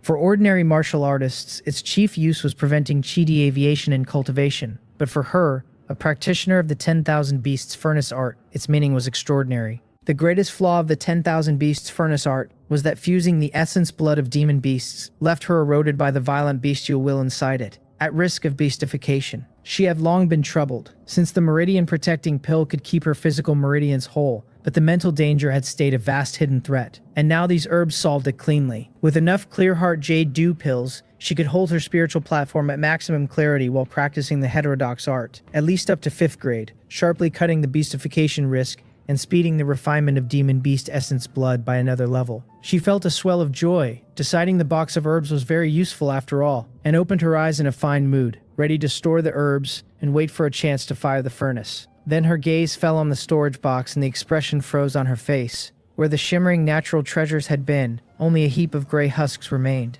no different from dried straw. She blinked once, twice, wondering if she had seen wrong. Where were her herbs? Where was her entire large box of herbs? She stood dazed a long while, then something clicked and her head snapped around, her gaze locking onto the netherflame blood mosquito perched contentedly on the box's rim, rubbing its forelimbs. In that instant, her head roared as if something had detonated. She was the dignified beast-taming empress of 2 lives, her temper tempered to stone, unmoved if Mount Tai collapsed before her, and yet just then she could not hold it.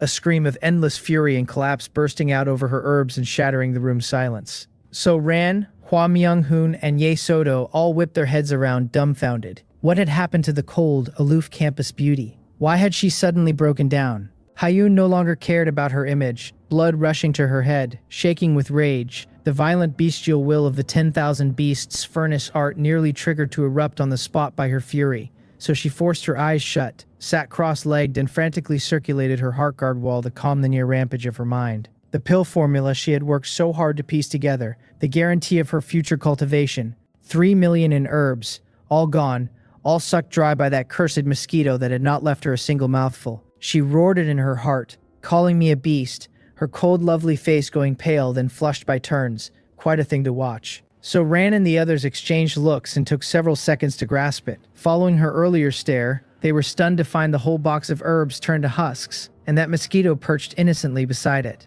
Hua Myung-hoon's eyes nearly popped as he asked whether the mosquito had drained every herb, and So-ran, equally disbelieving, carefully sensed my aura only to find my blood chi had not risen the slightest bit from before. What kind of useless thing, he thought, that took in so many treasures and improved by nothing. No wonder she was furious. They fell to whispering that the mosquito had drunk that many herbs without its aura climbing at all, that this was too ridiculous, that its resource conversion efficiency was terrifyingly low, its bloodline grade at most low grade, a total paper tiger whose ceiling could not be high. In one stroke, their opinion of my mosquito plunged again. They naturally had no idea the life essence I had drawn from those herbs had all become over 100 evolution points. So Rand shook his head and said with real regret what a pity it was, especially that 4th grade mind concentrating flower, wasted just like that, when if it had gone to his little Yan, how good that would have been. Saying it, his face fell, because his 3-headed crimson flame lion, majestic looking and 2nd grade peak in strength, could not actually bring its full power to bear. During its infancy, So-ran had taken it into an intermediate secret realm to train, and it had been struck by a viciously cruel soul curse, one that did not merely sap its combat power but kept gnawing at its soul origin, badly slowing its growth and potential. For that curse, the So family had tried everything and sought every famous doctor, only to be told it was incurable. The sole recourse to feed it massive amounts of pure spiritual energy treasures to wear the curse down. A mind-concentrating flower of 3rd grade or higher was among the most effective medicines for it, yet its growing conditions were so harsh and its yield so low that it stayed a rare treasure hard to buy at any price. And even the So family's wealth secured only a few dozen of 3rd grade or higher a year, when eradicating the curse outright needed at least 1,000. How long would that take? The thought filled him with frustration and helplessness. As if sensing its master, the 3-headed crimson flame lion let out a pained low roar, the expressions on its 3 heads twisting, the crimson flame going wildly unstable. The curse was flaring.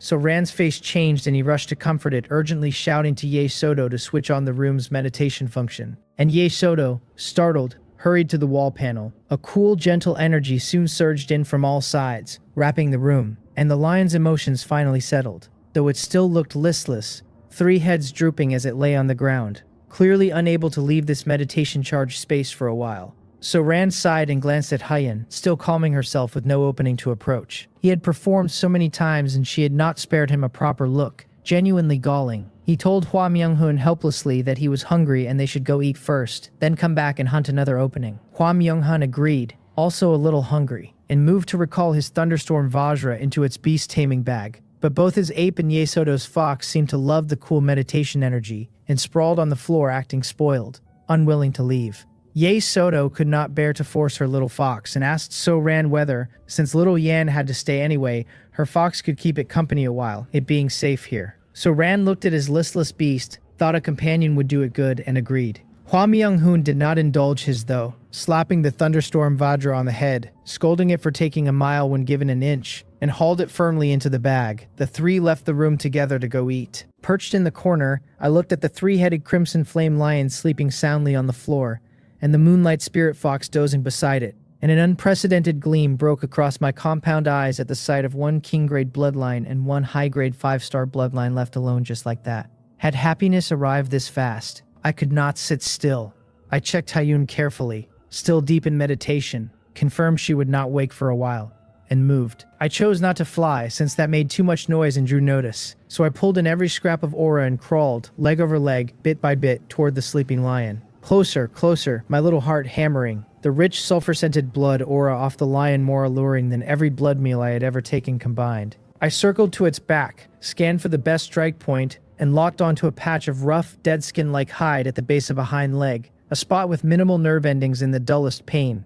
I drew a breath, guided my thin, ferocious proboscis to the dead skin, and eased it in, bit by gentle bit. The lion's massive body shifted slightly but did not wake, only settling into a more comfortable position to keep sleeping. Success, and wild with joy I could not suppress the thrill as I started sucking. The system announced a king-grade 2-star 3-headed crimson flame lion detected. Feeding beginning, and a torrent of blood chi vaster and purer than anything before surged into me like a volcano erupting. The panel reported I had absorbed 86.6 blood chi for a current total of 608. The blood now digesting over an estimated 45 minutes for an expected 15 evolution points on completion. That bite was fierce. Just as the records claimed of a king-grade bloodline, the quality was another thing entirely, and even short of adulthood, one bite yielded far more blood chi than that 8th grade azure flame flying lion, helped by my own grown size letting me drink more. Full, I moved to withdraw, but as I did, I felt a cold, twisted, resentful energy being drawn in along with the blood.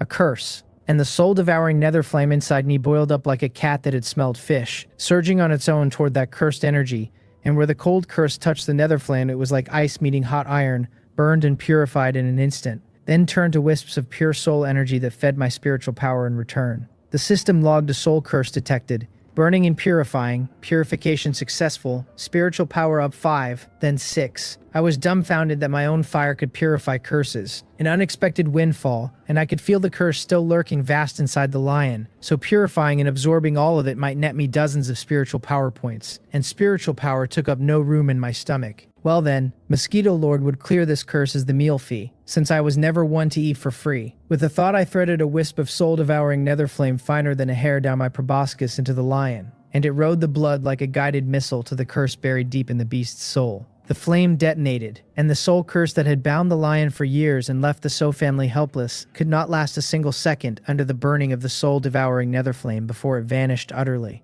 The sleeping 3-headed crimson flame lion relaxed all 3 heads at once, as if setting down a heavy load, gave a comfortable whimper, rolled over, and slept deeper. A great surge of the purified cursed energy converted to rich spiritual power and rushed up my proboscis in a run of gains, and the system reported a total of 62 spiritual power absorbed for a current spiritual power of 850. Done. I pulled free, satisfied, and flew back to the corner without a sound. I looked at the sleeping lion, then turned my gaze to the moonlight spirit fox dozing nearby.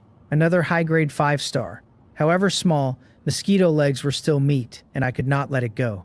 I waited a full 45 minutes, and after digesting that bite of king-grade lion blood, I felt full of strength and much replenished in spirit. Then I fixed on the moonlight spirit fox again. The little thing was tiny as a kitten, so I figured I could only manage half a bite. Any more and there would be trouble. But half a bite beat nothing. Same trick. Crawled over quietly, aimed at a patch of dead flesh on the fox's furry rump with no pain sense, and eased the proboscis in. The system flagged a high-grade 5-star moonlight spirit fox detected. Feeding beginning. 31 blood chi absorbed for a current total of 639. Digesting over 25 minutes for an expected 6 evolution points, and a projected total of 123. Sure enough, a high-grade bloodline could not match a king-grade. I was about to pull my mouth out and run when I froze again, feeling clearly that the little fox's blood held many faint, near imperceptible impurities. Impurities that looked like the shackles keeping its bloodline from climbing higher. And my own soul-devouring nether flame, it seemed, could burn those impurities away. The thought left me stunned.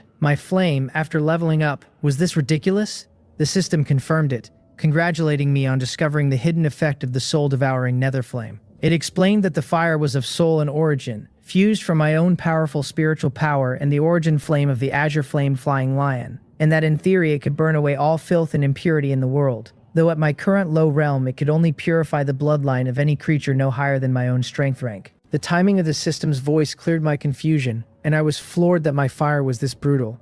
Purifying bloodlines. If word got out, every beast tamer in the Federation would lose their mind, because bloodline set a demon beast ceiling. And countless tamers would spend their fortunes to raise a contract beast's purity by a sliver. And here I could do it with a thought. My value felt like it had rocketed. Since that was the case, I would purify this fox's bloodline too, as payment. Neither this lion and fox nor their owners had ever crossed me, so drinking their blood for nothing would be unconscionable. Once more I split off an imperceptible wisp of soul-devouring nether flame and injected it into the moonlight spirit fox, and the flame flowed through its blood vessels, burning away every bloodline impurity. That done, I flew back to my spot, satisfied and settled in to digest. I glanced at my panel. Evolution points now risen to 117, plus the 6 still in my stomach for 123 total. Already more than a third of the 350 needed for the next evolution. This speed simply taking off. Who said Dunham was bad? Dunham was great. And I rubbed my hands, already scheming whether to hit the beast taming department of Dunham number 1 for a buffet. More than half an hour later, the door slid open, and So Ran, Hua Myung-hun, and Ye Soto returned. So Ran carried a high-end food box straight to Hyun and set it gently beside her, saying in a tender voice that she must be hungry after cultivating so long, that this was spiritual food from Cheonhyang Mansion he had ordered specially for her. 300,000 a serving, extremely good for restoring spiritual power and vitality, and asking her to try some. It was his classic opener, thoughtful and gentle, while quietly flaunting his wealth and admiring her hard work. a combination no girl could resist, so even an aloof one should feel some stir. Hyun did not so much as lift an eyelid, sitting cross-legged, aura steady as if sunk deep in meditation, hearing none of it. The smile froze on So-ran's face. She was ignoring him even now. Had his charm slipped, or was his routine outdated? He was fully baffled and about to say more. Beside him, Hwa Myung-hun suddenly frowned and stepped quickly to the three-headed crimson flame lion, telling So-ran to come look, his voice heavy, that little Yan's condition seemed off. So-ran forgot chasing girls at once, rushed over, knelt, laid a palm on the lion's forehead, and sensed for a moment his face changing on the spot as he cried that its vitality had weakened this much, feeling clearly that his contract beast's blood chi was at least 10% thinner than before they left. What had happened? Even a curse flare could not thin it this much all at once. Could it be? He immediately thought of something and shouted to Ye Soto to check her moonlight spirit fox quick. Ye Soto, startled, ran over and lifted her still dozing fox to inspect it carefully. And a second later her little face went pale too, her voice catching as she said her fox's vitality had also dropped a lot, asking through the start of a sob how this had happened. The blood was sucked, the thought hitting So-ran and Hwa Myung-hun at once, since only drained essence blood could weaken vitality so much so fast. But this was the school's top cultivation room under tight security, so how could anything sneak in to feed? Then So-ran found an extremely tiny, near-invisible hole at the base of the lion's hind leg, and Ye Soto cried out at the same instant, finding an identical pinprick on her fox's fluffy rump. Pricked, vitality weakened. Blood sucked. In a heartbeat, all three of them swung their gazes like searchlights onto the nether flame blood mosquito perched on the box, its belly round and bulging fit to burst. The weapon, the motive, the scene, the mosquito caught red-handed with the evidence. I could only stare. Was it that obvious? I looked at the three hostile gazes and felt a touch of embarrassment, since although I had left payment for the meal, from their posture they had not noticed yet. Should I remind them? I was not panicked in the least, and it was precisely because I had left those two generous payments that I had not fled with the Empress, but sat here waiting for them to hold me accountable. Ye Soto pointed at me, her round little face full of disbelief, her eyes reddening in an instant, unable to understand how a mosquito that looked so cool and domineering could sink to stealing blood from someone else's contract beast, calling it too mean. So-ran's face was now dark enough to drip water. He stared at me, the fury in his chest a volcano on the verge, and yet forced it down, his voice calm but with the pressed-back rage plain beneath it, telling Hyun he thought she owed him an explanation. To any beast tamer, a contract beast was a partner in life and death, especially before the 5th rank when there was only one, and having yours mysteriously attacked and its precious essence blood drained would send any tamer into an instant rage. To So-ran right now, chasing girls or admiring some aloof goddess no longer mattered, and if she gave him no reasonable answer, he would let her learn what Dunan's #1 genius was made of. At that high-end surface from her meditation, having finally calmed the rage over the mosquito draining her herbs, and the moment she opened her eyes, she found So-ran and Hwa Myung-hun before her with black faces, plainly there to settle accounts, and that little girl clutching her fox and wiping away wronged tears. Hyun was somewhat bewildered, but when her gaze swept the three-headed crimson flame lion lying there with a withered aura, her heart skipped, and almost reflexively she turned to look at me. Through the blood contract she could feel clearly that the blood chi inside me was much more robust than before. Her mentality collapsed again. Even with her eyes shut, she knew this cursed mosquito had used someone else's contract beast as a blood bag while she meditated, and she thought at me, exasperated, asking whether I could not just behave myself, that it was the first day and I had already offended all 3 beast tamers in the hidden dragon class. She did not fear these people, but the string of aggravations truly left her speechless and worn out. Hwa Myung-hun was harder to reason with, furious, his tone stern, demanding of Hyun that since her contract beast had attacked theirs for no reason and used them as blood food, she must give an explanation, either compensate their losses or let her mosquito suffer some punishment. Ye Soto stood to the side, clutching her fox, eyes red, not daring to speak but her accusation loud in her stare. Hyun stayed silent, her cold eyes calm as an ancient well, plainly weighing something, and the room went taut enough to snap, the spiritual power between Hwa Myung-hun's brows surging as if ready to strike. Just as that oppression neared its peak, a shout of extreme shock and ecstasy burst from So-ran and shattered the silence. Everyone jolted and looked at him in unison. His eyes were wide, staring at his 3-headed crimson flame lion like a man who had seen a ghost, his body trembling violently from sheer excitement. His spiritual power had been wrapped around his contract beast in a deeper inspection, and he had just discovered that the soul curse which had plagued him and his family for years, devouring endless resources without being rooted out, was gone. Vanished without a trace, completely clean. He gasped that little Yan's curse was gone. Hwa Myung-hun and Ye Soto were stunned. They both knew how vicious and stubborn that curse of the resentful soul was. That for it the So family had invited every famous physician and alchemy master in the Federation and spent hundreds of millions, all helpless. They could only lean on huge quantities of mind-concentrating flowers to erode it slowly, and everyone had concluded it could not be cleared in under 8 or 10 years, yet now in the blink of an eye it was gone. How was that possible? Hua Myung-hoon asked whether he was sure, and So Ran said he was certain, that he had checked 3 times with his spiritual power and could not feel even a trace of that cold, dark curse power. That little Yan's soul origin was purer than ever. An utterly absurd thought rose in every mind at once, and they turned their gazes back to me. No way. It could not have been the Mosquito. Surely not. Then Ye Soto let out a cry full of surprise, saying little Yu was glowing, and everyone turned again to find the moonlight spirit fox in her arms wrapped in a ball of soft moonwhite light, an aura far purer and nobler than before radiating from its small body. Its bloodline was evolving. So Ran and Hua Myung-hoon's pupils shrank, faces filling with horror, because the moonlight spirit fox was already a high-grade 5-star bloodline, the very top of the high-grade tier, and anything higher would be king level.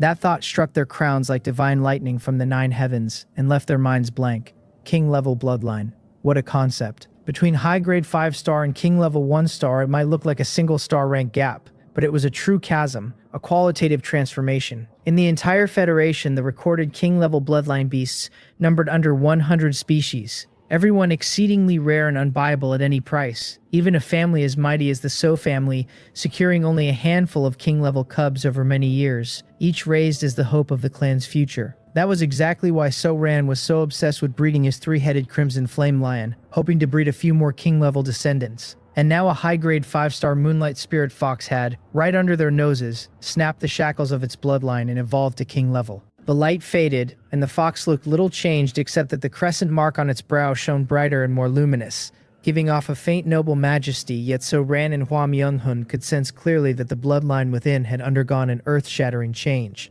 Now no one doubted anymore, and the room fell into dead silence as the 3 gazes landed on me for the 3rd time, though this time their eyes had wholly changed, filled with shock and horror and disbelief. Consuming essence blood, cleansing curses, enhancing bloodlines. Coincidence? No, there could be no such coincidence. It had to be the Mosquito. And in that moment they seemed to grasp something. Why a girl from a remote little city, with nothing going for her but her looks, could be dropped straight into their hidden dragon class. Illegitimate daughter of a great capital family. Connected person with heaven-defying ties. It was all nonsense. What she leaned on was no background at all. It was this Mosquito with heaven-defying abilities. This was no ordinary contract beast. This was practically a walking, living deity. Hyun too wore a look of bewilderment. What was going on? When had it gained the power to cleanse curses and bloodlines? Why had she not known? Could it be a new ability from the 4th evolution? And just as everyone stood frozen in extreme shock, Hua Myung-hoon, the young master of the Hua family who moments ago had been clamoring for compensation and demanding the Mosquito be taught a lesson, did something that left everyone dumbfounded. He stepped forward suddenly and then dropped straight to one knee. He looked up, staring at me with an unprecedented gaze full of piety and longing, and said in a trembling voice, calling me Mosquito Lord, swearing that he, Hua Myung-hoon, had never in his life begged a person, no, never a beast, but that he begged me now to give his thunderstorm Vajra a sip too. Everyone had nothing to say. So Ran's mouth twitched as he watched his best friend's fanatical, devout expression, and for a long moment he seemed unable to find a single word to say. Ye Soto was flat out dumbfounded, her small mouth hanging open as she stared at the scene, and even I sat there on Hyun's shoulder honestly baffled by the maneuver Hua Myung-hoon had just pulled. I asked him telepathically, through the vague thought pressure I could push into his skull, whether his attitude wasn't turning a bit fast, since only a breath ago he had looked ready to fight me to the death. Hyun glanced at him too, worn thin, wondering to herself whether the geniuses of Dunan were all this spineless. Hua Myung-hoon ignored every varied gaze in the room, his face grave to an almost comic degree. He was not the fool his posture made him look, kneeling and calling me Mosquito Lord like some clown at a fair, because the whole act was the product of careful calculation. He did not believe for a second that I could understand his words, since no matter how heaven-defying my abilities were, in his head I was still an insect-type beast, whose intelligence had to rank below any other beast of the same bloodline tier. He privately doubted my intelligence even reached mid-grade, which meant the pretty little speech had never been aimed at me at all. It was aimed at Hyun. He was staring straight at the opportunity of a lifetime, the kind of chance that rewrote a man's whole fate. Yi Soto's moonlight spirit fox had potential on par with his own family's thunderstorm Vajra. Both high-grade 5-star bloodlines stuck at the same wall for who knew how many years. And to drag his thunderstorm Vajra a single step past that wall, into king level, the Hua family had already burned resources worth well over 100 million, with nothing to show for it. The threshold, a chasm no gold could bridge, yet Yesoto's fox had crossed it so easily, all because a certain mosquito had bitten it. And that once-in-a-lifetime chance was sitting in the hands of the cold, aloof girl in front of him. He could not simply ask her outright because he had just been spitting venom at her, and turning on a coin to beg a favor would earn him nothing but her back. So he had invented this tactic. By kneeling to the mosquito and hailing it as Mosquito Lord in a manner that read almost like a prank, he could pour out his sincerity while wiping away the tense air of the standoff. And the instant Hyun opened her mouth to say even one word, the matter would be open to negotiation. He congratulated himself inwardly on being a genius. Hyun only glanced at him, exhaled with something close to exhaustion, and turned her gaze to me on her shoulder. She told him flatly to decide for himself. The three of them stiffened as one, faces full of confusion. Let it decide. An insect-type beast, so Ran and Hua Myung-hun exchanged a look that asked whether an insect even had the wits for that. Hua Myung-hun's heart lurched, wondering in a rush of dread whether the girl was simply brushing him off with a meaningless line, and the expression on his face turned rather ugly. Hyun saw their confusion and explained, calm as ever, that my intelligence was rated top-tier 5-star, and that single sentence nearly split their heads open. So Ran and the others were top-tier beast-taming geniuses who knew exactly what those words meant, an intelligence not one bit inferior to a human sage that even the legendary imperial-level bloodline divine beasts of story might not reach. So Ran's own three-headed crimson flame lion was already a 1 in 10,000 king-level bloodline, and its intelligence rating capped out at top-tier 4-star, 108,000 miles short of the chasm the word top-tier described. The three of them looked at me with eyes full of suspicion and disbelief, and yet they could not think of a single reason Hyun would lie about a thing like that. I watched their ghost-struck faces and found the whole business rather tiring. Why did everyone always doubt the intelligence of the Mosquito Lord? I gathered my spiritual power, which had already climbed to the second-grade early stage,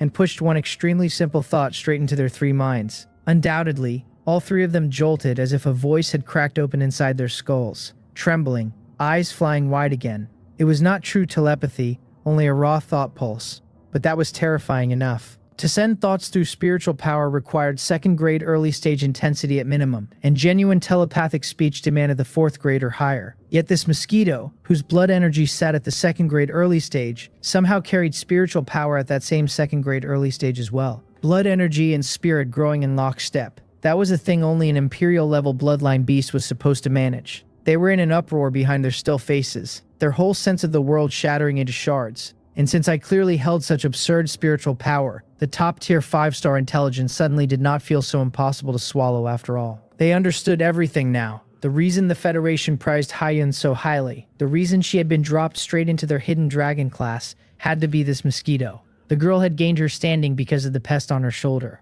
Hua Myung-hun reasoned his way to the same conclusion and grasped that he truly did have to beg me. He rose slowly, straightened his collar, then cupped his fist toward me with a sincerity pushed to its very limit and admitted it was he who had failed to recognize my greatness. As long as I was willing to purify the bloodline of his thunderstorm Vajra and lift it to king level, I could name my price, and no condition mattered, 10 million or 100 million. So long as his Hua family could produce it, there would be no problem. I nearly cheered on the spot. My ability really was valuable.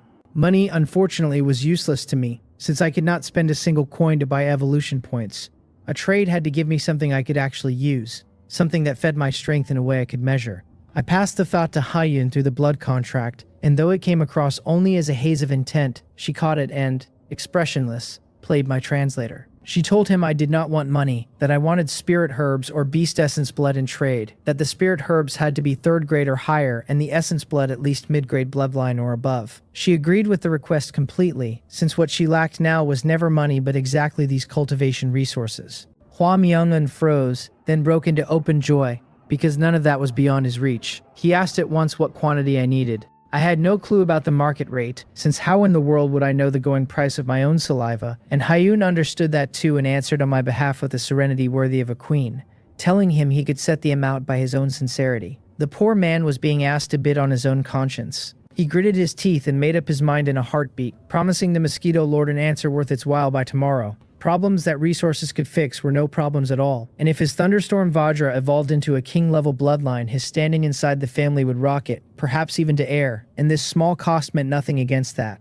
So Ran finally shook off his shock. He stepped forward, first offering Hyun an apology heavy with regret, then turning to me with utter sincerity and not knowing how to address a Mosquito, simply following Hua Myonghun's lead and calling me Mosquito Lord. He confessed the fault had been his for failing to recognize my greatness, begged forgiveness for the offense, and told me I had not only cured little Yan's chronic illness, but lifted an enormous weight off his heart, a debt of gratitude he swore he would never forget. To express it, he offered 100 stalks of third grade or higher spirit herbs, and pressed me to accept. He guessed privately that my earlier devouring of spirit herbs had not been waste at all, but some special path of cultivation, so gifting herbs would be catering to my taste. And he knew full well that with the heaven-defying powers I had shown, the future waiting for me and my master was beyond measure. He had to befriend us early. 100 stalks of third-grade spirit grass. Both Hua Myung-hoon and Ye Soto felt their eyelids jump. Even in a first-tier city like Dunan, the overwhelming bulk of spirit herbs on the market sat below the third grade, for two plain reasons.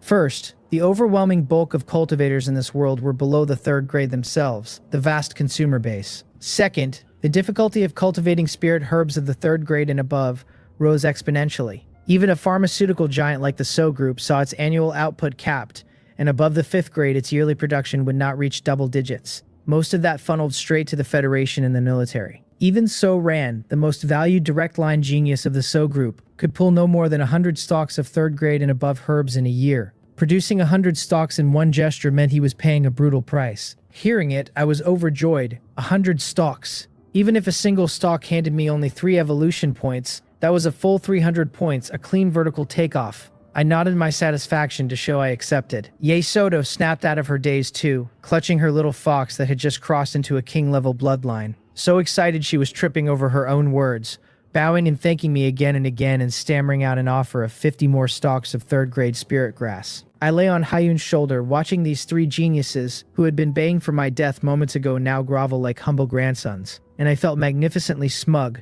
since winning without a fight, subduing 3 top-tier geniuses outright, and turning an enormous profit in the process was a total effortless victory. Hyun watched the absurd scene unfold, remembered her own box of shriveled, sucked dry spirit herbs, and her heart churned. This wretched Mosquito caused her endless trouble, and then somehow impossibly resolved every scrap of that trouble to perfection while pocketing a fortune, committing all the bad deeds, and reaping all the rewards. In the classroom of Elite Class 1 of the Senior 3 Beast Taming Department, the air hung heavy as a tomb. The strongest second-grade early-stage beast tamers of the class, usually loud and high-spirited, all sat with their heads bowed and their eyes complicated, silent as the mute. They had been a single step from the Hidden Dragon class. 3 years of effort, of sleepless nights, of families pouring in money to strengthen their contract beasts, and some had even sold the old family house to buy 1 stalk of third-grade spirit grass. And now the post on the forum drove itself into their chests like a knife. A girl from a nothing town like Gang City, strength reportedly only first-grade mid-stage, a contract beast that was nothing but a white-striped mosquito,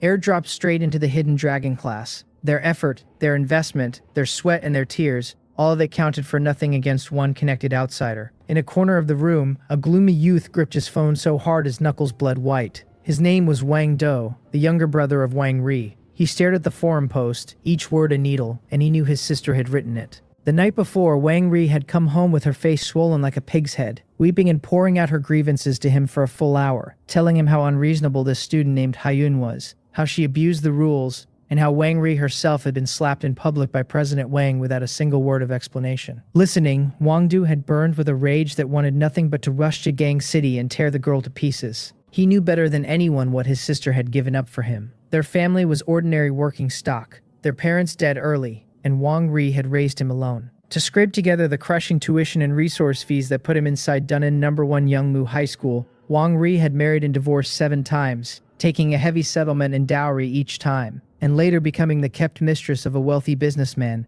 barely nursing him to first-grade peak, and pushing him into the elite class. Every inch of his progress was soaked in her tears and sacrifice. And Hyun, born into a good family, blessed with a good father, free to act however she pleased, backed by a heavyweight like President Wang, free to humiliate his sister. On what grounds? Around him the other students muttered low, their voices thick with resentment. One asked how a girl with only first-grade mid-stage vitality and a white-striped mosquito could possibly enter the hidden dragon class, and whether the whole thing was a joke.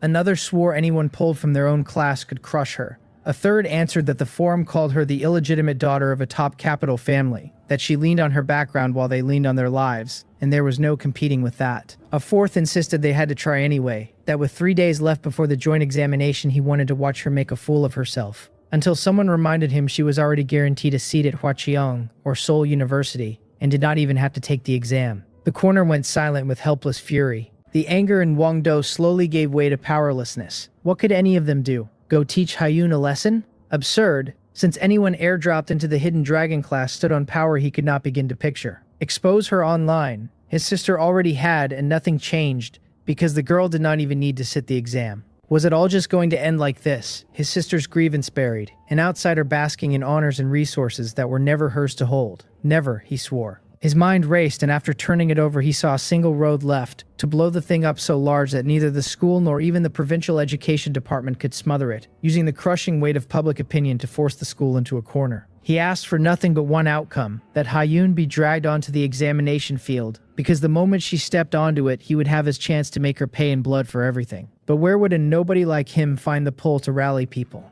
He was a middle-of-the-pack student in the elite class, invisible in his own room, and no one would follow him into trouble. Just as despair washed over him, a familiar figure passed the corridor outside, face dark. Jinjiang.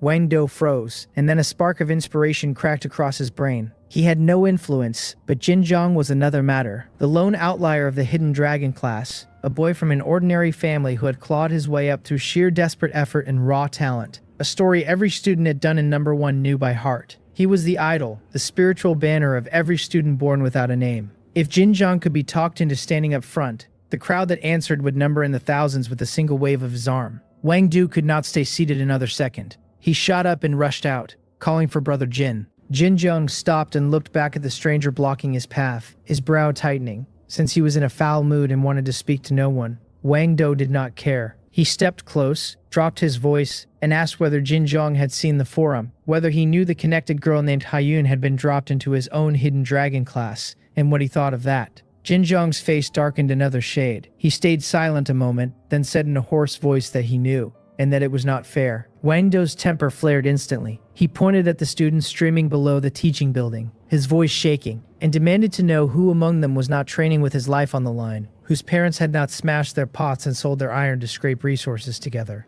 They worked this hard for one thing only, a fair chance to compete, and now a nepotism hire had strolled in and stolen a seat that should have gone to someone more gifted and more deserving. He asked whether they were simply going to stand and watch it happen, whether Jinjiang was resigned to it. Jinjiang's fists clenched again. Resigned. How could he be when he loathed this injustice more than any of them? But what could he do when the girl's background made even the school afraid, and he was only a student with nothing to fight it with? He said as much, that he did not know what he could possibly do. Wang Do said he could do plenty. They could protest, demonstrate, unite every dissatisfied student in the school, use their voices to tell the school and the education bureau that this injustice would not be swallowed, and force them to make Haiyun sit the joint examination. And on that field they could beat her openly, fairly, squarely, for nothing but the sake of fairness. This, he insisted, was their only chance. Jinjiang shuddered, shaken by the words. Demonstrations. Would that not blow up far too large? Would it not drag the school into a mess when the school had shown him kindness?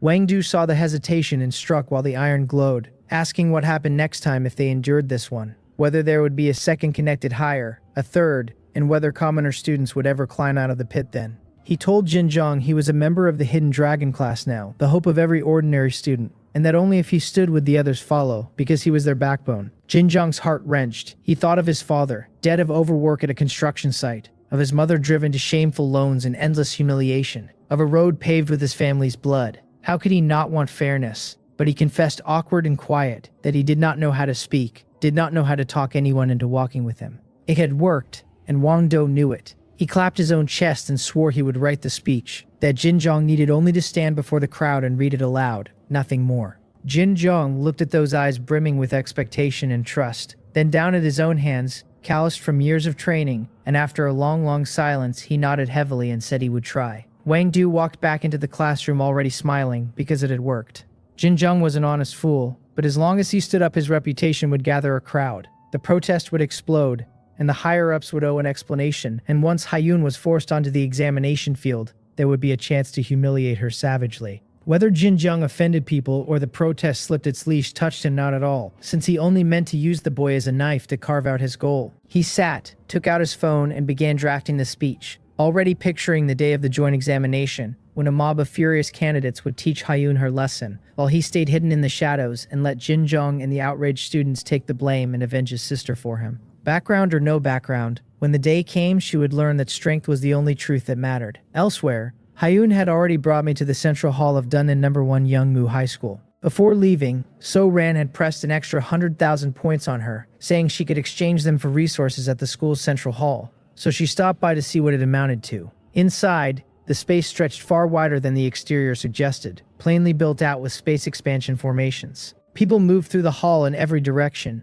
most of them students in a hurry, faces drawn with exhaustion. At the center floated a giant light screen scrolling with mission listings, and around the walls sat individual exchange windows. Hyun walked to an empty window and swept her points card across the sensor, and the wall in front of her turned into a huge touchscreen listing countless resources by category. An eye-dazzling spread of pills, spirit materials, cultivation techniques, and martial arts, formation resources, and beast-taming resources. I lay on her shoulder, compound eyes brightening, and buzzed my delight at so many good things, because in my sight this was no resource list at all but a menu for an all-you-can-eat feast. Hyun stayed composed. She opened pills first, where the first and second grade recovery pills and healing pills were reasonably priced. But from third grade upward, the numbers began climbing exponentially. A single barrier-breaking pill that could aid a breakthrough past the third grade wall cost 80,000 points, which meant the 100,000 So Ran had given, so grand on the surface, bought exactly one decent pill. She opened spirit materials next, where the herbs ran a touch cheaper than the outside market, yet the aged, high-grade stock was still absurd in price, with nothing worth noting. She scrolled on, only wanting a rough sense of the school's reserves, and when she idly opened the formation resources list, her finger stopped. At the very top, marked in striking crimson gold, sat 2 items: a king rank 3-star beast, the mountain-shaking demonic ape, a full set of essence blood, adult, containing origin, exchange cost 12 million points, and a king rank 4-star beast, the deep-sea mysterious turtle, a full set of essence blood, adult, containing origin, exchange cost 18 million points. A rare ripple crossed her cold eyes, a full set of essence blood from an adult king-level beast, and containing origin of which there could not be many in the whole country. Resources no longer measured in money. She guessed these 2 were never meant for students but were school-protecting treasures, brought out to display the school's depth like the National Treasure Collection in a museum that never leaves the vault. They're only to say the school was formidable enough to own them. 10 million tier points were beyond any student, beyond the teachers, beyond even the principal, and a lifetime of saving. At almost the same instant, I felt her emotion tremble down the blood contract, and my gaze snapped to the screen. When I read those 2 lines of crimson gold and the long trail of zeros behind them, the whole Mosquito went numb. A king ranked 3-star beast and a king ranked 4-star beast, a full set of essence blood on each. And if I drank all of that down, I would evolve into a monster on the spot. Hyun thought a moment and opened the task list to earn points. From F rank to SSS rank, the tasks dazzled the eye. The simplest F rank work, sweeping classrooms or feeding the school's contract beasts, paid 1 or 2 points a time. The hardest SSS rank, plunging into an intermediate secret realm to hunt a 3rd grade demonic beast leader, paid only 200,000, and the school might not release even one such task in a whole year, reserving them for the top geniuses of the Hidden Dragon class who had the qualification and the strength to accept. Trying to save over 10 million points through tasks was simply out of the question. She glanced at the points leaderboard, where first place was a boy named Jin Jung, with a total of 2.3 million points, enough to leave every other student in the dust when second place had not even cleared 1 million. Plainly a task-obsessed maniac who had poured all 3 years outside of cultivation into tasks. And still, 2.3 million sat a world away from 10 million. So Ran, Hua Myung-hun, and the other true scions of power did not appear in the top 100 at all, since for them begging resources from the family beat toiling at tasks, which meant the 100,000 So Ran had handed over was not stingy in the least, but very likely his entire net worth. Hyun shook her head, since earning 10 million points in 3 days was impossible even if she repeated a year here and grinded day and night without rest. There was no sense wasting time on unreachable goals, since Dunnan was only a springboard, and once she reached the capital, the resources within her reach would only grow, so she lost all interest and moved to close the exchange list. But I stayed fixed on the screen, compound eyes burning with refusal. King grade essence blood, from an adult, a full set, and if I drank it all I would evolve into an ultimate form on the spot, never mind a monster. I could climb clear to the top of the food chain. I could not give up. I scanned the screen frantically for the faintest sliver of possibility, and my gaze locked onto an unremarkable corner at the very bottom of the exchange list. School contribution mechanism. My eyes lit up, and I urged Hyun to open it. It read that anyone who made a major contribution to the school could earn a contribution rating, and by that rating claim discounts on any exchange. Bronze contribution for winning provincial honors and the like, granted a 10% discount.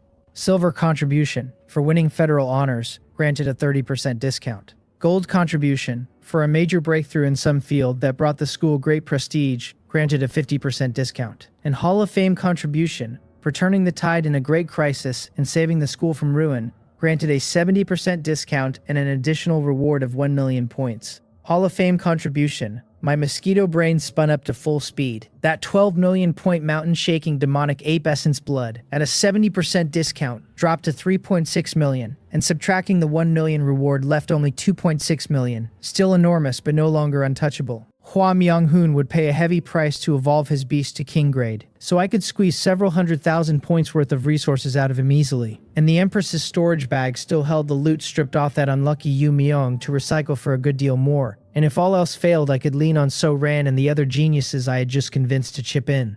There was genuine hope. But the moment I read the terms for the Hall of Fame contribution, a bucket of cold water drowned the flame I had just lit. Save the school from ruin, resolve a great crisis. And the conditions were far too harsh, since where was I supposed to find a crisis to solve when I can hardly manufacture one myself? And with only 3 days left before the joint examination, a thing like that could never be pulled off in time. So I sighed heavily, deep in my mosquito heart, and decided this king-grade essence blood was simply not fated to be mine. Hyun finished the contribution description and gave up as well, since it was plainly impossible. She opened Yu Myung's storage bag, planning to recycle everything useless to her into points and exchange them for resources she could use now. I had to admit it, Yu Myung, as the remnant of a great family, had been genuinely rich. The bag held more than a dozen bottles of second-grade pills alone, along with several third-grade barrier-breaking pills, and yellow-tier and black-tier spirit tools and magic tools stacked up like a small mountain. Valuable as it all was, most of it did nothing for Hyun, and she was cautious because a few items in the bag had let her glimpse Yu Myung's history. His former clan, the Jin family, had once been a serious power in Dunan before enemies wiped them out, and that enemy now appeared to be a top-tier great family in Dunan itself. She had already scrubbed the spiritual imprints from the items, but prudence was better, since if anyone recognized them it would only breed another headache. Far cleaner to recycle everything and keep it all out of sight.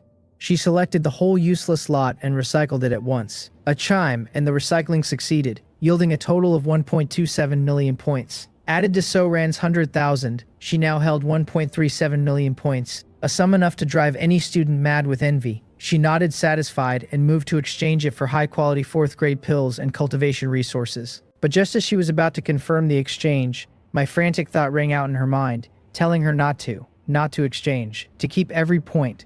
Her hand paused, and she looked at me on her shoulder in confusion. What was I scheming now, keeping the points to watch them multiply, puzzled, but trusting the mosquito that had spun miracle after miracle? She stopped. I pushed another thought at her, urging her toward the place beyond the hall, where the smell of medicine ran thickest, and then I lifted straight off her shoulder and flew for it. She followed the direction I took, her brows knitting slightly. It led to the school's spirit herb base, a place forbidden to unauthorized personnel. She wondered what this creature intended now. On the back mountain of Dunnan No. 1 Youngmu High School, inside a vast expanse sealed by a 9th-grade formation, stood one of the school's most vital core facilities, the Spiritual Medicine Cultivation Base. In a conference room at the heart of it, the air lay as oppressive as a graveyard. Principal Jin paced back and forth with a troubled face, and seated before him were over a dozen people, every one a top expert in the field of spiritual plant cultivation within the Federation. Several were chief cultivators from the local Dunan pharmaceutical giant, the So Group, and others were national-level experts summoned at great cost from the Federal Spiritual Plant Research Institute in the capital. Yet now these figures, who could make the whole spiritual plant world tremble with a single stamp of a foot, sat frowning and sighing. One of the school's own spiritual plant experts shook his head in distress and called it hopeless. Truly hopeless, saying the vitality and breeding capacity of these mutated spirit-devouring worms defied belief, that the special insecticidal potions they had developed had no effect at all and might as well be fertilizer, since the numbers only climbed. A master from the capital wore an equally grim look and warned Principal Jin the situation was worse than they had feared, that second-grade variants had already appeared among the insects and were still multiplying, and that if no means of containment was found, the herb field would be entirely ruined within half a month. The room fell silent under a heavy weight, frustration and bewilderment on every face. The trouble had begun 2 years earlier, when a never-before-seen species of tiny insect-like demonic beasts appeared across Dunan City, feeding specifically on spirit herbs and medicines, and they had become known as spirit-devouring worms. Their individual strength was pitifully weak, only around the first grade, but their breeding and vitality were tenacious to a horrifying degree, since they could not be drowned or burned away, shrugged off toxins, and had shells tough as alloy that took little harm from ordinary strikes. Their most terrifying feature was their sheer number, hundreds of millions, perhaps billions, so that even an 8th grade powerhouse had to give ground before that many. Over 2 years, Dunan had tried everything, and the Federation had sent group after group of experts to negligible result, until in the end they resorted to the crudest method, ringing the vital medicine zones in high-level formations and helplessly watching the plants beyond be devoured, and the output of spirit herbs across the city had crashed by over 30%. Dunnan No. 1's medicine base, shielded by a 9th grade guardian formation raised by the education department, had always been the safest sanctuary in the city, until a month ago the little insects somehow slipped past the guardian formation and infiltrated it, and to them this treasure land, where the spiritual energy hung thick enough to touch, was paradise. In a single month, the plague fully erupted, and worse, only days ago they had discovered the pests here had mutated, a large number breaking through from 1st grade to 2nd grade. The destructive power of a 2nd grade pest ran more than 10 times that of a 1st grade one, and in a few days over 30% of the base's fields had been eaten clean into barren earth, so that at this rate the whole base would fall within 2 months. It could not be allowed, since this was Dunnan No. 1's most important foundation, generating billions a year, and its collapse would take the school's finances down with it. And worse, the school held a long-term spiritual medicine supply contract with the military that carried consequences no one wanted to name. Principal Jin had panicked and called in every expert his connections could reach, and the top federal experts had studied here 3 full days and tried hundreds of methods, only to conclude there was no way. That short of an emperor-level powerhouse wielding the power of laws to erase billions of insects in an instant, there was no solution. And an emperor-level powerhouse was not someone Dunan City could summon. Principal Jin looked out at the patches of herb field already withering yellow beyond the window and asked, heart bleeding, whether the school's century-old foundation was truly to be destroyed by tiny insects. Into that despair the door opened, and a staff member poked his head in to say, cautious, that a student named Hayun was outside asking to come in and take a look.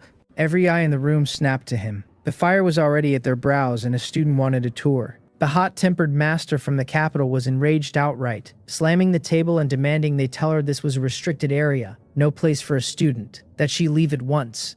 The others said nothing, but dissatisfaction filled their faces, since they were losing their hair with worry, and had no patience for an ignorant brat. The staff member shrank his neck and looked to Principal Jin, who nursed a massive headache of his own. He explained to the room with a bitter smile that Hayun's background was a bit special and could not be easily refused. She had transferred from Gang City only today, escorted here in person by Director Jang Sung-yeop of the Provincial Education Department, and had gone straight into the Hidden Dragon class. And Director Jang had told him privately that this student touched the Federation's highest secrets and that he was to satisfy every reasonable request of hers, no matter what. The room went quiet. The experts were stunned. Jang Sung-yeop was the top official of the Suimyeong Province Education Department, a 9th grade powerhouse with real authority. For him to escort her personally, to place her straight into the Hidden Dragon class, even to invoke the Federation's highest secrets. What kind of background was this? An expert from the So group thought of something and asked, tentative, whether the principal meant that connected student who had been the talk of the school forum all day. Connected student, Principal Jin echoed, thrown, since he had been trapped here all day drowning in worry with no time to read a campus forum. The expert handed over his phone and murmured the rumors, the remote Gang City origin, the strength of only 1st grade mid-stage, the white-striped Mosquito contract beast, and finally the most shocking speculation of all, that she was the illegitimate daughter of some top family in the capital. When they heard it, the whole room turned subtle. At the words top-tier great family from the capital, the masters from the capital shifted in an instant. The capital, the center of power for the Federation, sitting at the very foot of the imperial city. Any clan there worthy of the name top tier was a behemoth of immense reach, and especially those supreme houses with an emperor realm expert seated in the clan. Could this Hyun be a descendant of such a family, living adrift? The thought sent a storm of shock through their hearts. Master Wang, furious a breath ago, cleared his throat, and the rage on his face melted into a warm, gentle smile. He declared, righteous, that they could not refuse Student Gu's request, then reasoned that a child raised in a small place like Gang City surely had not seen much of the world, that Dunnan No. 1 Spirit Herb Base was famous nationwide, and that her curiosity to come broaden her horizons was perfectly natural. As elders and educators, he asked, how could they crush a child's thirst for knowledge, merely because they were in a foul mood? Another expert from the capital chimed in at once, all smiles, agreeing they should let Student Gu in, even offering to guide her personally and explain the various spirit herbs, calling it teaching by example that might spark her interest in spiritual plant cultivation. A chorus rose to let her in. The So Group experts watched them, speechless, wondering how telling her to get lost a moment ago had turned into not crushing a child's curiosity, their skin apparently built from city walls. The So Group men were honestly reluctant to admit her, since clearing the plague touched their own vital interests, and they had no heart to entertain some country Cinderella. And as for the top capital family supposedly behind her, they were a Dunan power themselves and cared little about a distant clan. But since the capital masters had spoken, they could not refuse them face, and they acquiesced in silence. Principal Jin watched the theater and felt equally speechless, but breathed out in relief. If even the difficult capital masters had agreed, the thing grew easier to handle. He nodded to the staff member at the door and said to let Student Gu in, and to tell her that Master Wang of the capital would personally accompany her tour.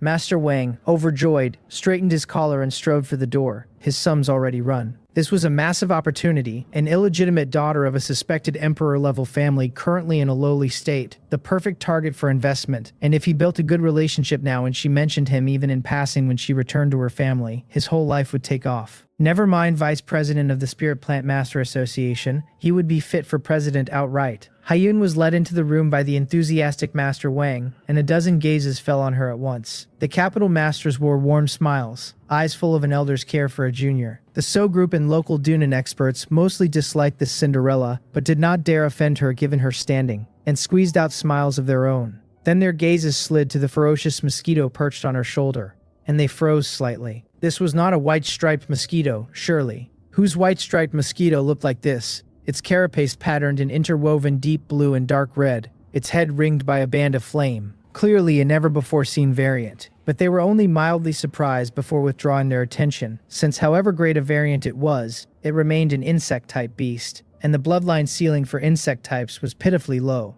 At most a mid-level bloodline, with those reaching high level as rare as phoenix feathers. Not worth their notice. What mattered now was the plague. Hyun had ignored every person in the room from the moment she stepped in. Her gaze passed through the floor-to-ceiling windows, and locked onto the vast fields of herbs beyond, more precisely onto the stems and roots of those fields, onto the dense tide-like swarms of tiny black dots crawling over them. Spirit-devouring worms. She was mildly surprised, since she certainly knew the thing. In her past life, this insect had erupted into several national-level plagues across the globe, walking disasters no ordinary means could kill, and the only true cure had been a sovereign realm or emperor realm powerhouse, erasing them with the power of laws, so that for small nations without such a powerhouse, a plague meant something close to extinction. And the thing had already surfaced in Dunan, so no wonder these people wore faces as if their fathers had died. Her eyes flickered, and understanding arrived quickly. She turned to me on her shoulder and found me staring hard at the fields outside, compound eyes flashing with a light of excitement I could not hold back. So this was what I was after. She wondered whether my power to command insects could reach even monster-level insects like these. And I was already blooming with joy inside, because back at the central hall I had used my netherworld vision to scout this place from afar, and grasped at once that my chance had come. Saving the school from fire and water, and here was the perfect fire and water, and not only for the hall-level contribution and the king-grade essence blood, but for another matter just as dear to me, upgrading my swarm army. I had been troubled for a while because as my own strength climbed, the ordinary insects I had scooped up outside, with blood vitality values of only 0.01, could no longer keep pace, staying mere fodder even wreathed in nether flame power. But what if I replaced every insect in my molten insect hive with these spirit-devouring worms? Each a genuine first-grade monster with a blood vitality value over 100, and through my netherworld vision I had sensed many variants deep in the fields already broken through to second-grade early stage, their values past 500. My molten insect hive could subdue insect-type monsters of the same grade as myself, which meant those second-grade spirit-devouring worms were completely within my power to claim. 1,000 of them. 1,000 second-grade early-stage self-exploding flame insects at my command. The thought set my wings trembling because assembled, that combat power would be terrifying enough to clash not only with a third-grade martial artist, but with a fourth-grade if one dared show up. One move would seize the hall-level contribution, exchange it for king-grade essence blood, and casually build a world-ending swarm army along the way. 2 birds felled with a single stone. I really was a genius. Principal Jin welcomed Haiyun with full warmth, treating her exactly as he would a High Federation leader come to inspect, though inside he was thoroughly vexed, since these well-connected figures were the hardest to handle and he had no time to play. He changed the subject fast, telling student Gu they were in the middle of a critical emergency meeting and could not accompany her, and suggesting Master Wang show her around instead, his meaning clear as glass that this was no place for a little girl who should go amuse herself elsewhere. Master Wang leaned in, kindly, asking whether she was tired after the long trip and offering to take her wherever she wished. The So Group experts forced smiles and echoed him, privately convinced this Haiyun was some newly risen nobody so bloated with ego she had rushed straight for a core-restricted zone, only to flaunt her privilege, the very picture of a countryside upstart, yet they dared not offend her. And it was miserable. Facing the crowds fawning, as if she were the moon ringed by stars, Haiyun only stood calm. Her cold, clear gaze swept every face in the room, and she said, flat, that she had not come to tour. She wanted to discuss a deal with Dun in No. 1 Yongmu High School. She did not know what confidence let this mosquito claim it could clear the spirit-devouring worms, but she chose to trust it. The room went instantly silent, everyone staring at one another in astonishment. A deal? What kind of deal? A student who only entered on her background, what could she possibly negotiate with the school? Haiyun ignored the varied looks, raised a slender finger and pointed at the herb field beyond the window already drowned under a dense dark swarm. She said they could help the school clear these spirit-devouring worms, and that the payment the school owed in return was that complete set of king-rank 3-star mountain-shaking demonic ape essence blood in the central hall. She knew, of course, that I wanted the so-called hall-level contribution to earn an exchange discount, but that was too roundabout. And if the mosquito truly had the power to end the plague, then it truly had the standing to strike a deal with the school. She preferred it simple and direct. As her voice fell, the Capital Masters and the So Group chiefs alike looked at her with the eyes reserved for a fool. One So Group expert laughing out loud before he caught himself and stiffened, the others wearing pure absurdity. Solve the spirit-devouring worms? Did she know who they were? Everyone in authority of decades in the Federation's spiritual plant cultivation, when even the top Capital Masters armed with the most advanced technology had studied it day and night for over a month, and announced in despair that it was hopeless. And an 18-year-old girl from a backwater like Gang City opened her mouth to claim she could solve it. On what? Her looks. And she wanted the full set of mountain-shaking demonic ape essence blood, a priceless strategic-level treasure the school might not surrender even if the governor of Suimyong province asked in person. Principal Jin's face soured, feeling this Haiyun truly did not know the vastness of heaven and earth, that a deep background did not license her to babble nonsense here. But he did not dare offend her, and forced to smile, coaxing her as one coaxes a child, saying the joke could not be made, that the mountain-shaking demonic ape essence blood was the school's strategic reserve and could not be touched. He offered instead to have Master Wang give her a proper day-long tour if she truly cared for spirit plants, and then escort her back to rest, his meaning being that she should stop making a scene and find a graceful way down before it embarrassed everyone. Haiyun seemed to catch none of his subtext. She said, indifferent, that right now all she wanted was one set of essence blood, and that if they did not trust her, then when they had exhausted every option and came to beg her later, she would have to raise the price. I gave her a mental thumbs up. Now that line had bite. The room fell speechless before this girl, no expression left to meet her with. Where on earth did her confidence come from? And just as the awkwardness peaked and Principal Jin ached with not knowing what to do, the door burst open from outside. A young man of perhaps 25 or 26, in a white research coat and gold-rimmed glasses, carrying a faintly ostentatious air, rushed in with his face lit by ecstasy, shouting that he had succeeded. He waved a transparent container in his hand and cried out to the teachers and seniors that he had a way to solve the spirit-devouring worms. In an instant, every gaze swung from Haiyun to him. Was that Ju Pyong? Had he finished his seclusion? Had he results? Was it real? The newcomer was Ju Pyong, a top-tier genius of the cultivation department at Huaqiang University. only 25 and already holder of dual senior titles, Senior Spirit Plants Cultivator and Senior Monster Beast Cultivator. He had come with the capital's expert group when the plague broke out in Dunan, and for the past half a month he had locked himself in the laboratory, seeing no one, laboring at some research. And now he burst forth. Master Wang asked, half-doubting, what solution Zhou Pyong could have, since to Master Wang the young man was a junior, and a problem the master himself could not crack could hardly yield to a junior. Zhou Pyong lifted the container for all to see. Inside lay peculiar insects pitch black shaped like beetles, each no larger than a fingernail. He announced this was the perfect creation he had finally bred after 2 full years of splicing the finest genes of hundreds of insect-type monster beasts, and he named it the insect-herding damselfly. Everyone gathered around in confusion, studying the unremarkable black beetles. Zhu Pyong, his face full of pride, explained that they held no combat power of their own, but possessed an extremely powerful mental talent, able to release a special mental fluctuation that controlled other low-intelligence insect-type monster beasts. Release them, let them breed and force through the herb field, and he could seize control of every spirit-devouring worm and make them slaughter one another, or even mass suicide, so that this 2-year plague would simply cease to exist. The whole room reeled at the claim that anyone could control the spirit-devouring worms, since the idea seemed far too unbelievable to be possible. Zhou Pyong had clearly anticipated the doubt. A confident arc curled at his mouth as he opened the conference room window, carefully set a single insect-herding damselfly on the sill, and issued a simple command with his own spiritual power. The damselfly's wings vibrated faintly, sending out a ripple of spiritual power, invisible to the eye. The next second, on a hole-riddled spirit plant outside, the dozens of spirit-devouring worms that had been frantically gnawing the roots suddenly froze, then turned as if maddened and hurled themselves upon their own kind, biting and devouring each other in a scene at once bloody and eerie. A collective gasp swept the room as they saw that it had truly worked. Master Wang trembled with excitement, calling Zhu Pyong a genius at the sight of the student surpassing the master, and the other capital experts poured out praise for a creation that would go down in history. The So Group experts were shocked past measure and filled with respect, since they had heard Zhu Pyong's background was quite ordinary, a common capital family, and yet he had climbed to these heights on unmatched talent and toil, a true favored son of heaven whose standing would surely rise no lower than a king-grade powerhouse. They glanced at Haiyun and shook their heads, since next to a genius like Zhu Pyong, this country's Cinderella who had risen on blood relations and flaunted her privileges here, truly seemed beneath notice. Haiyun looked at Zhu Pyong ringed in adulation, her face unmoved, though inside she nearly laughed, using mental control to handle spirit-devouring worms. These people simply did not know what was most terrifying about the worms. If they could be solved so easily, then in her past life they would never have earned the name of a nation-destroying disaster.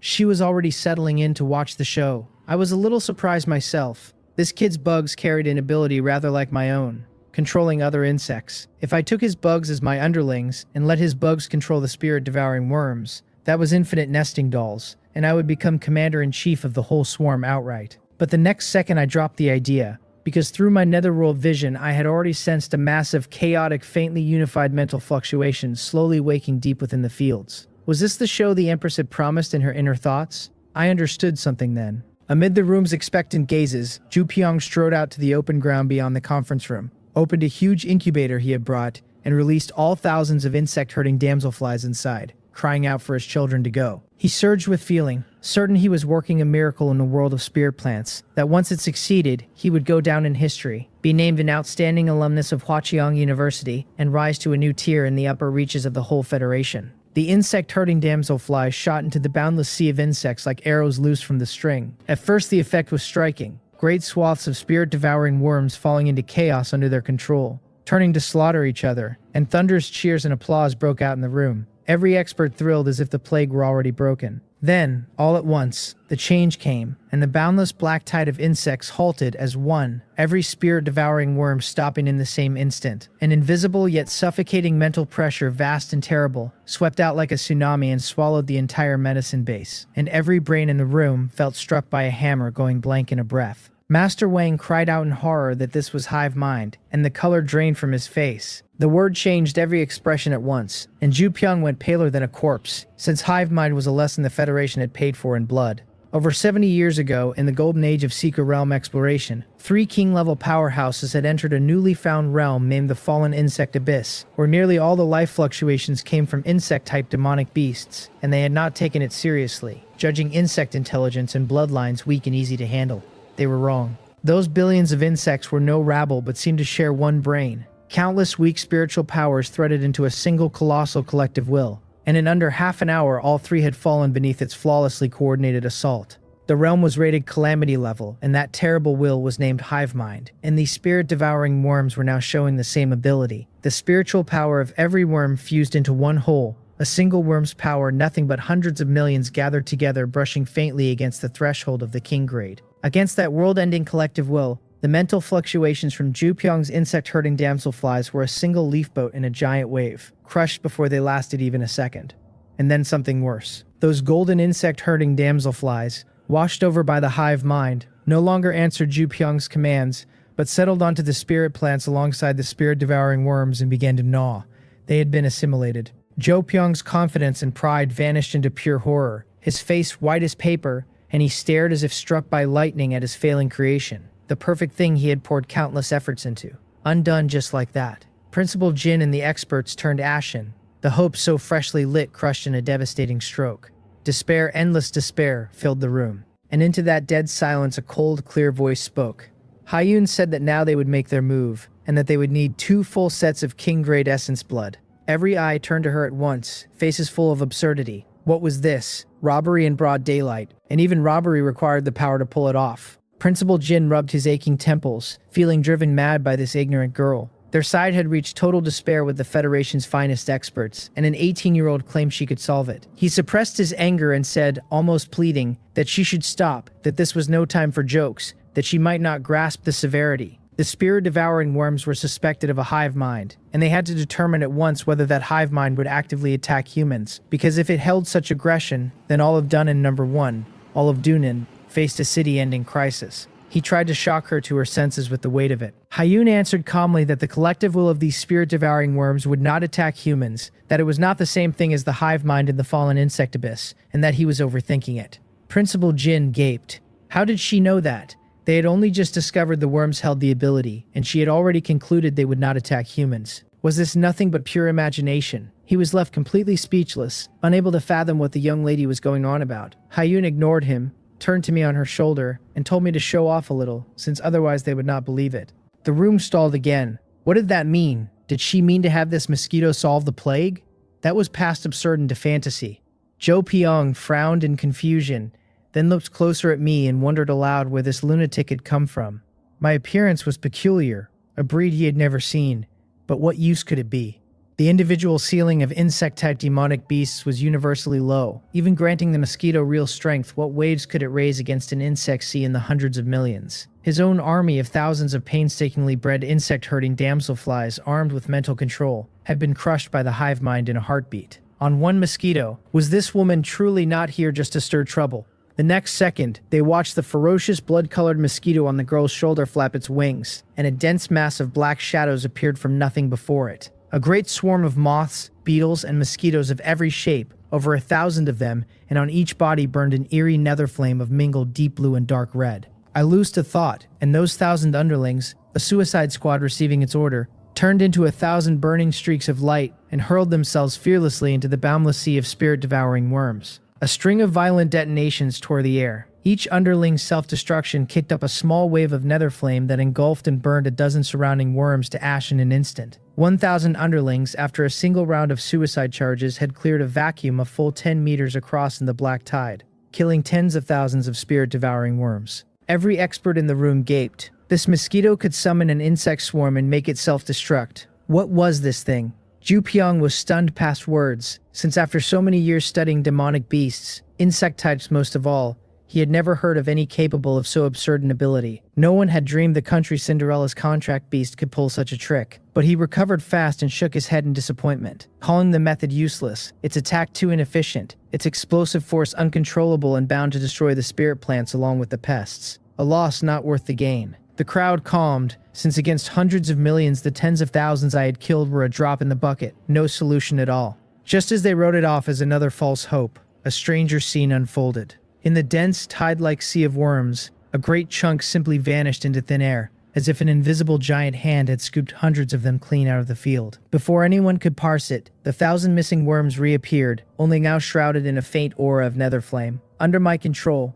these 1,000 spirit-devouring worms, forcibly drawn into the molten insect hive and turned into fresh underlings, wheeled around and drove their razor mouth parts into their own kind nearby. This time the efficiency was another world entirely. The attacked worms had no idea why their own kind struck at them, and their hive mind could not tell these defectors from loyal insects, still counting the traitors as its own. Utterly defenseless, not even resisting, the spirit-devouring worms fell in droves under the backstabbing of their converted kin. In a few dozen seconds, over 100,000 of them were slaughtered by these 1,000 rebel troops. The room was dumbstruck, minds gone blank, unable to comprehend the scene, vanishing into thin air, appearing from thin air, and then becoming one of their own. It was a high-spec version of the insect-herding damselfly. No, 10,000 times more terrifying, because the damselfly still had to influence and control through mental fluctuation, while this mosquito was simply an unreasonable instant conversion. Principal Jin, Zhu Pyong, every expert, the way they looked at me changed completely. They grasped at last, but the girl named Hayun was very likely no simple connection hire, that her true confidence was this mosquito of impossible power. But after the brief shock, Zhu Pyong's brows knit tight again. As a genius of spirit plants and demonic beast cultivation, he calmed fast and struck the flaw with pinpoint accuracy, saying that incredible as the ability was, it was still not enough, that controlling only 1,000 kept the efficiency too low to keep pace with how fast the worms bred and devoured the plants. The reproduction cycle of the spirit-devouring worms ran only a few hours, several generations in a day, and 1,000 slaughterers stayed a drop in the bucket for the whole swarm. The crowd sobered again. 1,000 sounded like much, but set in this ocean of hundreds of millions, it was pitifully small. Another false hope then. Hayun saw the problem too, and not fully understanding my abilities herself, she could only cast me a questioning look. I found their words amusing, since right now, yes, I could control only 1,000, but had I saved up all those evolution points for nothing? A single manual upgrade would double the control ceiling and I could absolutely scrub these spirit-devouring worms clean off the earth. I passed a few thoughts to Hayun, and she understood at once, a faint, barely visible smile touching her cold face. She looked round at the experts and their complicated expressions, and spoke slow, saying that a moment ago it had merely been testing the waters, that 1,000 was nowhere near the limit of what it could control, that clearing out these spirit-devouring worms would take one night at most. And then she paused, and said that now she had changed her mind. She extended 3 jade-white fingers and said calm that they would need 3 full portions of king-grade essence blood. The room fell silent once more, every eye fixed on her, expressions passed complex into shock, doubt, and a helpless sense of the absurd. The move I had just shown had indeed opened a sliver of hope. That ability to ignore the hive mind outright and forcibly convert over 1,000 spirit-devouring worms overturned everything they understood. Even the insect-herding damselfly Zhu Pyong had bred at endless cost, stood defenseless before the hive mind, yet this mosquito could carve a piece out of the insect sea and claim it. An ability unheard of, but the terms were beyond belief. 3 whole sets of king-grade essence blood, which might as well have been open robbery, since Dunnan No. 1 held only 2 sets in all. Treasures kept over 100 years, the school's very heritage. Never mind 3, parting with even 1 would bleed the whole leadership's hearts. Principal Jin felt his blood pressure climbing wildly, and forced out a smile worse than tears, telling student Gu to stop joking, that the school held only 2 sets of king-grade essence blood in total. Only 2, Hayun cut in, and said with a reluctant air that fine she would take a step back, that she would only want those 2 sets of essence blood, and for the remaining 1 they could simply make it up with equivalent resources. Principal Jin fell silent, and the whole room fell silent, because no one could see where in heaven's name she had stepped back. Their faces darkened, realizing this country girl's intentions had never been simple, that she had held a clear goal from the very start. If only they had known, they should have gritted their teeth and agreed when she asked for 1, because now 1 had become 2. 2 had become 3, and if they stalled any longer, she would ask for the whole school. Hayun said she could give them time to discuss, but that the terms she had stated were her bottom line, and if they refused there was nothing to talk about. Seeing her stubborn stance, Principal Jin sighed in exhaustion and gestured for several school leaders to follow him to a corner and confer in low voices. The spiritual plant experts had no interest in the matter, since Hayun was asking things at Dunnan No. 1, and it was no concern of theirs. Their attention rested entirely on the outrageous mosquito. Master Wang stared at me, eyes full of shock, and murmured that if this ability could command tens of thousands of second-grade insect-type demonic beasts, its combat power would be terrifying. That never mind 3rd grade, below 4th grade it would be hard to find it an opponent. Another capital expert nodded with a look of horror, and asked whether the others had noticed that the spiritual power fluctuations it released while controlling the swarm ran at least at 2nd-grade early-stage intensity, nearly synchronized with its blood energy. What was this thing? These spirit plant experts all held spiritual power at the 5th grade or higher, their perception keen, and my blood energy and spiritual power could not hide from them at all. Synchronous growth of blood energy and spiritual power among demonic beasts was possible only for an imperial-level bloodline. Yet this mosquito's blood energy sat only at second-grade early stage, its bloodline aura at most no higher than high level. The wrongness of it made them all realize one thing. Hyun might be no mere connected girl, and her confidence very likely sprang from this heaven-defying mosquito. Jo Pyong's eyes shone brighter still, staring at me as at a priceless treasure, whose ability held immense research value, since if he could replicate its genes and breed a batch of insect-type demonic beasts with similar powers, he would hold a place in the Federation's whole demonic beast cultivation world. Anxious, he hurried to Hyun with a beaming smile and asked whether she might discuss some detailed questions about her contract beast, whether she would give him research materials, its blood or fragments of its carapace, swearing he held no ill intent and only wished to make a small contribution to the Federation's field of cultivation. Hyun glanced at him and did not even bother to answer. On her shoulder, I looked at Ju Pyong as at an idiot. Seriously, brother, who are you? You walk up and immediately ask to study someone else's contract beast. It was already a mark of the Empress's good temper that she had not simply taken you out. Have you no manners at all? The smile stiffened on Ju Pyong's face. He realized he had gotten carried away and lost his manners, gave an awkward laugh and retreated to the side, telling himself he could not rush this, that he would get familiar with her first, and slowly draw closer when a chance came, and eventually get his hands on something. In the corner, Principal Jin and several school leaders were still conferring. One said the condition was truly too outrageous, that giving it would strip away more than half the school's century-old heritage, and asked how they would explain it to the former principal,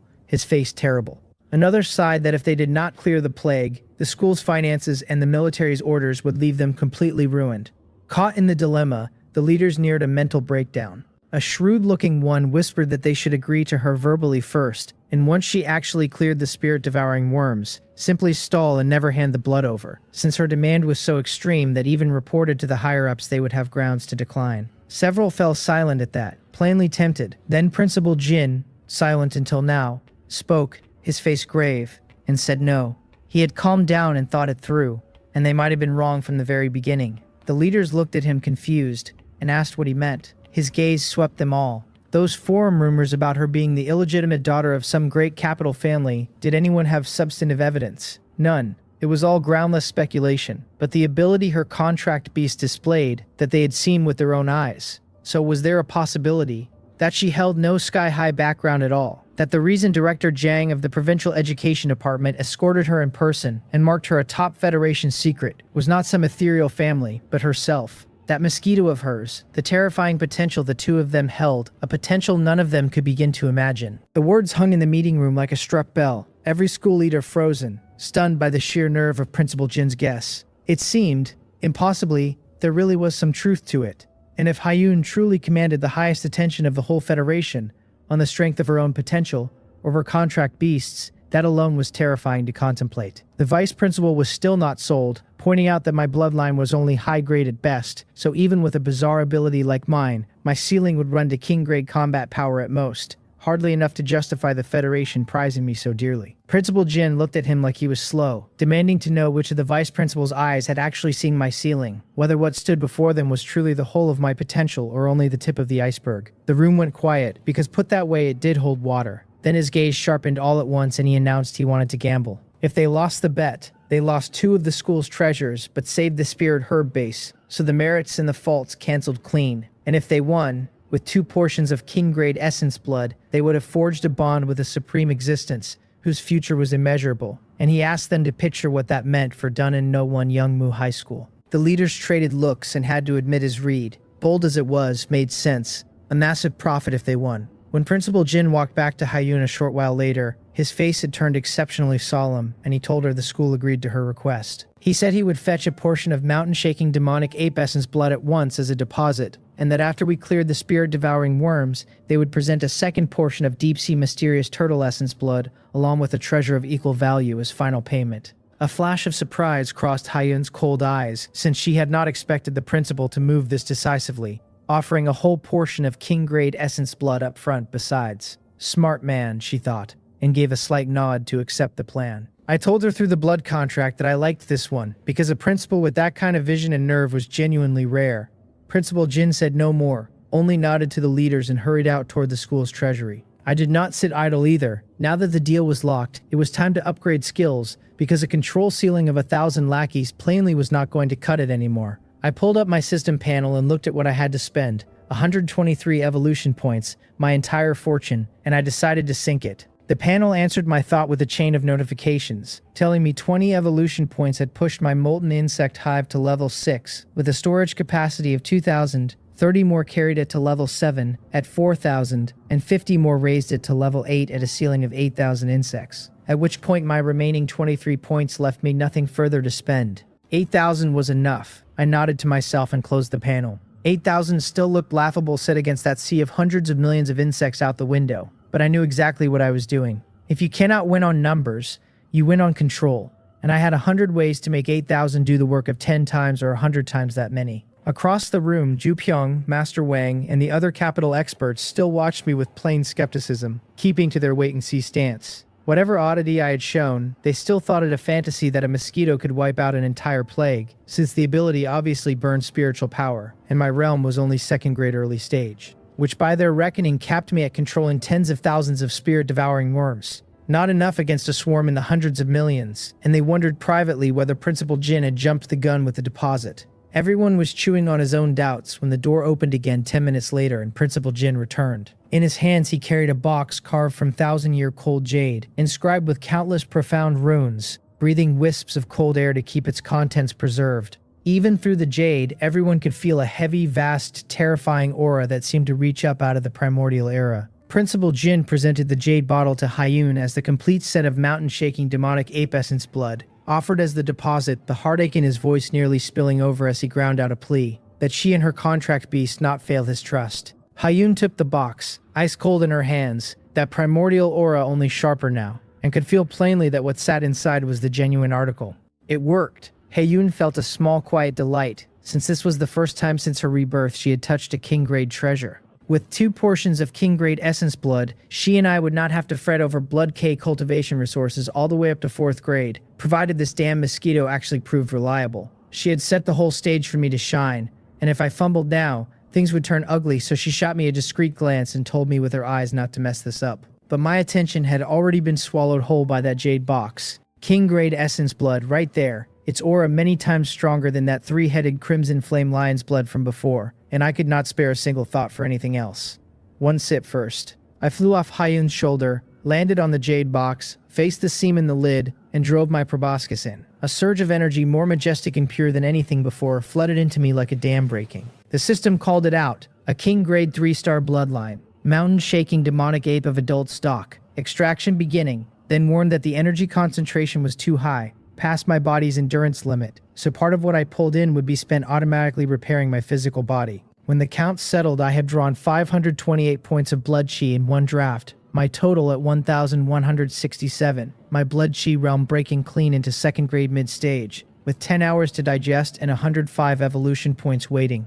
My aura roared up on the spot, tearing through the bottleneck in a single second to plant itself in second-grade mid-stage. Over 500 blood key points from one sip. I was genuinely stunned, because that quality was ridiculous, and this without even fully absorbing it, since the system had siphoned off part of the energy just to keep my body from coming apart. If a single sip did this, draining the whole portion might carry me straight to 4th grade. Everyone who could read my aura was dumbstruck. Master Wang's eyes nearly rolled out of his skull as he pointed at me and forced out, in flat disbelief, that my aura had broken through. And another capital expert confirmed it, second-grade mid-stage, no mistake, wearing the face of a man who had just seen a ghost. Jo Pyong was worse off than any of them, staring with his mind gone blank, because drinking blood was not supposed to raise your blood chi, you were supposed to cultivate it, refine the energy, do the work. That was king-grade essence blood, so violent that even an 8th-grade powerhouse would burst on the spot for swallowing it raw, and yet I had taken a sip, come out fine, and broken through where I stood. Principal Jin was shaken to his core too,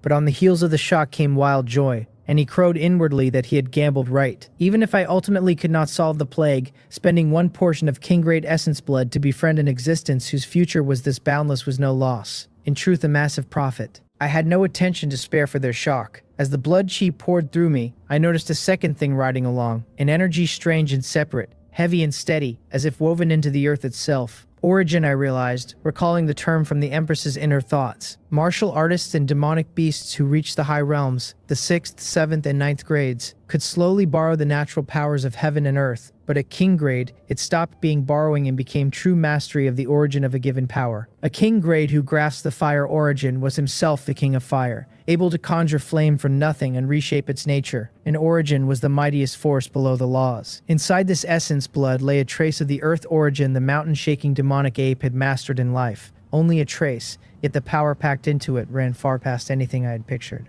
The system announced it had detected the trace of Earth origin and was absorbing it, then confirmed success. My physical defense permanently doubled, and my spiritual level granted an Earth intent buff that nudged up my spiritual defense too. Good stuff. And even not knowing exactly what Earth intent did, doubled defense was a benefit I could reach out and touch. I had truly become a flying tank. I drew my mouth parts out with satisfaction, feeling the unprecedented power moving in me. My confidence at a whole new height. The goods were inspected.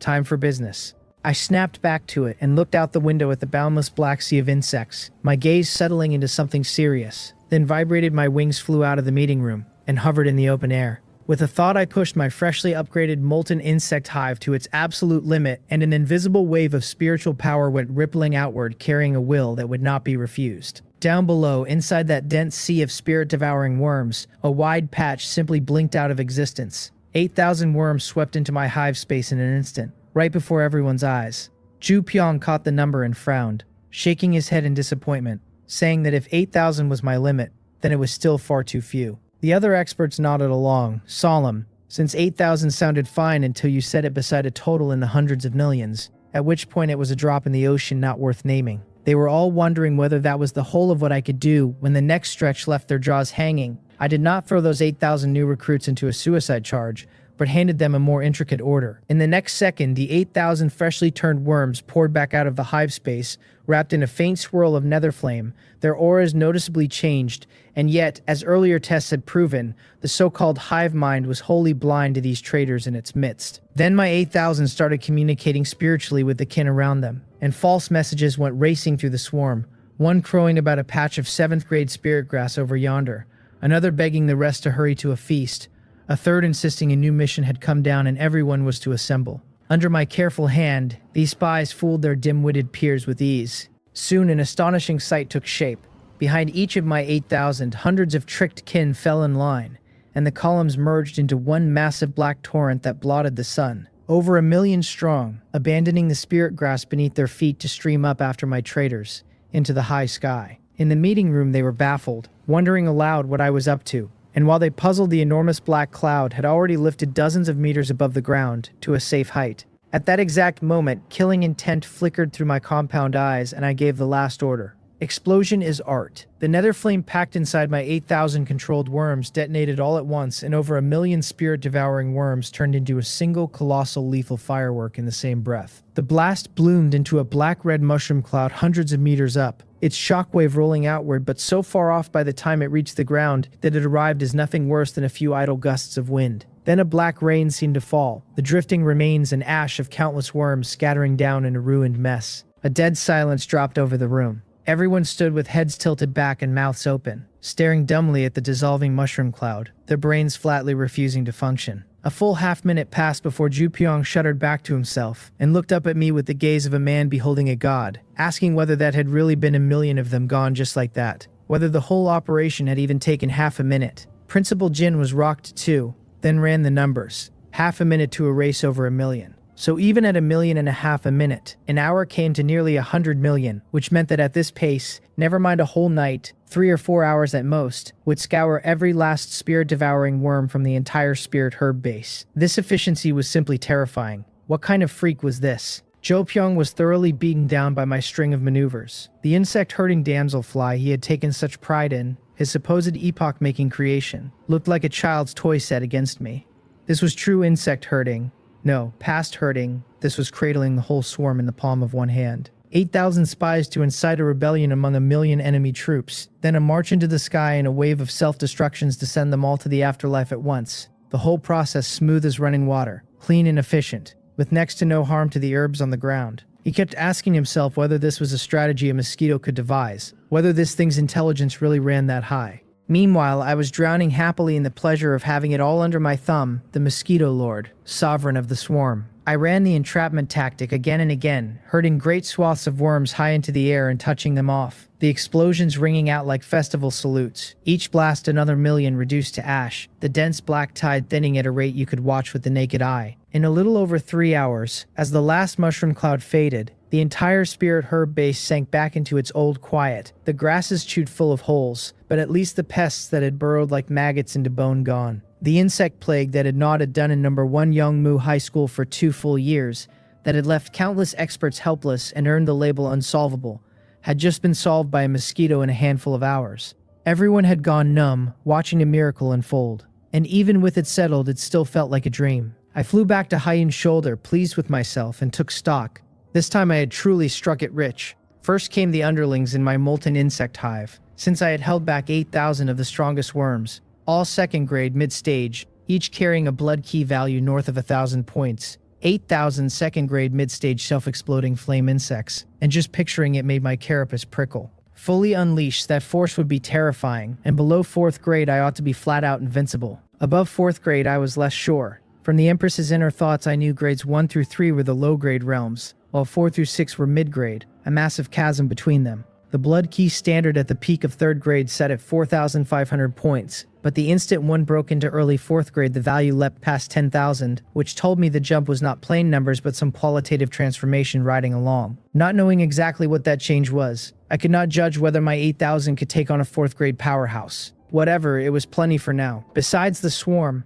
the greatest haul was those 2 portions of king grade essence blood, plus the equivalent resources the school had promised. So for a good while neither the Empress nor I would worry over blood key cultivation. The next evolution asked only 2,000 blood chi and 350 evolution points, and at my pace I could clear that in 2 days at the outside. A massive haul, all of it. While I ran my ledger, Principal Jin and the cluster of experts finally shook loose of their shock, and the way they looked at Hyun and me had changed entirely. Principal Jin stepped up quickly and pressed his fists together toward Hyun, telling her his gratitude was past words, that she and her contract beast had essentially saved Dunn No. 1 Yongmu High School that day and the school would never forget the kindness. He promised to have the rest of the rewards ready within the hour, then glanced at me and asked cautiously, "Forgive the boldness, whether Hyun wanted those 2 portions of king-grade essence blood chiefly to nurture me." That was the question burning in every expert in the room. King-grade essence blood was mainly used for formations, pills, or forging, and the core materials of many Emperor-tier formations called for it. So a low-grade beast tamer like Hyun wanting it had struck them as inexplicable at first. But they had just watched a single sip break me through a minor realm on the spot.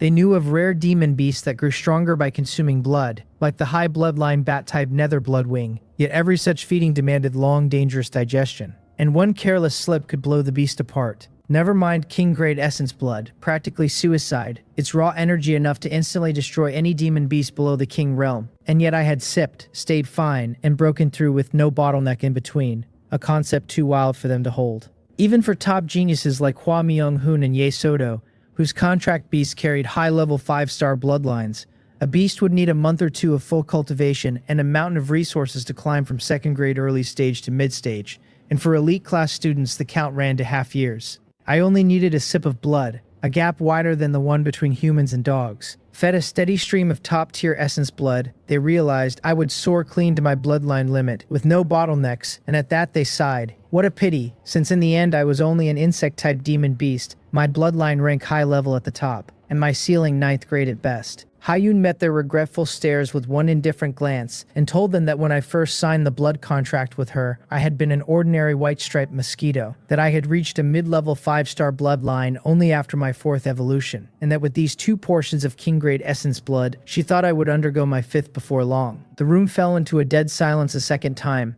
every eye wide, fixed on me as though I were some prehistoric monster. A demon beast could evolve 3 times at most, common knowledge in this world. And she had just said I had evolved 4 times and was going for a 5th, setting them all wondering whether I could evolve without limit. But on second thought, given the ridiculous things I had already shown them, it did not seem impossible. Zhou Pyong was thoroughly floored, a top genius in demon beast cultivation, who believed his knowledge stood at the very top of the Federation, and today much of it had been crushed flat by a single mosquito. They finally grasped why Director Jang Song-yeop of the Provincial Education Department had personally escorted her, why her file was stamped a top secret. Background, connections, all of it was nonsense. Because she herself, or rather this mosquito that could evolve without end, was the most top-tier background in the whole world. Principal Jin's breathing came fast as wild joy surged through him, and he knew that this time he had truly bet right. The mood had just turned subtle, everyone quietly working out how to deepen their ties with Hyun, when the door was flung violently open, and a staff member came scrambling in, half crawling, his face full of panic. He gasped that something had gone wrong, that Jin Jong from the Hidden Dragon class was leading a huge crowd of students in a protest outside, demanding an explanation and insisting the transfer student Hyun be forced to sit the joint examination, that they wanted to boycott connected students and would settle for nothing but fairness. Principal Jin frowned, since he had just cleared a massive crisis. So how had something else already broken? The staff member panted that it was no longer only ordinary students making the fuss, that many children of great families and financial groups had joined. Near 10,000 people in the plaza now, the roads all but blocked, and that more than half the students from beast taming class 10 and martial arts class 10 had gone over too. At that, Principal Jin's expression finally shifted. The children of the elite, and the people from class 10 of all things. Class 10 was the notorious noble class, its students all of mediocre talent. Every last one admitted on family money and connections. Connected students to a person. What face had they to boycott anyone else? What right to scream, "We want fairness"? This was the thief crying, "Stop thief." Facing the dazed looks, the staff member managed a bitter smile, half amused despite himself, and explained the strange course of the elite children's grievance. Since everyone was connected, they asked, why could that Hyun be dropped straight into the Hidden Dragon class to enjoy the top resources while they stayed stuck in bottom tier class 10? Too unfair, they felt. Principal Jin was struck speechless. The leaders were struck speechless. And I, on Hyun's shoulder, had nothing to offer either. I could only marvel at how ridiculous it had gotten. Principal Jin's face went black as he slammed the table, demanding to know who stood behind this, who had posted the forum thread, ordering a thorough investigation. Hyun was no connected student at all, he insisted. It was all filthy rumor these people led by the nose with their brains switched off. The staff member said awkwardly that they were already investigating, but the post had gone up anonymously with the account encrypted, so tracking was proving difficult. Principal Jin ground his teeth and said that hard or not, they had to dig it out, that they owed Hyun an explanation now that she was a student of Dunnan No. 1 Youngmu High School, and could not stand by and watch her slandered. The other leaders nodded, frighteningly grave, all aware this had to be handled strictly, since if it soured Hyun on the school, the 2 portions of king-grade essence blood would be spent for nothing, and Principal Jin planting his flag in front of her straight away was without question the correct move. Hyun could not even summon the interest to watch these shrewd people perform, and said, a little exasperated, that forcing her to sit the joint examination was pointless because she'd been planning to sit it all along. The extra reward for a beast tamer who took top scorer was a cub with a king-grade bloodline, a top-tier resource whether raised as a contract beast or used as blood food, one of the goals she had set the moment she was reborn. Even now, holding 2 portions of adult king-grade essence blood, with the top university scholarships besides, whoever complained of too many resources, crouched on her shoulder, I nodded right along, because with that essence blood in me, by the exam in 3 days I might even sit at 3rd grade, making first place child's play. Anyone who turns down free prize money and free rewards is an idiot. Principal Jin and the leaders were stunned for a beat, then broke into open relief. It was good that she meant to compete. They had been nursing a headache over how to untangle this mess, since the ordinary students' feelings could be brushed aside, but the elite children's unreasonable demands were awkward to touch. And now that Hyun herself said she would sit the exam, every problem dissolved at once. Even at 2nd grade mid-stage now, with my ridiculous knack for breaking through on a mouthful of blood, I would surely reach 2nd grade peak by the exam in 3 days. And 2nd grade peak was already the ceiling of the Hidden Dragon class. Add my bizarre swarm control on top, and never mind 2nd grade, even a 3rd grade would have to think twice. If this pair of ours put absolute strength on display in the joint examination, or better yet took first, the doubts and the rumors would collapse on their own. Then Principal Jin seemed to catch a further thought, and his gaze on Hyun kindled into something excited. What the ordinary students did not yet know was that this year's joint examination carried a major reform. The Ministry of Education preparing to roll out a multi-province joint examination system with Sumyong Province, set as the pilot. In past years, each province held its own exam, and as the uncrowned king of Sumyong Province, Dunnan No. 1 Youngmu High School had turned out top scorers every year until it grew bored of it, with no challenge to speak of. This year, Sumyong Province had been fortunate enough to become one of the pilot provinces, testing together with the neighboring Changnan Province and Cheonhua Province, so it had become a tri-province examination. The Federation's top scorer reward this year was more generous still, but it could go only to the first place winner of the whole tri-province joint examination. Principal Jin had fretted over this so hard a while back that several of his hairs had turned white, because he had confirmed word that monsters had surfaced this year in the top high schools of both neighboring provinces. 2 fellows already at 3rd grade early stage despite their youth. Meanwhile, his own strongest, So Ran and Cho I Ran of the Hidden Dragon class, both stood at 2nd grade peak, still a long way from the 3rd grade hurdle. If the exam actually ran, the top scorer thrown of Dunn in number 1 Youngmu High School would surely be lost, and the whole school would have nowhere to hide its face. But now, Principal Jin's gaze settled hotly on Hyun and the Mosquito on her shoulder. Early 3rd grade, was that supposed to be so impressive? How many resources had those families smashed? How many years of bitter cultivation swallowed to reach 3rd grade? Our Mosquito Lord here had gone from early to mid-2nd grade on the spot, with a single gulp, and now 2 full portions of adult king grade essence blood sat waiting. 3 days still on the clock. If I sucked for 3 days, what realm might I hit? 2nd grade peak? No, I might charge straight into 3rd grade.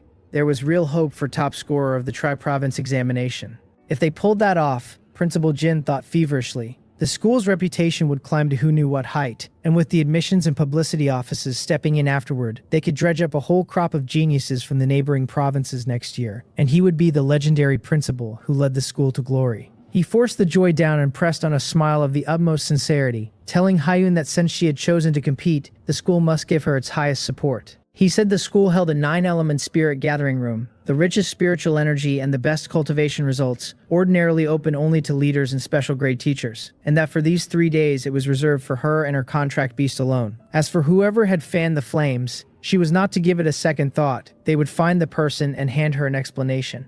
Hyun nodded faintly, since a free top-tier cultivation room was not something she would refuse, and with 2 portions of king-grade essence blood on hand, it was time to seclude herself and digest. Both of us due for a leap in strength. I lay on her shoulder with my heart already blooming, telling her through the blood contract that the buffet had arrived, and the deluxe private room besides, that this was nothing short of taking off. Joint examination. When the Mosquito Lord emerged from seclusion in 3 days, I would show those so-called geniuses exactly what a dimensional strike looked like. Jin Jong stood at the front of the crowd on a hastily built high platform, clutching the speech Wang Du had written for him, his heart hammering out of control. It had worked. So many people were standing with him. He drew a deep breath and threw every ounce of strength into turning the words on the page into a deafening roar. Off in a corner, Wang Do watched Jin Jong being treated as a spiritual leader, a cold smile curling at the edge of his mouth, the effect even better than he had pictured. As long as that woman Hyun was forced onto the exam, she was as good as dead, plenty here itching to teach her a lesson. And if the school came looking to settle accounts once things blew up this big, well, he had only been a tool for writing scripts. The mastermind was Jin Jong, so what did it have to do with him? Not far off, on the top floor of the So Group headquarters, So Ran and Hua Myung-hun stood shoulder to shoulder, gazing down through the floor-to-ceiling window, both faces stamped with the same speechlessness. Hua Myung-hun said these people had to have something wrong in their heads, that he felt like he was watching a troupe of clowns, boycotting the connected person. If they had any idea the Mosquito Lord could break a high bloodline beast through to king grade on 1 gulp of blood, they would kneel on the spot and call me Lord. And with an ability like that, never mind the Hidden Dragon class, I could be dropped straight into the capital prefecture with no trouble at all. So Rand shook his head, just as ridiculous to him, since that mosquito had purified the bloodline curse on his 3-headed Crimson Flame Lion, and then casually pushed Ye Soto's Moonlight Spirit Fox through to a king-grade bloodline. And what half-cent connection did that have to being a connected person? He said flatly that the school would surely post an announcement soon, and the moment they revealed even a sliver of that mosquito's ability, these people would fall silent. Hua Myung-hun agreed, adding that the one shouting loudest now would be the first batch to rush forward and curry favor with Hyun, human nature being something he had seen plenty of. Just then the crowd below erupted into a mountain-shaking cheer that nearly shook the whole building. Won. What on earth had they won? Hua Myung-hun snatched out his phone and pulled up the campus forum, and an official announcement just posted, pinned, and highlighted in red caught his eye. Dead simple. A single line that Hyun of the Hidden Dragon class would sit this joint examination as normal. The two traded a look, each reading thick astonishment in the other. The school had compromised, forcing Hyun into the exam over the scrap of public pressure, which did not add up since Principal Jin was not the sort to yield easily. And, Hua Myung-hun pressed, brow nodding, this year's exam was the tri-province examination, monsters surfacing in the neighboring Changnan province and Cheonhua province, geniuses gathering from every direction. So Rand's expression turned grave too. The mosquito's ability was heaven-defying beyond doubt, but its hard strength stood only at early 2nd grade, and even breaking through these next days it would reach mid-2nd grade at most. And insect-type beasts were poor at frontal combat. so sending it into an exam stacked with geniuses was asking to be humiliated. Once Hyun took a crushing loss in so public an arena,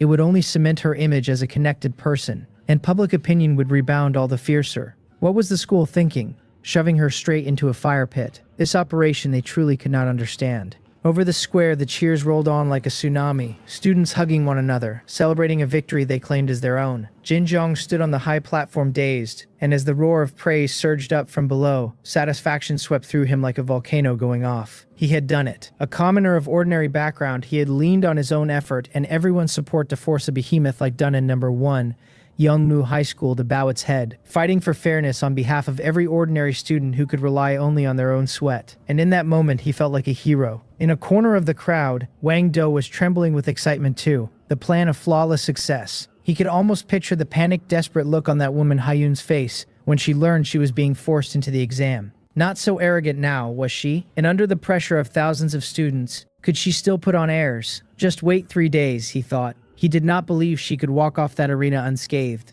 Meanwhile, in the top-tier cultivation room called the 9-Element Spirit Gathering Room, Hyun sat cross-legged in the rich spiritual energy, a trace of satisfaction flashing through her cold eyes. Not bad. It could not compare to so much as a bathroom in the cave dwelling she had raised from divine crystals and dragon veins in her past life, but at this stage it was already top-tier. I lay on her shoulder comfortable to the bone, and though I did not need to inhale spiritual energy to cultivate like a normal martial artist, being in this place was like soaking in a hot spring, every cell of me loosening, my mind clearing along with it. Then the system told me it had detected an environment of extremely high spiritual concentration, that the energy was speeding my digestion and cutting my blood digestion time by 2 hours. Caught off guard, then pleasantly surprised, because shorter digestion meant in effect more frequent feeding. A good place, definitely a good place. Hyun ignored my erratic swings of mood and drew the 1,000-year-cold jade box from her storage ring. She did not gulp it down the way I did, which for her would have been pure suicide. Heart still as water, she ran the 10,000 Beasts furnace art, and carefully guided a strand of essence, blood thinner than a hair, into her body, then refined it furiously, and that single strand broke through her first-grade peak bottleneck at once, her aura climbing to plant itself firmly in second-grade early stage. But the joy had no chance to well up. The blood and chi in her body bolted like wild horses cut loose, slamming against her limbs and bones in waves of tearing pain, while a violent, chaotic, bestial will assaulted her sea of consciousness until hallucinations swam before her eyes. This was the greatest flaw of the 10,000 Beast furnace art, for as strength shot upward, both body and spirit took a brutal blow. She swallowed a second-grade meridian-protecting pill she had readied, steadying the rampaging blood and meridians, and the physical danger passed, though the spiritual battering left her in waves of irritation and exhaustion. It was all that damn Mosquito's fault, she fumed. If I had not drained that whole box of spiritual herbs, she would have refined the Clear Heart Jade Dew pill by now, and been spared this. She could only hope that among the 100 spiritual herbs So Ran would send tomorrow, a few might calm the mind. Regardless, she meant to cultivate her blood and chi to at least 5th grade before considering abandoning the art outright, since she had already put in the work and dropping it this soon would be a waste. And before 5th grade she was confident of no fatal backlash. Everything under control. Right about then the king-grade essence blood in my stomach finished digesting, the system confirming 105 evolution points gained, my total 128. Another bite, since I had watched the Empress sip for so long I had been drooling for ages and could hold off no more. I flapped over, landed on the jade box, and stabbed hard into the seam again, and the system logged 541 points of blood she absorbed, my total at 1,708, my spiritual power up 50 to 900. Refreshing.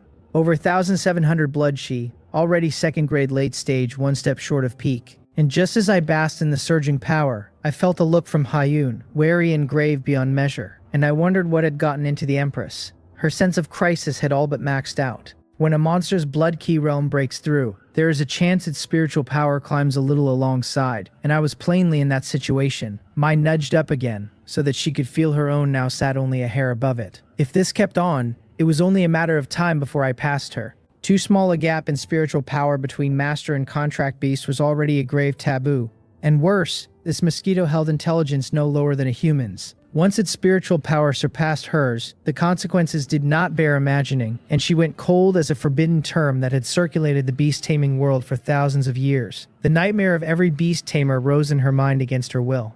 Beast controls human. Normally the contract was a master-servant bond, the master holding absolute control, but there were always exceptions. If a contract beast's spiritual power ran so far past the masters that it could reverse suppress the master's sea of consciousness, the contract could be forcibly flipped, no longer human controlling beast, but beast controlling human. Such things had happened a handful of times in history, the cases beast tamers dreaded most, and in every one the contract beast had been a monster of extremely high intelligence. Hyun looked at me and the alarm bells only rang louder. Any other contract beast and she might not have worried. Most monsters too dim to use their spiritual power, but this mosquito's intelligence was no monster's. It was a person's, and a despicable one, sure to flip the table without hesitation the instant it got the chance. I heard her inner voice, and my compound eyes lit up on the spot. Beast controls human. That sounded excellent. Then would I, the Mosquito Lord, become the master, and whatever I told the Empress to do, she would have to do. Make her sing and dance and rap for me, for instance. Or for instance, no, that one could not be approved. I shook my head hard,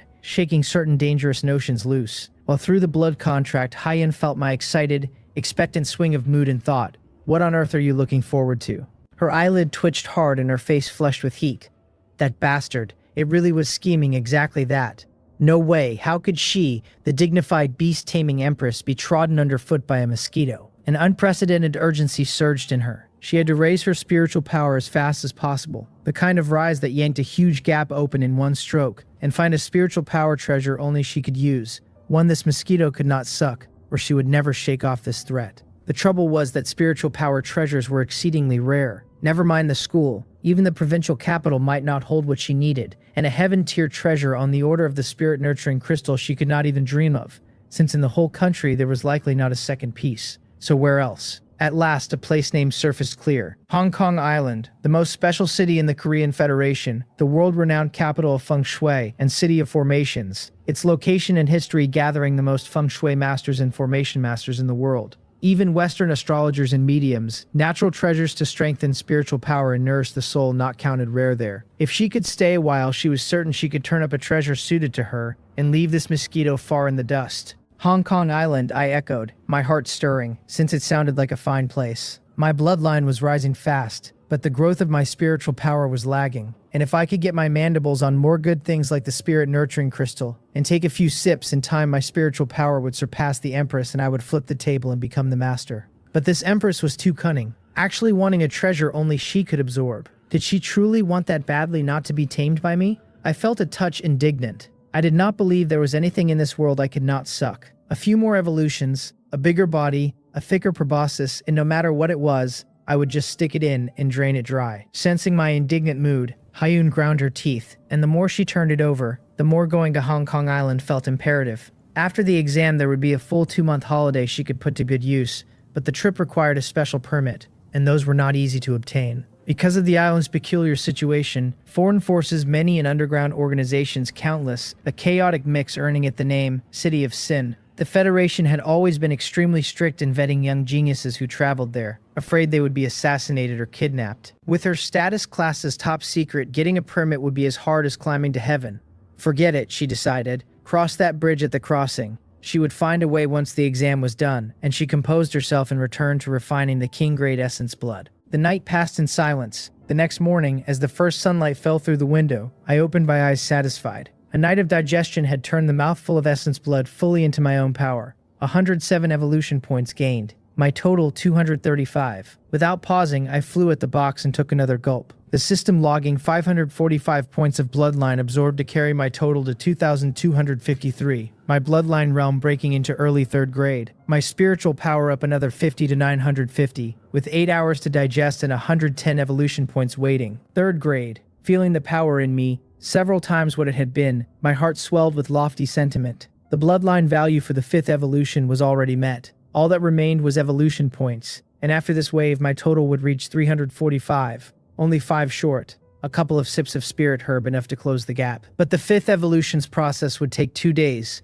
a bit long, so I decided to wait until So-Ran delivered his 100 spirit herbs, since those natural treasures ought to shorten the evolution by a good margin. A short while later, Hyun's phone vibrated. A message from So-Ran saying he had reached the school gate with the 100 3rd grade spirit herbs, and asking whether she could collect them. Finally here, both of us were energized, planning to grab the goods and dive straight back into seclusion. But when we reached the gate, the scene pulled us up short. Beside So-Ran's flashy sports car stretched a long line of black sedans with special plates, and a detail of steady aura security in black suits had cordoned off the whole area. So Rand stood by his car helpless, and beside him stood several beings of vast aura. Director Jang Song-yup of the Provincial Education Department was respectfully attending a majestic middle-aged man in a Mao suit, who merely stood there in silence, yet radiated a terrifying aura deep as the abyss and wide as the sea, as if he were the center of this world. A king-tier powerhouse. Hyun's pupils shrank as she placed him. The governor of Suimyong Province, Ji Chung-san, the single most powerful and authoritative existence in all the province. What was he doing here? Perched on her shoulder, I was dazed too, asking through the blood contract who this was to warrant such an entourage. I could feel the man in the Mao suit held an unfathomable, terrifying power, an absolute suppression of life level, far past any powerhouse I had met. A gentle smile surfaced on Ji Chung-san's naturally commanding face as he approached, his gaze lingering on Hyun only a moment before landing on the ferocious mosquito on her shoulder, a hint of wonder flashing through it. Director Jang Sung-yup hurried to introduce him as the governor of Sumyeong Province, Lord Ji Chung-san. Hyun nodded, neither humble nor arrogant, and greeted him. Ji Chung-san waved a hand and told her there was no need for such formality, that he had come today on behalf of the whole of Dunan City to thank her and her contract beast for solving a huge problem. He gestured toward the school's back mountain, his tone thick with feeling, saying the insect plague at Dunnan No. 1 Yeongnu High School had stumped the provincial capitals and the Federation's expert teams for 2 years, that he had never expected her to resolve it in a handful of hours, that truly heroes came from the youth. Clearly, I corrected silently, heroes come from mosquitoes. Standing to the side, Director Jang Song-yup echoed the praise, his eyes on Hyun and me filled with admiration and satisfaction. Facing the flattery of the two big shots, Hyun only replied evenly that we had simply been making a deal, the implication plain, that she had done the work for pay and there was no need for courtesy. Ji Chung-san's smile stiffened, since he had not expected this young girl to be so blunt and give him no face at all. But he had not come only to say thank you. He drew a deep breath and his expression turned serious as he said, in a heavy voice, that he knew the request he was about to make might be demanding, but that this touched the livelihoods of tens of millions in Dunan City, so he had to come. He wanted to ask her and her contract beast to act once more and eradicate the spirit-devouring worm plague across the whole of Dunan City. The moment the words landed, the atmosphere froze. Inside my mosquito brain, the first thought was, more work. And what about the reward? I hurried a message asking her to press him on more king-grade essence blood, and Hyun asked outright what the reward was and whether any was on offer. Frankly, she found it absurd. The school's spirit herb base was one thing, but the spirit herb regions across Dunan City had to be hundreds of times larger. So how many spirit-devouring worms was that? Tens of billions, hundreds of billions, and even with my heaven-defying ability, slaughtering my way through the lot would likely see me drop dead of exhaustion.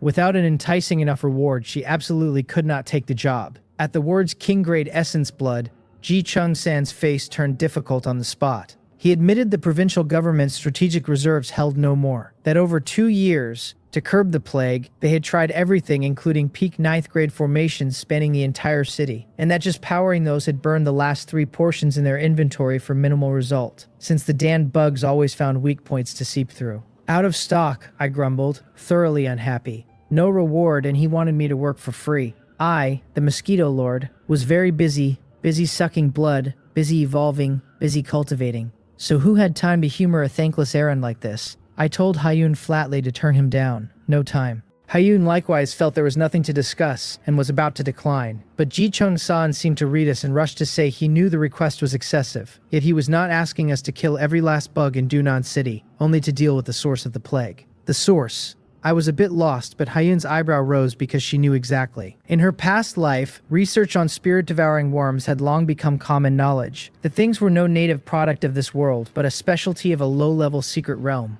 where a spirit-devouring mother worm, the queen, would be born. And though her realm was only 2nd grade, she would endlessly produce worms which seeped into this world through the spatial cracks that served as the realm's entrances. To wipe out the plague for good, the only path was to enter the realm and kill that mother worm. Seen that way, the provincial government had surely located the entrance but lacked the means to deal with the queen, since it was a low-level secret realm that existences above 3rd grade could not enter. And for cultivators below 3rd grade, walking into the spirit-devouring worm's nest was no different from seeking death. But with this mosquito's ability, going in to kill a mother worm should not be much of a problem. Hyun's mind went active in a flash, an excellent opportunity laid out before her. She raised her eyes to the expected Ji Chung-san and asked, testing him, what if she wanted a special pass to Hong Kong Island? A Hong Kong Island pass. That works, I said at once, compound eyes flaring, because the Empress had made a fine request. I had heard clear as day the place was thick with treasures for raising spiritual power, and I would tag along to take a few sips, so the dream of the beast taming the human might just come true. Hearing the request, Ji Chung-sen's face turned incredibly difficult, even horrified. Go to Hong Kong Island. He knew better than anyone the weight of those 4 words on Hyun's file. Federation top secret. An unmatched genius who might one day reshape the whole Federation's landscape. Practically a national treasure. And to let such a gem walk into a city of sin churning with dragons and snakes and hidden killing intent, where if she were assassinated or kidnapped, even 10 of his heads would not be enough for the Federation to lop off. He could not bear that responsibility. Absolutely not. But if he refused, Ji Chung-san glanced back at the bustling city, as if he could already see the spirit herb industry collapsing. Countless people thrown out of work, order breaking down, the whole of Dunan City sinking into misery, and he could not bear that either, since that road ended with him in court. Hyun watched his conflict and had guessed most of it, so she added the final spark, saying flatly that this was her only request,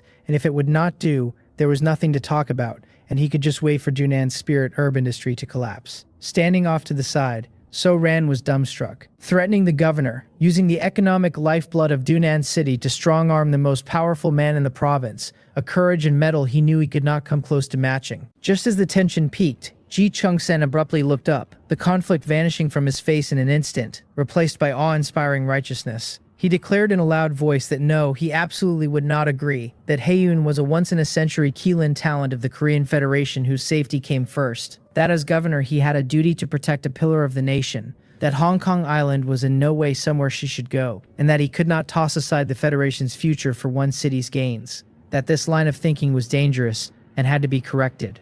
That she was to come with him for a proper education. Then, without waiting for her to react, he raised a hand, and an invisible, irresistible force of heaven and earth enveloped her, carrying her through the air to a quiet corner dozens of meters off. So Ran, director Jang Song-yeop, and the others were stunned, marveling that, as expected of the governor, his perspective ran truly high. In the corner, Ji Chung-san's majestic face collapsed in a blink, like an opera mask changing, revealing an apologetic, fawning smile. He apologized profusely, explaining there had been too many people out there, and he had needed to put on a show, that she should not take it to heart, that her request he could absolutely do. But it had to stay quiet, he pressed. His name off the pass, nothing to do with him, and to be safe they would sign a soul contract so she could never expose it. Only the two of them ever to know. We were both left speechless. What a talent, his face changing faster than flipping a book. Haeun's eyelid twitched, since in her past life she had met at least 80 to 100 king-tier powerhouses. But someone as shameless as Ji Chung-sen was genuinely a first. Still, if the thing could be done, it was easy to discuss, and she said calmly that since Governor Ji was so sincere, the matter was settled, and after our joint examination we would go handle that mother worm, figuring the exam would run only a few days and there was no rush. Not so fast, my dear lady, Ji Chung-sen blurted, his face crumpling into a bitter gourd. The exam did not even begin for 2 more days and lasted a full 7-9 days round trip. Far too long. He could not wait a single minute now, the economic lifeline of Dunan City being gnawed away by those cursed worms with every passing moment. And what was falling was not spirit grass, but his political career. He rubbed his hands, all but pleading, and proposed they go today. Hyun frowned, hesitating, and asked what if they got held up in the secret realm and missed the exam, since she did not want to give up its rewards. Absolutely not a problem, Ji Chung-san swore, thumping his chest so hard the Mao suit slapped, promising that even 3 to 5 days late was no issue, that when the time came he would personally escort her to the examination hall and see who dared breathe half a no. Hyun found it acceptable, since with the governor cracking a back door open there was no need to fret over the exam. She sent me a query through the blood contract, and I answered at once that I had no objection, that I could suck blood anywhere anyway, since I too wanted the Hong Kong Island pass in hand, so that the instant the exam ended we could go straight there. Feeling my eager excitement, Hyun was hit by another wave of speechlessness at how fixated this damn mosquito was, but she did not care. Her mind held the future direction of an entire world, and she remembered several opportunities on Hong Kong Island to enhance spiritual power, 2 of which she was certain this mosquito could not use. So when the time came, all I could do was stare blankly. She nodded, agreeing. Excellent, Ji Chung-sen cried, overjoyed, thanking her on behalf of Dunan, and urging them off at once. He led the person and the mosquito into a special car bearing the governor's mansion plate, and under a heavy escort, the procession sped for the city outskirts. At the school gate, only So Ran was left with a complicated expression, staring at the departing motorcade, his mind a tangle. This mosquito was too versatile, purifying bloodline curses, pushing demon beasts to king tier, and now clearing a plague the provincial government had been helpless against. He frowned hard, feeling something was off, because if the Mosquito was valued to this degree by the governor himself, would the school really dare force Hyun into that perilous tri-province examination over a little public pressure? Could there be some hidden truth that Hyun herself wished to compete, or that the school held an unimaginable confidence in her Mosquito? The more he thought, the less simple it all seemed. Half an hour later, the motorcade stopped before a desolate forest on the outskirts of Dunan City, an area the army had sealed off completely. A huge military base sprung up in its place. At the center, a constantly twisting spatial rift breathing an ominous aura hung quietly in the air. Ji Chung-sen pointed at it and told Hyun this was the entrance to the secret realm they had named the Spirit-Devouring Forest, that she need only go in, find and kill the Spirit-Devouring Mother Worm, and stop the realm from spawning new worms. Hyun nodded, then asked what he planned to do about the worms already gone to plague outside. Do not worry about those, Ji Chung-shan waved off with a hint of pride, saying he had already contacted an old friend, a king-tier powerhouse who, the moment her good news arrived, would use the power of laws to erase every worm in Dunan City from this world. He could not resist boasting that the two of them had grown up together since childhood, their bond so close that sharing a single pair of pants would feel too loose. And the man had agreed the instant he asked. Hyun raised her eyes expressionless and asked faintly that since their bond was so good, why the plague had dragged 2 whole years before he acted, whether he had spent 2 years begging. Gi Chung-san's smile froze, and he coughed twice, his old face reddening, waving it off. Let us not talk of that, urging us to hurry in and return early, that he would wait outside for the good news. Hyun did not press, and with me on her shoulder stepped straight into the twisted spatial rift. After a bout of dizziness, the scene opened up. A dim, oppressive forest heavy with the reek of decay. What set the scalp crawling was that everything in sight, ground and tree trunks and sky alike, lay carpeted with dense black worms, hundreds, even thousands of times more than in the school's medicinal field, an ocean made of worms. My trypophobia is acting up, I gasped, goose flesh rising. But then a pleasant surprise took hold, because the worms here ran a notch stronger than those outside. First-grade peak ones everywhere, second-grade early-stage common as dogs, and I sensed many elite monsters at second-grade late-stage and even peak. If I swapped all 8,000 of my little brothers for second-grade peak stock, my combat power would surge again, an unexpected gain. Soon, though, I ran into a snag. My netherworld vision reached only 1,000 meters, pitifully small in this boundless sea of worms. All the more since the range within which I could command my subordinates depended on that same netherworld vision range. Too tight to let me stretch my legs, and if I had to comb the realm patch by patch, when would I ever find that mother worm? I pulled up my system panel, since I still had over 300 evolution points plus the 100 stalks of spirit grass So-Ran had given me. Enough for a splurge. 30 evolution points carried netherworld vision to level 5, and 3,000 meters, 50 more to level 6 at 6,000. And 80 more to level 7 at 12,000 meters. That was enough. I nodded, satisfied, then turned my eye at once to the molten insect hive. A ceiling of 8,000 underlings was already terrifying, but whoever complained of too small an army, and with so many high-quality soldiers laid out before me, it would be a disservice not to expand. 80 evolution points carried the molten insect hive to level 9, and a storage ceiling of 16,000 insects, leaving me 105. 16,000 second-grade peak self-exploding flame insects, and at the thought my wings trembled with excitement. How many grades above myself could I fight with a force like this? 3rd grade peak, early 4th grade, and I felt I could take even them on. Past holding it back, I sent a thought straight to Hyun. Empress, let us do it. 2 days passed in the blink of an eye. At the exit of the spirit-devouring forest secret realm, the air had grown oppressive to the extreme. Ji Chung-san paced with his hands behind his back, fine beads of sweat on his forehead, muttering, what was going on? 2 days now. Could something have happened? Dread had taken root.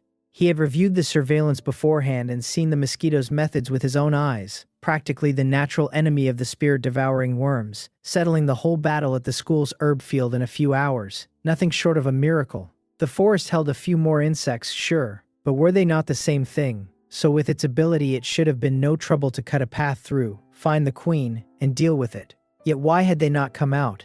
Was there some unknown danger inside, or was that queen far harder than imagined? The more he thought, the further his heart sank. Beside him, Director Jang Seung-yup fretted too, for if Hyun met an accident here, there would be no way to explain it. Just then, in the sky above, without any warning, a blinding flash of lightning tore through the air, and space split like fragile silk, forced open by an unmatched mighty power. A burly figure with a cold, stern face stepped out from within, wreathed in countless fine golden electric snakes, space distorting faintly everywhere he passed as though it could not withstand the world-destroying pressure pouring off him. Tearing through the void to travel, an emperor-level powerhouse. Everyone present watched in fear and trembling, heads dipping almost of their own accord, an uncontrollable urge to kneel rising in their chests. The one called the Thunder Emperor, master of the Thunder Laws. Director Jang Seonyap recognized him with a look of horror. "Old Noe, you are finally here," Gi Chung-san cried, grasping at him like a drowning man at a straw, hurrying over wreathed in smiles. The Thunder Emperor gave him only a cold glance and said indifferently that this was the last time he would help him for the sake of their old friendship, that the war on the front lines was fierce and he could spare only half a day, so Ji Chung-san was not to waste his time with nonsense. Ji Chung-san's smile froze, and though he had meant to reminisce, he could only swallow the words and nod in embarrassment. "Yes, yes, yes, Lord Thunder Emperor." The Thunder Emperor looked up at the entrance and said bluntly that if the queen inside was not dealt with, then even if he erased every insect outside with the power of laws, it would not be long before they reappeared, treating the symptom and not the root, a principle Ji Chung-san should understand. Dunan was not the only city in the Federation where such a realm had opened, and in some, the disasters ran even worse, something the Thunder Emperor plainly knew already.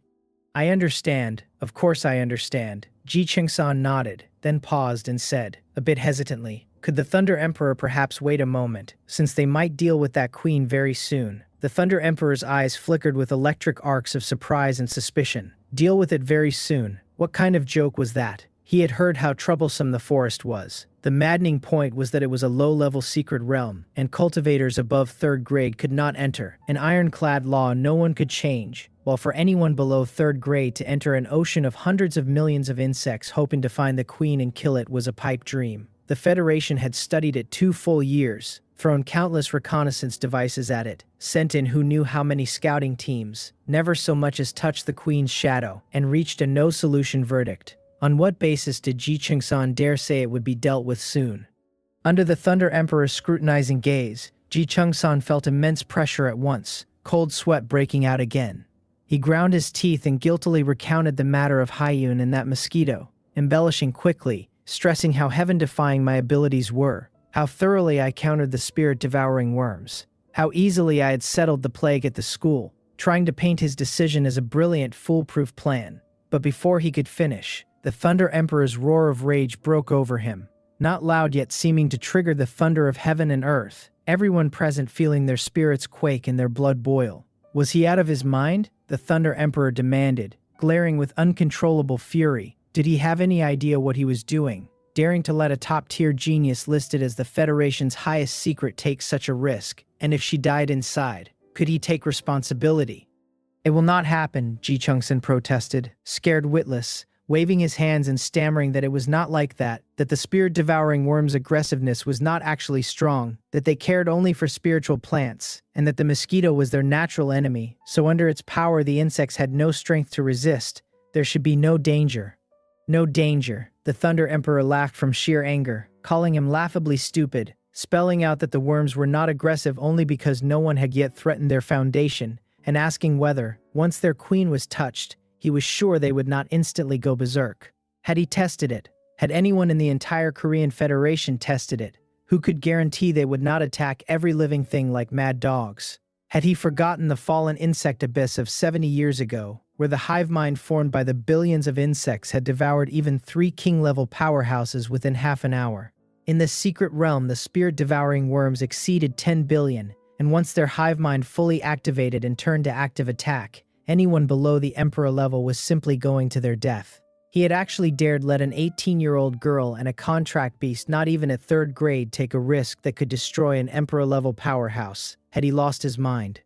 Ji Chung-san was frozen solid, his face pale as paper, and he lowered his head, not daring to say a word. He was no fool, and how could he not have thought of every possibility the Thunder Emperor named? But he had no choice. If he let the insect disaster keep raging, the economy of Dunan and even the whole of Suimyeong province would collapse entirely under his watch, and as governor, He would not only lose his post but spend the rest of his life in the Federation's high-security prison, or even be sentenced to death. One way or another, it was death anyway, so he might as well gamble, and if he won, everyone would be happy, and if he lost, at worst it was only an early end.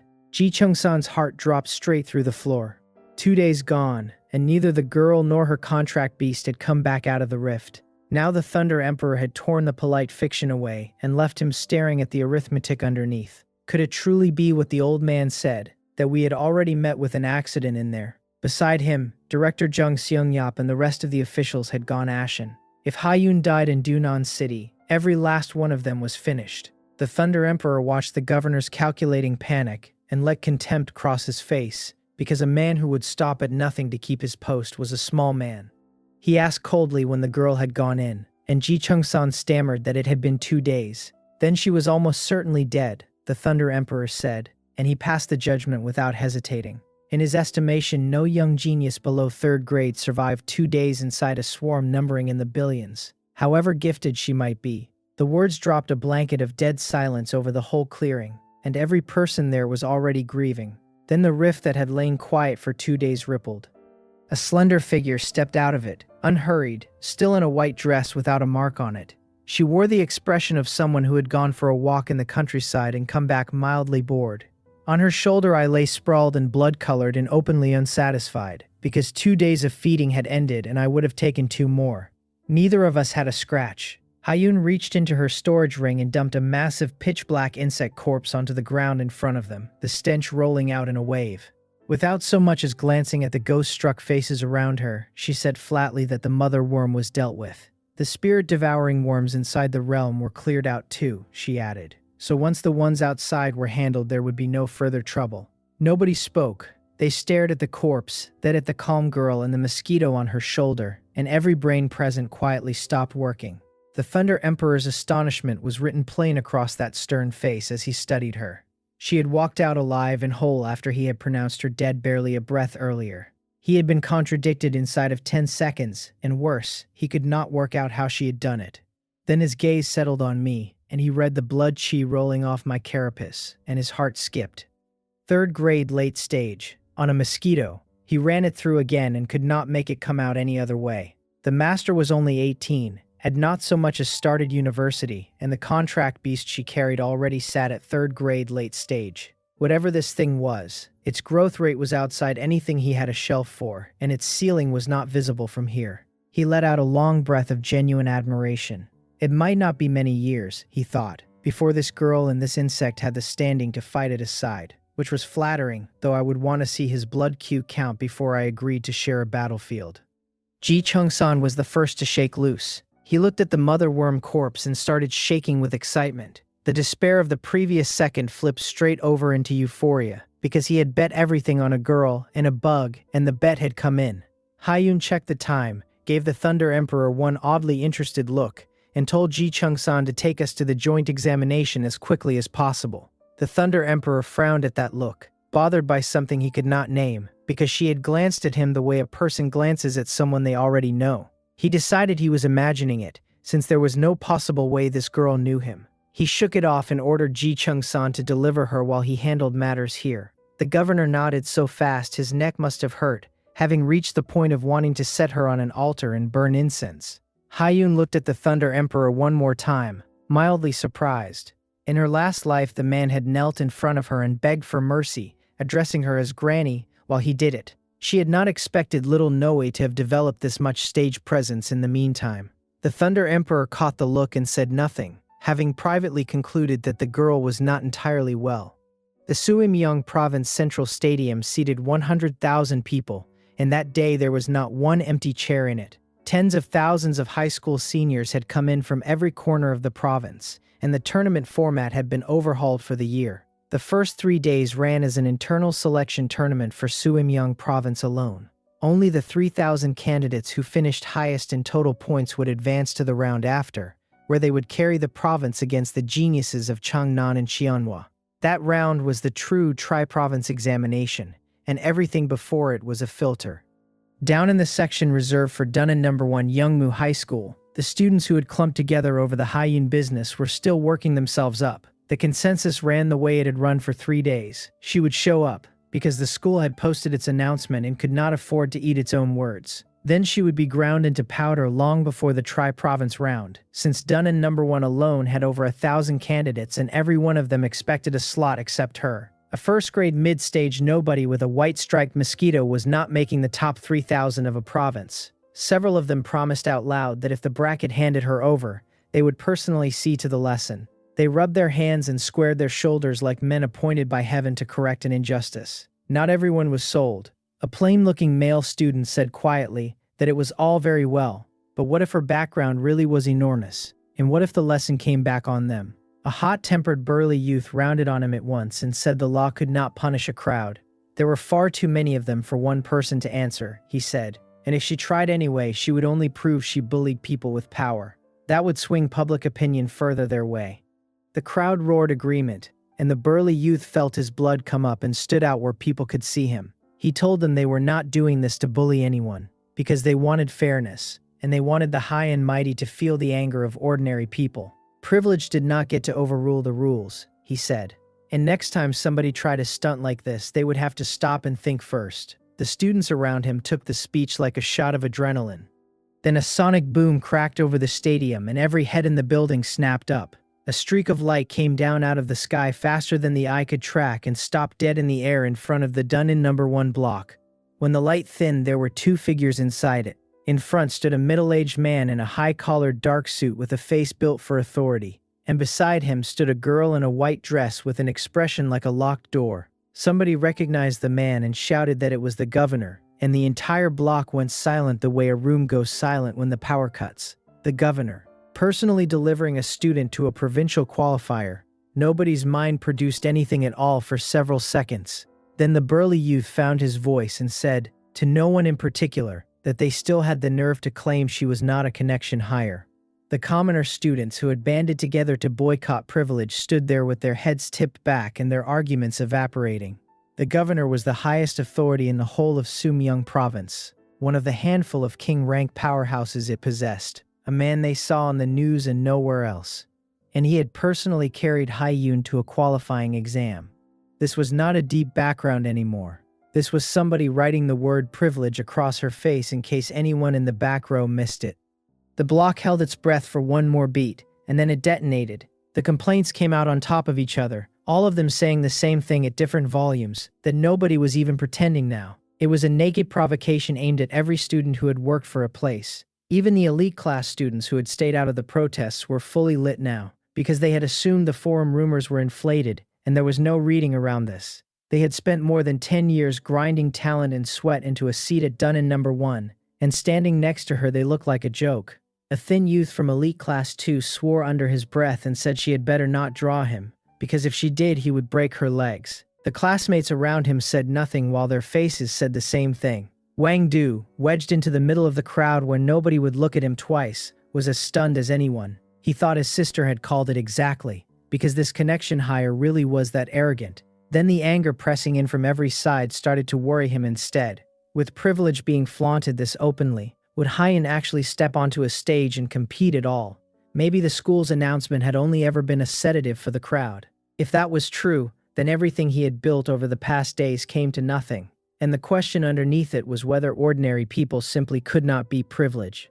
Tucked into another corner of the same block, the noble children of Beast Taming Class 10 and Martial Arts Class 10 were having a very different afternoon. They asked each other whether the governor himself had really come out for her, and one of them floated the theory that she was the illegitimate daughter of some Federation marshal. They traded looks and found the same lingering fear in each other's eyes, and then the relief hit. They had only tagged along for the noise, hoping to squeeze the school for a few more privileges while the squeezing was good. They had never had the slightest intention of laying hands on her. They were, by common agreement, the most useless pack of playboys among the Dunnan elite children. But they were not stupid. The pot-bellied class monitor of Martial Arts Class 10 summed up the strategy with the sweat still on him. It was a mercy there had been so many of them, he said, since the law could not punish a crowd. If the school ever came looking to settle up, it would go straight for that hothead ringleader, Jin Jiang. The others fell over themselves agreeing that Jin Jiang's speech had bewitched them. It had been one hot-headed moment, they said, and they were victims too, sitting quietly in their own classroom until he came along and stirred them up.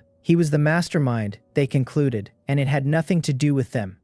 Then they looked across at the commoner students still burning with righteous anger, and their expressions curdled into pity. Shouting slogans in the stands was one thing, but planning to put hands on that girl in an arena without checking what stood behind her was something else. They thought that anyone who touched a hair on her head would find his entire family gone from Dunan City by morning.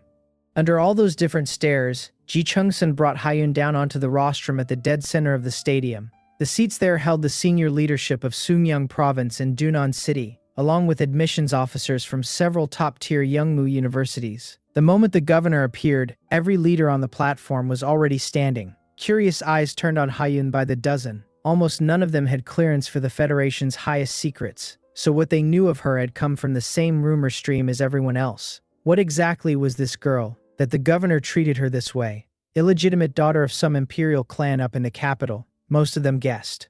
Hyun behaved as though the stairs did not exist, walked to the empty seat beside Ji Chung-sun, sat down, and looked at nothing in particular. Once he had settled himself, the governor turned to her with mild confusion and asked where that contract beast of hers had got to, since he could not see it anywhere. He wondered whether she had tucked it into her beast-taming bag. Hyun nodded faintly, and a flicker of pure exasperation crossed her face. The exasperation had a cause, and the cause was me. On the way over, once Ji Chung-sun had finished walking her through the rules, I had sent her a cheerful thought down the blood contract to explain my position. 3 days of provincial auditions meant 3 days of small fry, I told her, which was boring, and there was no call for the Mosquito Lord to exert himself on that. She could fight them herself, I said, and I would be in her beast-taming bag getting some sleep and running another evolution while I was in there. Hyun's mind had gone completely blank at that. He would not fight small fry, but he would happily send her to fight them. So in this arrangement she was rated at the same level as the small fry. Angry as she was at how tactless the message had been, she also had to admit that my rate of getting stronger had passed the point of comfort. Over 2 days inside the secret realm I had done almost nothing but kill insects and conscript replacements. The only pauses had been long enough to take a few more mouthfuls of mountain-shaking demonic ape essence blood. My blood key realm had climbed from 3rd grade early stage to 3rd grade late stage in that window, and my blood key value had gone past 4,000, and I was on the verge of evolving again, when the last evolution had been 3 days ago. She was, by her own admission, going a little numb about it. In those same 2 days she had done nothing but absorb blood and cultivate, and she had barely scraped her way into 2nd grade mid-stage. Going from 2nd grade early stage to mid-stage in 2 days was a speed that would make any elder in the province sit up. Set beside the Mosquito in her bag, it was a rounding error. She thought he was a freak, and then she gathered herself and reminded herself of the important part. I was ultimately a contract beast, and this empress would never hand me the opening to devour my own master. She decided that beast controls human was a fantasy. A woman who had looked down on the world in a past life did not get threatened by a mosquito's private ambitions. At which point Ji Chung-sun leaned over with real concern and asked why she looked so nervous. He wondered whether it was her first time in an arena match and whether she was not used to the format. Hyun turned and looked at him without any expression at all, and the look went on long enough that the governor felt the cold climb his spine. He could not work out what he had done. She had the eyes of someone deciding where to bury a body, and all he had offered was courtesy. Completely lost, he produced a sheepish smile and let the subject die. Then he cleared his throat and stood, and the fawning vanished off his face like a light going out. The pressure of a king-rank powerhouse came off him without restraint, braided together with the plain authority of a provincial governor, and it rolled across the stadium in one push. 100,000 voices cut out at once. His gaze swept the crowd, and though he did not raise his voice, it arrived clearly in every ear. He announced that the Suimyeong province qualifiers for this year's joint examination were now open. The holographic screen hanging over the center of the stadium was big enough to blanket a football field, and it came alive with names and candidate data pouring down it like water. The rules were simple enough to explain in one breath. The system paired each examinee against an opponent of comparable strength based on the data submitted at registration. Points were added for a win and subtracted for a loss, and when the dust settled, the 3,000 highest totals would represent Suimyeong province in the real tri-province examination. Hundreds of arenas scattered across the floor lit up at once behind pale blue energy shields. The first round of matching had begun, and every candidate in the building had their heart in their throat. In the Dunnan number 1 block, Wang Do and the students around him stared at the big screen with something close to hunger. every one of them praying to draw her. The scroll slowed. The first batch of pairings locked in, and somebody shouted to look at the third screen because her name was on it. She had drawn a match in the very first round. The line read Arena number 88. Hyun of Dunnan number 1 Yongmu High School against Ji Baekcho of Imhae number 3 High School. Behind each name the system had printed the registered strength, and both of them read first grade mid-stage martial artist. The protesting students started laughing. They said the boy was a candidate out of Imhae City, a backwater turning out backwater results, and only first grade mid-stage himself. First grade mid-stage against first grade mid-stage was amateur hour, somebody said, and the bets ran unanimously toward Ji Baekcho beating the connection higher senseless. Up on the rostrum, Hyun took the pairing as a personal insult. She turned to Ji Chungsun without any expression and asked what kind of matching mechanism this was supposed to be since he had told her it paired opponents of comparable strength. The governor's face went red. He sent an urgent little pulse of spiritual power at her to explain that it was a mistake, a total mistake. Her real file was classified top secret, he said, so the system had obviously matched off her enrollment data, and it was a small issue and nothing to be upset over. Then he waved a hand, picked up the microphone, and informed the entire stadium in a tone that invited no discussion. Due to a major system matching error at arena number 88, he said, the referee panel had unanimously awarded the match to Hyun of Dunnan number 1 Yongmu High School by default. The building stayed silent for more than 10 seconds while 100,000 people confirmed with each other that they had heard it correctly. Then the Dunnan number 1 block went off like a powder keg with a lit fuse. They shouted that a win by default without a single exchange was not even an attempt at hiding it, that the whole exam was rigged, that there was no point sitting it. The word rigged got picked up and chanted until it drowned everything else out. Wang Du stood there staring at the word winner glowing on the screen with his mind gone flat. You could play like this. She was going to be waved straight through, round after round, all the way into the tri-province examination without touching an opponent. The commoner students around him were purple in the face and straining forward, and only the teachers in the security line kept them off the rostrum. Director Jung Seung-yap noticed the state of that section and told Ji Chung-sun grimly that the mood over at Dunnan number 1 looked ready to break. The governor glanced across and did not care in the slightest. He said he saw it and there was no need to worry. The data had been faulty, he said, so his ruling was entirely reasonable and compliant, and they could make all the noise they liked. The moment student Hyun actually took the field, he added, they would shut their mouths on their own.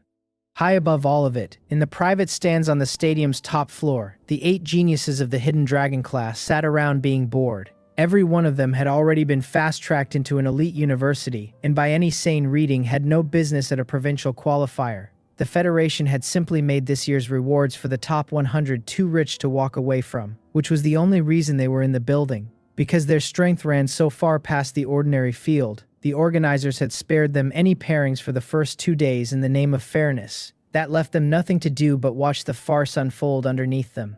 Hua Myung-hun looked down at the near riot and laughed, saying the governor's move had all the restraint of a man worried the fire was not burning brightly enough. So Ron did not know whether to laugh or wince, having concluded that this governor did not acknowledge the existence of rules in any form.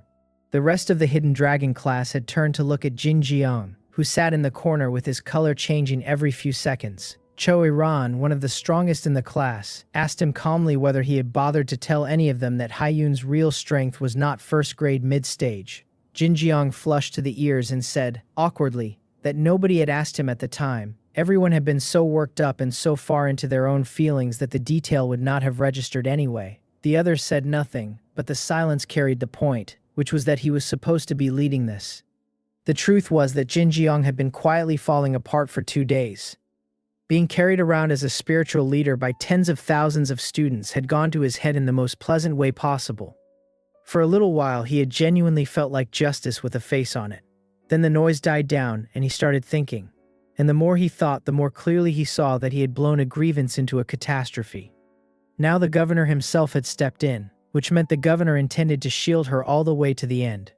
He looked down at the cold figure on the rostrum and asked, unsteadily, whether he was going to end up getting Hyun hurt. She was only a second-grade early-stage beast tamer, he said, and running into the genuinely ruthless students from the top classes could go badly. Cho Iran told him it would go worse than badly. The people who hated Hyun most in that building were the top students sitting at second-grade early stage themselves, who had failed to make the Hidden Dragon class. In their eyes, Hyun had taken the seat that belonged to them. If one of them drew her in an arena, she said, they would not be fighting for points. They would go for the kill, or at minimum for a crippling. Jin Jeong's face went white in one pass. He had only wanted fairness, and it had never once occurred to him that he might end up destroying a person to get it.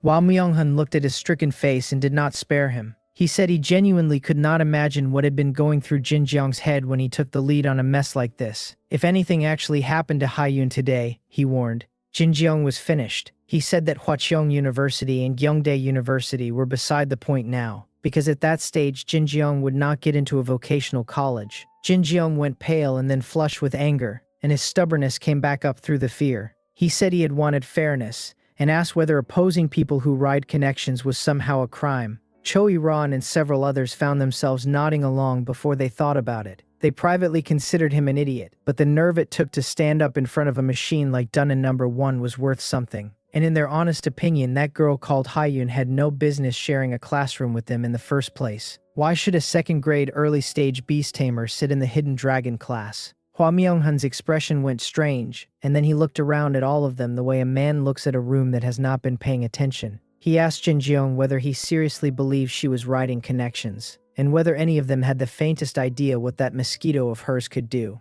He pointed at So Ran and reminded them about the soul curse riding the three-headed crimson flame lion. It was a chronic affliction the So family had thrown hundreds of millions at without moving it a centimeter. That mosquito, he said, went over and took one bite and drank the thing clean out of the beast. The whole stand turned to So Ran at once for confirmation, and So Ran nodded. Nobody in the group had a response ready. A soul curse that king-level experts could not touch, removed in a single mouthful by an insect. Hwa Myung-hun enjoyed the stunned faces for a moment, and then pointed at Ye Soto beside him. That moonlight spirit fox of hers carried a high-level 5-star bloodline, as everybody knew. It had also taken exactly one bite from that mosquito and evolved straight into a king-level bloodline. That one landed like ordnance. Choi Ron demanded to know if he had said king-level bloodline, and Jin Jeong blurted out that it was impossible, that such a thing simply could not happen. One mouthful of blood breaking a high-level bloodline demonic beast through to king-level was not a rare event. It was a myth.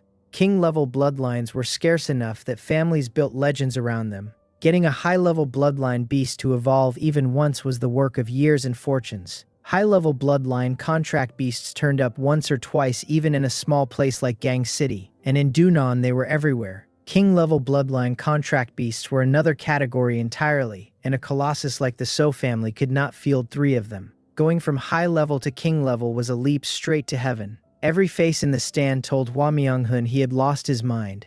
He only smiled and gave Ye Soto a look. Ye Soto, who had been working through a bag of snacks with total contentment, caught the wink and asked him what was wrong with his eyes. Hwa Myung-hun told her flatly to release her contract beast and show them. She got there eventually, muttered that he did not have to be mean about it, and let the fox out. A small fox appeared in her arms, pure white from nose to tail, a bright crescent moon mark burning on its forehead. The instant it materialized, a bloodline aura both noble and enormous rolled out and filled the entire stand. Everybody in it made the same strangled noise, and their faces locked up, and their pupils contracted. Nobody doubted anything after that. This was the actual reason Hyun sat in the Hidden Dragon class. She had not leaned on a background at any point. She had a mosquito that broke the rules of the world. Jin Jeong stopped moving entirely. She was not a connection hire at all, and if that was true, then what exactly had he been doing for the past 2 days? He was the clown, he thought, and every scrap of color went out of his face. Hwa Myung-hun's warning came back around in his skull, and this time it did not sound like an insult so much as a forecast. Anyone who could resolve a curse that king-level experts could not touch sat outside his frame of reference entirely. Anyone who could take a high-level bloodline and push it to king level was not a person a Dunan classroom prodigy got to estimate. Forget the governor. The senior officials of the Federation itself would receive her as an honored guest, and he had spent 2 days rallying a crowd to surround her. A drop of cold sweat crawled down his forehead, and he understood with total clarity that his life might genuinely be over. Meanwhile, I was asleep in a bag, dreaming about blood. Everything I know about that afternoon, I had to be told. The matches ran fast after that. For the next dozen or so rounds, Hyun's name did not surface on any screen, and she was passed through with a bye each time. Then the 21st round came up. The list scrolled. and every eye in the Dunnan number 1 block went to it out of pure reflex. Somebody shouted that she was back on the board. Arena number 166. Hyun of Dunnan number 1 Youngmu High School against Na Seung of Dunnan number 3 High School. There was a beat of confusion, and then somebody placed the name. Na Seung was the top student out of Dunnan number 3 and reportedly a second-grade early-stage martial arts genius, and half the section decided that was perfect. Then their eyes tracked over to the strength annotation printed behind her name, and the whole block stalled. Hyun, second-grade mid-stage beast tamer. Wang Du and the students around him stared at it with their mouths open. She was first-grade mid-stage. That had been on the board an hour ago. The theory assembled itself in real time, that handing her another free win had looked too ugly even for them. So this round they had inflated her numbers to make the opponent underestimate her, or simply to make the coming verdict look less obscene on paper. Surely, they said to each other, they were not going to declare her the winner by fiat a second time. The whole block worked itself back toward fury, every one of them feeling like their intelligence had been openly insulted. And then, on the rostrum, that cool figure stood up. Under thousands of bewildered, shocked, flatly disbelieving stares, Hyun took one step and then another and walked down off the high platform toward the floor. For a moment, the Dunnan number 1 block was quiet enough to hear a dropped pin. Then it came apart, louder and more fanatical than anything before it. Students shouting that she was taking the stage and that she actually dared to fight. Faces were flushed red and bodies were shaking with excitement, because this was the exact moment they had been waiting for through 3 days of speeches. Wang Du clenched his fists and let the joy run through him. She was finally getting on a stage. Whatever nonsense the board said about second-grade mid-stage, they all knew she was a first-grade mid-stage weakling. A first-grade mid-stage weakling walking into a second-grade early-stage martial artist was suicide. Unless she knelt and surrendered before the bell, Na Seung was going to put her in a hospital bed at the very least. Up in the private stands, So Ran and the others turned toward arena number 166 as well, genuinely curious now about her real strength. The board immediately confused them. Second-grade mid-stage beast tamer, when they were fairly sure she had been second-grade early stage, which left the obvious explanation that she had broken through in the last few days. Nobody found that remarkable, since a minor stage advance was a normal thing for a normal genius. But even a second-grade mid-stage Mosquito, So Ran said, was not walking this one. Cho Iran shook her head and laid it out in her usual level tone. Na Seung was the ace of Dunnan number 3, and although he stood only at second-grade early stage as a martial artist, he had comprehended saber intent and carried it to minor success. On top of that, the black-tier mid-grade saber technique he practiced had been pushed to its highest level. In actual combat power, she said, he was enough to trade with a standard second-grade late-stage martial artist. Hua Myung-hun curled his lip and called that trash, pointing out that he himself had comprehended golden intent to minor success at 15. So Ran agreed with the assessment and frowned anyway. Student Hyun came out of a small place like Gang City, he said, where the odds of anyone comprehending an intent at all were slim, so she almost certainly could not fight above her stage. Against Na Seung, that got risky. A stage, after all, only measures the raw intensity of a cultivator's blood chi or spiritual power. What actually sets a genius's ceiling, past their attainment in martial arts secret techniques, is whether they have comprehended a realm of understanding. That is the thing that lets the top prodigies fight above their weight. A realm is a sublimation of spirit and will, and 99% of cultivators never reach one in a whole lifetime. They come in 2 kinds. The martial Dao realms are the saber intent, the sword intent, the spear intent, and their siblings. The will that condenses once a martial artist has driven one path far enough to understand its essence. The natural realms are perceptions of the raw forces between heaven and earth, the fire intent and the water intent, and the rest. Martial artists grasp those far more rarely, and spiritual power cultivators grasp them far more easily. A beast tamer who comprehends a natural intent can pour it into a contract beast as a straight buff on its combat power. A realm is also the ticket upward. Nobody steps into the mid-grade realms above 4th grade without comprehending one, and nobody steps into the high-grade realms above 7th grade without carrying one to perfection. The step past a realm is the origin, and only comprehending an origin opens the door to king rank. So a fast climb in stage proves only that a person has strong blood ki or spiritual talent. Realm comprehension and technique mastery both demand savvy of an entirely different order. In a city like Dunan, only the people who have both get called geniuses. The floor for entry into the hidden dragon class of Dunnan number 1, on top of standing at second grade mid-stage, is at least one intent carried to perfection. That requirement alone shuts the door on an enormous number of second-grade mid-stage prodigies. Which meant Na Xiong, whose saber intent sat only at minor success, would still have ranked near the top of martial arts elite class 1 had he transferred into Dunnan number 1. Dropped into a small city like Gang City, he would have been an act of God. Never mind students his own age, he could have traded a few exchanges with the third-grade teachers on staff. Haiyun's Mosquito had impressive tricks, but they were clearly a support kit. Even if it had genuinely reached second-grade mid-stage, nobody in that stand rated an insect against a saber user, since saber users are acknowledged as the most brutally direct fighters at any given level. The Hidden Dragon class gave her one round at the outside before a humiliating surrender. Down on the rostrum, Director Jung Seongyap was running the same math out loud for the leaders around him. He said he had heard of this Na Xiong, a solid prospect with real saber talent. Student Haiyun's contract beast had reached second-grade mid-stage, he allowed, but insect-type demonic beasts were poor at frontal combat. So was this pairing not a little dangerous? She might get hurt. The corner of Gi Chung-sen's mouth curled. He repeated the words dangerous and injured back at them with open contempt. They were overthinking it, he told them, because that mosquito of hers was already at third-grade late stage, and beating a boy like Na Xiong would cost it no effort at all. Jung Seongyap and the provincial officials around him nearly came out of their chairs. Third-grade late stage was not possible. So far as any of them knew, the strongest beast tamer among this year's candidates in the capital itself was fielding a contract beast at third-grade mid-stage. So how was this girl's beast already past that?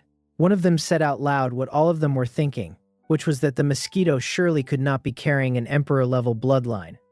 Ji Chung-san looked at their provincial faces and sneered privately, wondering whether any of them had the first idea what a top-secret grade prodigy actually was. In fairness, behind his own composure he was shaken half to death himself. The mosquito had walked into that secret realm at third-grade early stage 2 days ago, and walked out at third-grade late stage, and there was no polite word for a growth curve like that. The reason he had not simply overwritten her profile to read third-grade late-stage beast tamer was that it would start a bigger riot than the one he already had. Nobody would have believed it. An 18-year-old with a third-grade late-stage contract beast did not exist, not even in the capital. It hardly mattered, though, because the moment she stood on a stage and showed them, every doubt in the building would die on its own. Down on arena number 166, Haiyun had already walked to the center. She looked at the youth across from her with the long saber in his hand and told him calmly to make his move. Na Xiong's whole face turned into a question. He looked her over and asked, honestly bewildered, whether she was not supposed to be a beast tamer, and where her contract beast was.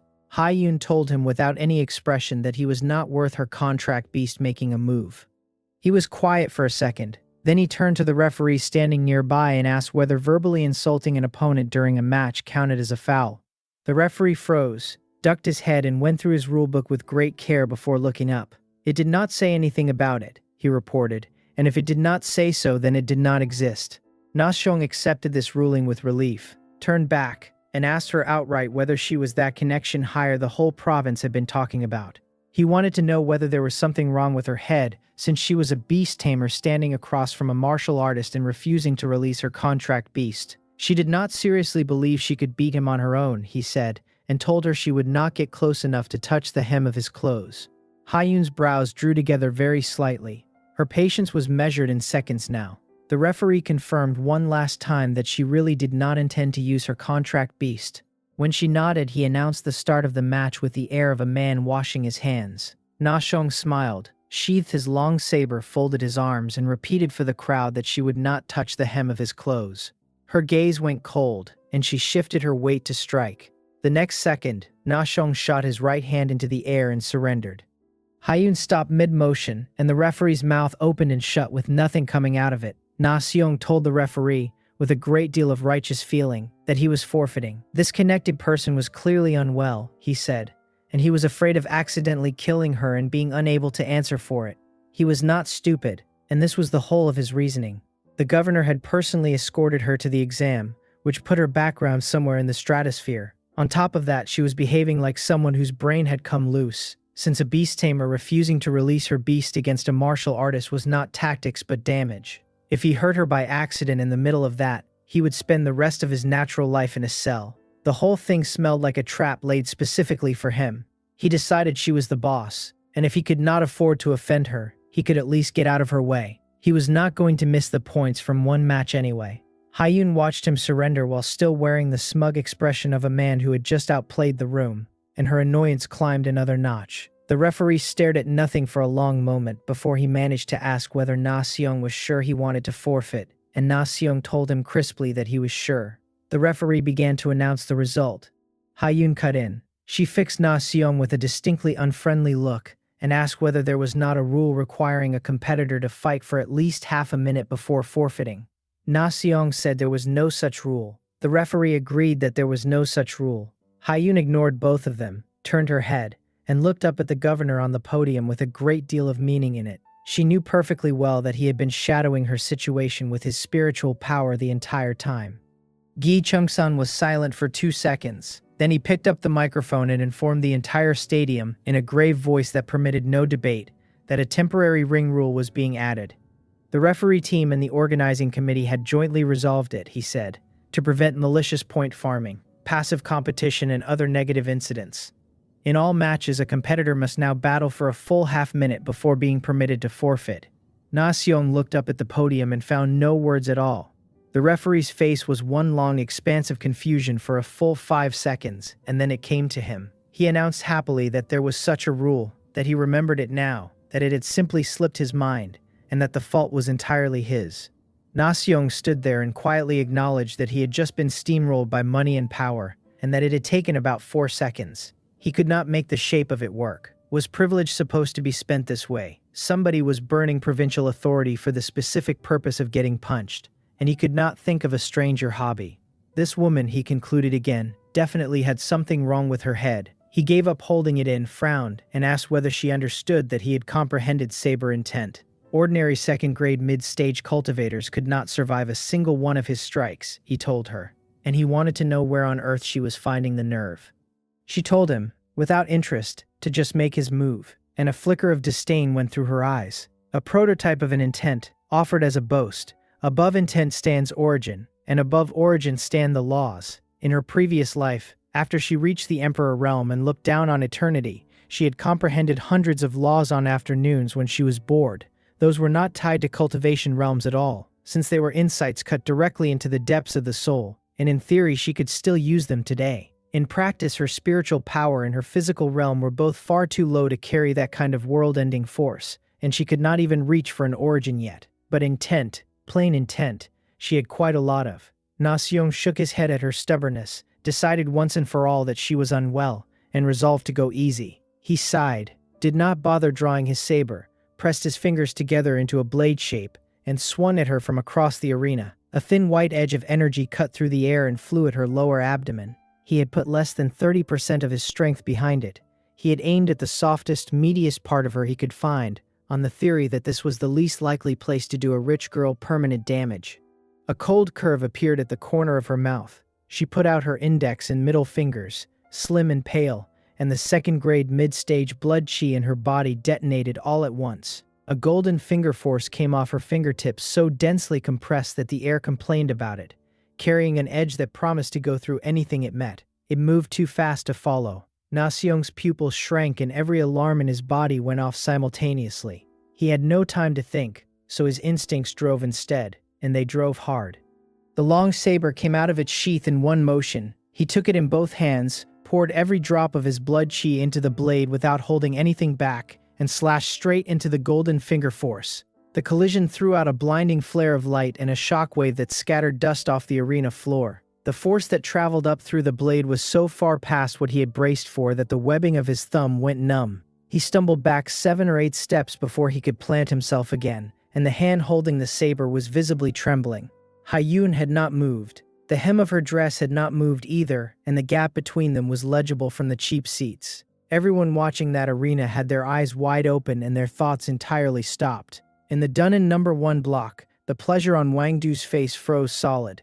Na Seong had saber intent. Na Seong was the No. 1 student of Dunnan No. 3, and Na Seong had just been driven backward by one finger. This was not the script. Up in the Hidden Dragon stand, Choi Ron and the others were equally lost. They had spent the last minute worrying that the girl would be injured, and this was the result. Hua Myung-hun came out of his seat like something had bitten him, shouting that she knew martial techniques and was a martial artist too. He demanded to know what kind of finger technique carried power like that. So Rand shook his head and said he had never seen it before in his life. The penetration and density of it, he said, were flatly beyond anything a profound tier martial technique could produce. Jin Jiang, pale as paper, said the word earth tier out loud like it hurt him. Then he said she was a martial arts genius too, and then corrected himself, because this was not a genius anymore but a monster. Choi-ran looked like she had watched a corpse sit up. She was the strongest martial artist Dunnan #1 had produced that year, and the strongest martial artist of the younger generation in all of Suimyang province, and she had only barely mastered a single profound tier top-grade martial technique. Earth tier martial techniques were not something a martial artist at this stage learned. For the first time in her life, she lost her composure entirely, and said out loud that she did not know what kind of thing she was looking at. On the VIP rostrum, the atmosphere came apart. Somebody asked whether that had been an earth-tier high-grade martial technique, and Zheng Xiangyap was on his feet before the sentence finished. The provincial officials stood up around him and stared at the girl on the stage the way people stare at something that should not be standing. They told each other that it was not possible. An earth-tier high-grade martial technique was a technique a 9th-grade martial artist would use, and no amount of heaven-defying comprehension put it in the hands of somebody at 2nd grade. What kind of comprehension was that? Was she a martial arts genius on top of everything else? Gi Chung-sun's eyes were close to leaving his skull, because he had braced himself thoroughly for this girl to surprise him, and had not braced himself anywhere near enough. No wonder she had refused to release the mosquito. Her own martial strength ran this deep. On the stage, Na Xiong was watching her with the contempt scoured completely off his face. He finally understood that the woman across from him was not a brain-damaged connected student of any kind. She was a monster in the literal sense. He said he took back everything he had said, drew a long breath, and raised his saber slowly while a matchless edge of aura climbed off his body toward the roof. She was qualified, he told her, to make him go all out. The long saber hummed, and a faint, nearly invisible saber intent began condensing along the blade. The crowd around that arena started saying the same word to each other, that he was using saber intent, that the match was about to end. Every heart in the section climbed into every throat. Their reasoning was sound enough. Her finger strike had been spectacular, but the boost a martial technique gives you is far weaker than the boost a realm gives you. No matter how high the grade of the technique you have mastered, it is still throttled by your blood chi realm. Earth-tier techniques were designed for high-grade martial artists in the first place, and only a 9th-grade martial artist can pull the true power out of one. A realm has no such ceiling. The instant Na Xiong put his saber intent to work, his strength would change in kind, and not merely in amount, and she would not be blocking that. He shouted once, and then he and the saber seemed to become one object, a streak of light coming down at her head. Every scrap of his essence, energy and spirit had gone into it. The saber intent arrived before the blade did, and opened fine cracks across the arena floor. The whole section held its breath, already seeing her thrown across the stage. Hyun's face stayed as still as deep water. She raised that same slender finger again. The crowd made a confused noise, wondering whether this was the only move she owned, and whether one finger was going to be anything at all against a saber carried by saber intent. But at the exact moment her fingertip came up, Na Xiong, mid-charge and committed, felt his expression lock. There was something on that fragile finger that made his soul shake, and it was not one thing. There was a sword intent as sharp as a blade clearing its scabbard. There was a spear intent as unstoppable as a spear opening a line of infantry, and there was a golden intent, indestructible and cutting, sitting behind both of them. The part that killed him was that not one of them was a prototype. They were all a great success, and some of them were past it. He could not construct a world in which one person carried this many intents at once, and his brain simply stopped trying. His own saber intent, the proud work of 2 years, was a toy sword in a toddler's fist, facing a divine weapon in a veteran general's hand. They were not in the same dimension. For a moment he had the clear and horrible impression that he was not fighting an 18-year-old girl at all. He was fighting some supreme being out of 1,000 battles. That being had taken the way of the sword, the way of the spear, and the golden element of heaven and earth to their limits. The instant that thought formed, his fighting spirit went out like a snuffed candle.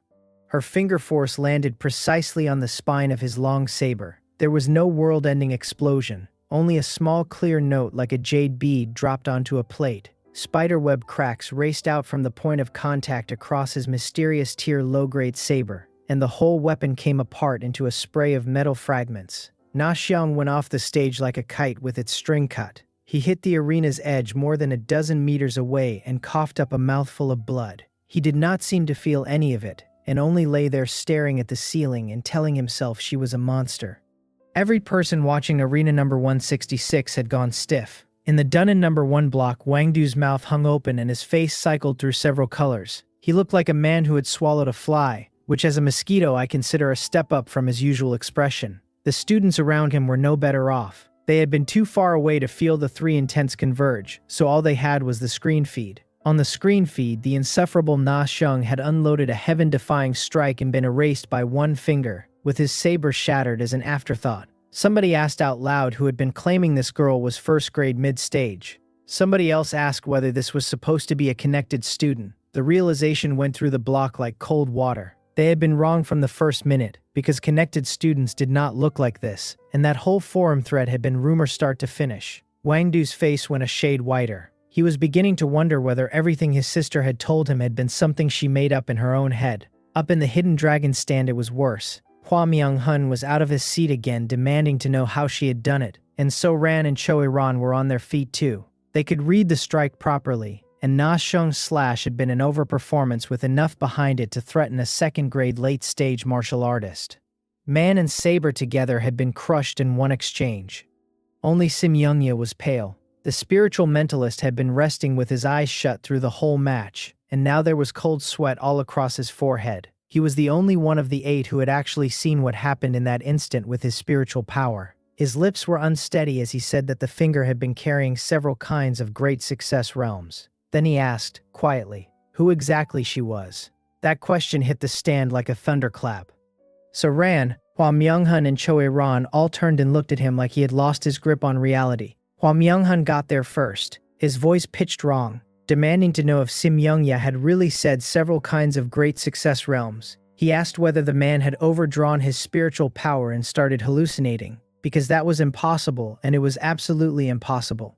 Choi Ran shook her head with none of her usual control and asked how one person could comprehend that many realms at once and hold all of them at great success. Even among the most monstrous geniuses in the Federation's recorded history, she said, she had never heard of such a thing. So Ran said nothing.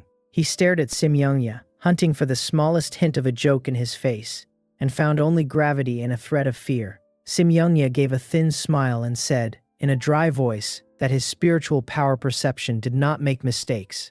In that instant, he said, he had seen at least 3 separate realm powers condensed on her fingertip: sword intent, spear intent, and golden intent. Each one carried an aura of at least great success, and possibly perfection. The whole stand went silent, and every person in it sat there with their thinking apparatus shut down, because the information did not fit inside the world they had woken up in.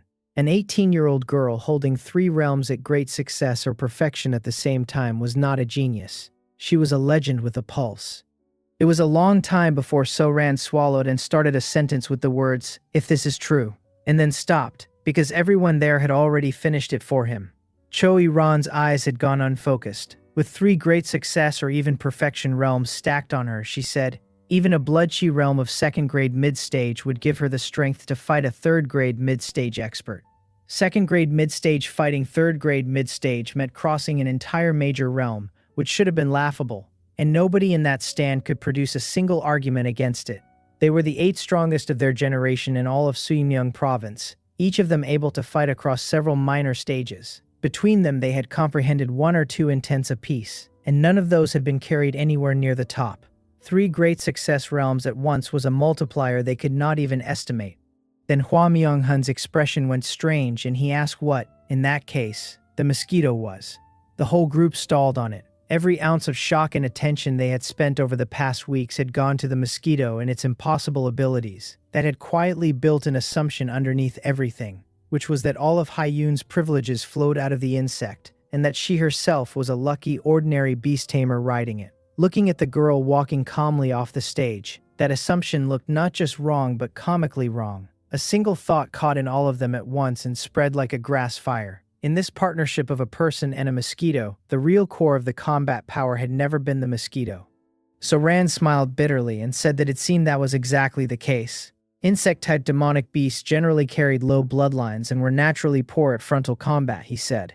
And however miraculous their abilities got, their true combat power could not run that high. Nobody argued.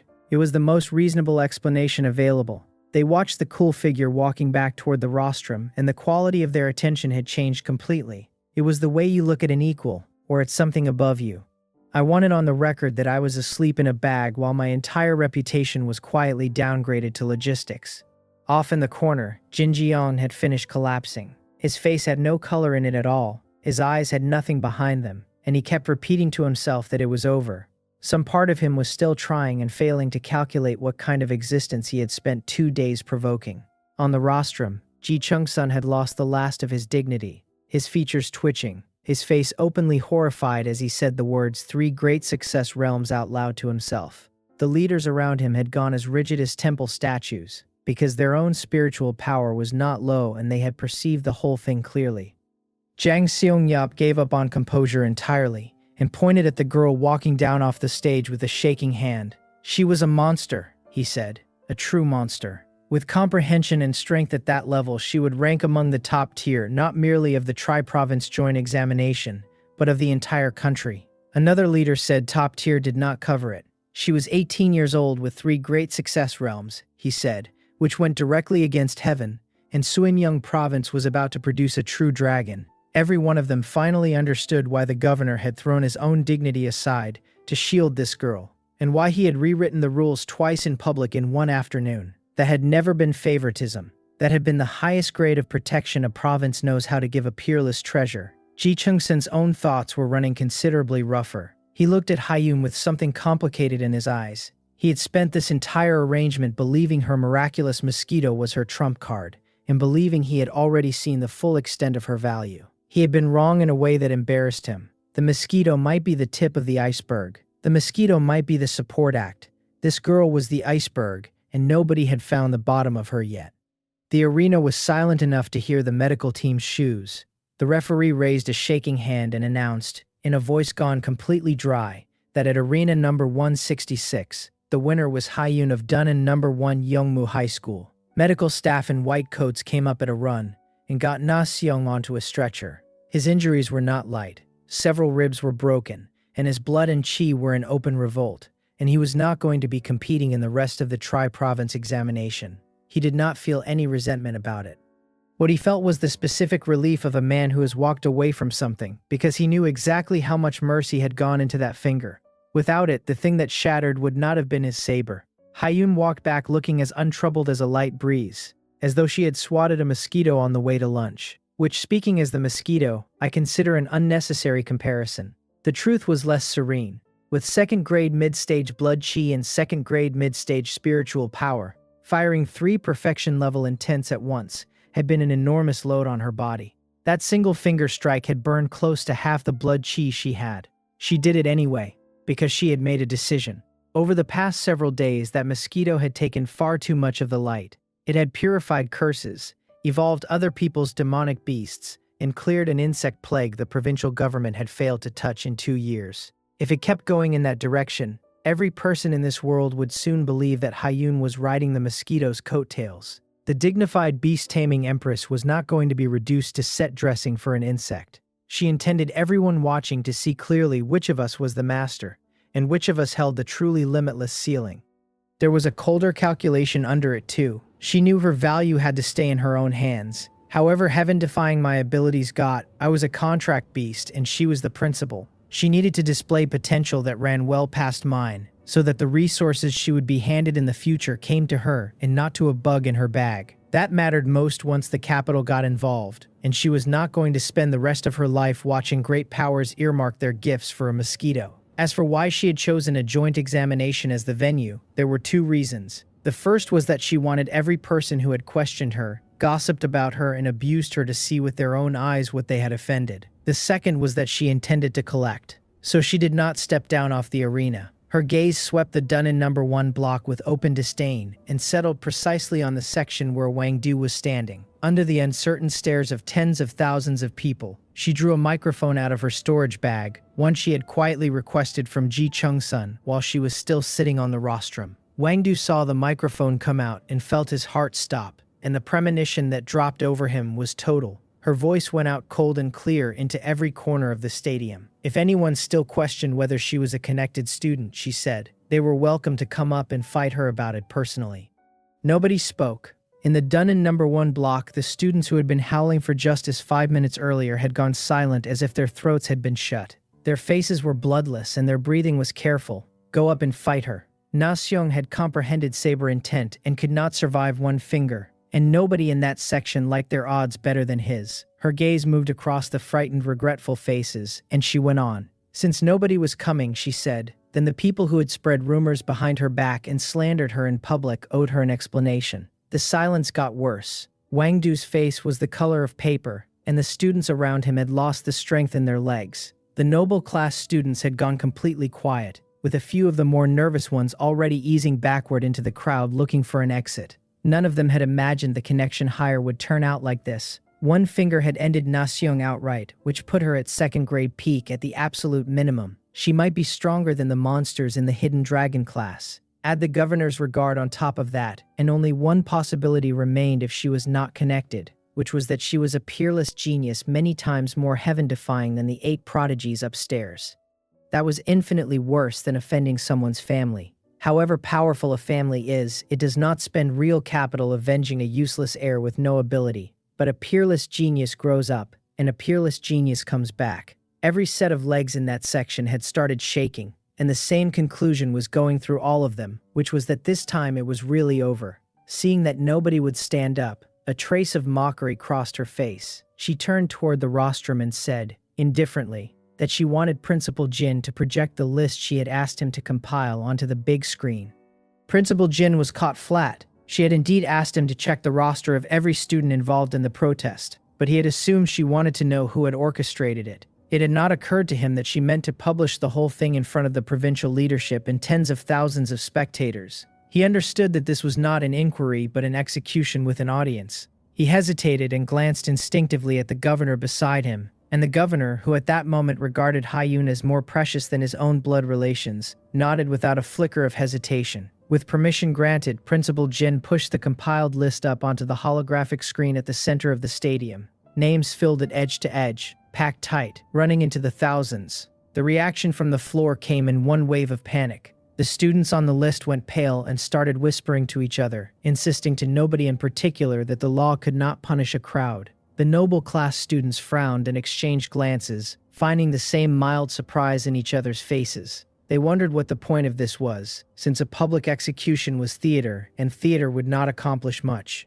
At most, she could make an example of a handful and establish that she was not to be touched. Every one of them had some kind of backing, and neither the school nor the provincial government was going to offend all of that at once over one girl. Then she kept talking, and the whole building's understanding of the afternoon changed shape.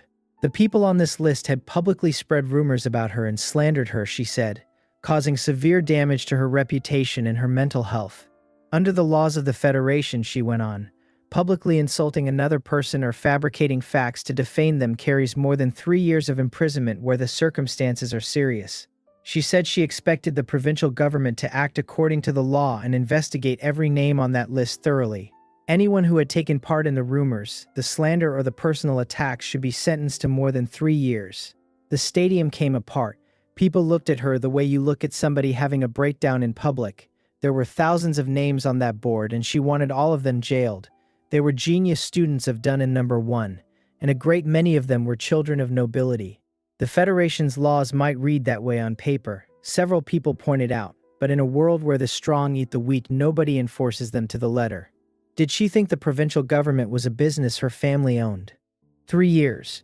They were 17 and 18 years old, and 3 years of prime cultivation time thrown away would leave even the highest talent permanently reduced. It was ruthless, and past a certain point it stopped being ruthless and became simply unreal.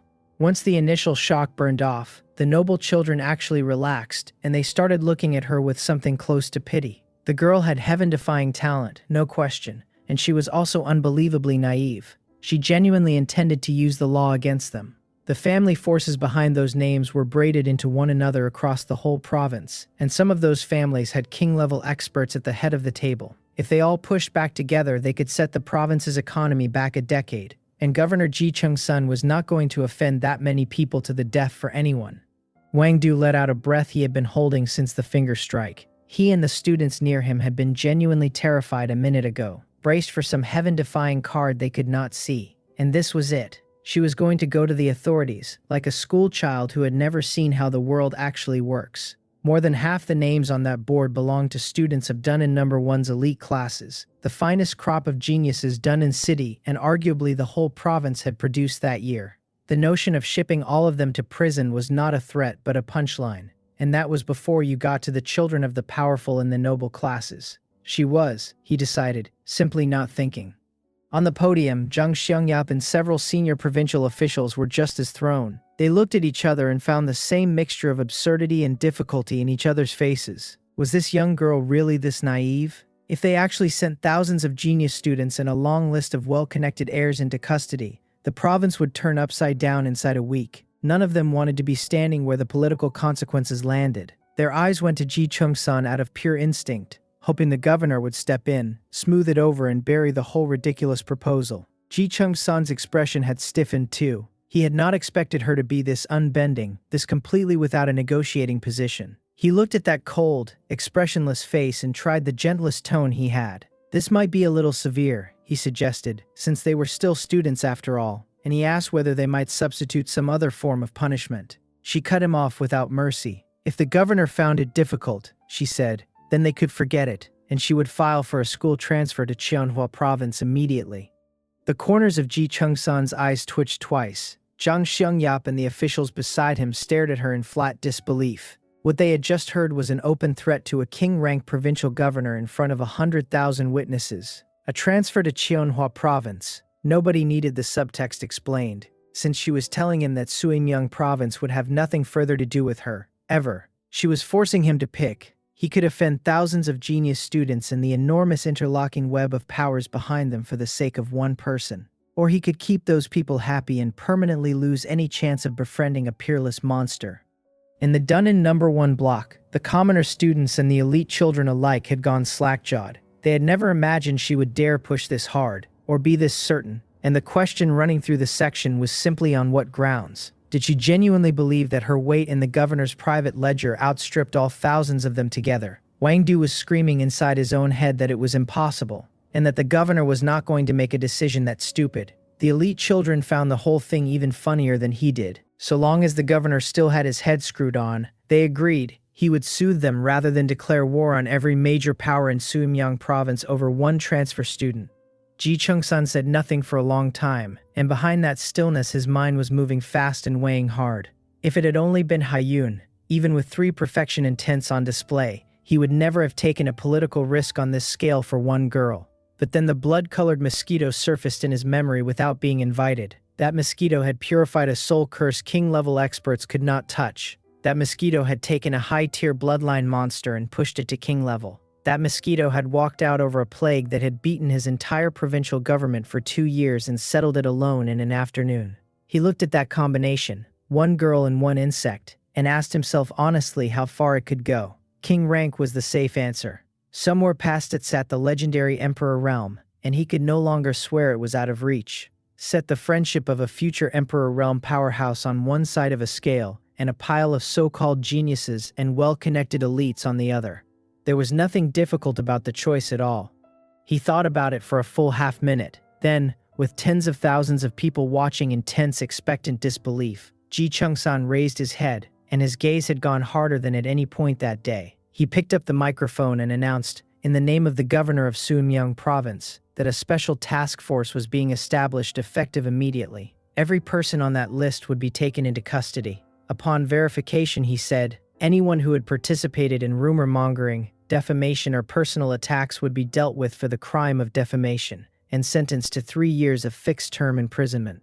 The stadium reacted the way a city reacts to an air raid. Wang Du froze where he stood, his mind emptied out, every bit of strength going out of his legs at once, and he went down onto the floor in a heap. The students around him stood there ashen, their eyes full of collapse and regret. and a despair with nowhere to go. The governor had chosen that woman. Their lives had ended in a single sentence over a public address system. The elite children took it worse, because for them the shock was structural. The mockery froze on their faces and turned into bone-deep fear as they understood that the families behind them, and the backgrounds they had been coasting on, had just been priced at nothing. And while the field was still churning with noise and weeping, her voice came back over the microphone, cold and unhurried. This was good, she said, and now she would hold the masterminds accountable. The stadium went quiet all over again. She was not finished. She had just put thousands of people into prison, and there was more. And there was not a person in the building who thought that was reasonable.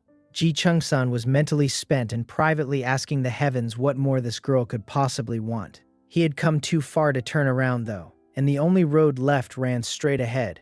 He drew a breath, sent his gaze across the stands like a thrown spear locked onto the pale, swaying figure in the hidden dragon-class seats, and barked for Jin Jiang to come out.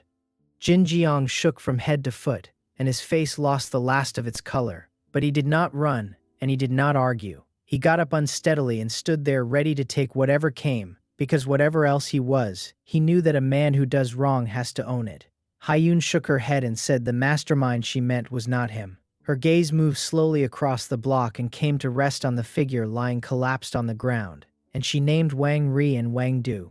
Dozens of heads turned toward Wang Du at once.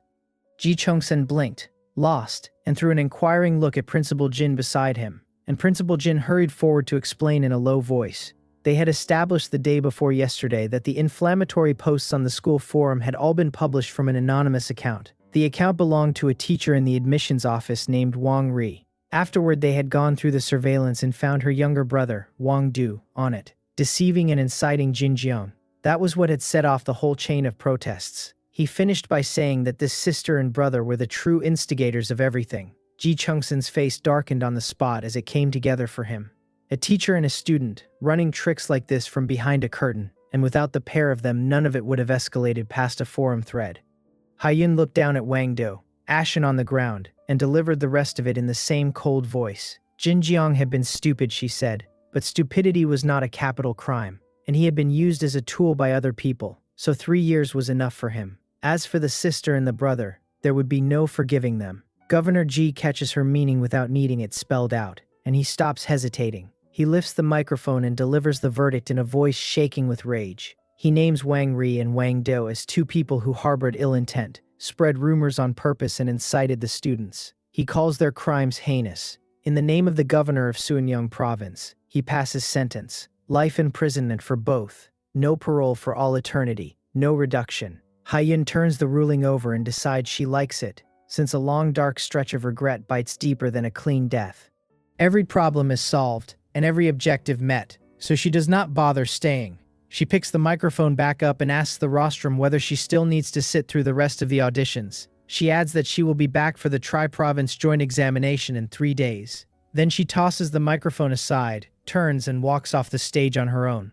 The gymnasium is dead silent, the packed crowd splitting like water to open her a path. Thousands of eyes follow her out with the same tangle of fear, awe, and confusion. Nobody can work out what she is, or what talent makes a governor burn his privileges on one student, and nobody dares chase the question further. Down in the crowd, Wang Du is slumped on the floor with nothing left behind his eyes. Life imprisonment, and every piece of him goes with it. His life, the talent he was so proud of, the whole future he had mapped out. He remembers what his sister told him, that Hyun was a lucky nobody, some illegitimate daughter of a great family in the capital, writing a name she had no right to. None of it was true. Wang reinvented all of it in her own head, and with it she destroyed herself and her only brother. Outside the gymnasium, in a hovercar, Wang Ri watches the live broadcast on the virtual screen. She came here to enjoy the sight of a well-connected girl humiliated in public and branded a waste. Instead, she watched Hyun kill Na Seong in an instant with one finger. She watched the governor rewrite the rules on live broadcast to shield her, and thousands of protesting students sentenced to 3 years apiece. Then she heard her own name and her brother's, and the words life imprisonment. Her pupils shrink to points, and her face twists as she screams, a sound with nothing human left in it. She refuses to believe it, and refuses to accept it, and neither refusal is worth anything. Before she can climb out of the collapse, uniformed law enforcement officers are standing at her car with cold eyes. The cuffs close on her wrists. Whatever strength she had drains out of her, and she sags into the seat with a hollow stare and an ashen face. On the rostrum, Governor Ji and the provincial leaders watch Haiyun's back with complicated expressions. Zhang Xiangyup works his lips for a while before he finally asks, in a low voice, whether it is really worth offending so many family powers for one person. This is a gamble with the entire future political landscape of Suiyang province on the table. Governor Ji says nothing for a long moment, then lets out a slow breath and answers that the future will tell them. He says he hopes he gambled right. In the Hidden Dragon class stands, Jin Jiang looks at her back with gratitude and guilt fighting for room on his face. He had expected to share Wang Ri and Wang Du's fate or something worse, since he was the one out front leading the incident. Instead, she let him off with 3 years. It will wreck his life either way, but it is still an enormous mercy. He swears to himself that he will remember the debt and hand this life back to her when he gets out. Beside him, So Ran, Hua Myung-hun, and the rest still cannot settle down after what her strength just did to them. Hua Myung-hun says out loud that she is simply a monster. So Ran frowns and asks whether they think she can beat the 2 monsters from neighboring Channan province and Qianhua province. The question drops the whole group into thought. Cho Iran considers it before answering that it is possible, but far from certain. The 3 perfection intents she just showed, stacked on Earth-tier martial techniques, let her cross a whole major realm. That means going head-to-head with a 3rd-grade mid-stage expert, and in a life-or-death fight, maybe trading blows with an ordinary 3rd-grade peak. Then Cho Iran's tone shifts and her expression turns serious. She points out that fighting above one's level is standard equipment for geniuses. If they can do it, the 2 monsters next door will do it far more outrageously. Her information says the one from Changnan province, Im Tae-hun, is a 3rd-grade early-stage martial artist with an innate sword body. He has already comprehended minor success sword intent, and he reportedly killed a 3rd-grade late-stage demonic beast with a single cut. She knows less about the Qianhua province monster, only that he is also 3rd-grade early stage. He is a beast tamer with a king-level bloodline contract beast, which with any minor success intent bonus can fight a normal 3rd-grade late stage. Her verdict is that Haiyun is still too far behind in realm. She adds that the Mosquito is clearly a support piece with no direct combat power of its own. The others nod, because that is simply how it looks from the outside. The group settles on the same estimate, that 1st place would be guaranteed if she were at 2nd-grade peak. From where she stands now, 3rd would already be very good. Support piece with no direct combat power of somebody. Write that down for me. Haiyun goes straight from the gymnasium to the 9-element spirit gathering room the school set aside for her. She sits down cross-legged and drops back into cultivation. While she pulls in the thick spiritual energy around her, she sinks her mind into the beast-taming bag. In one corner, a blood-colored cocoon of light is putting out life fluctuations stronger than anything it has managed before. This is the 5th evolution, and she cannot help a thread of curiosity about what will come out of it. She mutters that it evolves once every 3 days with huge changes each time, which is like swapping a contract beast every 3 days. Then her expression goes strange, because the feeling is uncomfortably close to being a player grinding upgrades. She shakes the thought off and focuses on cultivating, and the days pass quietly. 2 days later, deep in meditation, she is jolted awake by a violent surge of energy. She snaps her eyes open and dives into the beast-taming bag, where a sharp crack runs through the blood-colored cocoon and a thin fracture opens across its surface. The shell breaks apart in a chain of splits, the light on the surface dimming while I watch. The life force packed inside keeps climbing like a volcano working up to it, until the beast-taming bag feels ready to burst. Her chest tightens as she reads the fluctuations, because this evolution is putting out more than the previous 4 combined. The thought has barely finished when the cocoon detonates. A violent wave of air sweeps out and scatters into a sky of blood-colored motes, which then flow back together into the figure hanging in midair. She looks closely and a flicker of surprise moves through her cold eyes, because this time my shape has barely changed. My body is still about 18 centimeters. My pitch-black carapace still carries those interwoven patterns of deep blue and dark red, only deeper and richer now. Under them there is a new layer of indestructible dark gold cuticle that sits on me, with the weight of the earth. The ring of pure fire around my head, the one shaped like a lion's mane, has solidified a little. On the outside I am practically the same insect I was before the cocoon. Inside, she can feel that the change is total. that what used to be a burning ball of flame is now a restrained volcano. I tell her at the top of my telepathic lungs that this feels incredible, then take 2 celebratory laps around the bag to feel the power move. The outside barely shifted, sure. The upgrade went inward this time, a full rebuild of my core abilities, and I open the system panel without wasting another second. It refreshes and lays out the new me. My name is still Cho-Siang, but my race now reads soul-devouring nether mosquito. My lifespan has jumped to 100 years, and my bloodline has finally crossed into high tier at 1 star. My blood chi stands at 4,108, which puts me at 3rd grade late stage. My spirit sits at 1,050, 2nd grade mid stage. I have 5 evolution points banked, and my earth intent is logged at entry level, 350 points of the 500 it wants. Under core skills, the panel lists soul-devouring thorn at level 6 and molten insect hive at level 9 with a new mechanism flagged on it. My passives read monarch's pressure at level 2 and a brand new 10,000 insect substitute at level 1. My actives now include a fresh entry called original form, alongside netherflame battle armor at level 2 and soulburst flame feather at level 5.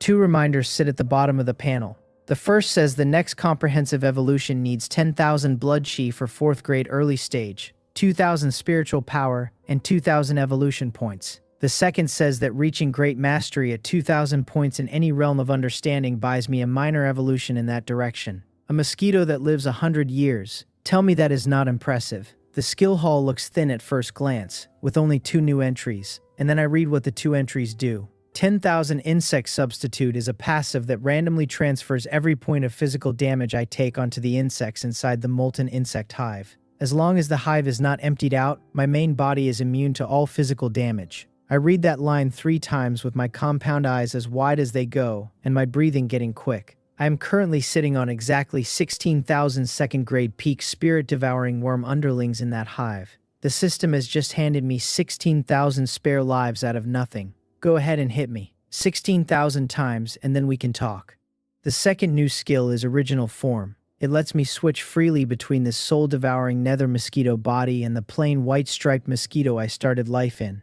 My current look is undeniably grand, with the fire mane and the burning wing edges, and that is exactly the problem. It is a searchlight. The moment I run swarm tactics, anyone with working eyes can pick the glowing thing out of the sky. They would know instantly which insect runs the operation, and then it becomes take out the leader first and mop up the rest. With camouflage, that whole plan dies, because I can drop into an unremarkable white-striped mosquito and bury myself in 10,000 identical underlings. Perfect for ambushes, perfect for sneak attacks, perfect for a schemer.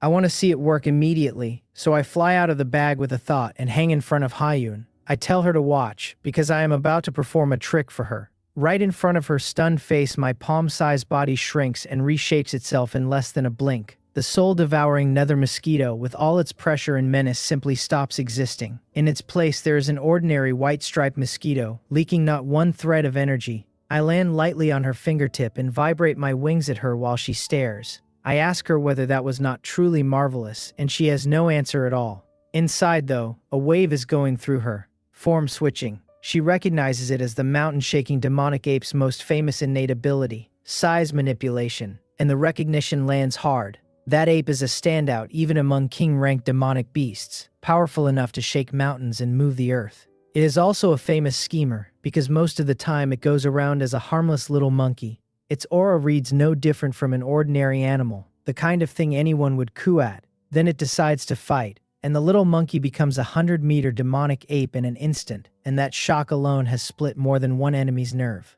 Her lips twitch as she works out that a mosquito has inherited a core ability straight out of that bloodline source. She has genuinely lost count of how many times this thing has shocked her.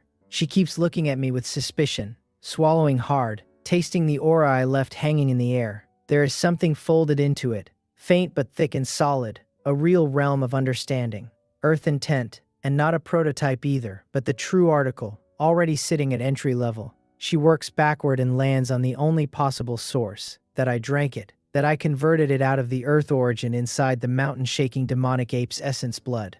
That should be impossible. Origin and realm of understanding are both creatures of mental will, comprehended through the essence of martial arts or the power of heaven and earth. They have no physical form to absorb and nothing to refine. She has no idea how I did it. Standing there, she feels 2 lifetimes of cultivation common sense get ground into powder by one insect. Watching an empress's worldview quietly fall over is a fine way to spend an afternoon. I keep the harmless little bug act running and turn back to those 2 words hanging off molten insect hive at level 9, new mechanism.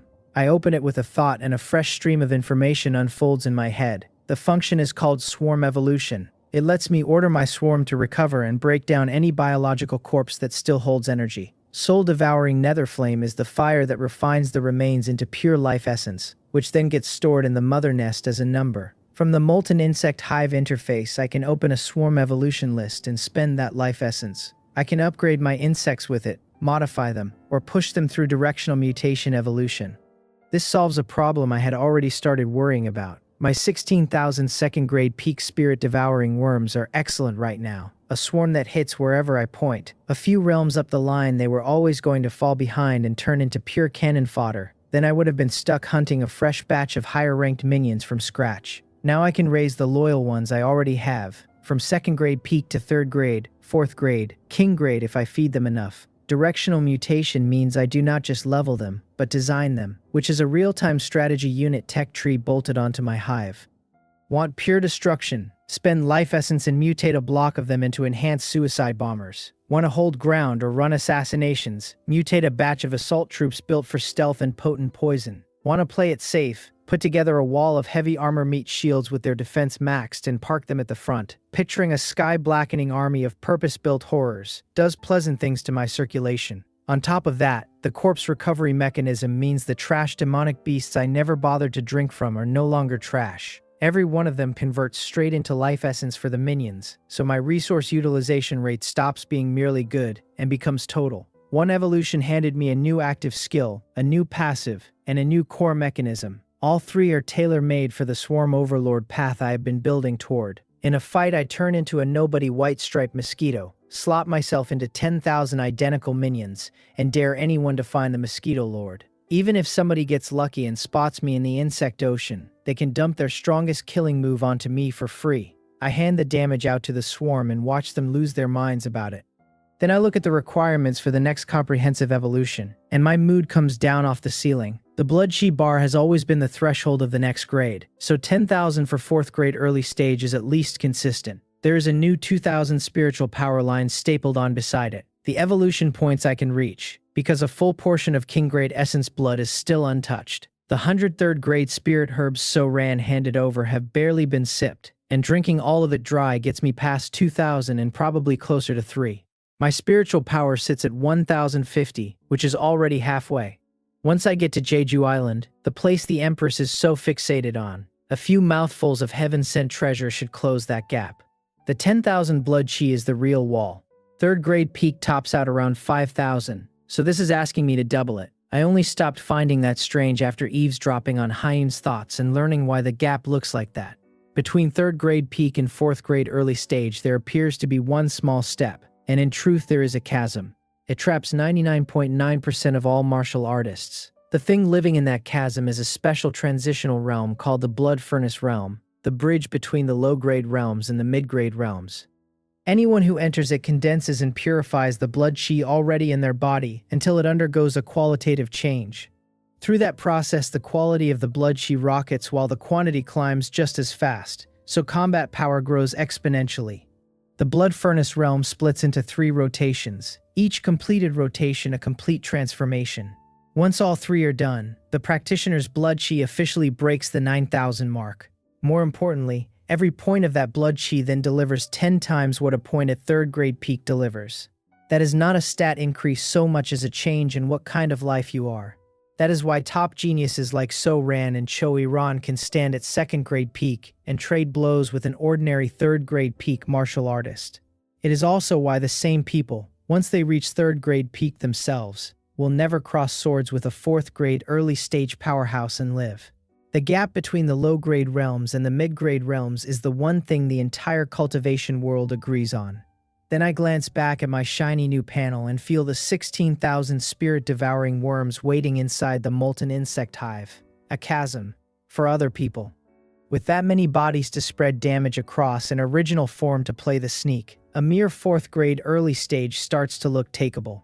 The more I turn it over, the more my forelegs itch for a fight. I genuinely want to know what my combat power reads at now, and I need somewhere to test it. The tri-province joint examination is useless for that. The best realm in the whole field is 3rd grade early stage, and I am already 3rd grade late stage. One more good drink puts me at 3rd grade peak, so swatting those so-called top geniuses would be exactly as challenging as swatting a mosquito. No challenge at all, which leaves me sulking about my own strength, a genuinely absurd problem to have. Then the system chimes and reports that my Beast Tamer's blood chi realm has broken through. The feedback reward drops 150 evolution points into my pocket, for a running total of 155. Underneath me, energy erupts out of Hyun. The dense spiritual energy filling the cultivation room finds its outlet and floods into her, and her aura climbs without a pause. Her 2nd grade mid-stage blood chi realm takes the infusion in the king grade essence blood and walks through the bottleneck like it was never there. She lands firmly at 2nd grade late stage. Her sea of consciousness gets dragged along by something she cannot name, and her spiritual power surges into 2nd grade late stage too. She lets out a long breath with the corners of her mouth curving. She admits to herself that this insect provoked her into a breakthrough she had not been looking for. The blood chi realm barely registers with her. The spiritual power is another matter, and a wave of uncontrollable pride comes up as she shoots me a provocative look. She can feel exactly how much wider the spiritual power gap between us just got. 2nd grade late stage against 2nd grade mid stage, and she wants me to know the advantage is hers. She asks silently whether the little mosquito still wants to devour its master, still dreaming that beast controls human pipe dream. Then she informs me that in spiritual power this empress will be my great-grandmother forever. Fine, you are great and you are amazing. Wait until the Mosquito Lord reaches Jeju Island and drinks every natural treasure on that rock dry.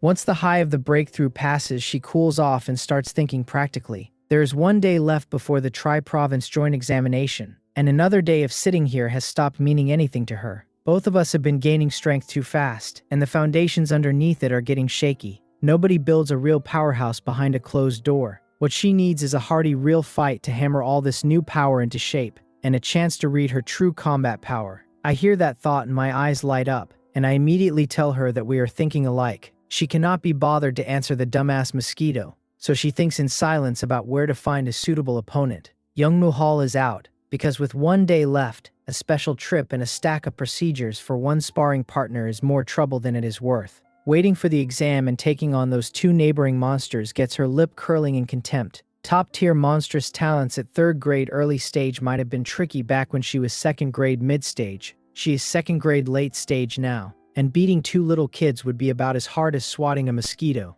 Everyone in this room needs to find a new comparison. She ignores my indignation and keeps working the problem. She wants an opponent who is convenient, strong enough, and safe to go all out against. Her frown deepens, her gaze drifts across the window, and then it stops on one direction. Something strange lights up in her cool eyes. Half a month since her rebirth and she has not touched that thing yet. She tells me we are going out to buy a Young Mu Interspace account, and I ask her what on earth that even is. In a top-tier cultivation room at Cheonhua No. 1 High School, a handsome young man with a remote, aloof air sits cross-legged. In front of him floats a Keelan cub wrapped in dark purple flame, radiating a heart-shaking king-level bloodline pressure. His name is Mok Rimyeon, and a year ago he transferred in from Jeju Island. In 1 year he crushed every genius of his generation in the province with strength nobody could argue with. The province has been calling him its strongest monster in 100 years. He opens eyes as calm as an old well and murmurs the accounting to himself. 2nd grade peak spiritual power, a 3rd grade early stage contract beast with a king-level bloodline, invincible among his peers outside the capital and Busan. He tells himself the top scorer position at the tri-province joint examination should not be difficult. The door slams open and a crew-cut boy who looks every inch the underling rushes in with the face of someone who just met a ghost. He blurts that something big has happened. Mok Rimyeon frowns at the interruption and asks why he is so flustered. The underling, Bin, gets his breath back and turns the tactical tablet around. He says in horror that neighboring Suimyeong province has a super monster too, which earns him a flicker of actual interest. Bin spills everything he picked up from the Suimyeong province joint examination qualifiers. A girl named Hyun, only 2nd grade mid-stage, instant killed a genius with prototype saber intent using a single finger. Somebody probed that strike with spiritual power and found at least 3 realms of understanding inside it, all at great success or even perfection. Moke Rimion almost thinks he misheard. 3 perfection intense, on a 2nd grade mid-stage. He rates his own talent and comprehension as 1 in a million, and he is already a 3rd grade early-stage beast tamer. With everything his family and his school have poured into him, he has brought exactly 2 budding intents up to prototype. That still leaves him a long way from truly entering the realm of understanding. The report is too outlandish to hold together, and he writes it off as an ignorant bumpkin talking nonsense. Bin sees the disbelief and gets anxious, tapping open a video and insisting it is real. He says it has gone viral across every major forum in the 3 provinces, and that hundreds of people watched it live. Moke Rimion glances at it. The footage is grainy, but it clearly shows the girl calmly extending 1 finger and sending a fully committed saber genius flying along with his weapon. His expression finally gets a little more serious, and he admits the finger had something behind it. Then he asks himself what of it. Through a screen, he cannot feel the aura of the scene, so nothing in that video proves 3 perfection intents. Even granting all of it, even granting comprehension that heaven-defying, he shakes his head with something close to amusement, because 2nd grade mid-stage is too low a realm to carry it. He asks how much blood chi and spiritual power she can possibly hold, then answers himself. 10,000 perfection intents would not change the ceiling. The 1 finger probably drained her to the bottom, and she is a flashy glass cannon. A 3-year-old holding a divine weapon still cannot draw out 1/10,000th of what the weapon is worth. In front of him, he doubts she lasts 3 moves. His confidence is not decoration. What he wants now is the top scorer position in the coming tri-province joint examination, taken so cleanly that nobody can dispute it. Only that will prove to the old men in the family, and to the brother who has stood over him his whole life, that Moke Rimion is not less than anyone. He says the girl is nothing to fear and not worth much attention. Then he pauses, because compared to these mainland monsters he cares about 1 genuine monster. He turns and asks Bin whether his brother's game account has come online. Bin startles, remembers the actual reason he sprinted in here, and reports that the elder brother went online a while ago. He has already started running challenge matches, which was the main thing Bin came to say. Moke Rimion informs him, without much patience, that in future he might consider leading with that. Bin has no idea what just happened to him. A super prodigy at 2nd grade mid-stage who instant-killed a saber intent genius and comprehended 3 perfection intents. And that was not the important item. Under Moke Rimion's flat stare he nods and keeps his mouth shut. With his elder brother online, Moke Rimion has no intention of cultivating another minute, because watching that man fight is worth more than sitting alone in a room. His elder brother is the real monster. Moke Shin is the eldest son of the Moke family of Jeju Island, the top family on the island. He has been hailed since childhood as the Moke family's Keeling son, a once-in-a-century talent whose martial gift left everyone his age in despair. 2 years ago, he went to high school in Busan and swept every prodigy in the city. He took the top scorer position of the Busan joint examination as a 3rd grade early-stage martial artist and walked into Gyeongdae University on it. That was Busan, the most economically developed city in the Korean Federation, where geniuses collect in drifts. Its joint examination carries a weight no inland province can pretend to match. In the 2 years since, his elder brother has crossed the blood furnace realm chasm and stepped officially into the mid-grade realms as a 4th grade early-stage martial artist. He has also comprehended 2 perfection intents. Moke Rimion only managed to dig that information out a few days ago. It came with word that his brother's strength puts him among the best of the current 2nd-year class at Gyeongdae University. He also learned that his brother has been testing his post-breakthrough combat capability inside a holographic simulation combat game. That is why Bin has been ordered to do nothing this week except watch that account. The game is called Youngmu Interspace, built by the Federation Youngmu Alliance with enormous funding and the Federation's top technology companies. It runs the most advanced brain-computer interface there is, and its published claim is that combat simulation deviates from reality by no more than 5%. Players get precise combat training, practical simulation, and true combat power testing in an environment that cannot hurt them. The catch is the hardware, since the cheapest entry-level game pod runs over 1 million federal coins. Nobody in a small place like Gang City has ever seen one. They are wildly popular in the top genius circles of big cities like Dunnan City and Cheonhua. In super cities like Jeju Island, the capital, and Busan, practically every genius owns one and treats it as part of daily cultivation. Mokrimyan stops thinking and walks to the corner of the room, where a luxurious silver-white pod sits looking like something off a spacecraft. He lies down inside, the hatch closes slowly, and a faint current runs through him. His consciousness gets pulled into a virtual space full of streaming data, and the system welcomes him to Youngmu Interspace and wishes him a pleasant game. The scene opens onto an enormous aerial plaza, countless player figures moving through it, strange mounts and flying vehicles crossing overhead. He checks his own avatar, an abstract stick figure with an afro and floral shorts that he threw together to hide his identity. Then he activates the spectating function, enters his elder brother's game handle, and drops into the stands as a stranger. The system tells him he has entered the combat room of the player newbie seeking carry. His consciousness lands in a magnificent arena built like an ancient Roman gladiator pit. He is not on the sand but in a golden spectator seat with an excellent view, looking down on white sand and gravel with the tiered stands already packed.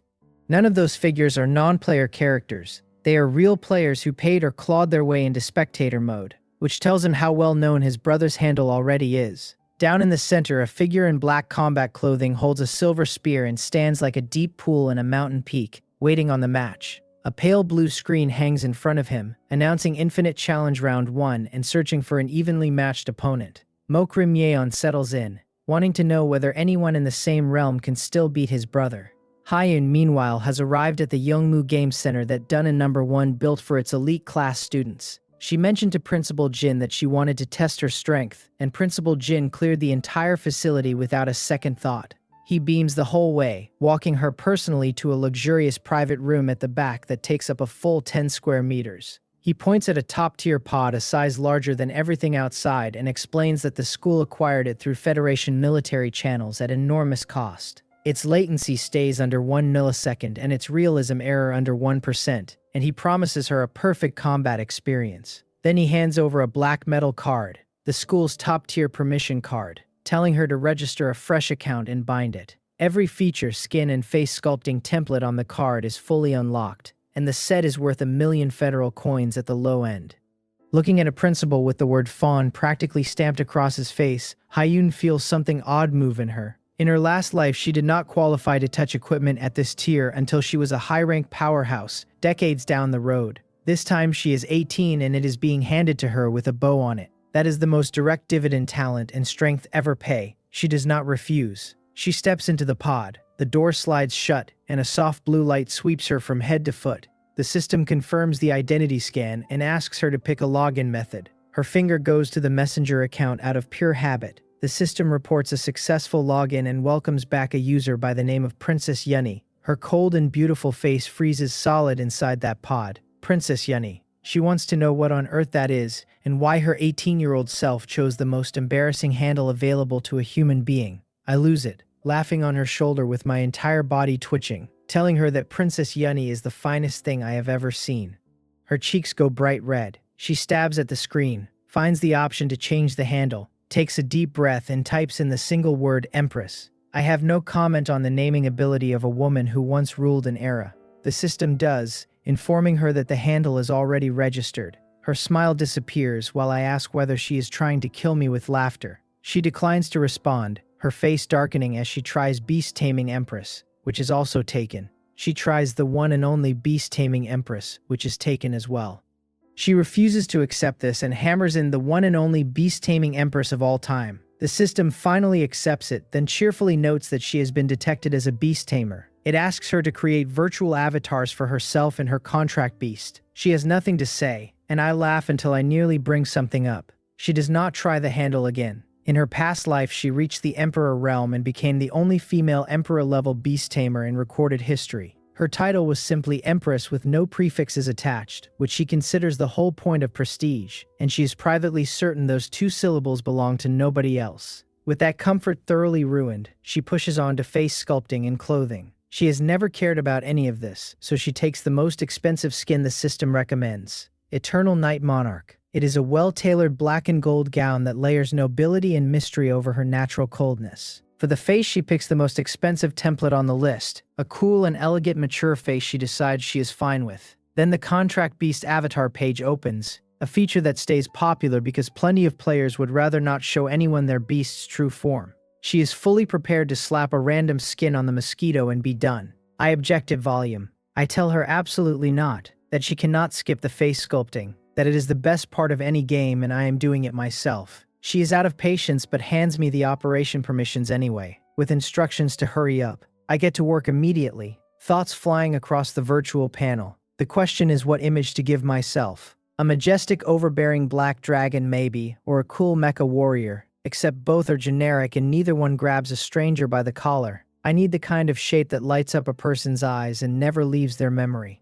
Then inspiration lands on me like a gift. I sketch, shape and color at speed, and what comes out is a completely pink, tender, adorable giant mushroom with a nicely rounded cap. I size it to exactly 18 centimeters, the same length as my soul-devouring nether mosquito body. Hyun looks at it for a long moment and starts to say that this mushroom looks a bit like something. I ask her whether it is unique enough, and whether her eyes are lighting up yet. She can feel her blood pressure climbing, and rather than deal with a brain-damaged mosquito, she takes the controls back and slams the enter button. The system confirms the character creation and pulls us in.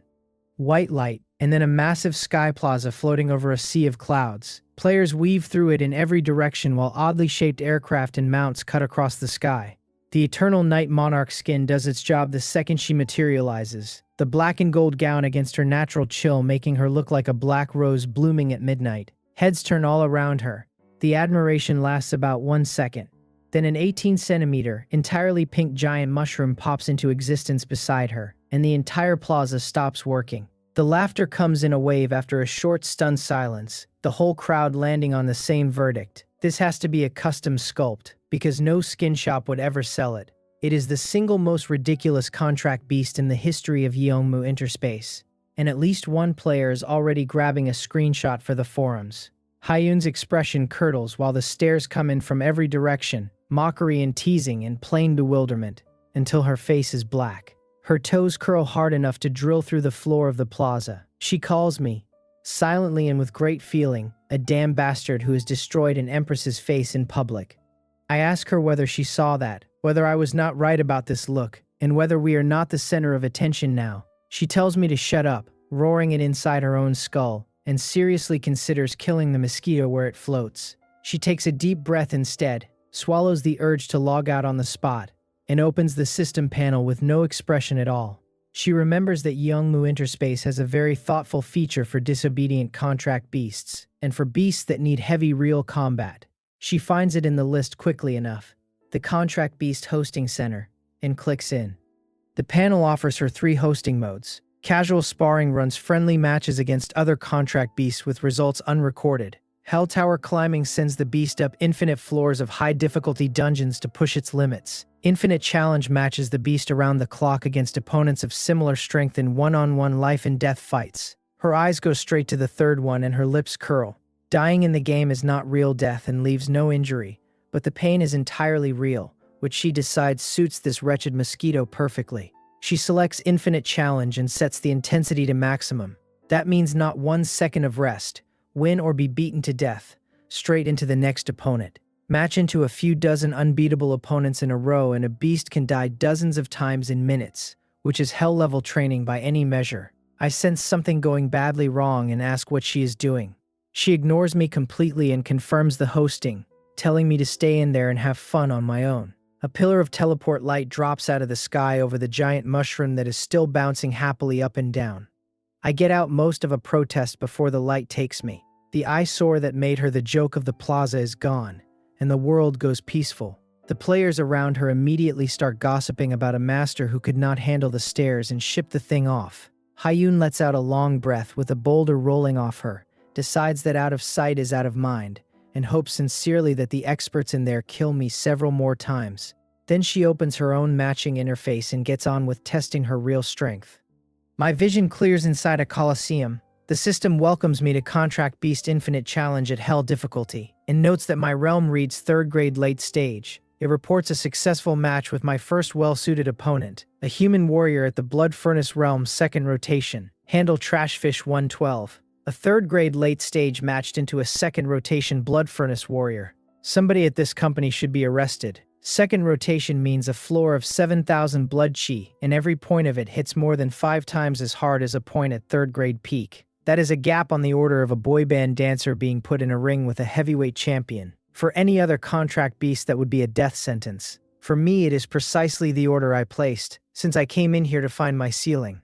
The Empress is actually a very good person. I look my opponent over. Trashfish 112 is obviously a real player and not a non-player character. He is staring at the giant mushroom in front of him with the dawning expression of a man making a crude joke about what it resembles. I feel my dignity as a mosquito take a hit. Why are these people's minds like this? I am clearly a green, healthy, fresh and adorable mushroom brimming with the breath of life. The burly man in heavy armor reads the match information for both sides again, his face going stranger by the second. He asks out loud whether a third-grade late-stage contract beast has really been matched against a second-rotation warrior on Hell mode. Then his eyes fill with sympathy and he asks whether my master has some deep-seated grudge against me.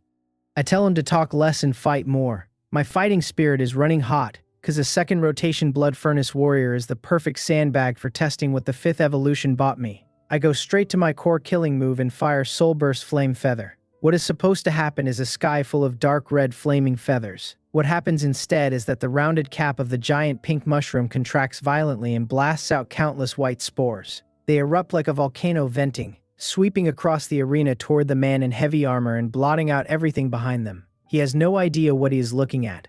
Neither do I, briefly, until it registers that the skill's visual effects have been reshaped to match my avatar. So this is what my killing move sprays now. The heavy armor man's expression freezes solid, and he watches the white tide roll toward him with the muscles in his face twitching. Bewilderment turns into rapid terror and then into deep, wholehearted disgust, and he forgets entirely about defending himself. He gags, decides he cannot look at this any longer and absolutely cannot fight it. He stomps once, turns into a streak of light, and bolts for the teleport zone without a backward glance. The system chimes and informs me that my opponent has surrendered, and I have won.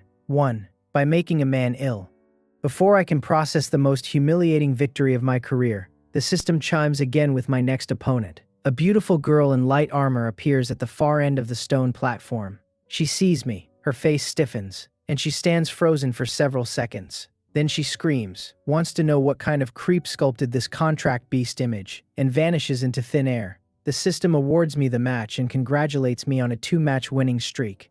In the battle room belonging to the handle newbie seeking carry, the system announces the winner of match 18 and the 18th consecutive win. Energy detonates across the arena as Mokshin's 18th opponent takes the silver spear through the chest. That opponent is a 4th-grade mid-stage martial artist going by the Jeju Sword Saint, and he dissolves into scattering data. The spectator stands erupt. Mok Rimyeon watches it with his mind blank, barely able to form a thought. His brother won, at 4th grade early stage, against a top-tier 4th grade mid-stage genius, head-on. That was not some ordinary 4th grade mid-stage either. Mok Rimyeon knows exactly who the Jeju Sword Saint is, a core disciple of one of the top aristocratic families on Jeju Island. The man sits inside the top 20 of that island's entire younger generation, and he lost anyway. The win was difficult, and it was still a win. In the mid-grade realms, the distance between one sub-realm and the next is a chasm, so merely fighting across one sub-realm makes a person a rare peerless genius. A man who crosses a sub-realm to beat a long-established top genius is not a genius anymore.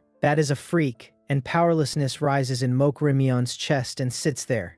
The players around him from all over the country are loud about it. The consensus that shakes out of the noise is that strength like that puts Mokshin around the top 10 of the Gyeongdae University second-year class. A few voices insist even that is a stretch, because the freaks in that year run deep. Mok Rimyeon's fists are clenched white at the knuckles. Even this strong, and his brother can only barely scrape the top 10 of his year. He wants to know what kind of dragon's den that university is and what is living inside it. His goal was never really the Tri-Province top scorer position, since taking that felt like reaching into a bag. It was easy, and it was owed.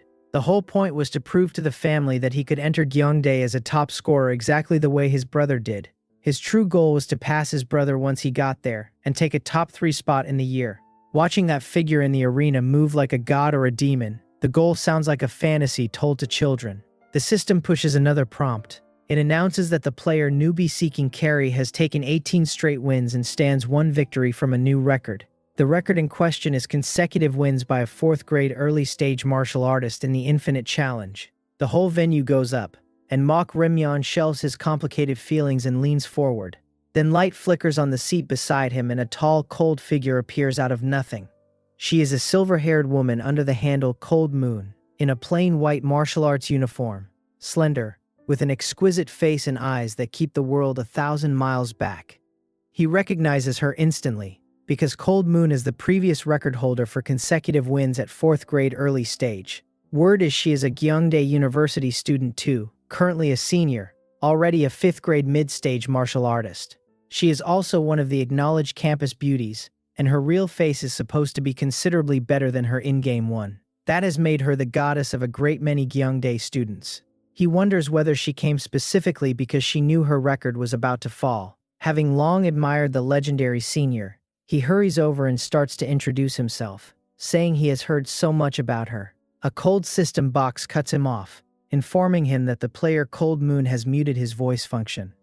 Down on the sand, Mokshin frowns at the matching panel. The last fight looked easy from outside, and was in fact extremely dangerous, and he did not win it comfortably. The system will hand him a stronger 4th grade mid-stage next, and he is not confident of taking it. After a moment's hesitation, he reaches out and switches the opponent type from human martial artist to contract beast. That small motion earns a barely audible scoff from Cold Moon in the stands, disappointment and contempt crossing her eyes. Everybody knows that contract beast matching only pairs you with the unfortunates whose masters dump them into auto battle. Those beasts are either unruly by nature or too weak and in need of training. More to the point, a beast fighting alone without its master's commands is lucky to put out 70% of its real strength. At the same realm, a human martial artist against an auto-battling contract beast is close to a guaranteed win. She decides the man wants to break her record by cheap trick, and finds the whole thing dull.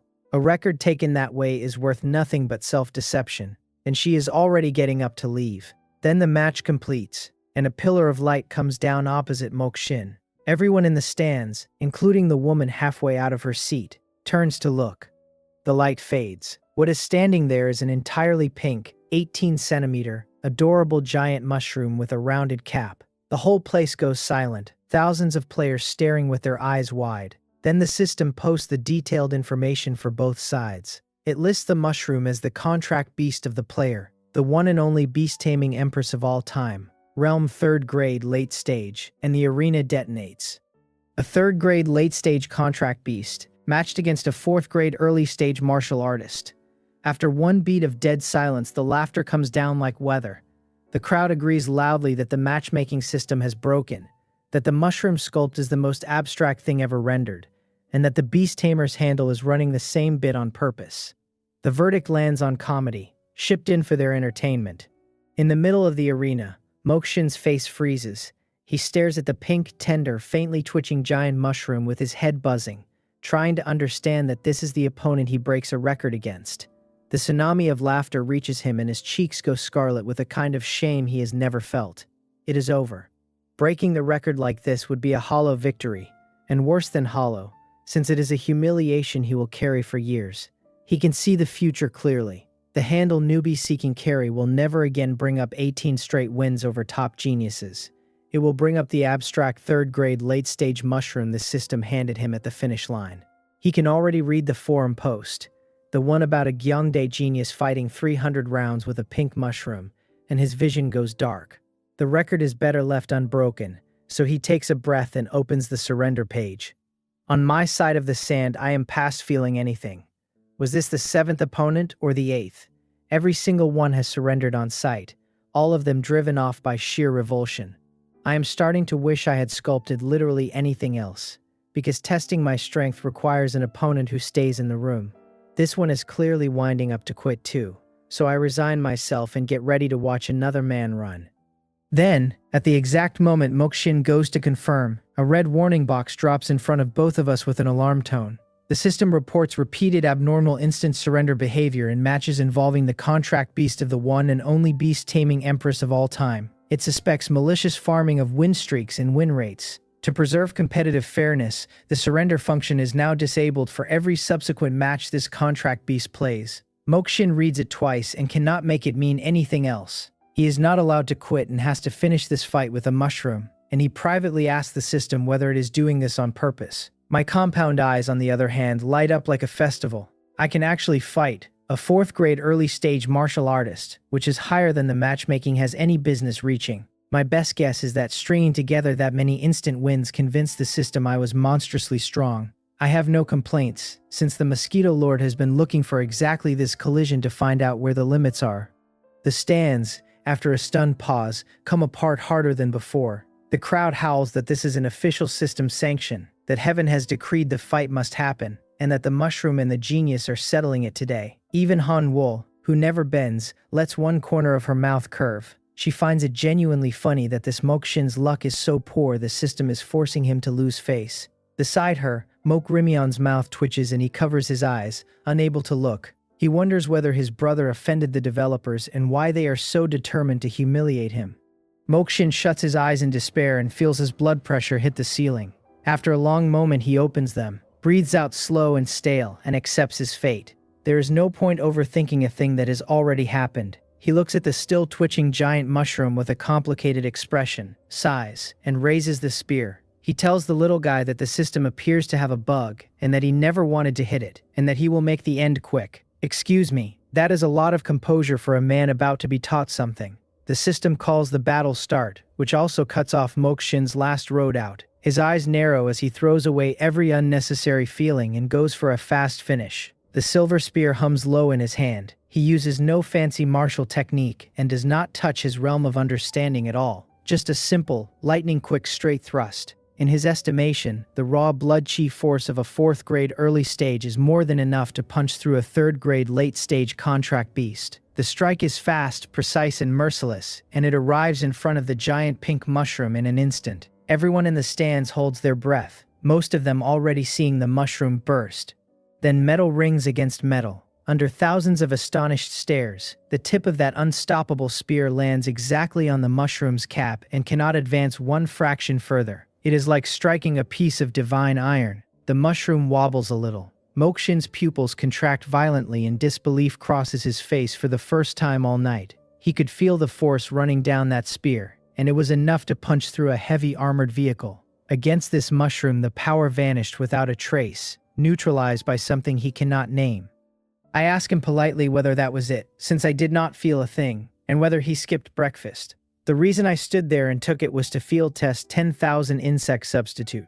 The damage went straight onto my underlings inside the molten insect hive, and in that instant over 100 spirit-devouring worms detonated and stopped existing. Privately, that number startles me. A casual thrust, after Netherflame battle armor already ate a share of it, still killed more than 100 2nd-grade peak spirit-devouring worms. So 4th grade early stage does mean something. It also means only that much. And next comes the Mosquito Lord's insect disaster. The stands are a mess of astonishment. The consensus, once the shouting sorts itself out, is that the mushroom blocked a strike that should have casually erased a 3rd grade peak. That hit would badly injure a 2nd rotation blood furnace martial artist, and only a 3rd rotation powerhouse could reasonably block it. So the realm label must be a system error hiding a 4th grade demonic beast. Mokrimion's eyes go wider than anyone's, because nobody in the building understands better what that spear carries. He knows he would have been skewered instantly in that spot. Beside him, Hanwol shows real surprise for the first time. She had expected a one-sided farce, and instead this is getting interesting. Her guess is that the beast's true form in reality is a top-tier defensive monster. A king-level bloodline deep-sea mysterious turtle, maybe, or something like a diamond giant rhino. She suspects the master shaped it into this absurd thing deliberately, so opponents would drop their guard right before the surprise came. Lights start flickering all across the spectator stands as a flood of new viewers pours in. They arrive with the news that the Gyeongdae University genius Mokshin has been matched against a giant pink mushroom. They laugh at how abstract the thing looks and pass around the detail that the mushroom has been sanctioned and cannot surrender. The gimmick has gone out across every public channel in the game, and every board player in the Federation is coming for the show. Among the arrivals are the heavy-armored man and the light-armored girl I ran off earlier, both of whom heard and hurried over specifically. Seeing the pink mushroom still bouncing cheerfully in the arena, both of them settle in with open satisfaction. The disgusting thing has finally met someone it cannot chase away, and they want to watch it get crushed in detail. Nice to be missed. Listening to the noise rising around him, Mokshin's face goes black. He is losing face in front of the entire server, and he does not dare imagine what the school forum will look like once he logs off. This match has to end now, this second. The anxiety cracks something loose in him and his blood chi erupts without restraint. A sharp and peerless spear intent rises off him and floods the whole arena. Sky-piercing, unmistakable. Great success, spear intent. The stands ignite, the crowd delighted that he has gotten anxious enough to bring out his intent. Everyone agreeing the mushroom is about to be blown apart. Mokshin roars at me to die. His blood chi circulates without restraint. His whole being seems to fuse with the spear in his hand, and he becomes a bolt of silver lightning tearing across the sand.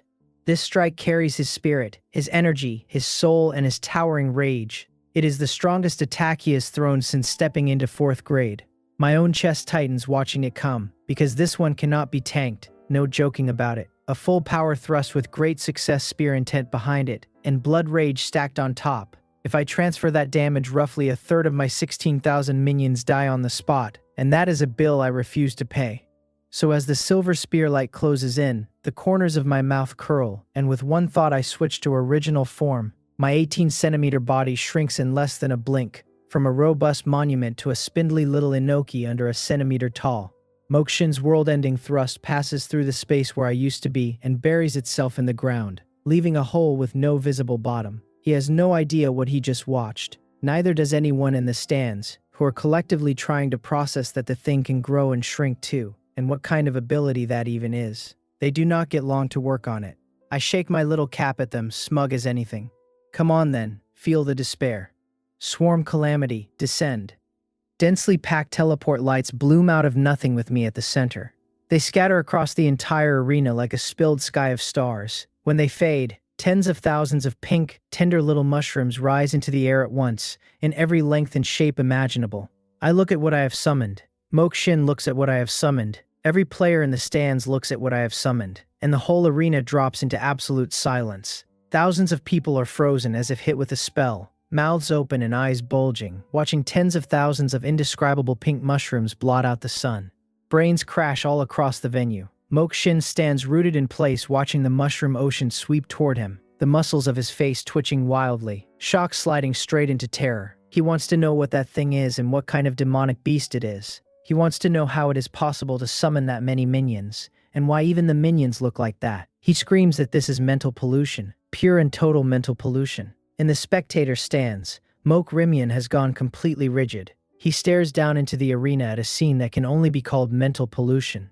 His whole picture of the world is coming apart at the seams, and he cannot name what he is looking at. Out of pure reflex, he glances at Han-Wol beside him. The senior, famous for never losing her composure in front of anyone, is sitting with her eyes wide and her lips parted. In all her reading, Han-Wol has never heard of a beast that could call up tens of thousands of copies of its own kind. Worse than the count is the aura coming off them. Every one of those little mushrooms has reached 2nd grade peak. Even if Mokshin simply stood still and killed them one at a time, he would be killing when the sun went down. Down in the arena, after one stretch of dead silence, Mokshin finally breaks. He screams that he is going to kill every last one of us. His eyes have gone bloodshot, and his blood chi erupts without a scrap of restraint. The spear in his hands whips into a curtain of silver, turning into killing tornadoes that sweep across the ocean of mushrooms. Every swing shreds dozens or hundreds of my little ones into pink streams of data. Every swing accomplishes nothing, because there are simply too many of us. The instant one batch dies, a bigger batch surges into the gap without a shred of fear. Some slam him with their caps and others sprint in to detonate themselves. Against a 4th grade early stage martial artist, their individual attack power is a joke, and their strength was never in the individual. The whole arena turns pink, punctuated by the flat little concussions of self-destructing mushrooms. Mokshin wades through it like a man stuck waist-deep in a swamp, all that power and nowhere to put it. I hold my tiny form the whole time, one anonymous stalk in a sea of tens of thousands, and nobody down there can find me.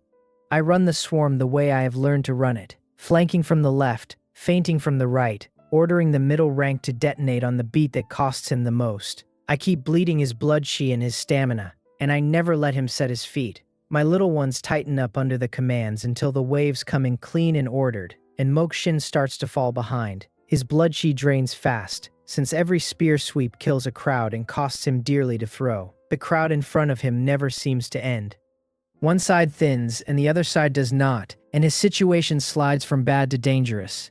In the stands, nobody is laughing anymore. The consensus up there has curdled into shared unease as they watch an ocean that refuses to shrink. They ask one another whether this is really an ability a third-grade late-stage contract beast is allowed to have, and none of them can answer. Mokrimion does not even dare to picture himself on that field. He knows he would not survive 2 seconds before the pink tide closed over his head. What none of them can put a name to is the thing itself. A beast with absurd defense would be a king among its peers. So would a beast that could change size at will, or a beast that could summon tens of thousands of second-grade peak minions. All three sitting inside one creature at once is not something the Federation's demonic beast encyclopedia has a single line about. They are not going to find me in there either. The encyclopedia entry for me is 1 paragraph long and it is about itchy welts. The fight runs another 10 minutes, and everybody watching already knows how it ends. On the last explosion, Mokshin's body scatters into drifting starlight. In the final instant before he dissipates, those bloodshot eyes lock onto the pink ocean. He roars that we had better hope he never learns who we are, the beast or the beast tamer behind it, because the day he does, he will settle it with us offline. I have nothing to offer him on that. He could guess for 100 years and never land on the truth, which is that in the real world I am a mosquito asleep in a girl's hair. The whole venue has gone silent. Thousands of players stare at a dissolving mushroom army and refuse to accept the arithmetic. A third-grade late-stage contract beast has just ground down a Gyeongdae University prodigy at fourth-grade early stage, one riding an 18-match streak. The heavy armor player who gloated about my shape earlier has gone pale and clammy. His single coherent thought is gratitude that he surrendered when he did, since that bit of defense he was so proud of would not have lasted a second under tens of thousands of caps. Mokrimion and Hanwol sit speechless for a long time, and neither can put a name to what they watched. Down on the floor, somebody finally floats the theory that saves everyone's pride. The mushroom, he suggests, might not be a real player's contract beast at all. No beast tamer with a working brain would model a partner into that shape, and beyond that, the numbers do not work. The crowd takes to it instantly. Their reasoning is the one thing everybody in the fourth-grade bracket knows by heart. Between third-grade late stage and fourth-grade early stage, there is not a gap, but the entire blood furnace realm. The first rotation, the second rotation, and the third rotation each remake the body and double combat power on the way through. After all three comes heartfire body tempering, and only then is a martial artist truly fourth grade. In quality and in quantity of blood chi, the difference is not additive, so nobody crosses it and nobody kills upward across it. Somebody sums it up by asking whether a level 1 player has ever soloed a level 15 one, and the answer settles the matter. The theory finishes itself in about 30 seconds. It must be a special boss the developers built and dropped into matchmaking for reasons of their own. Once that lands, the stands go from frightened to furious, because a thing that breaks balance touches everyone's interests at once. The consensus in the spectator seats is a single wall of outrage aimed at the developers. Players demand to know how anyone is supposed to enjoy a queue where an official monster kills whatever it meets. Mokrimion lets out a long breath and feels the weight come off his chest. If it was official data, then all of it makes sense.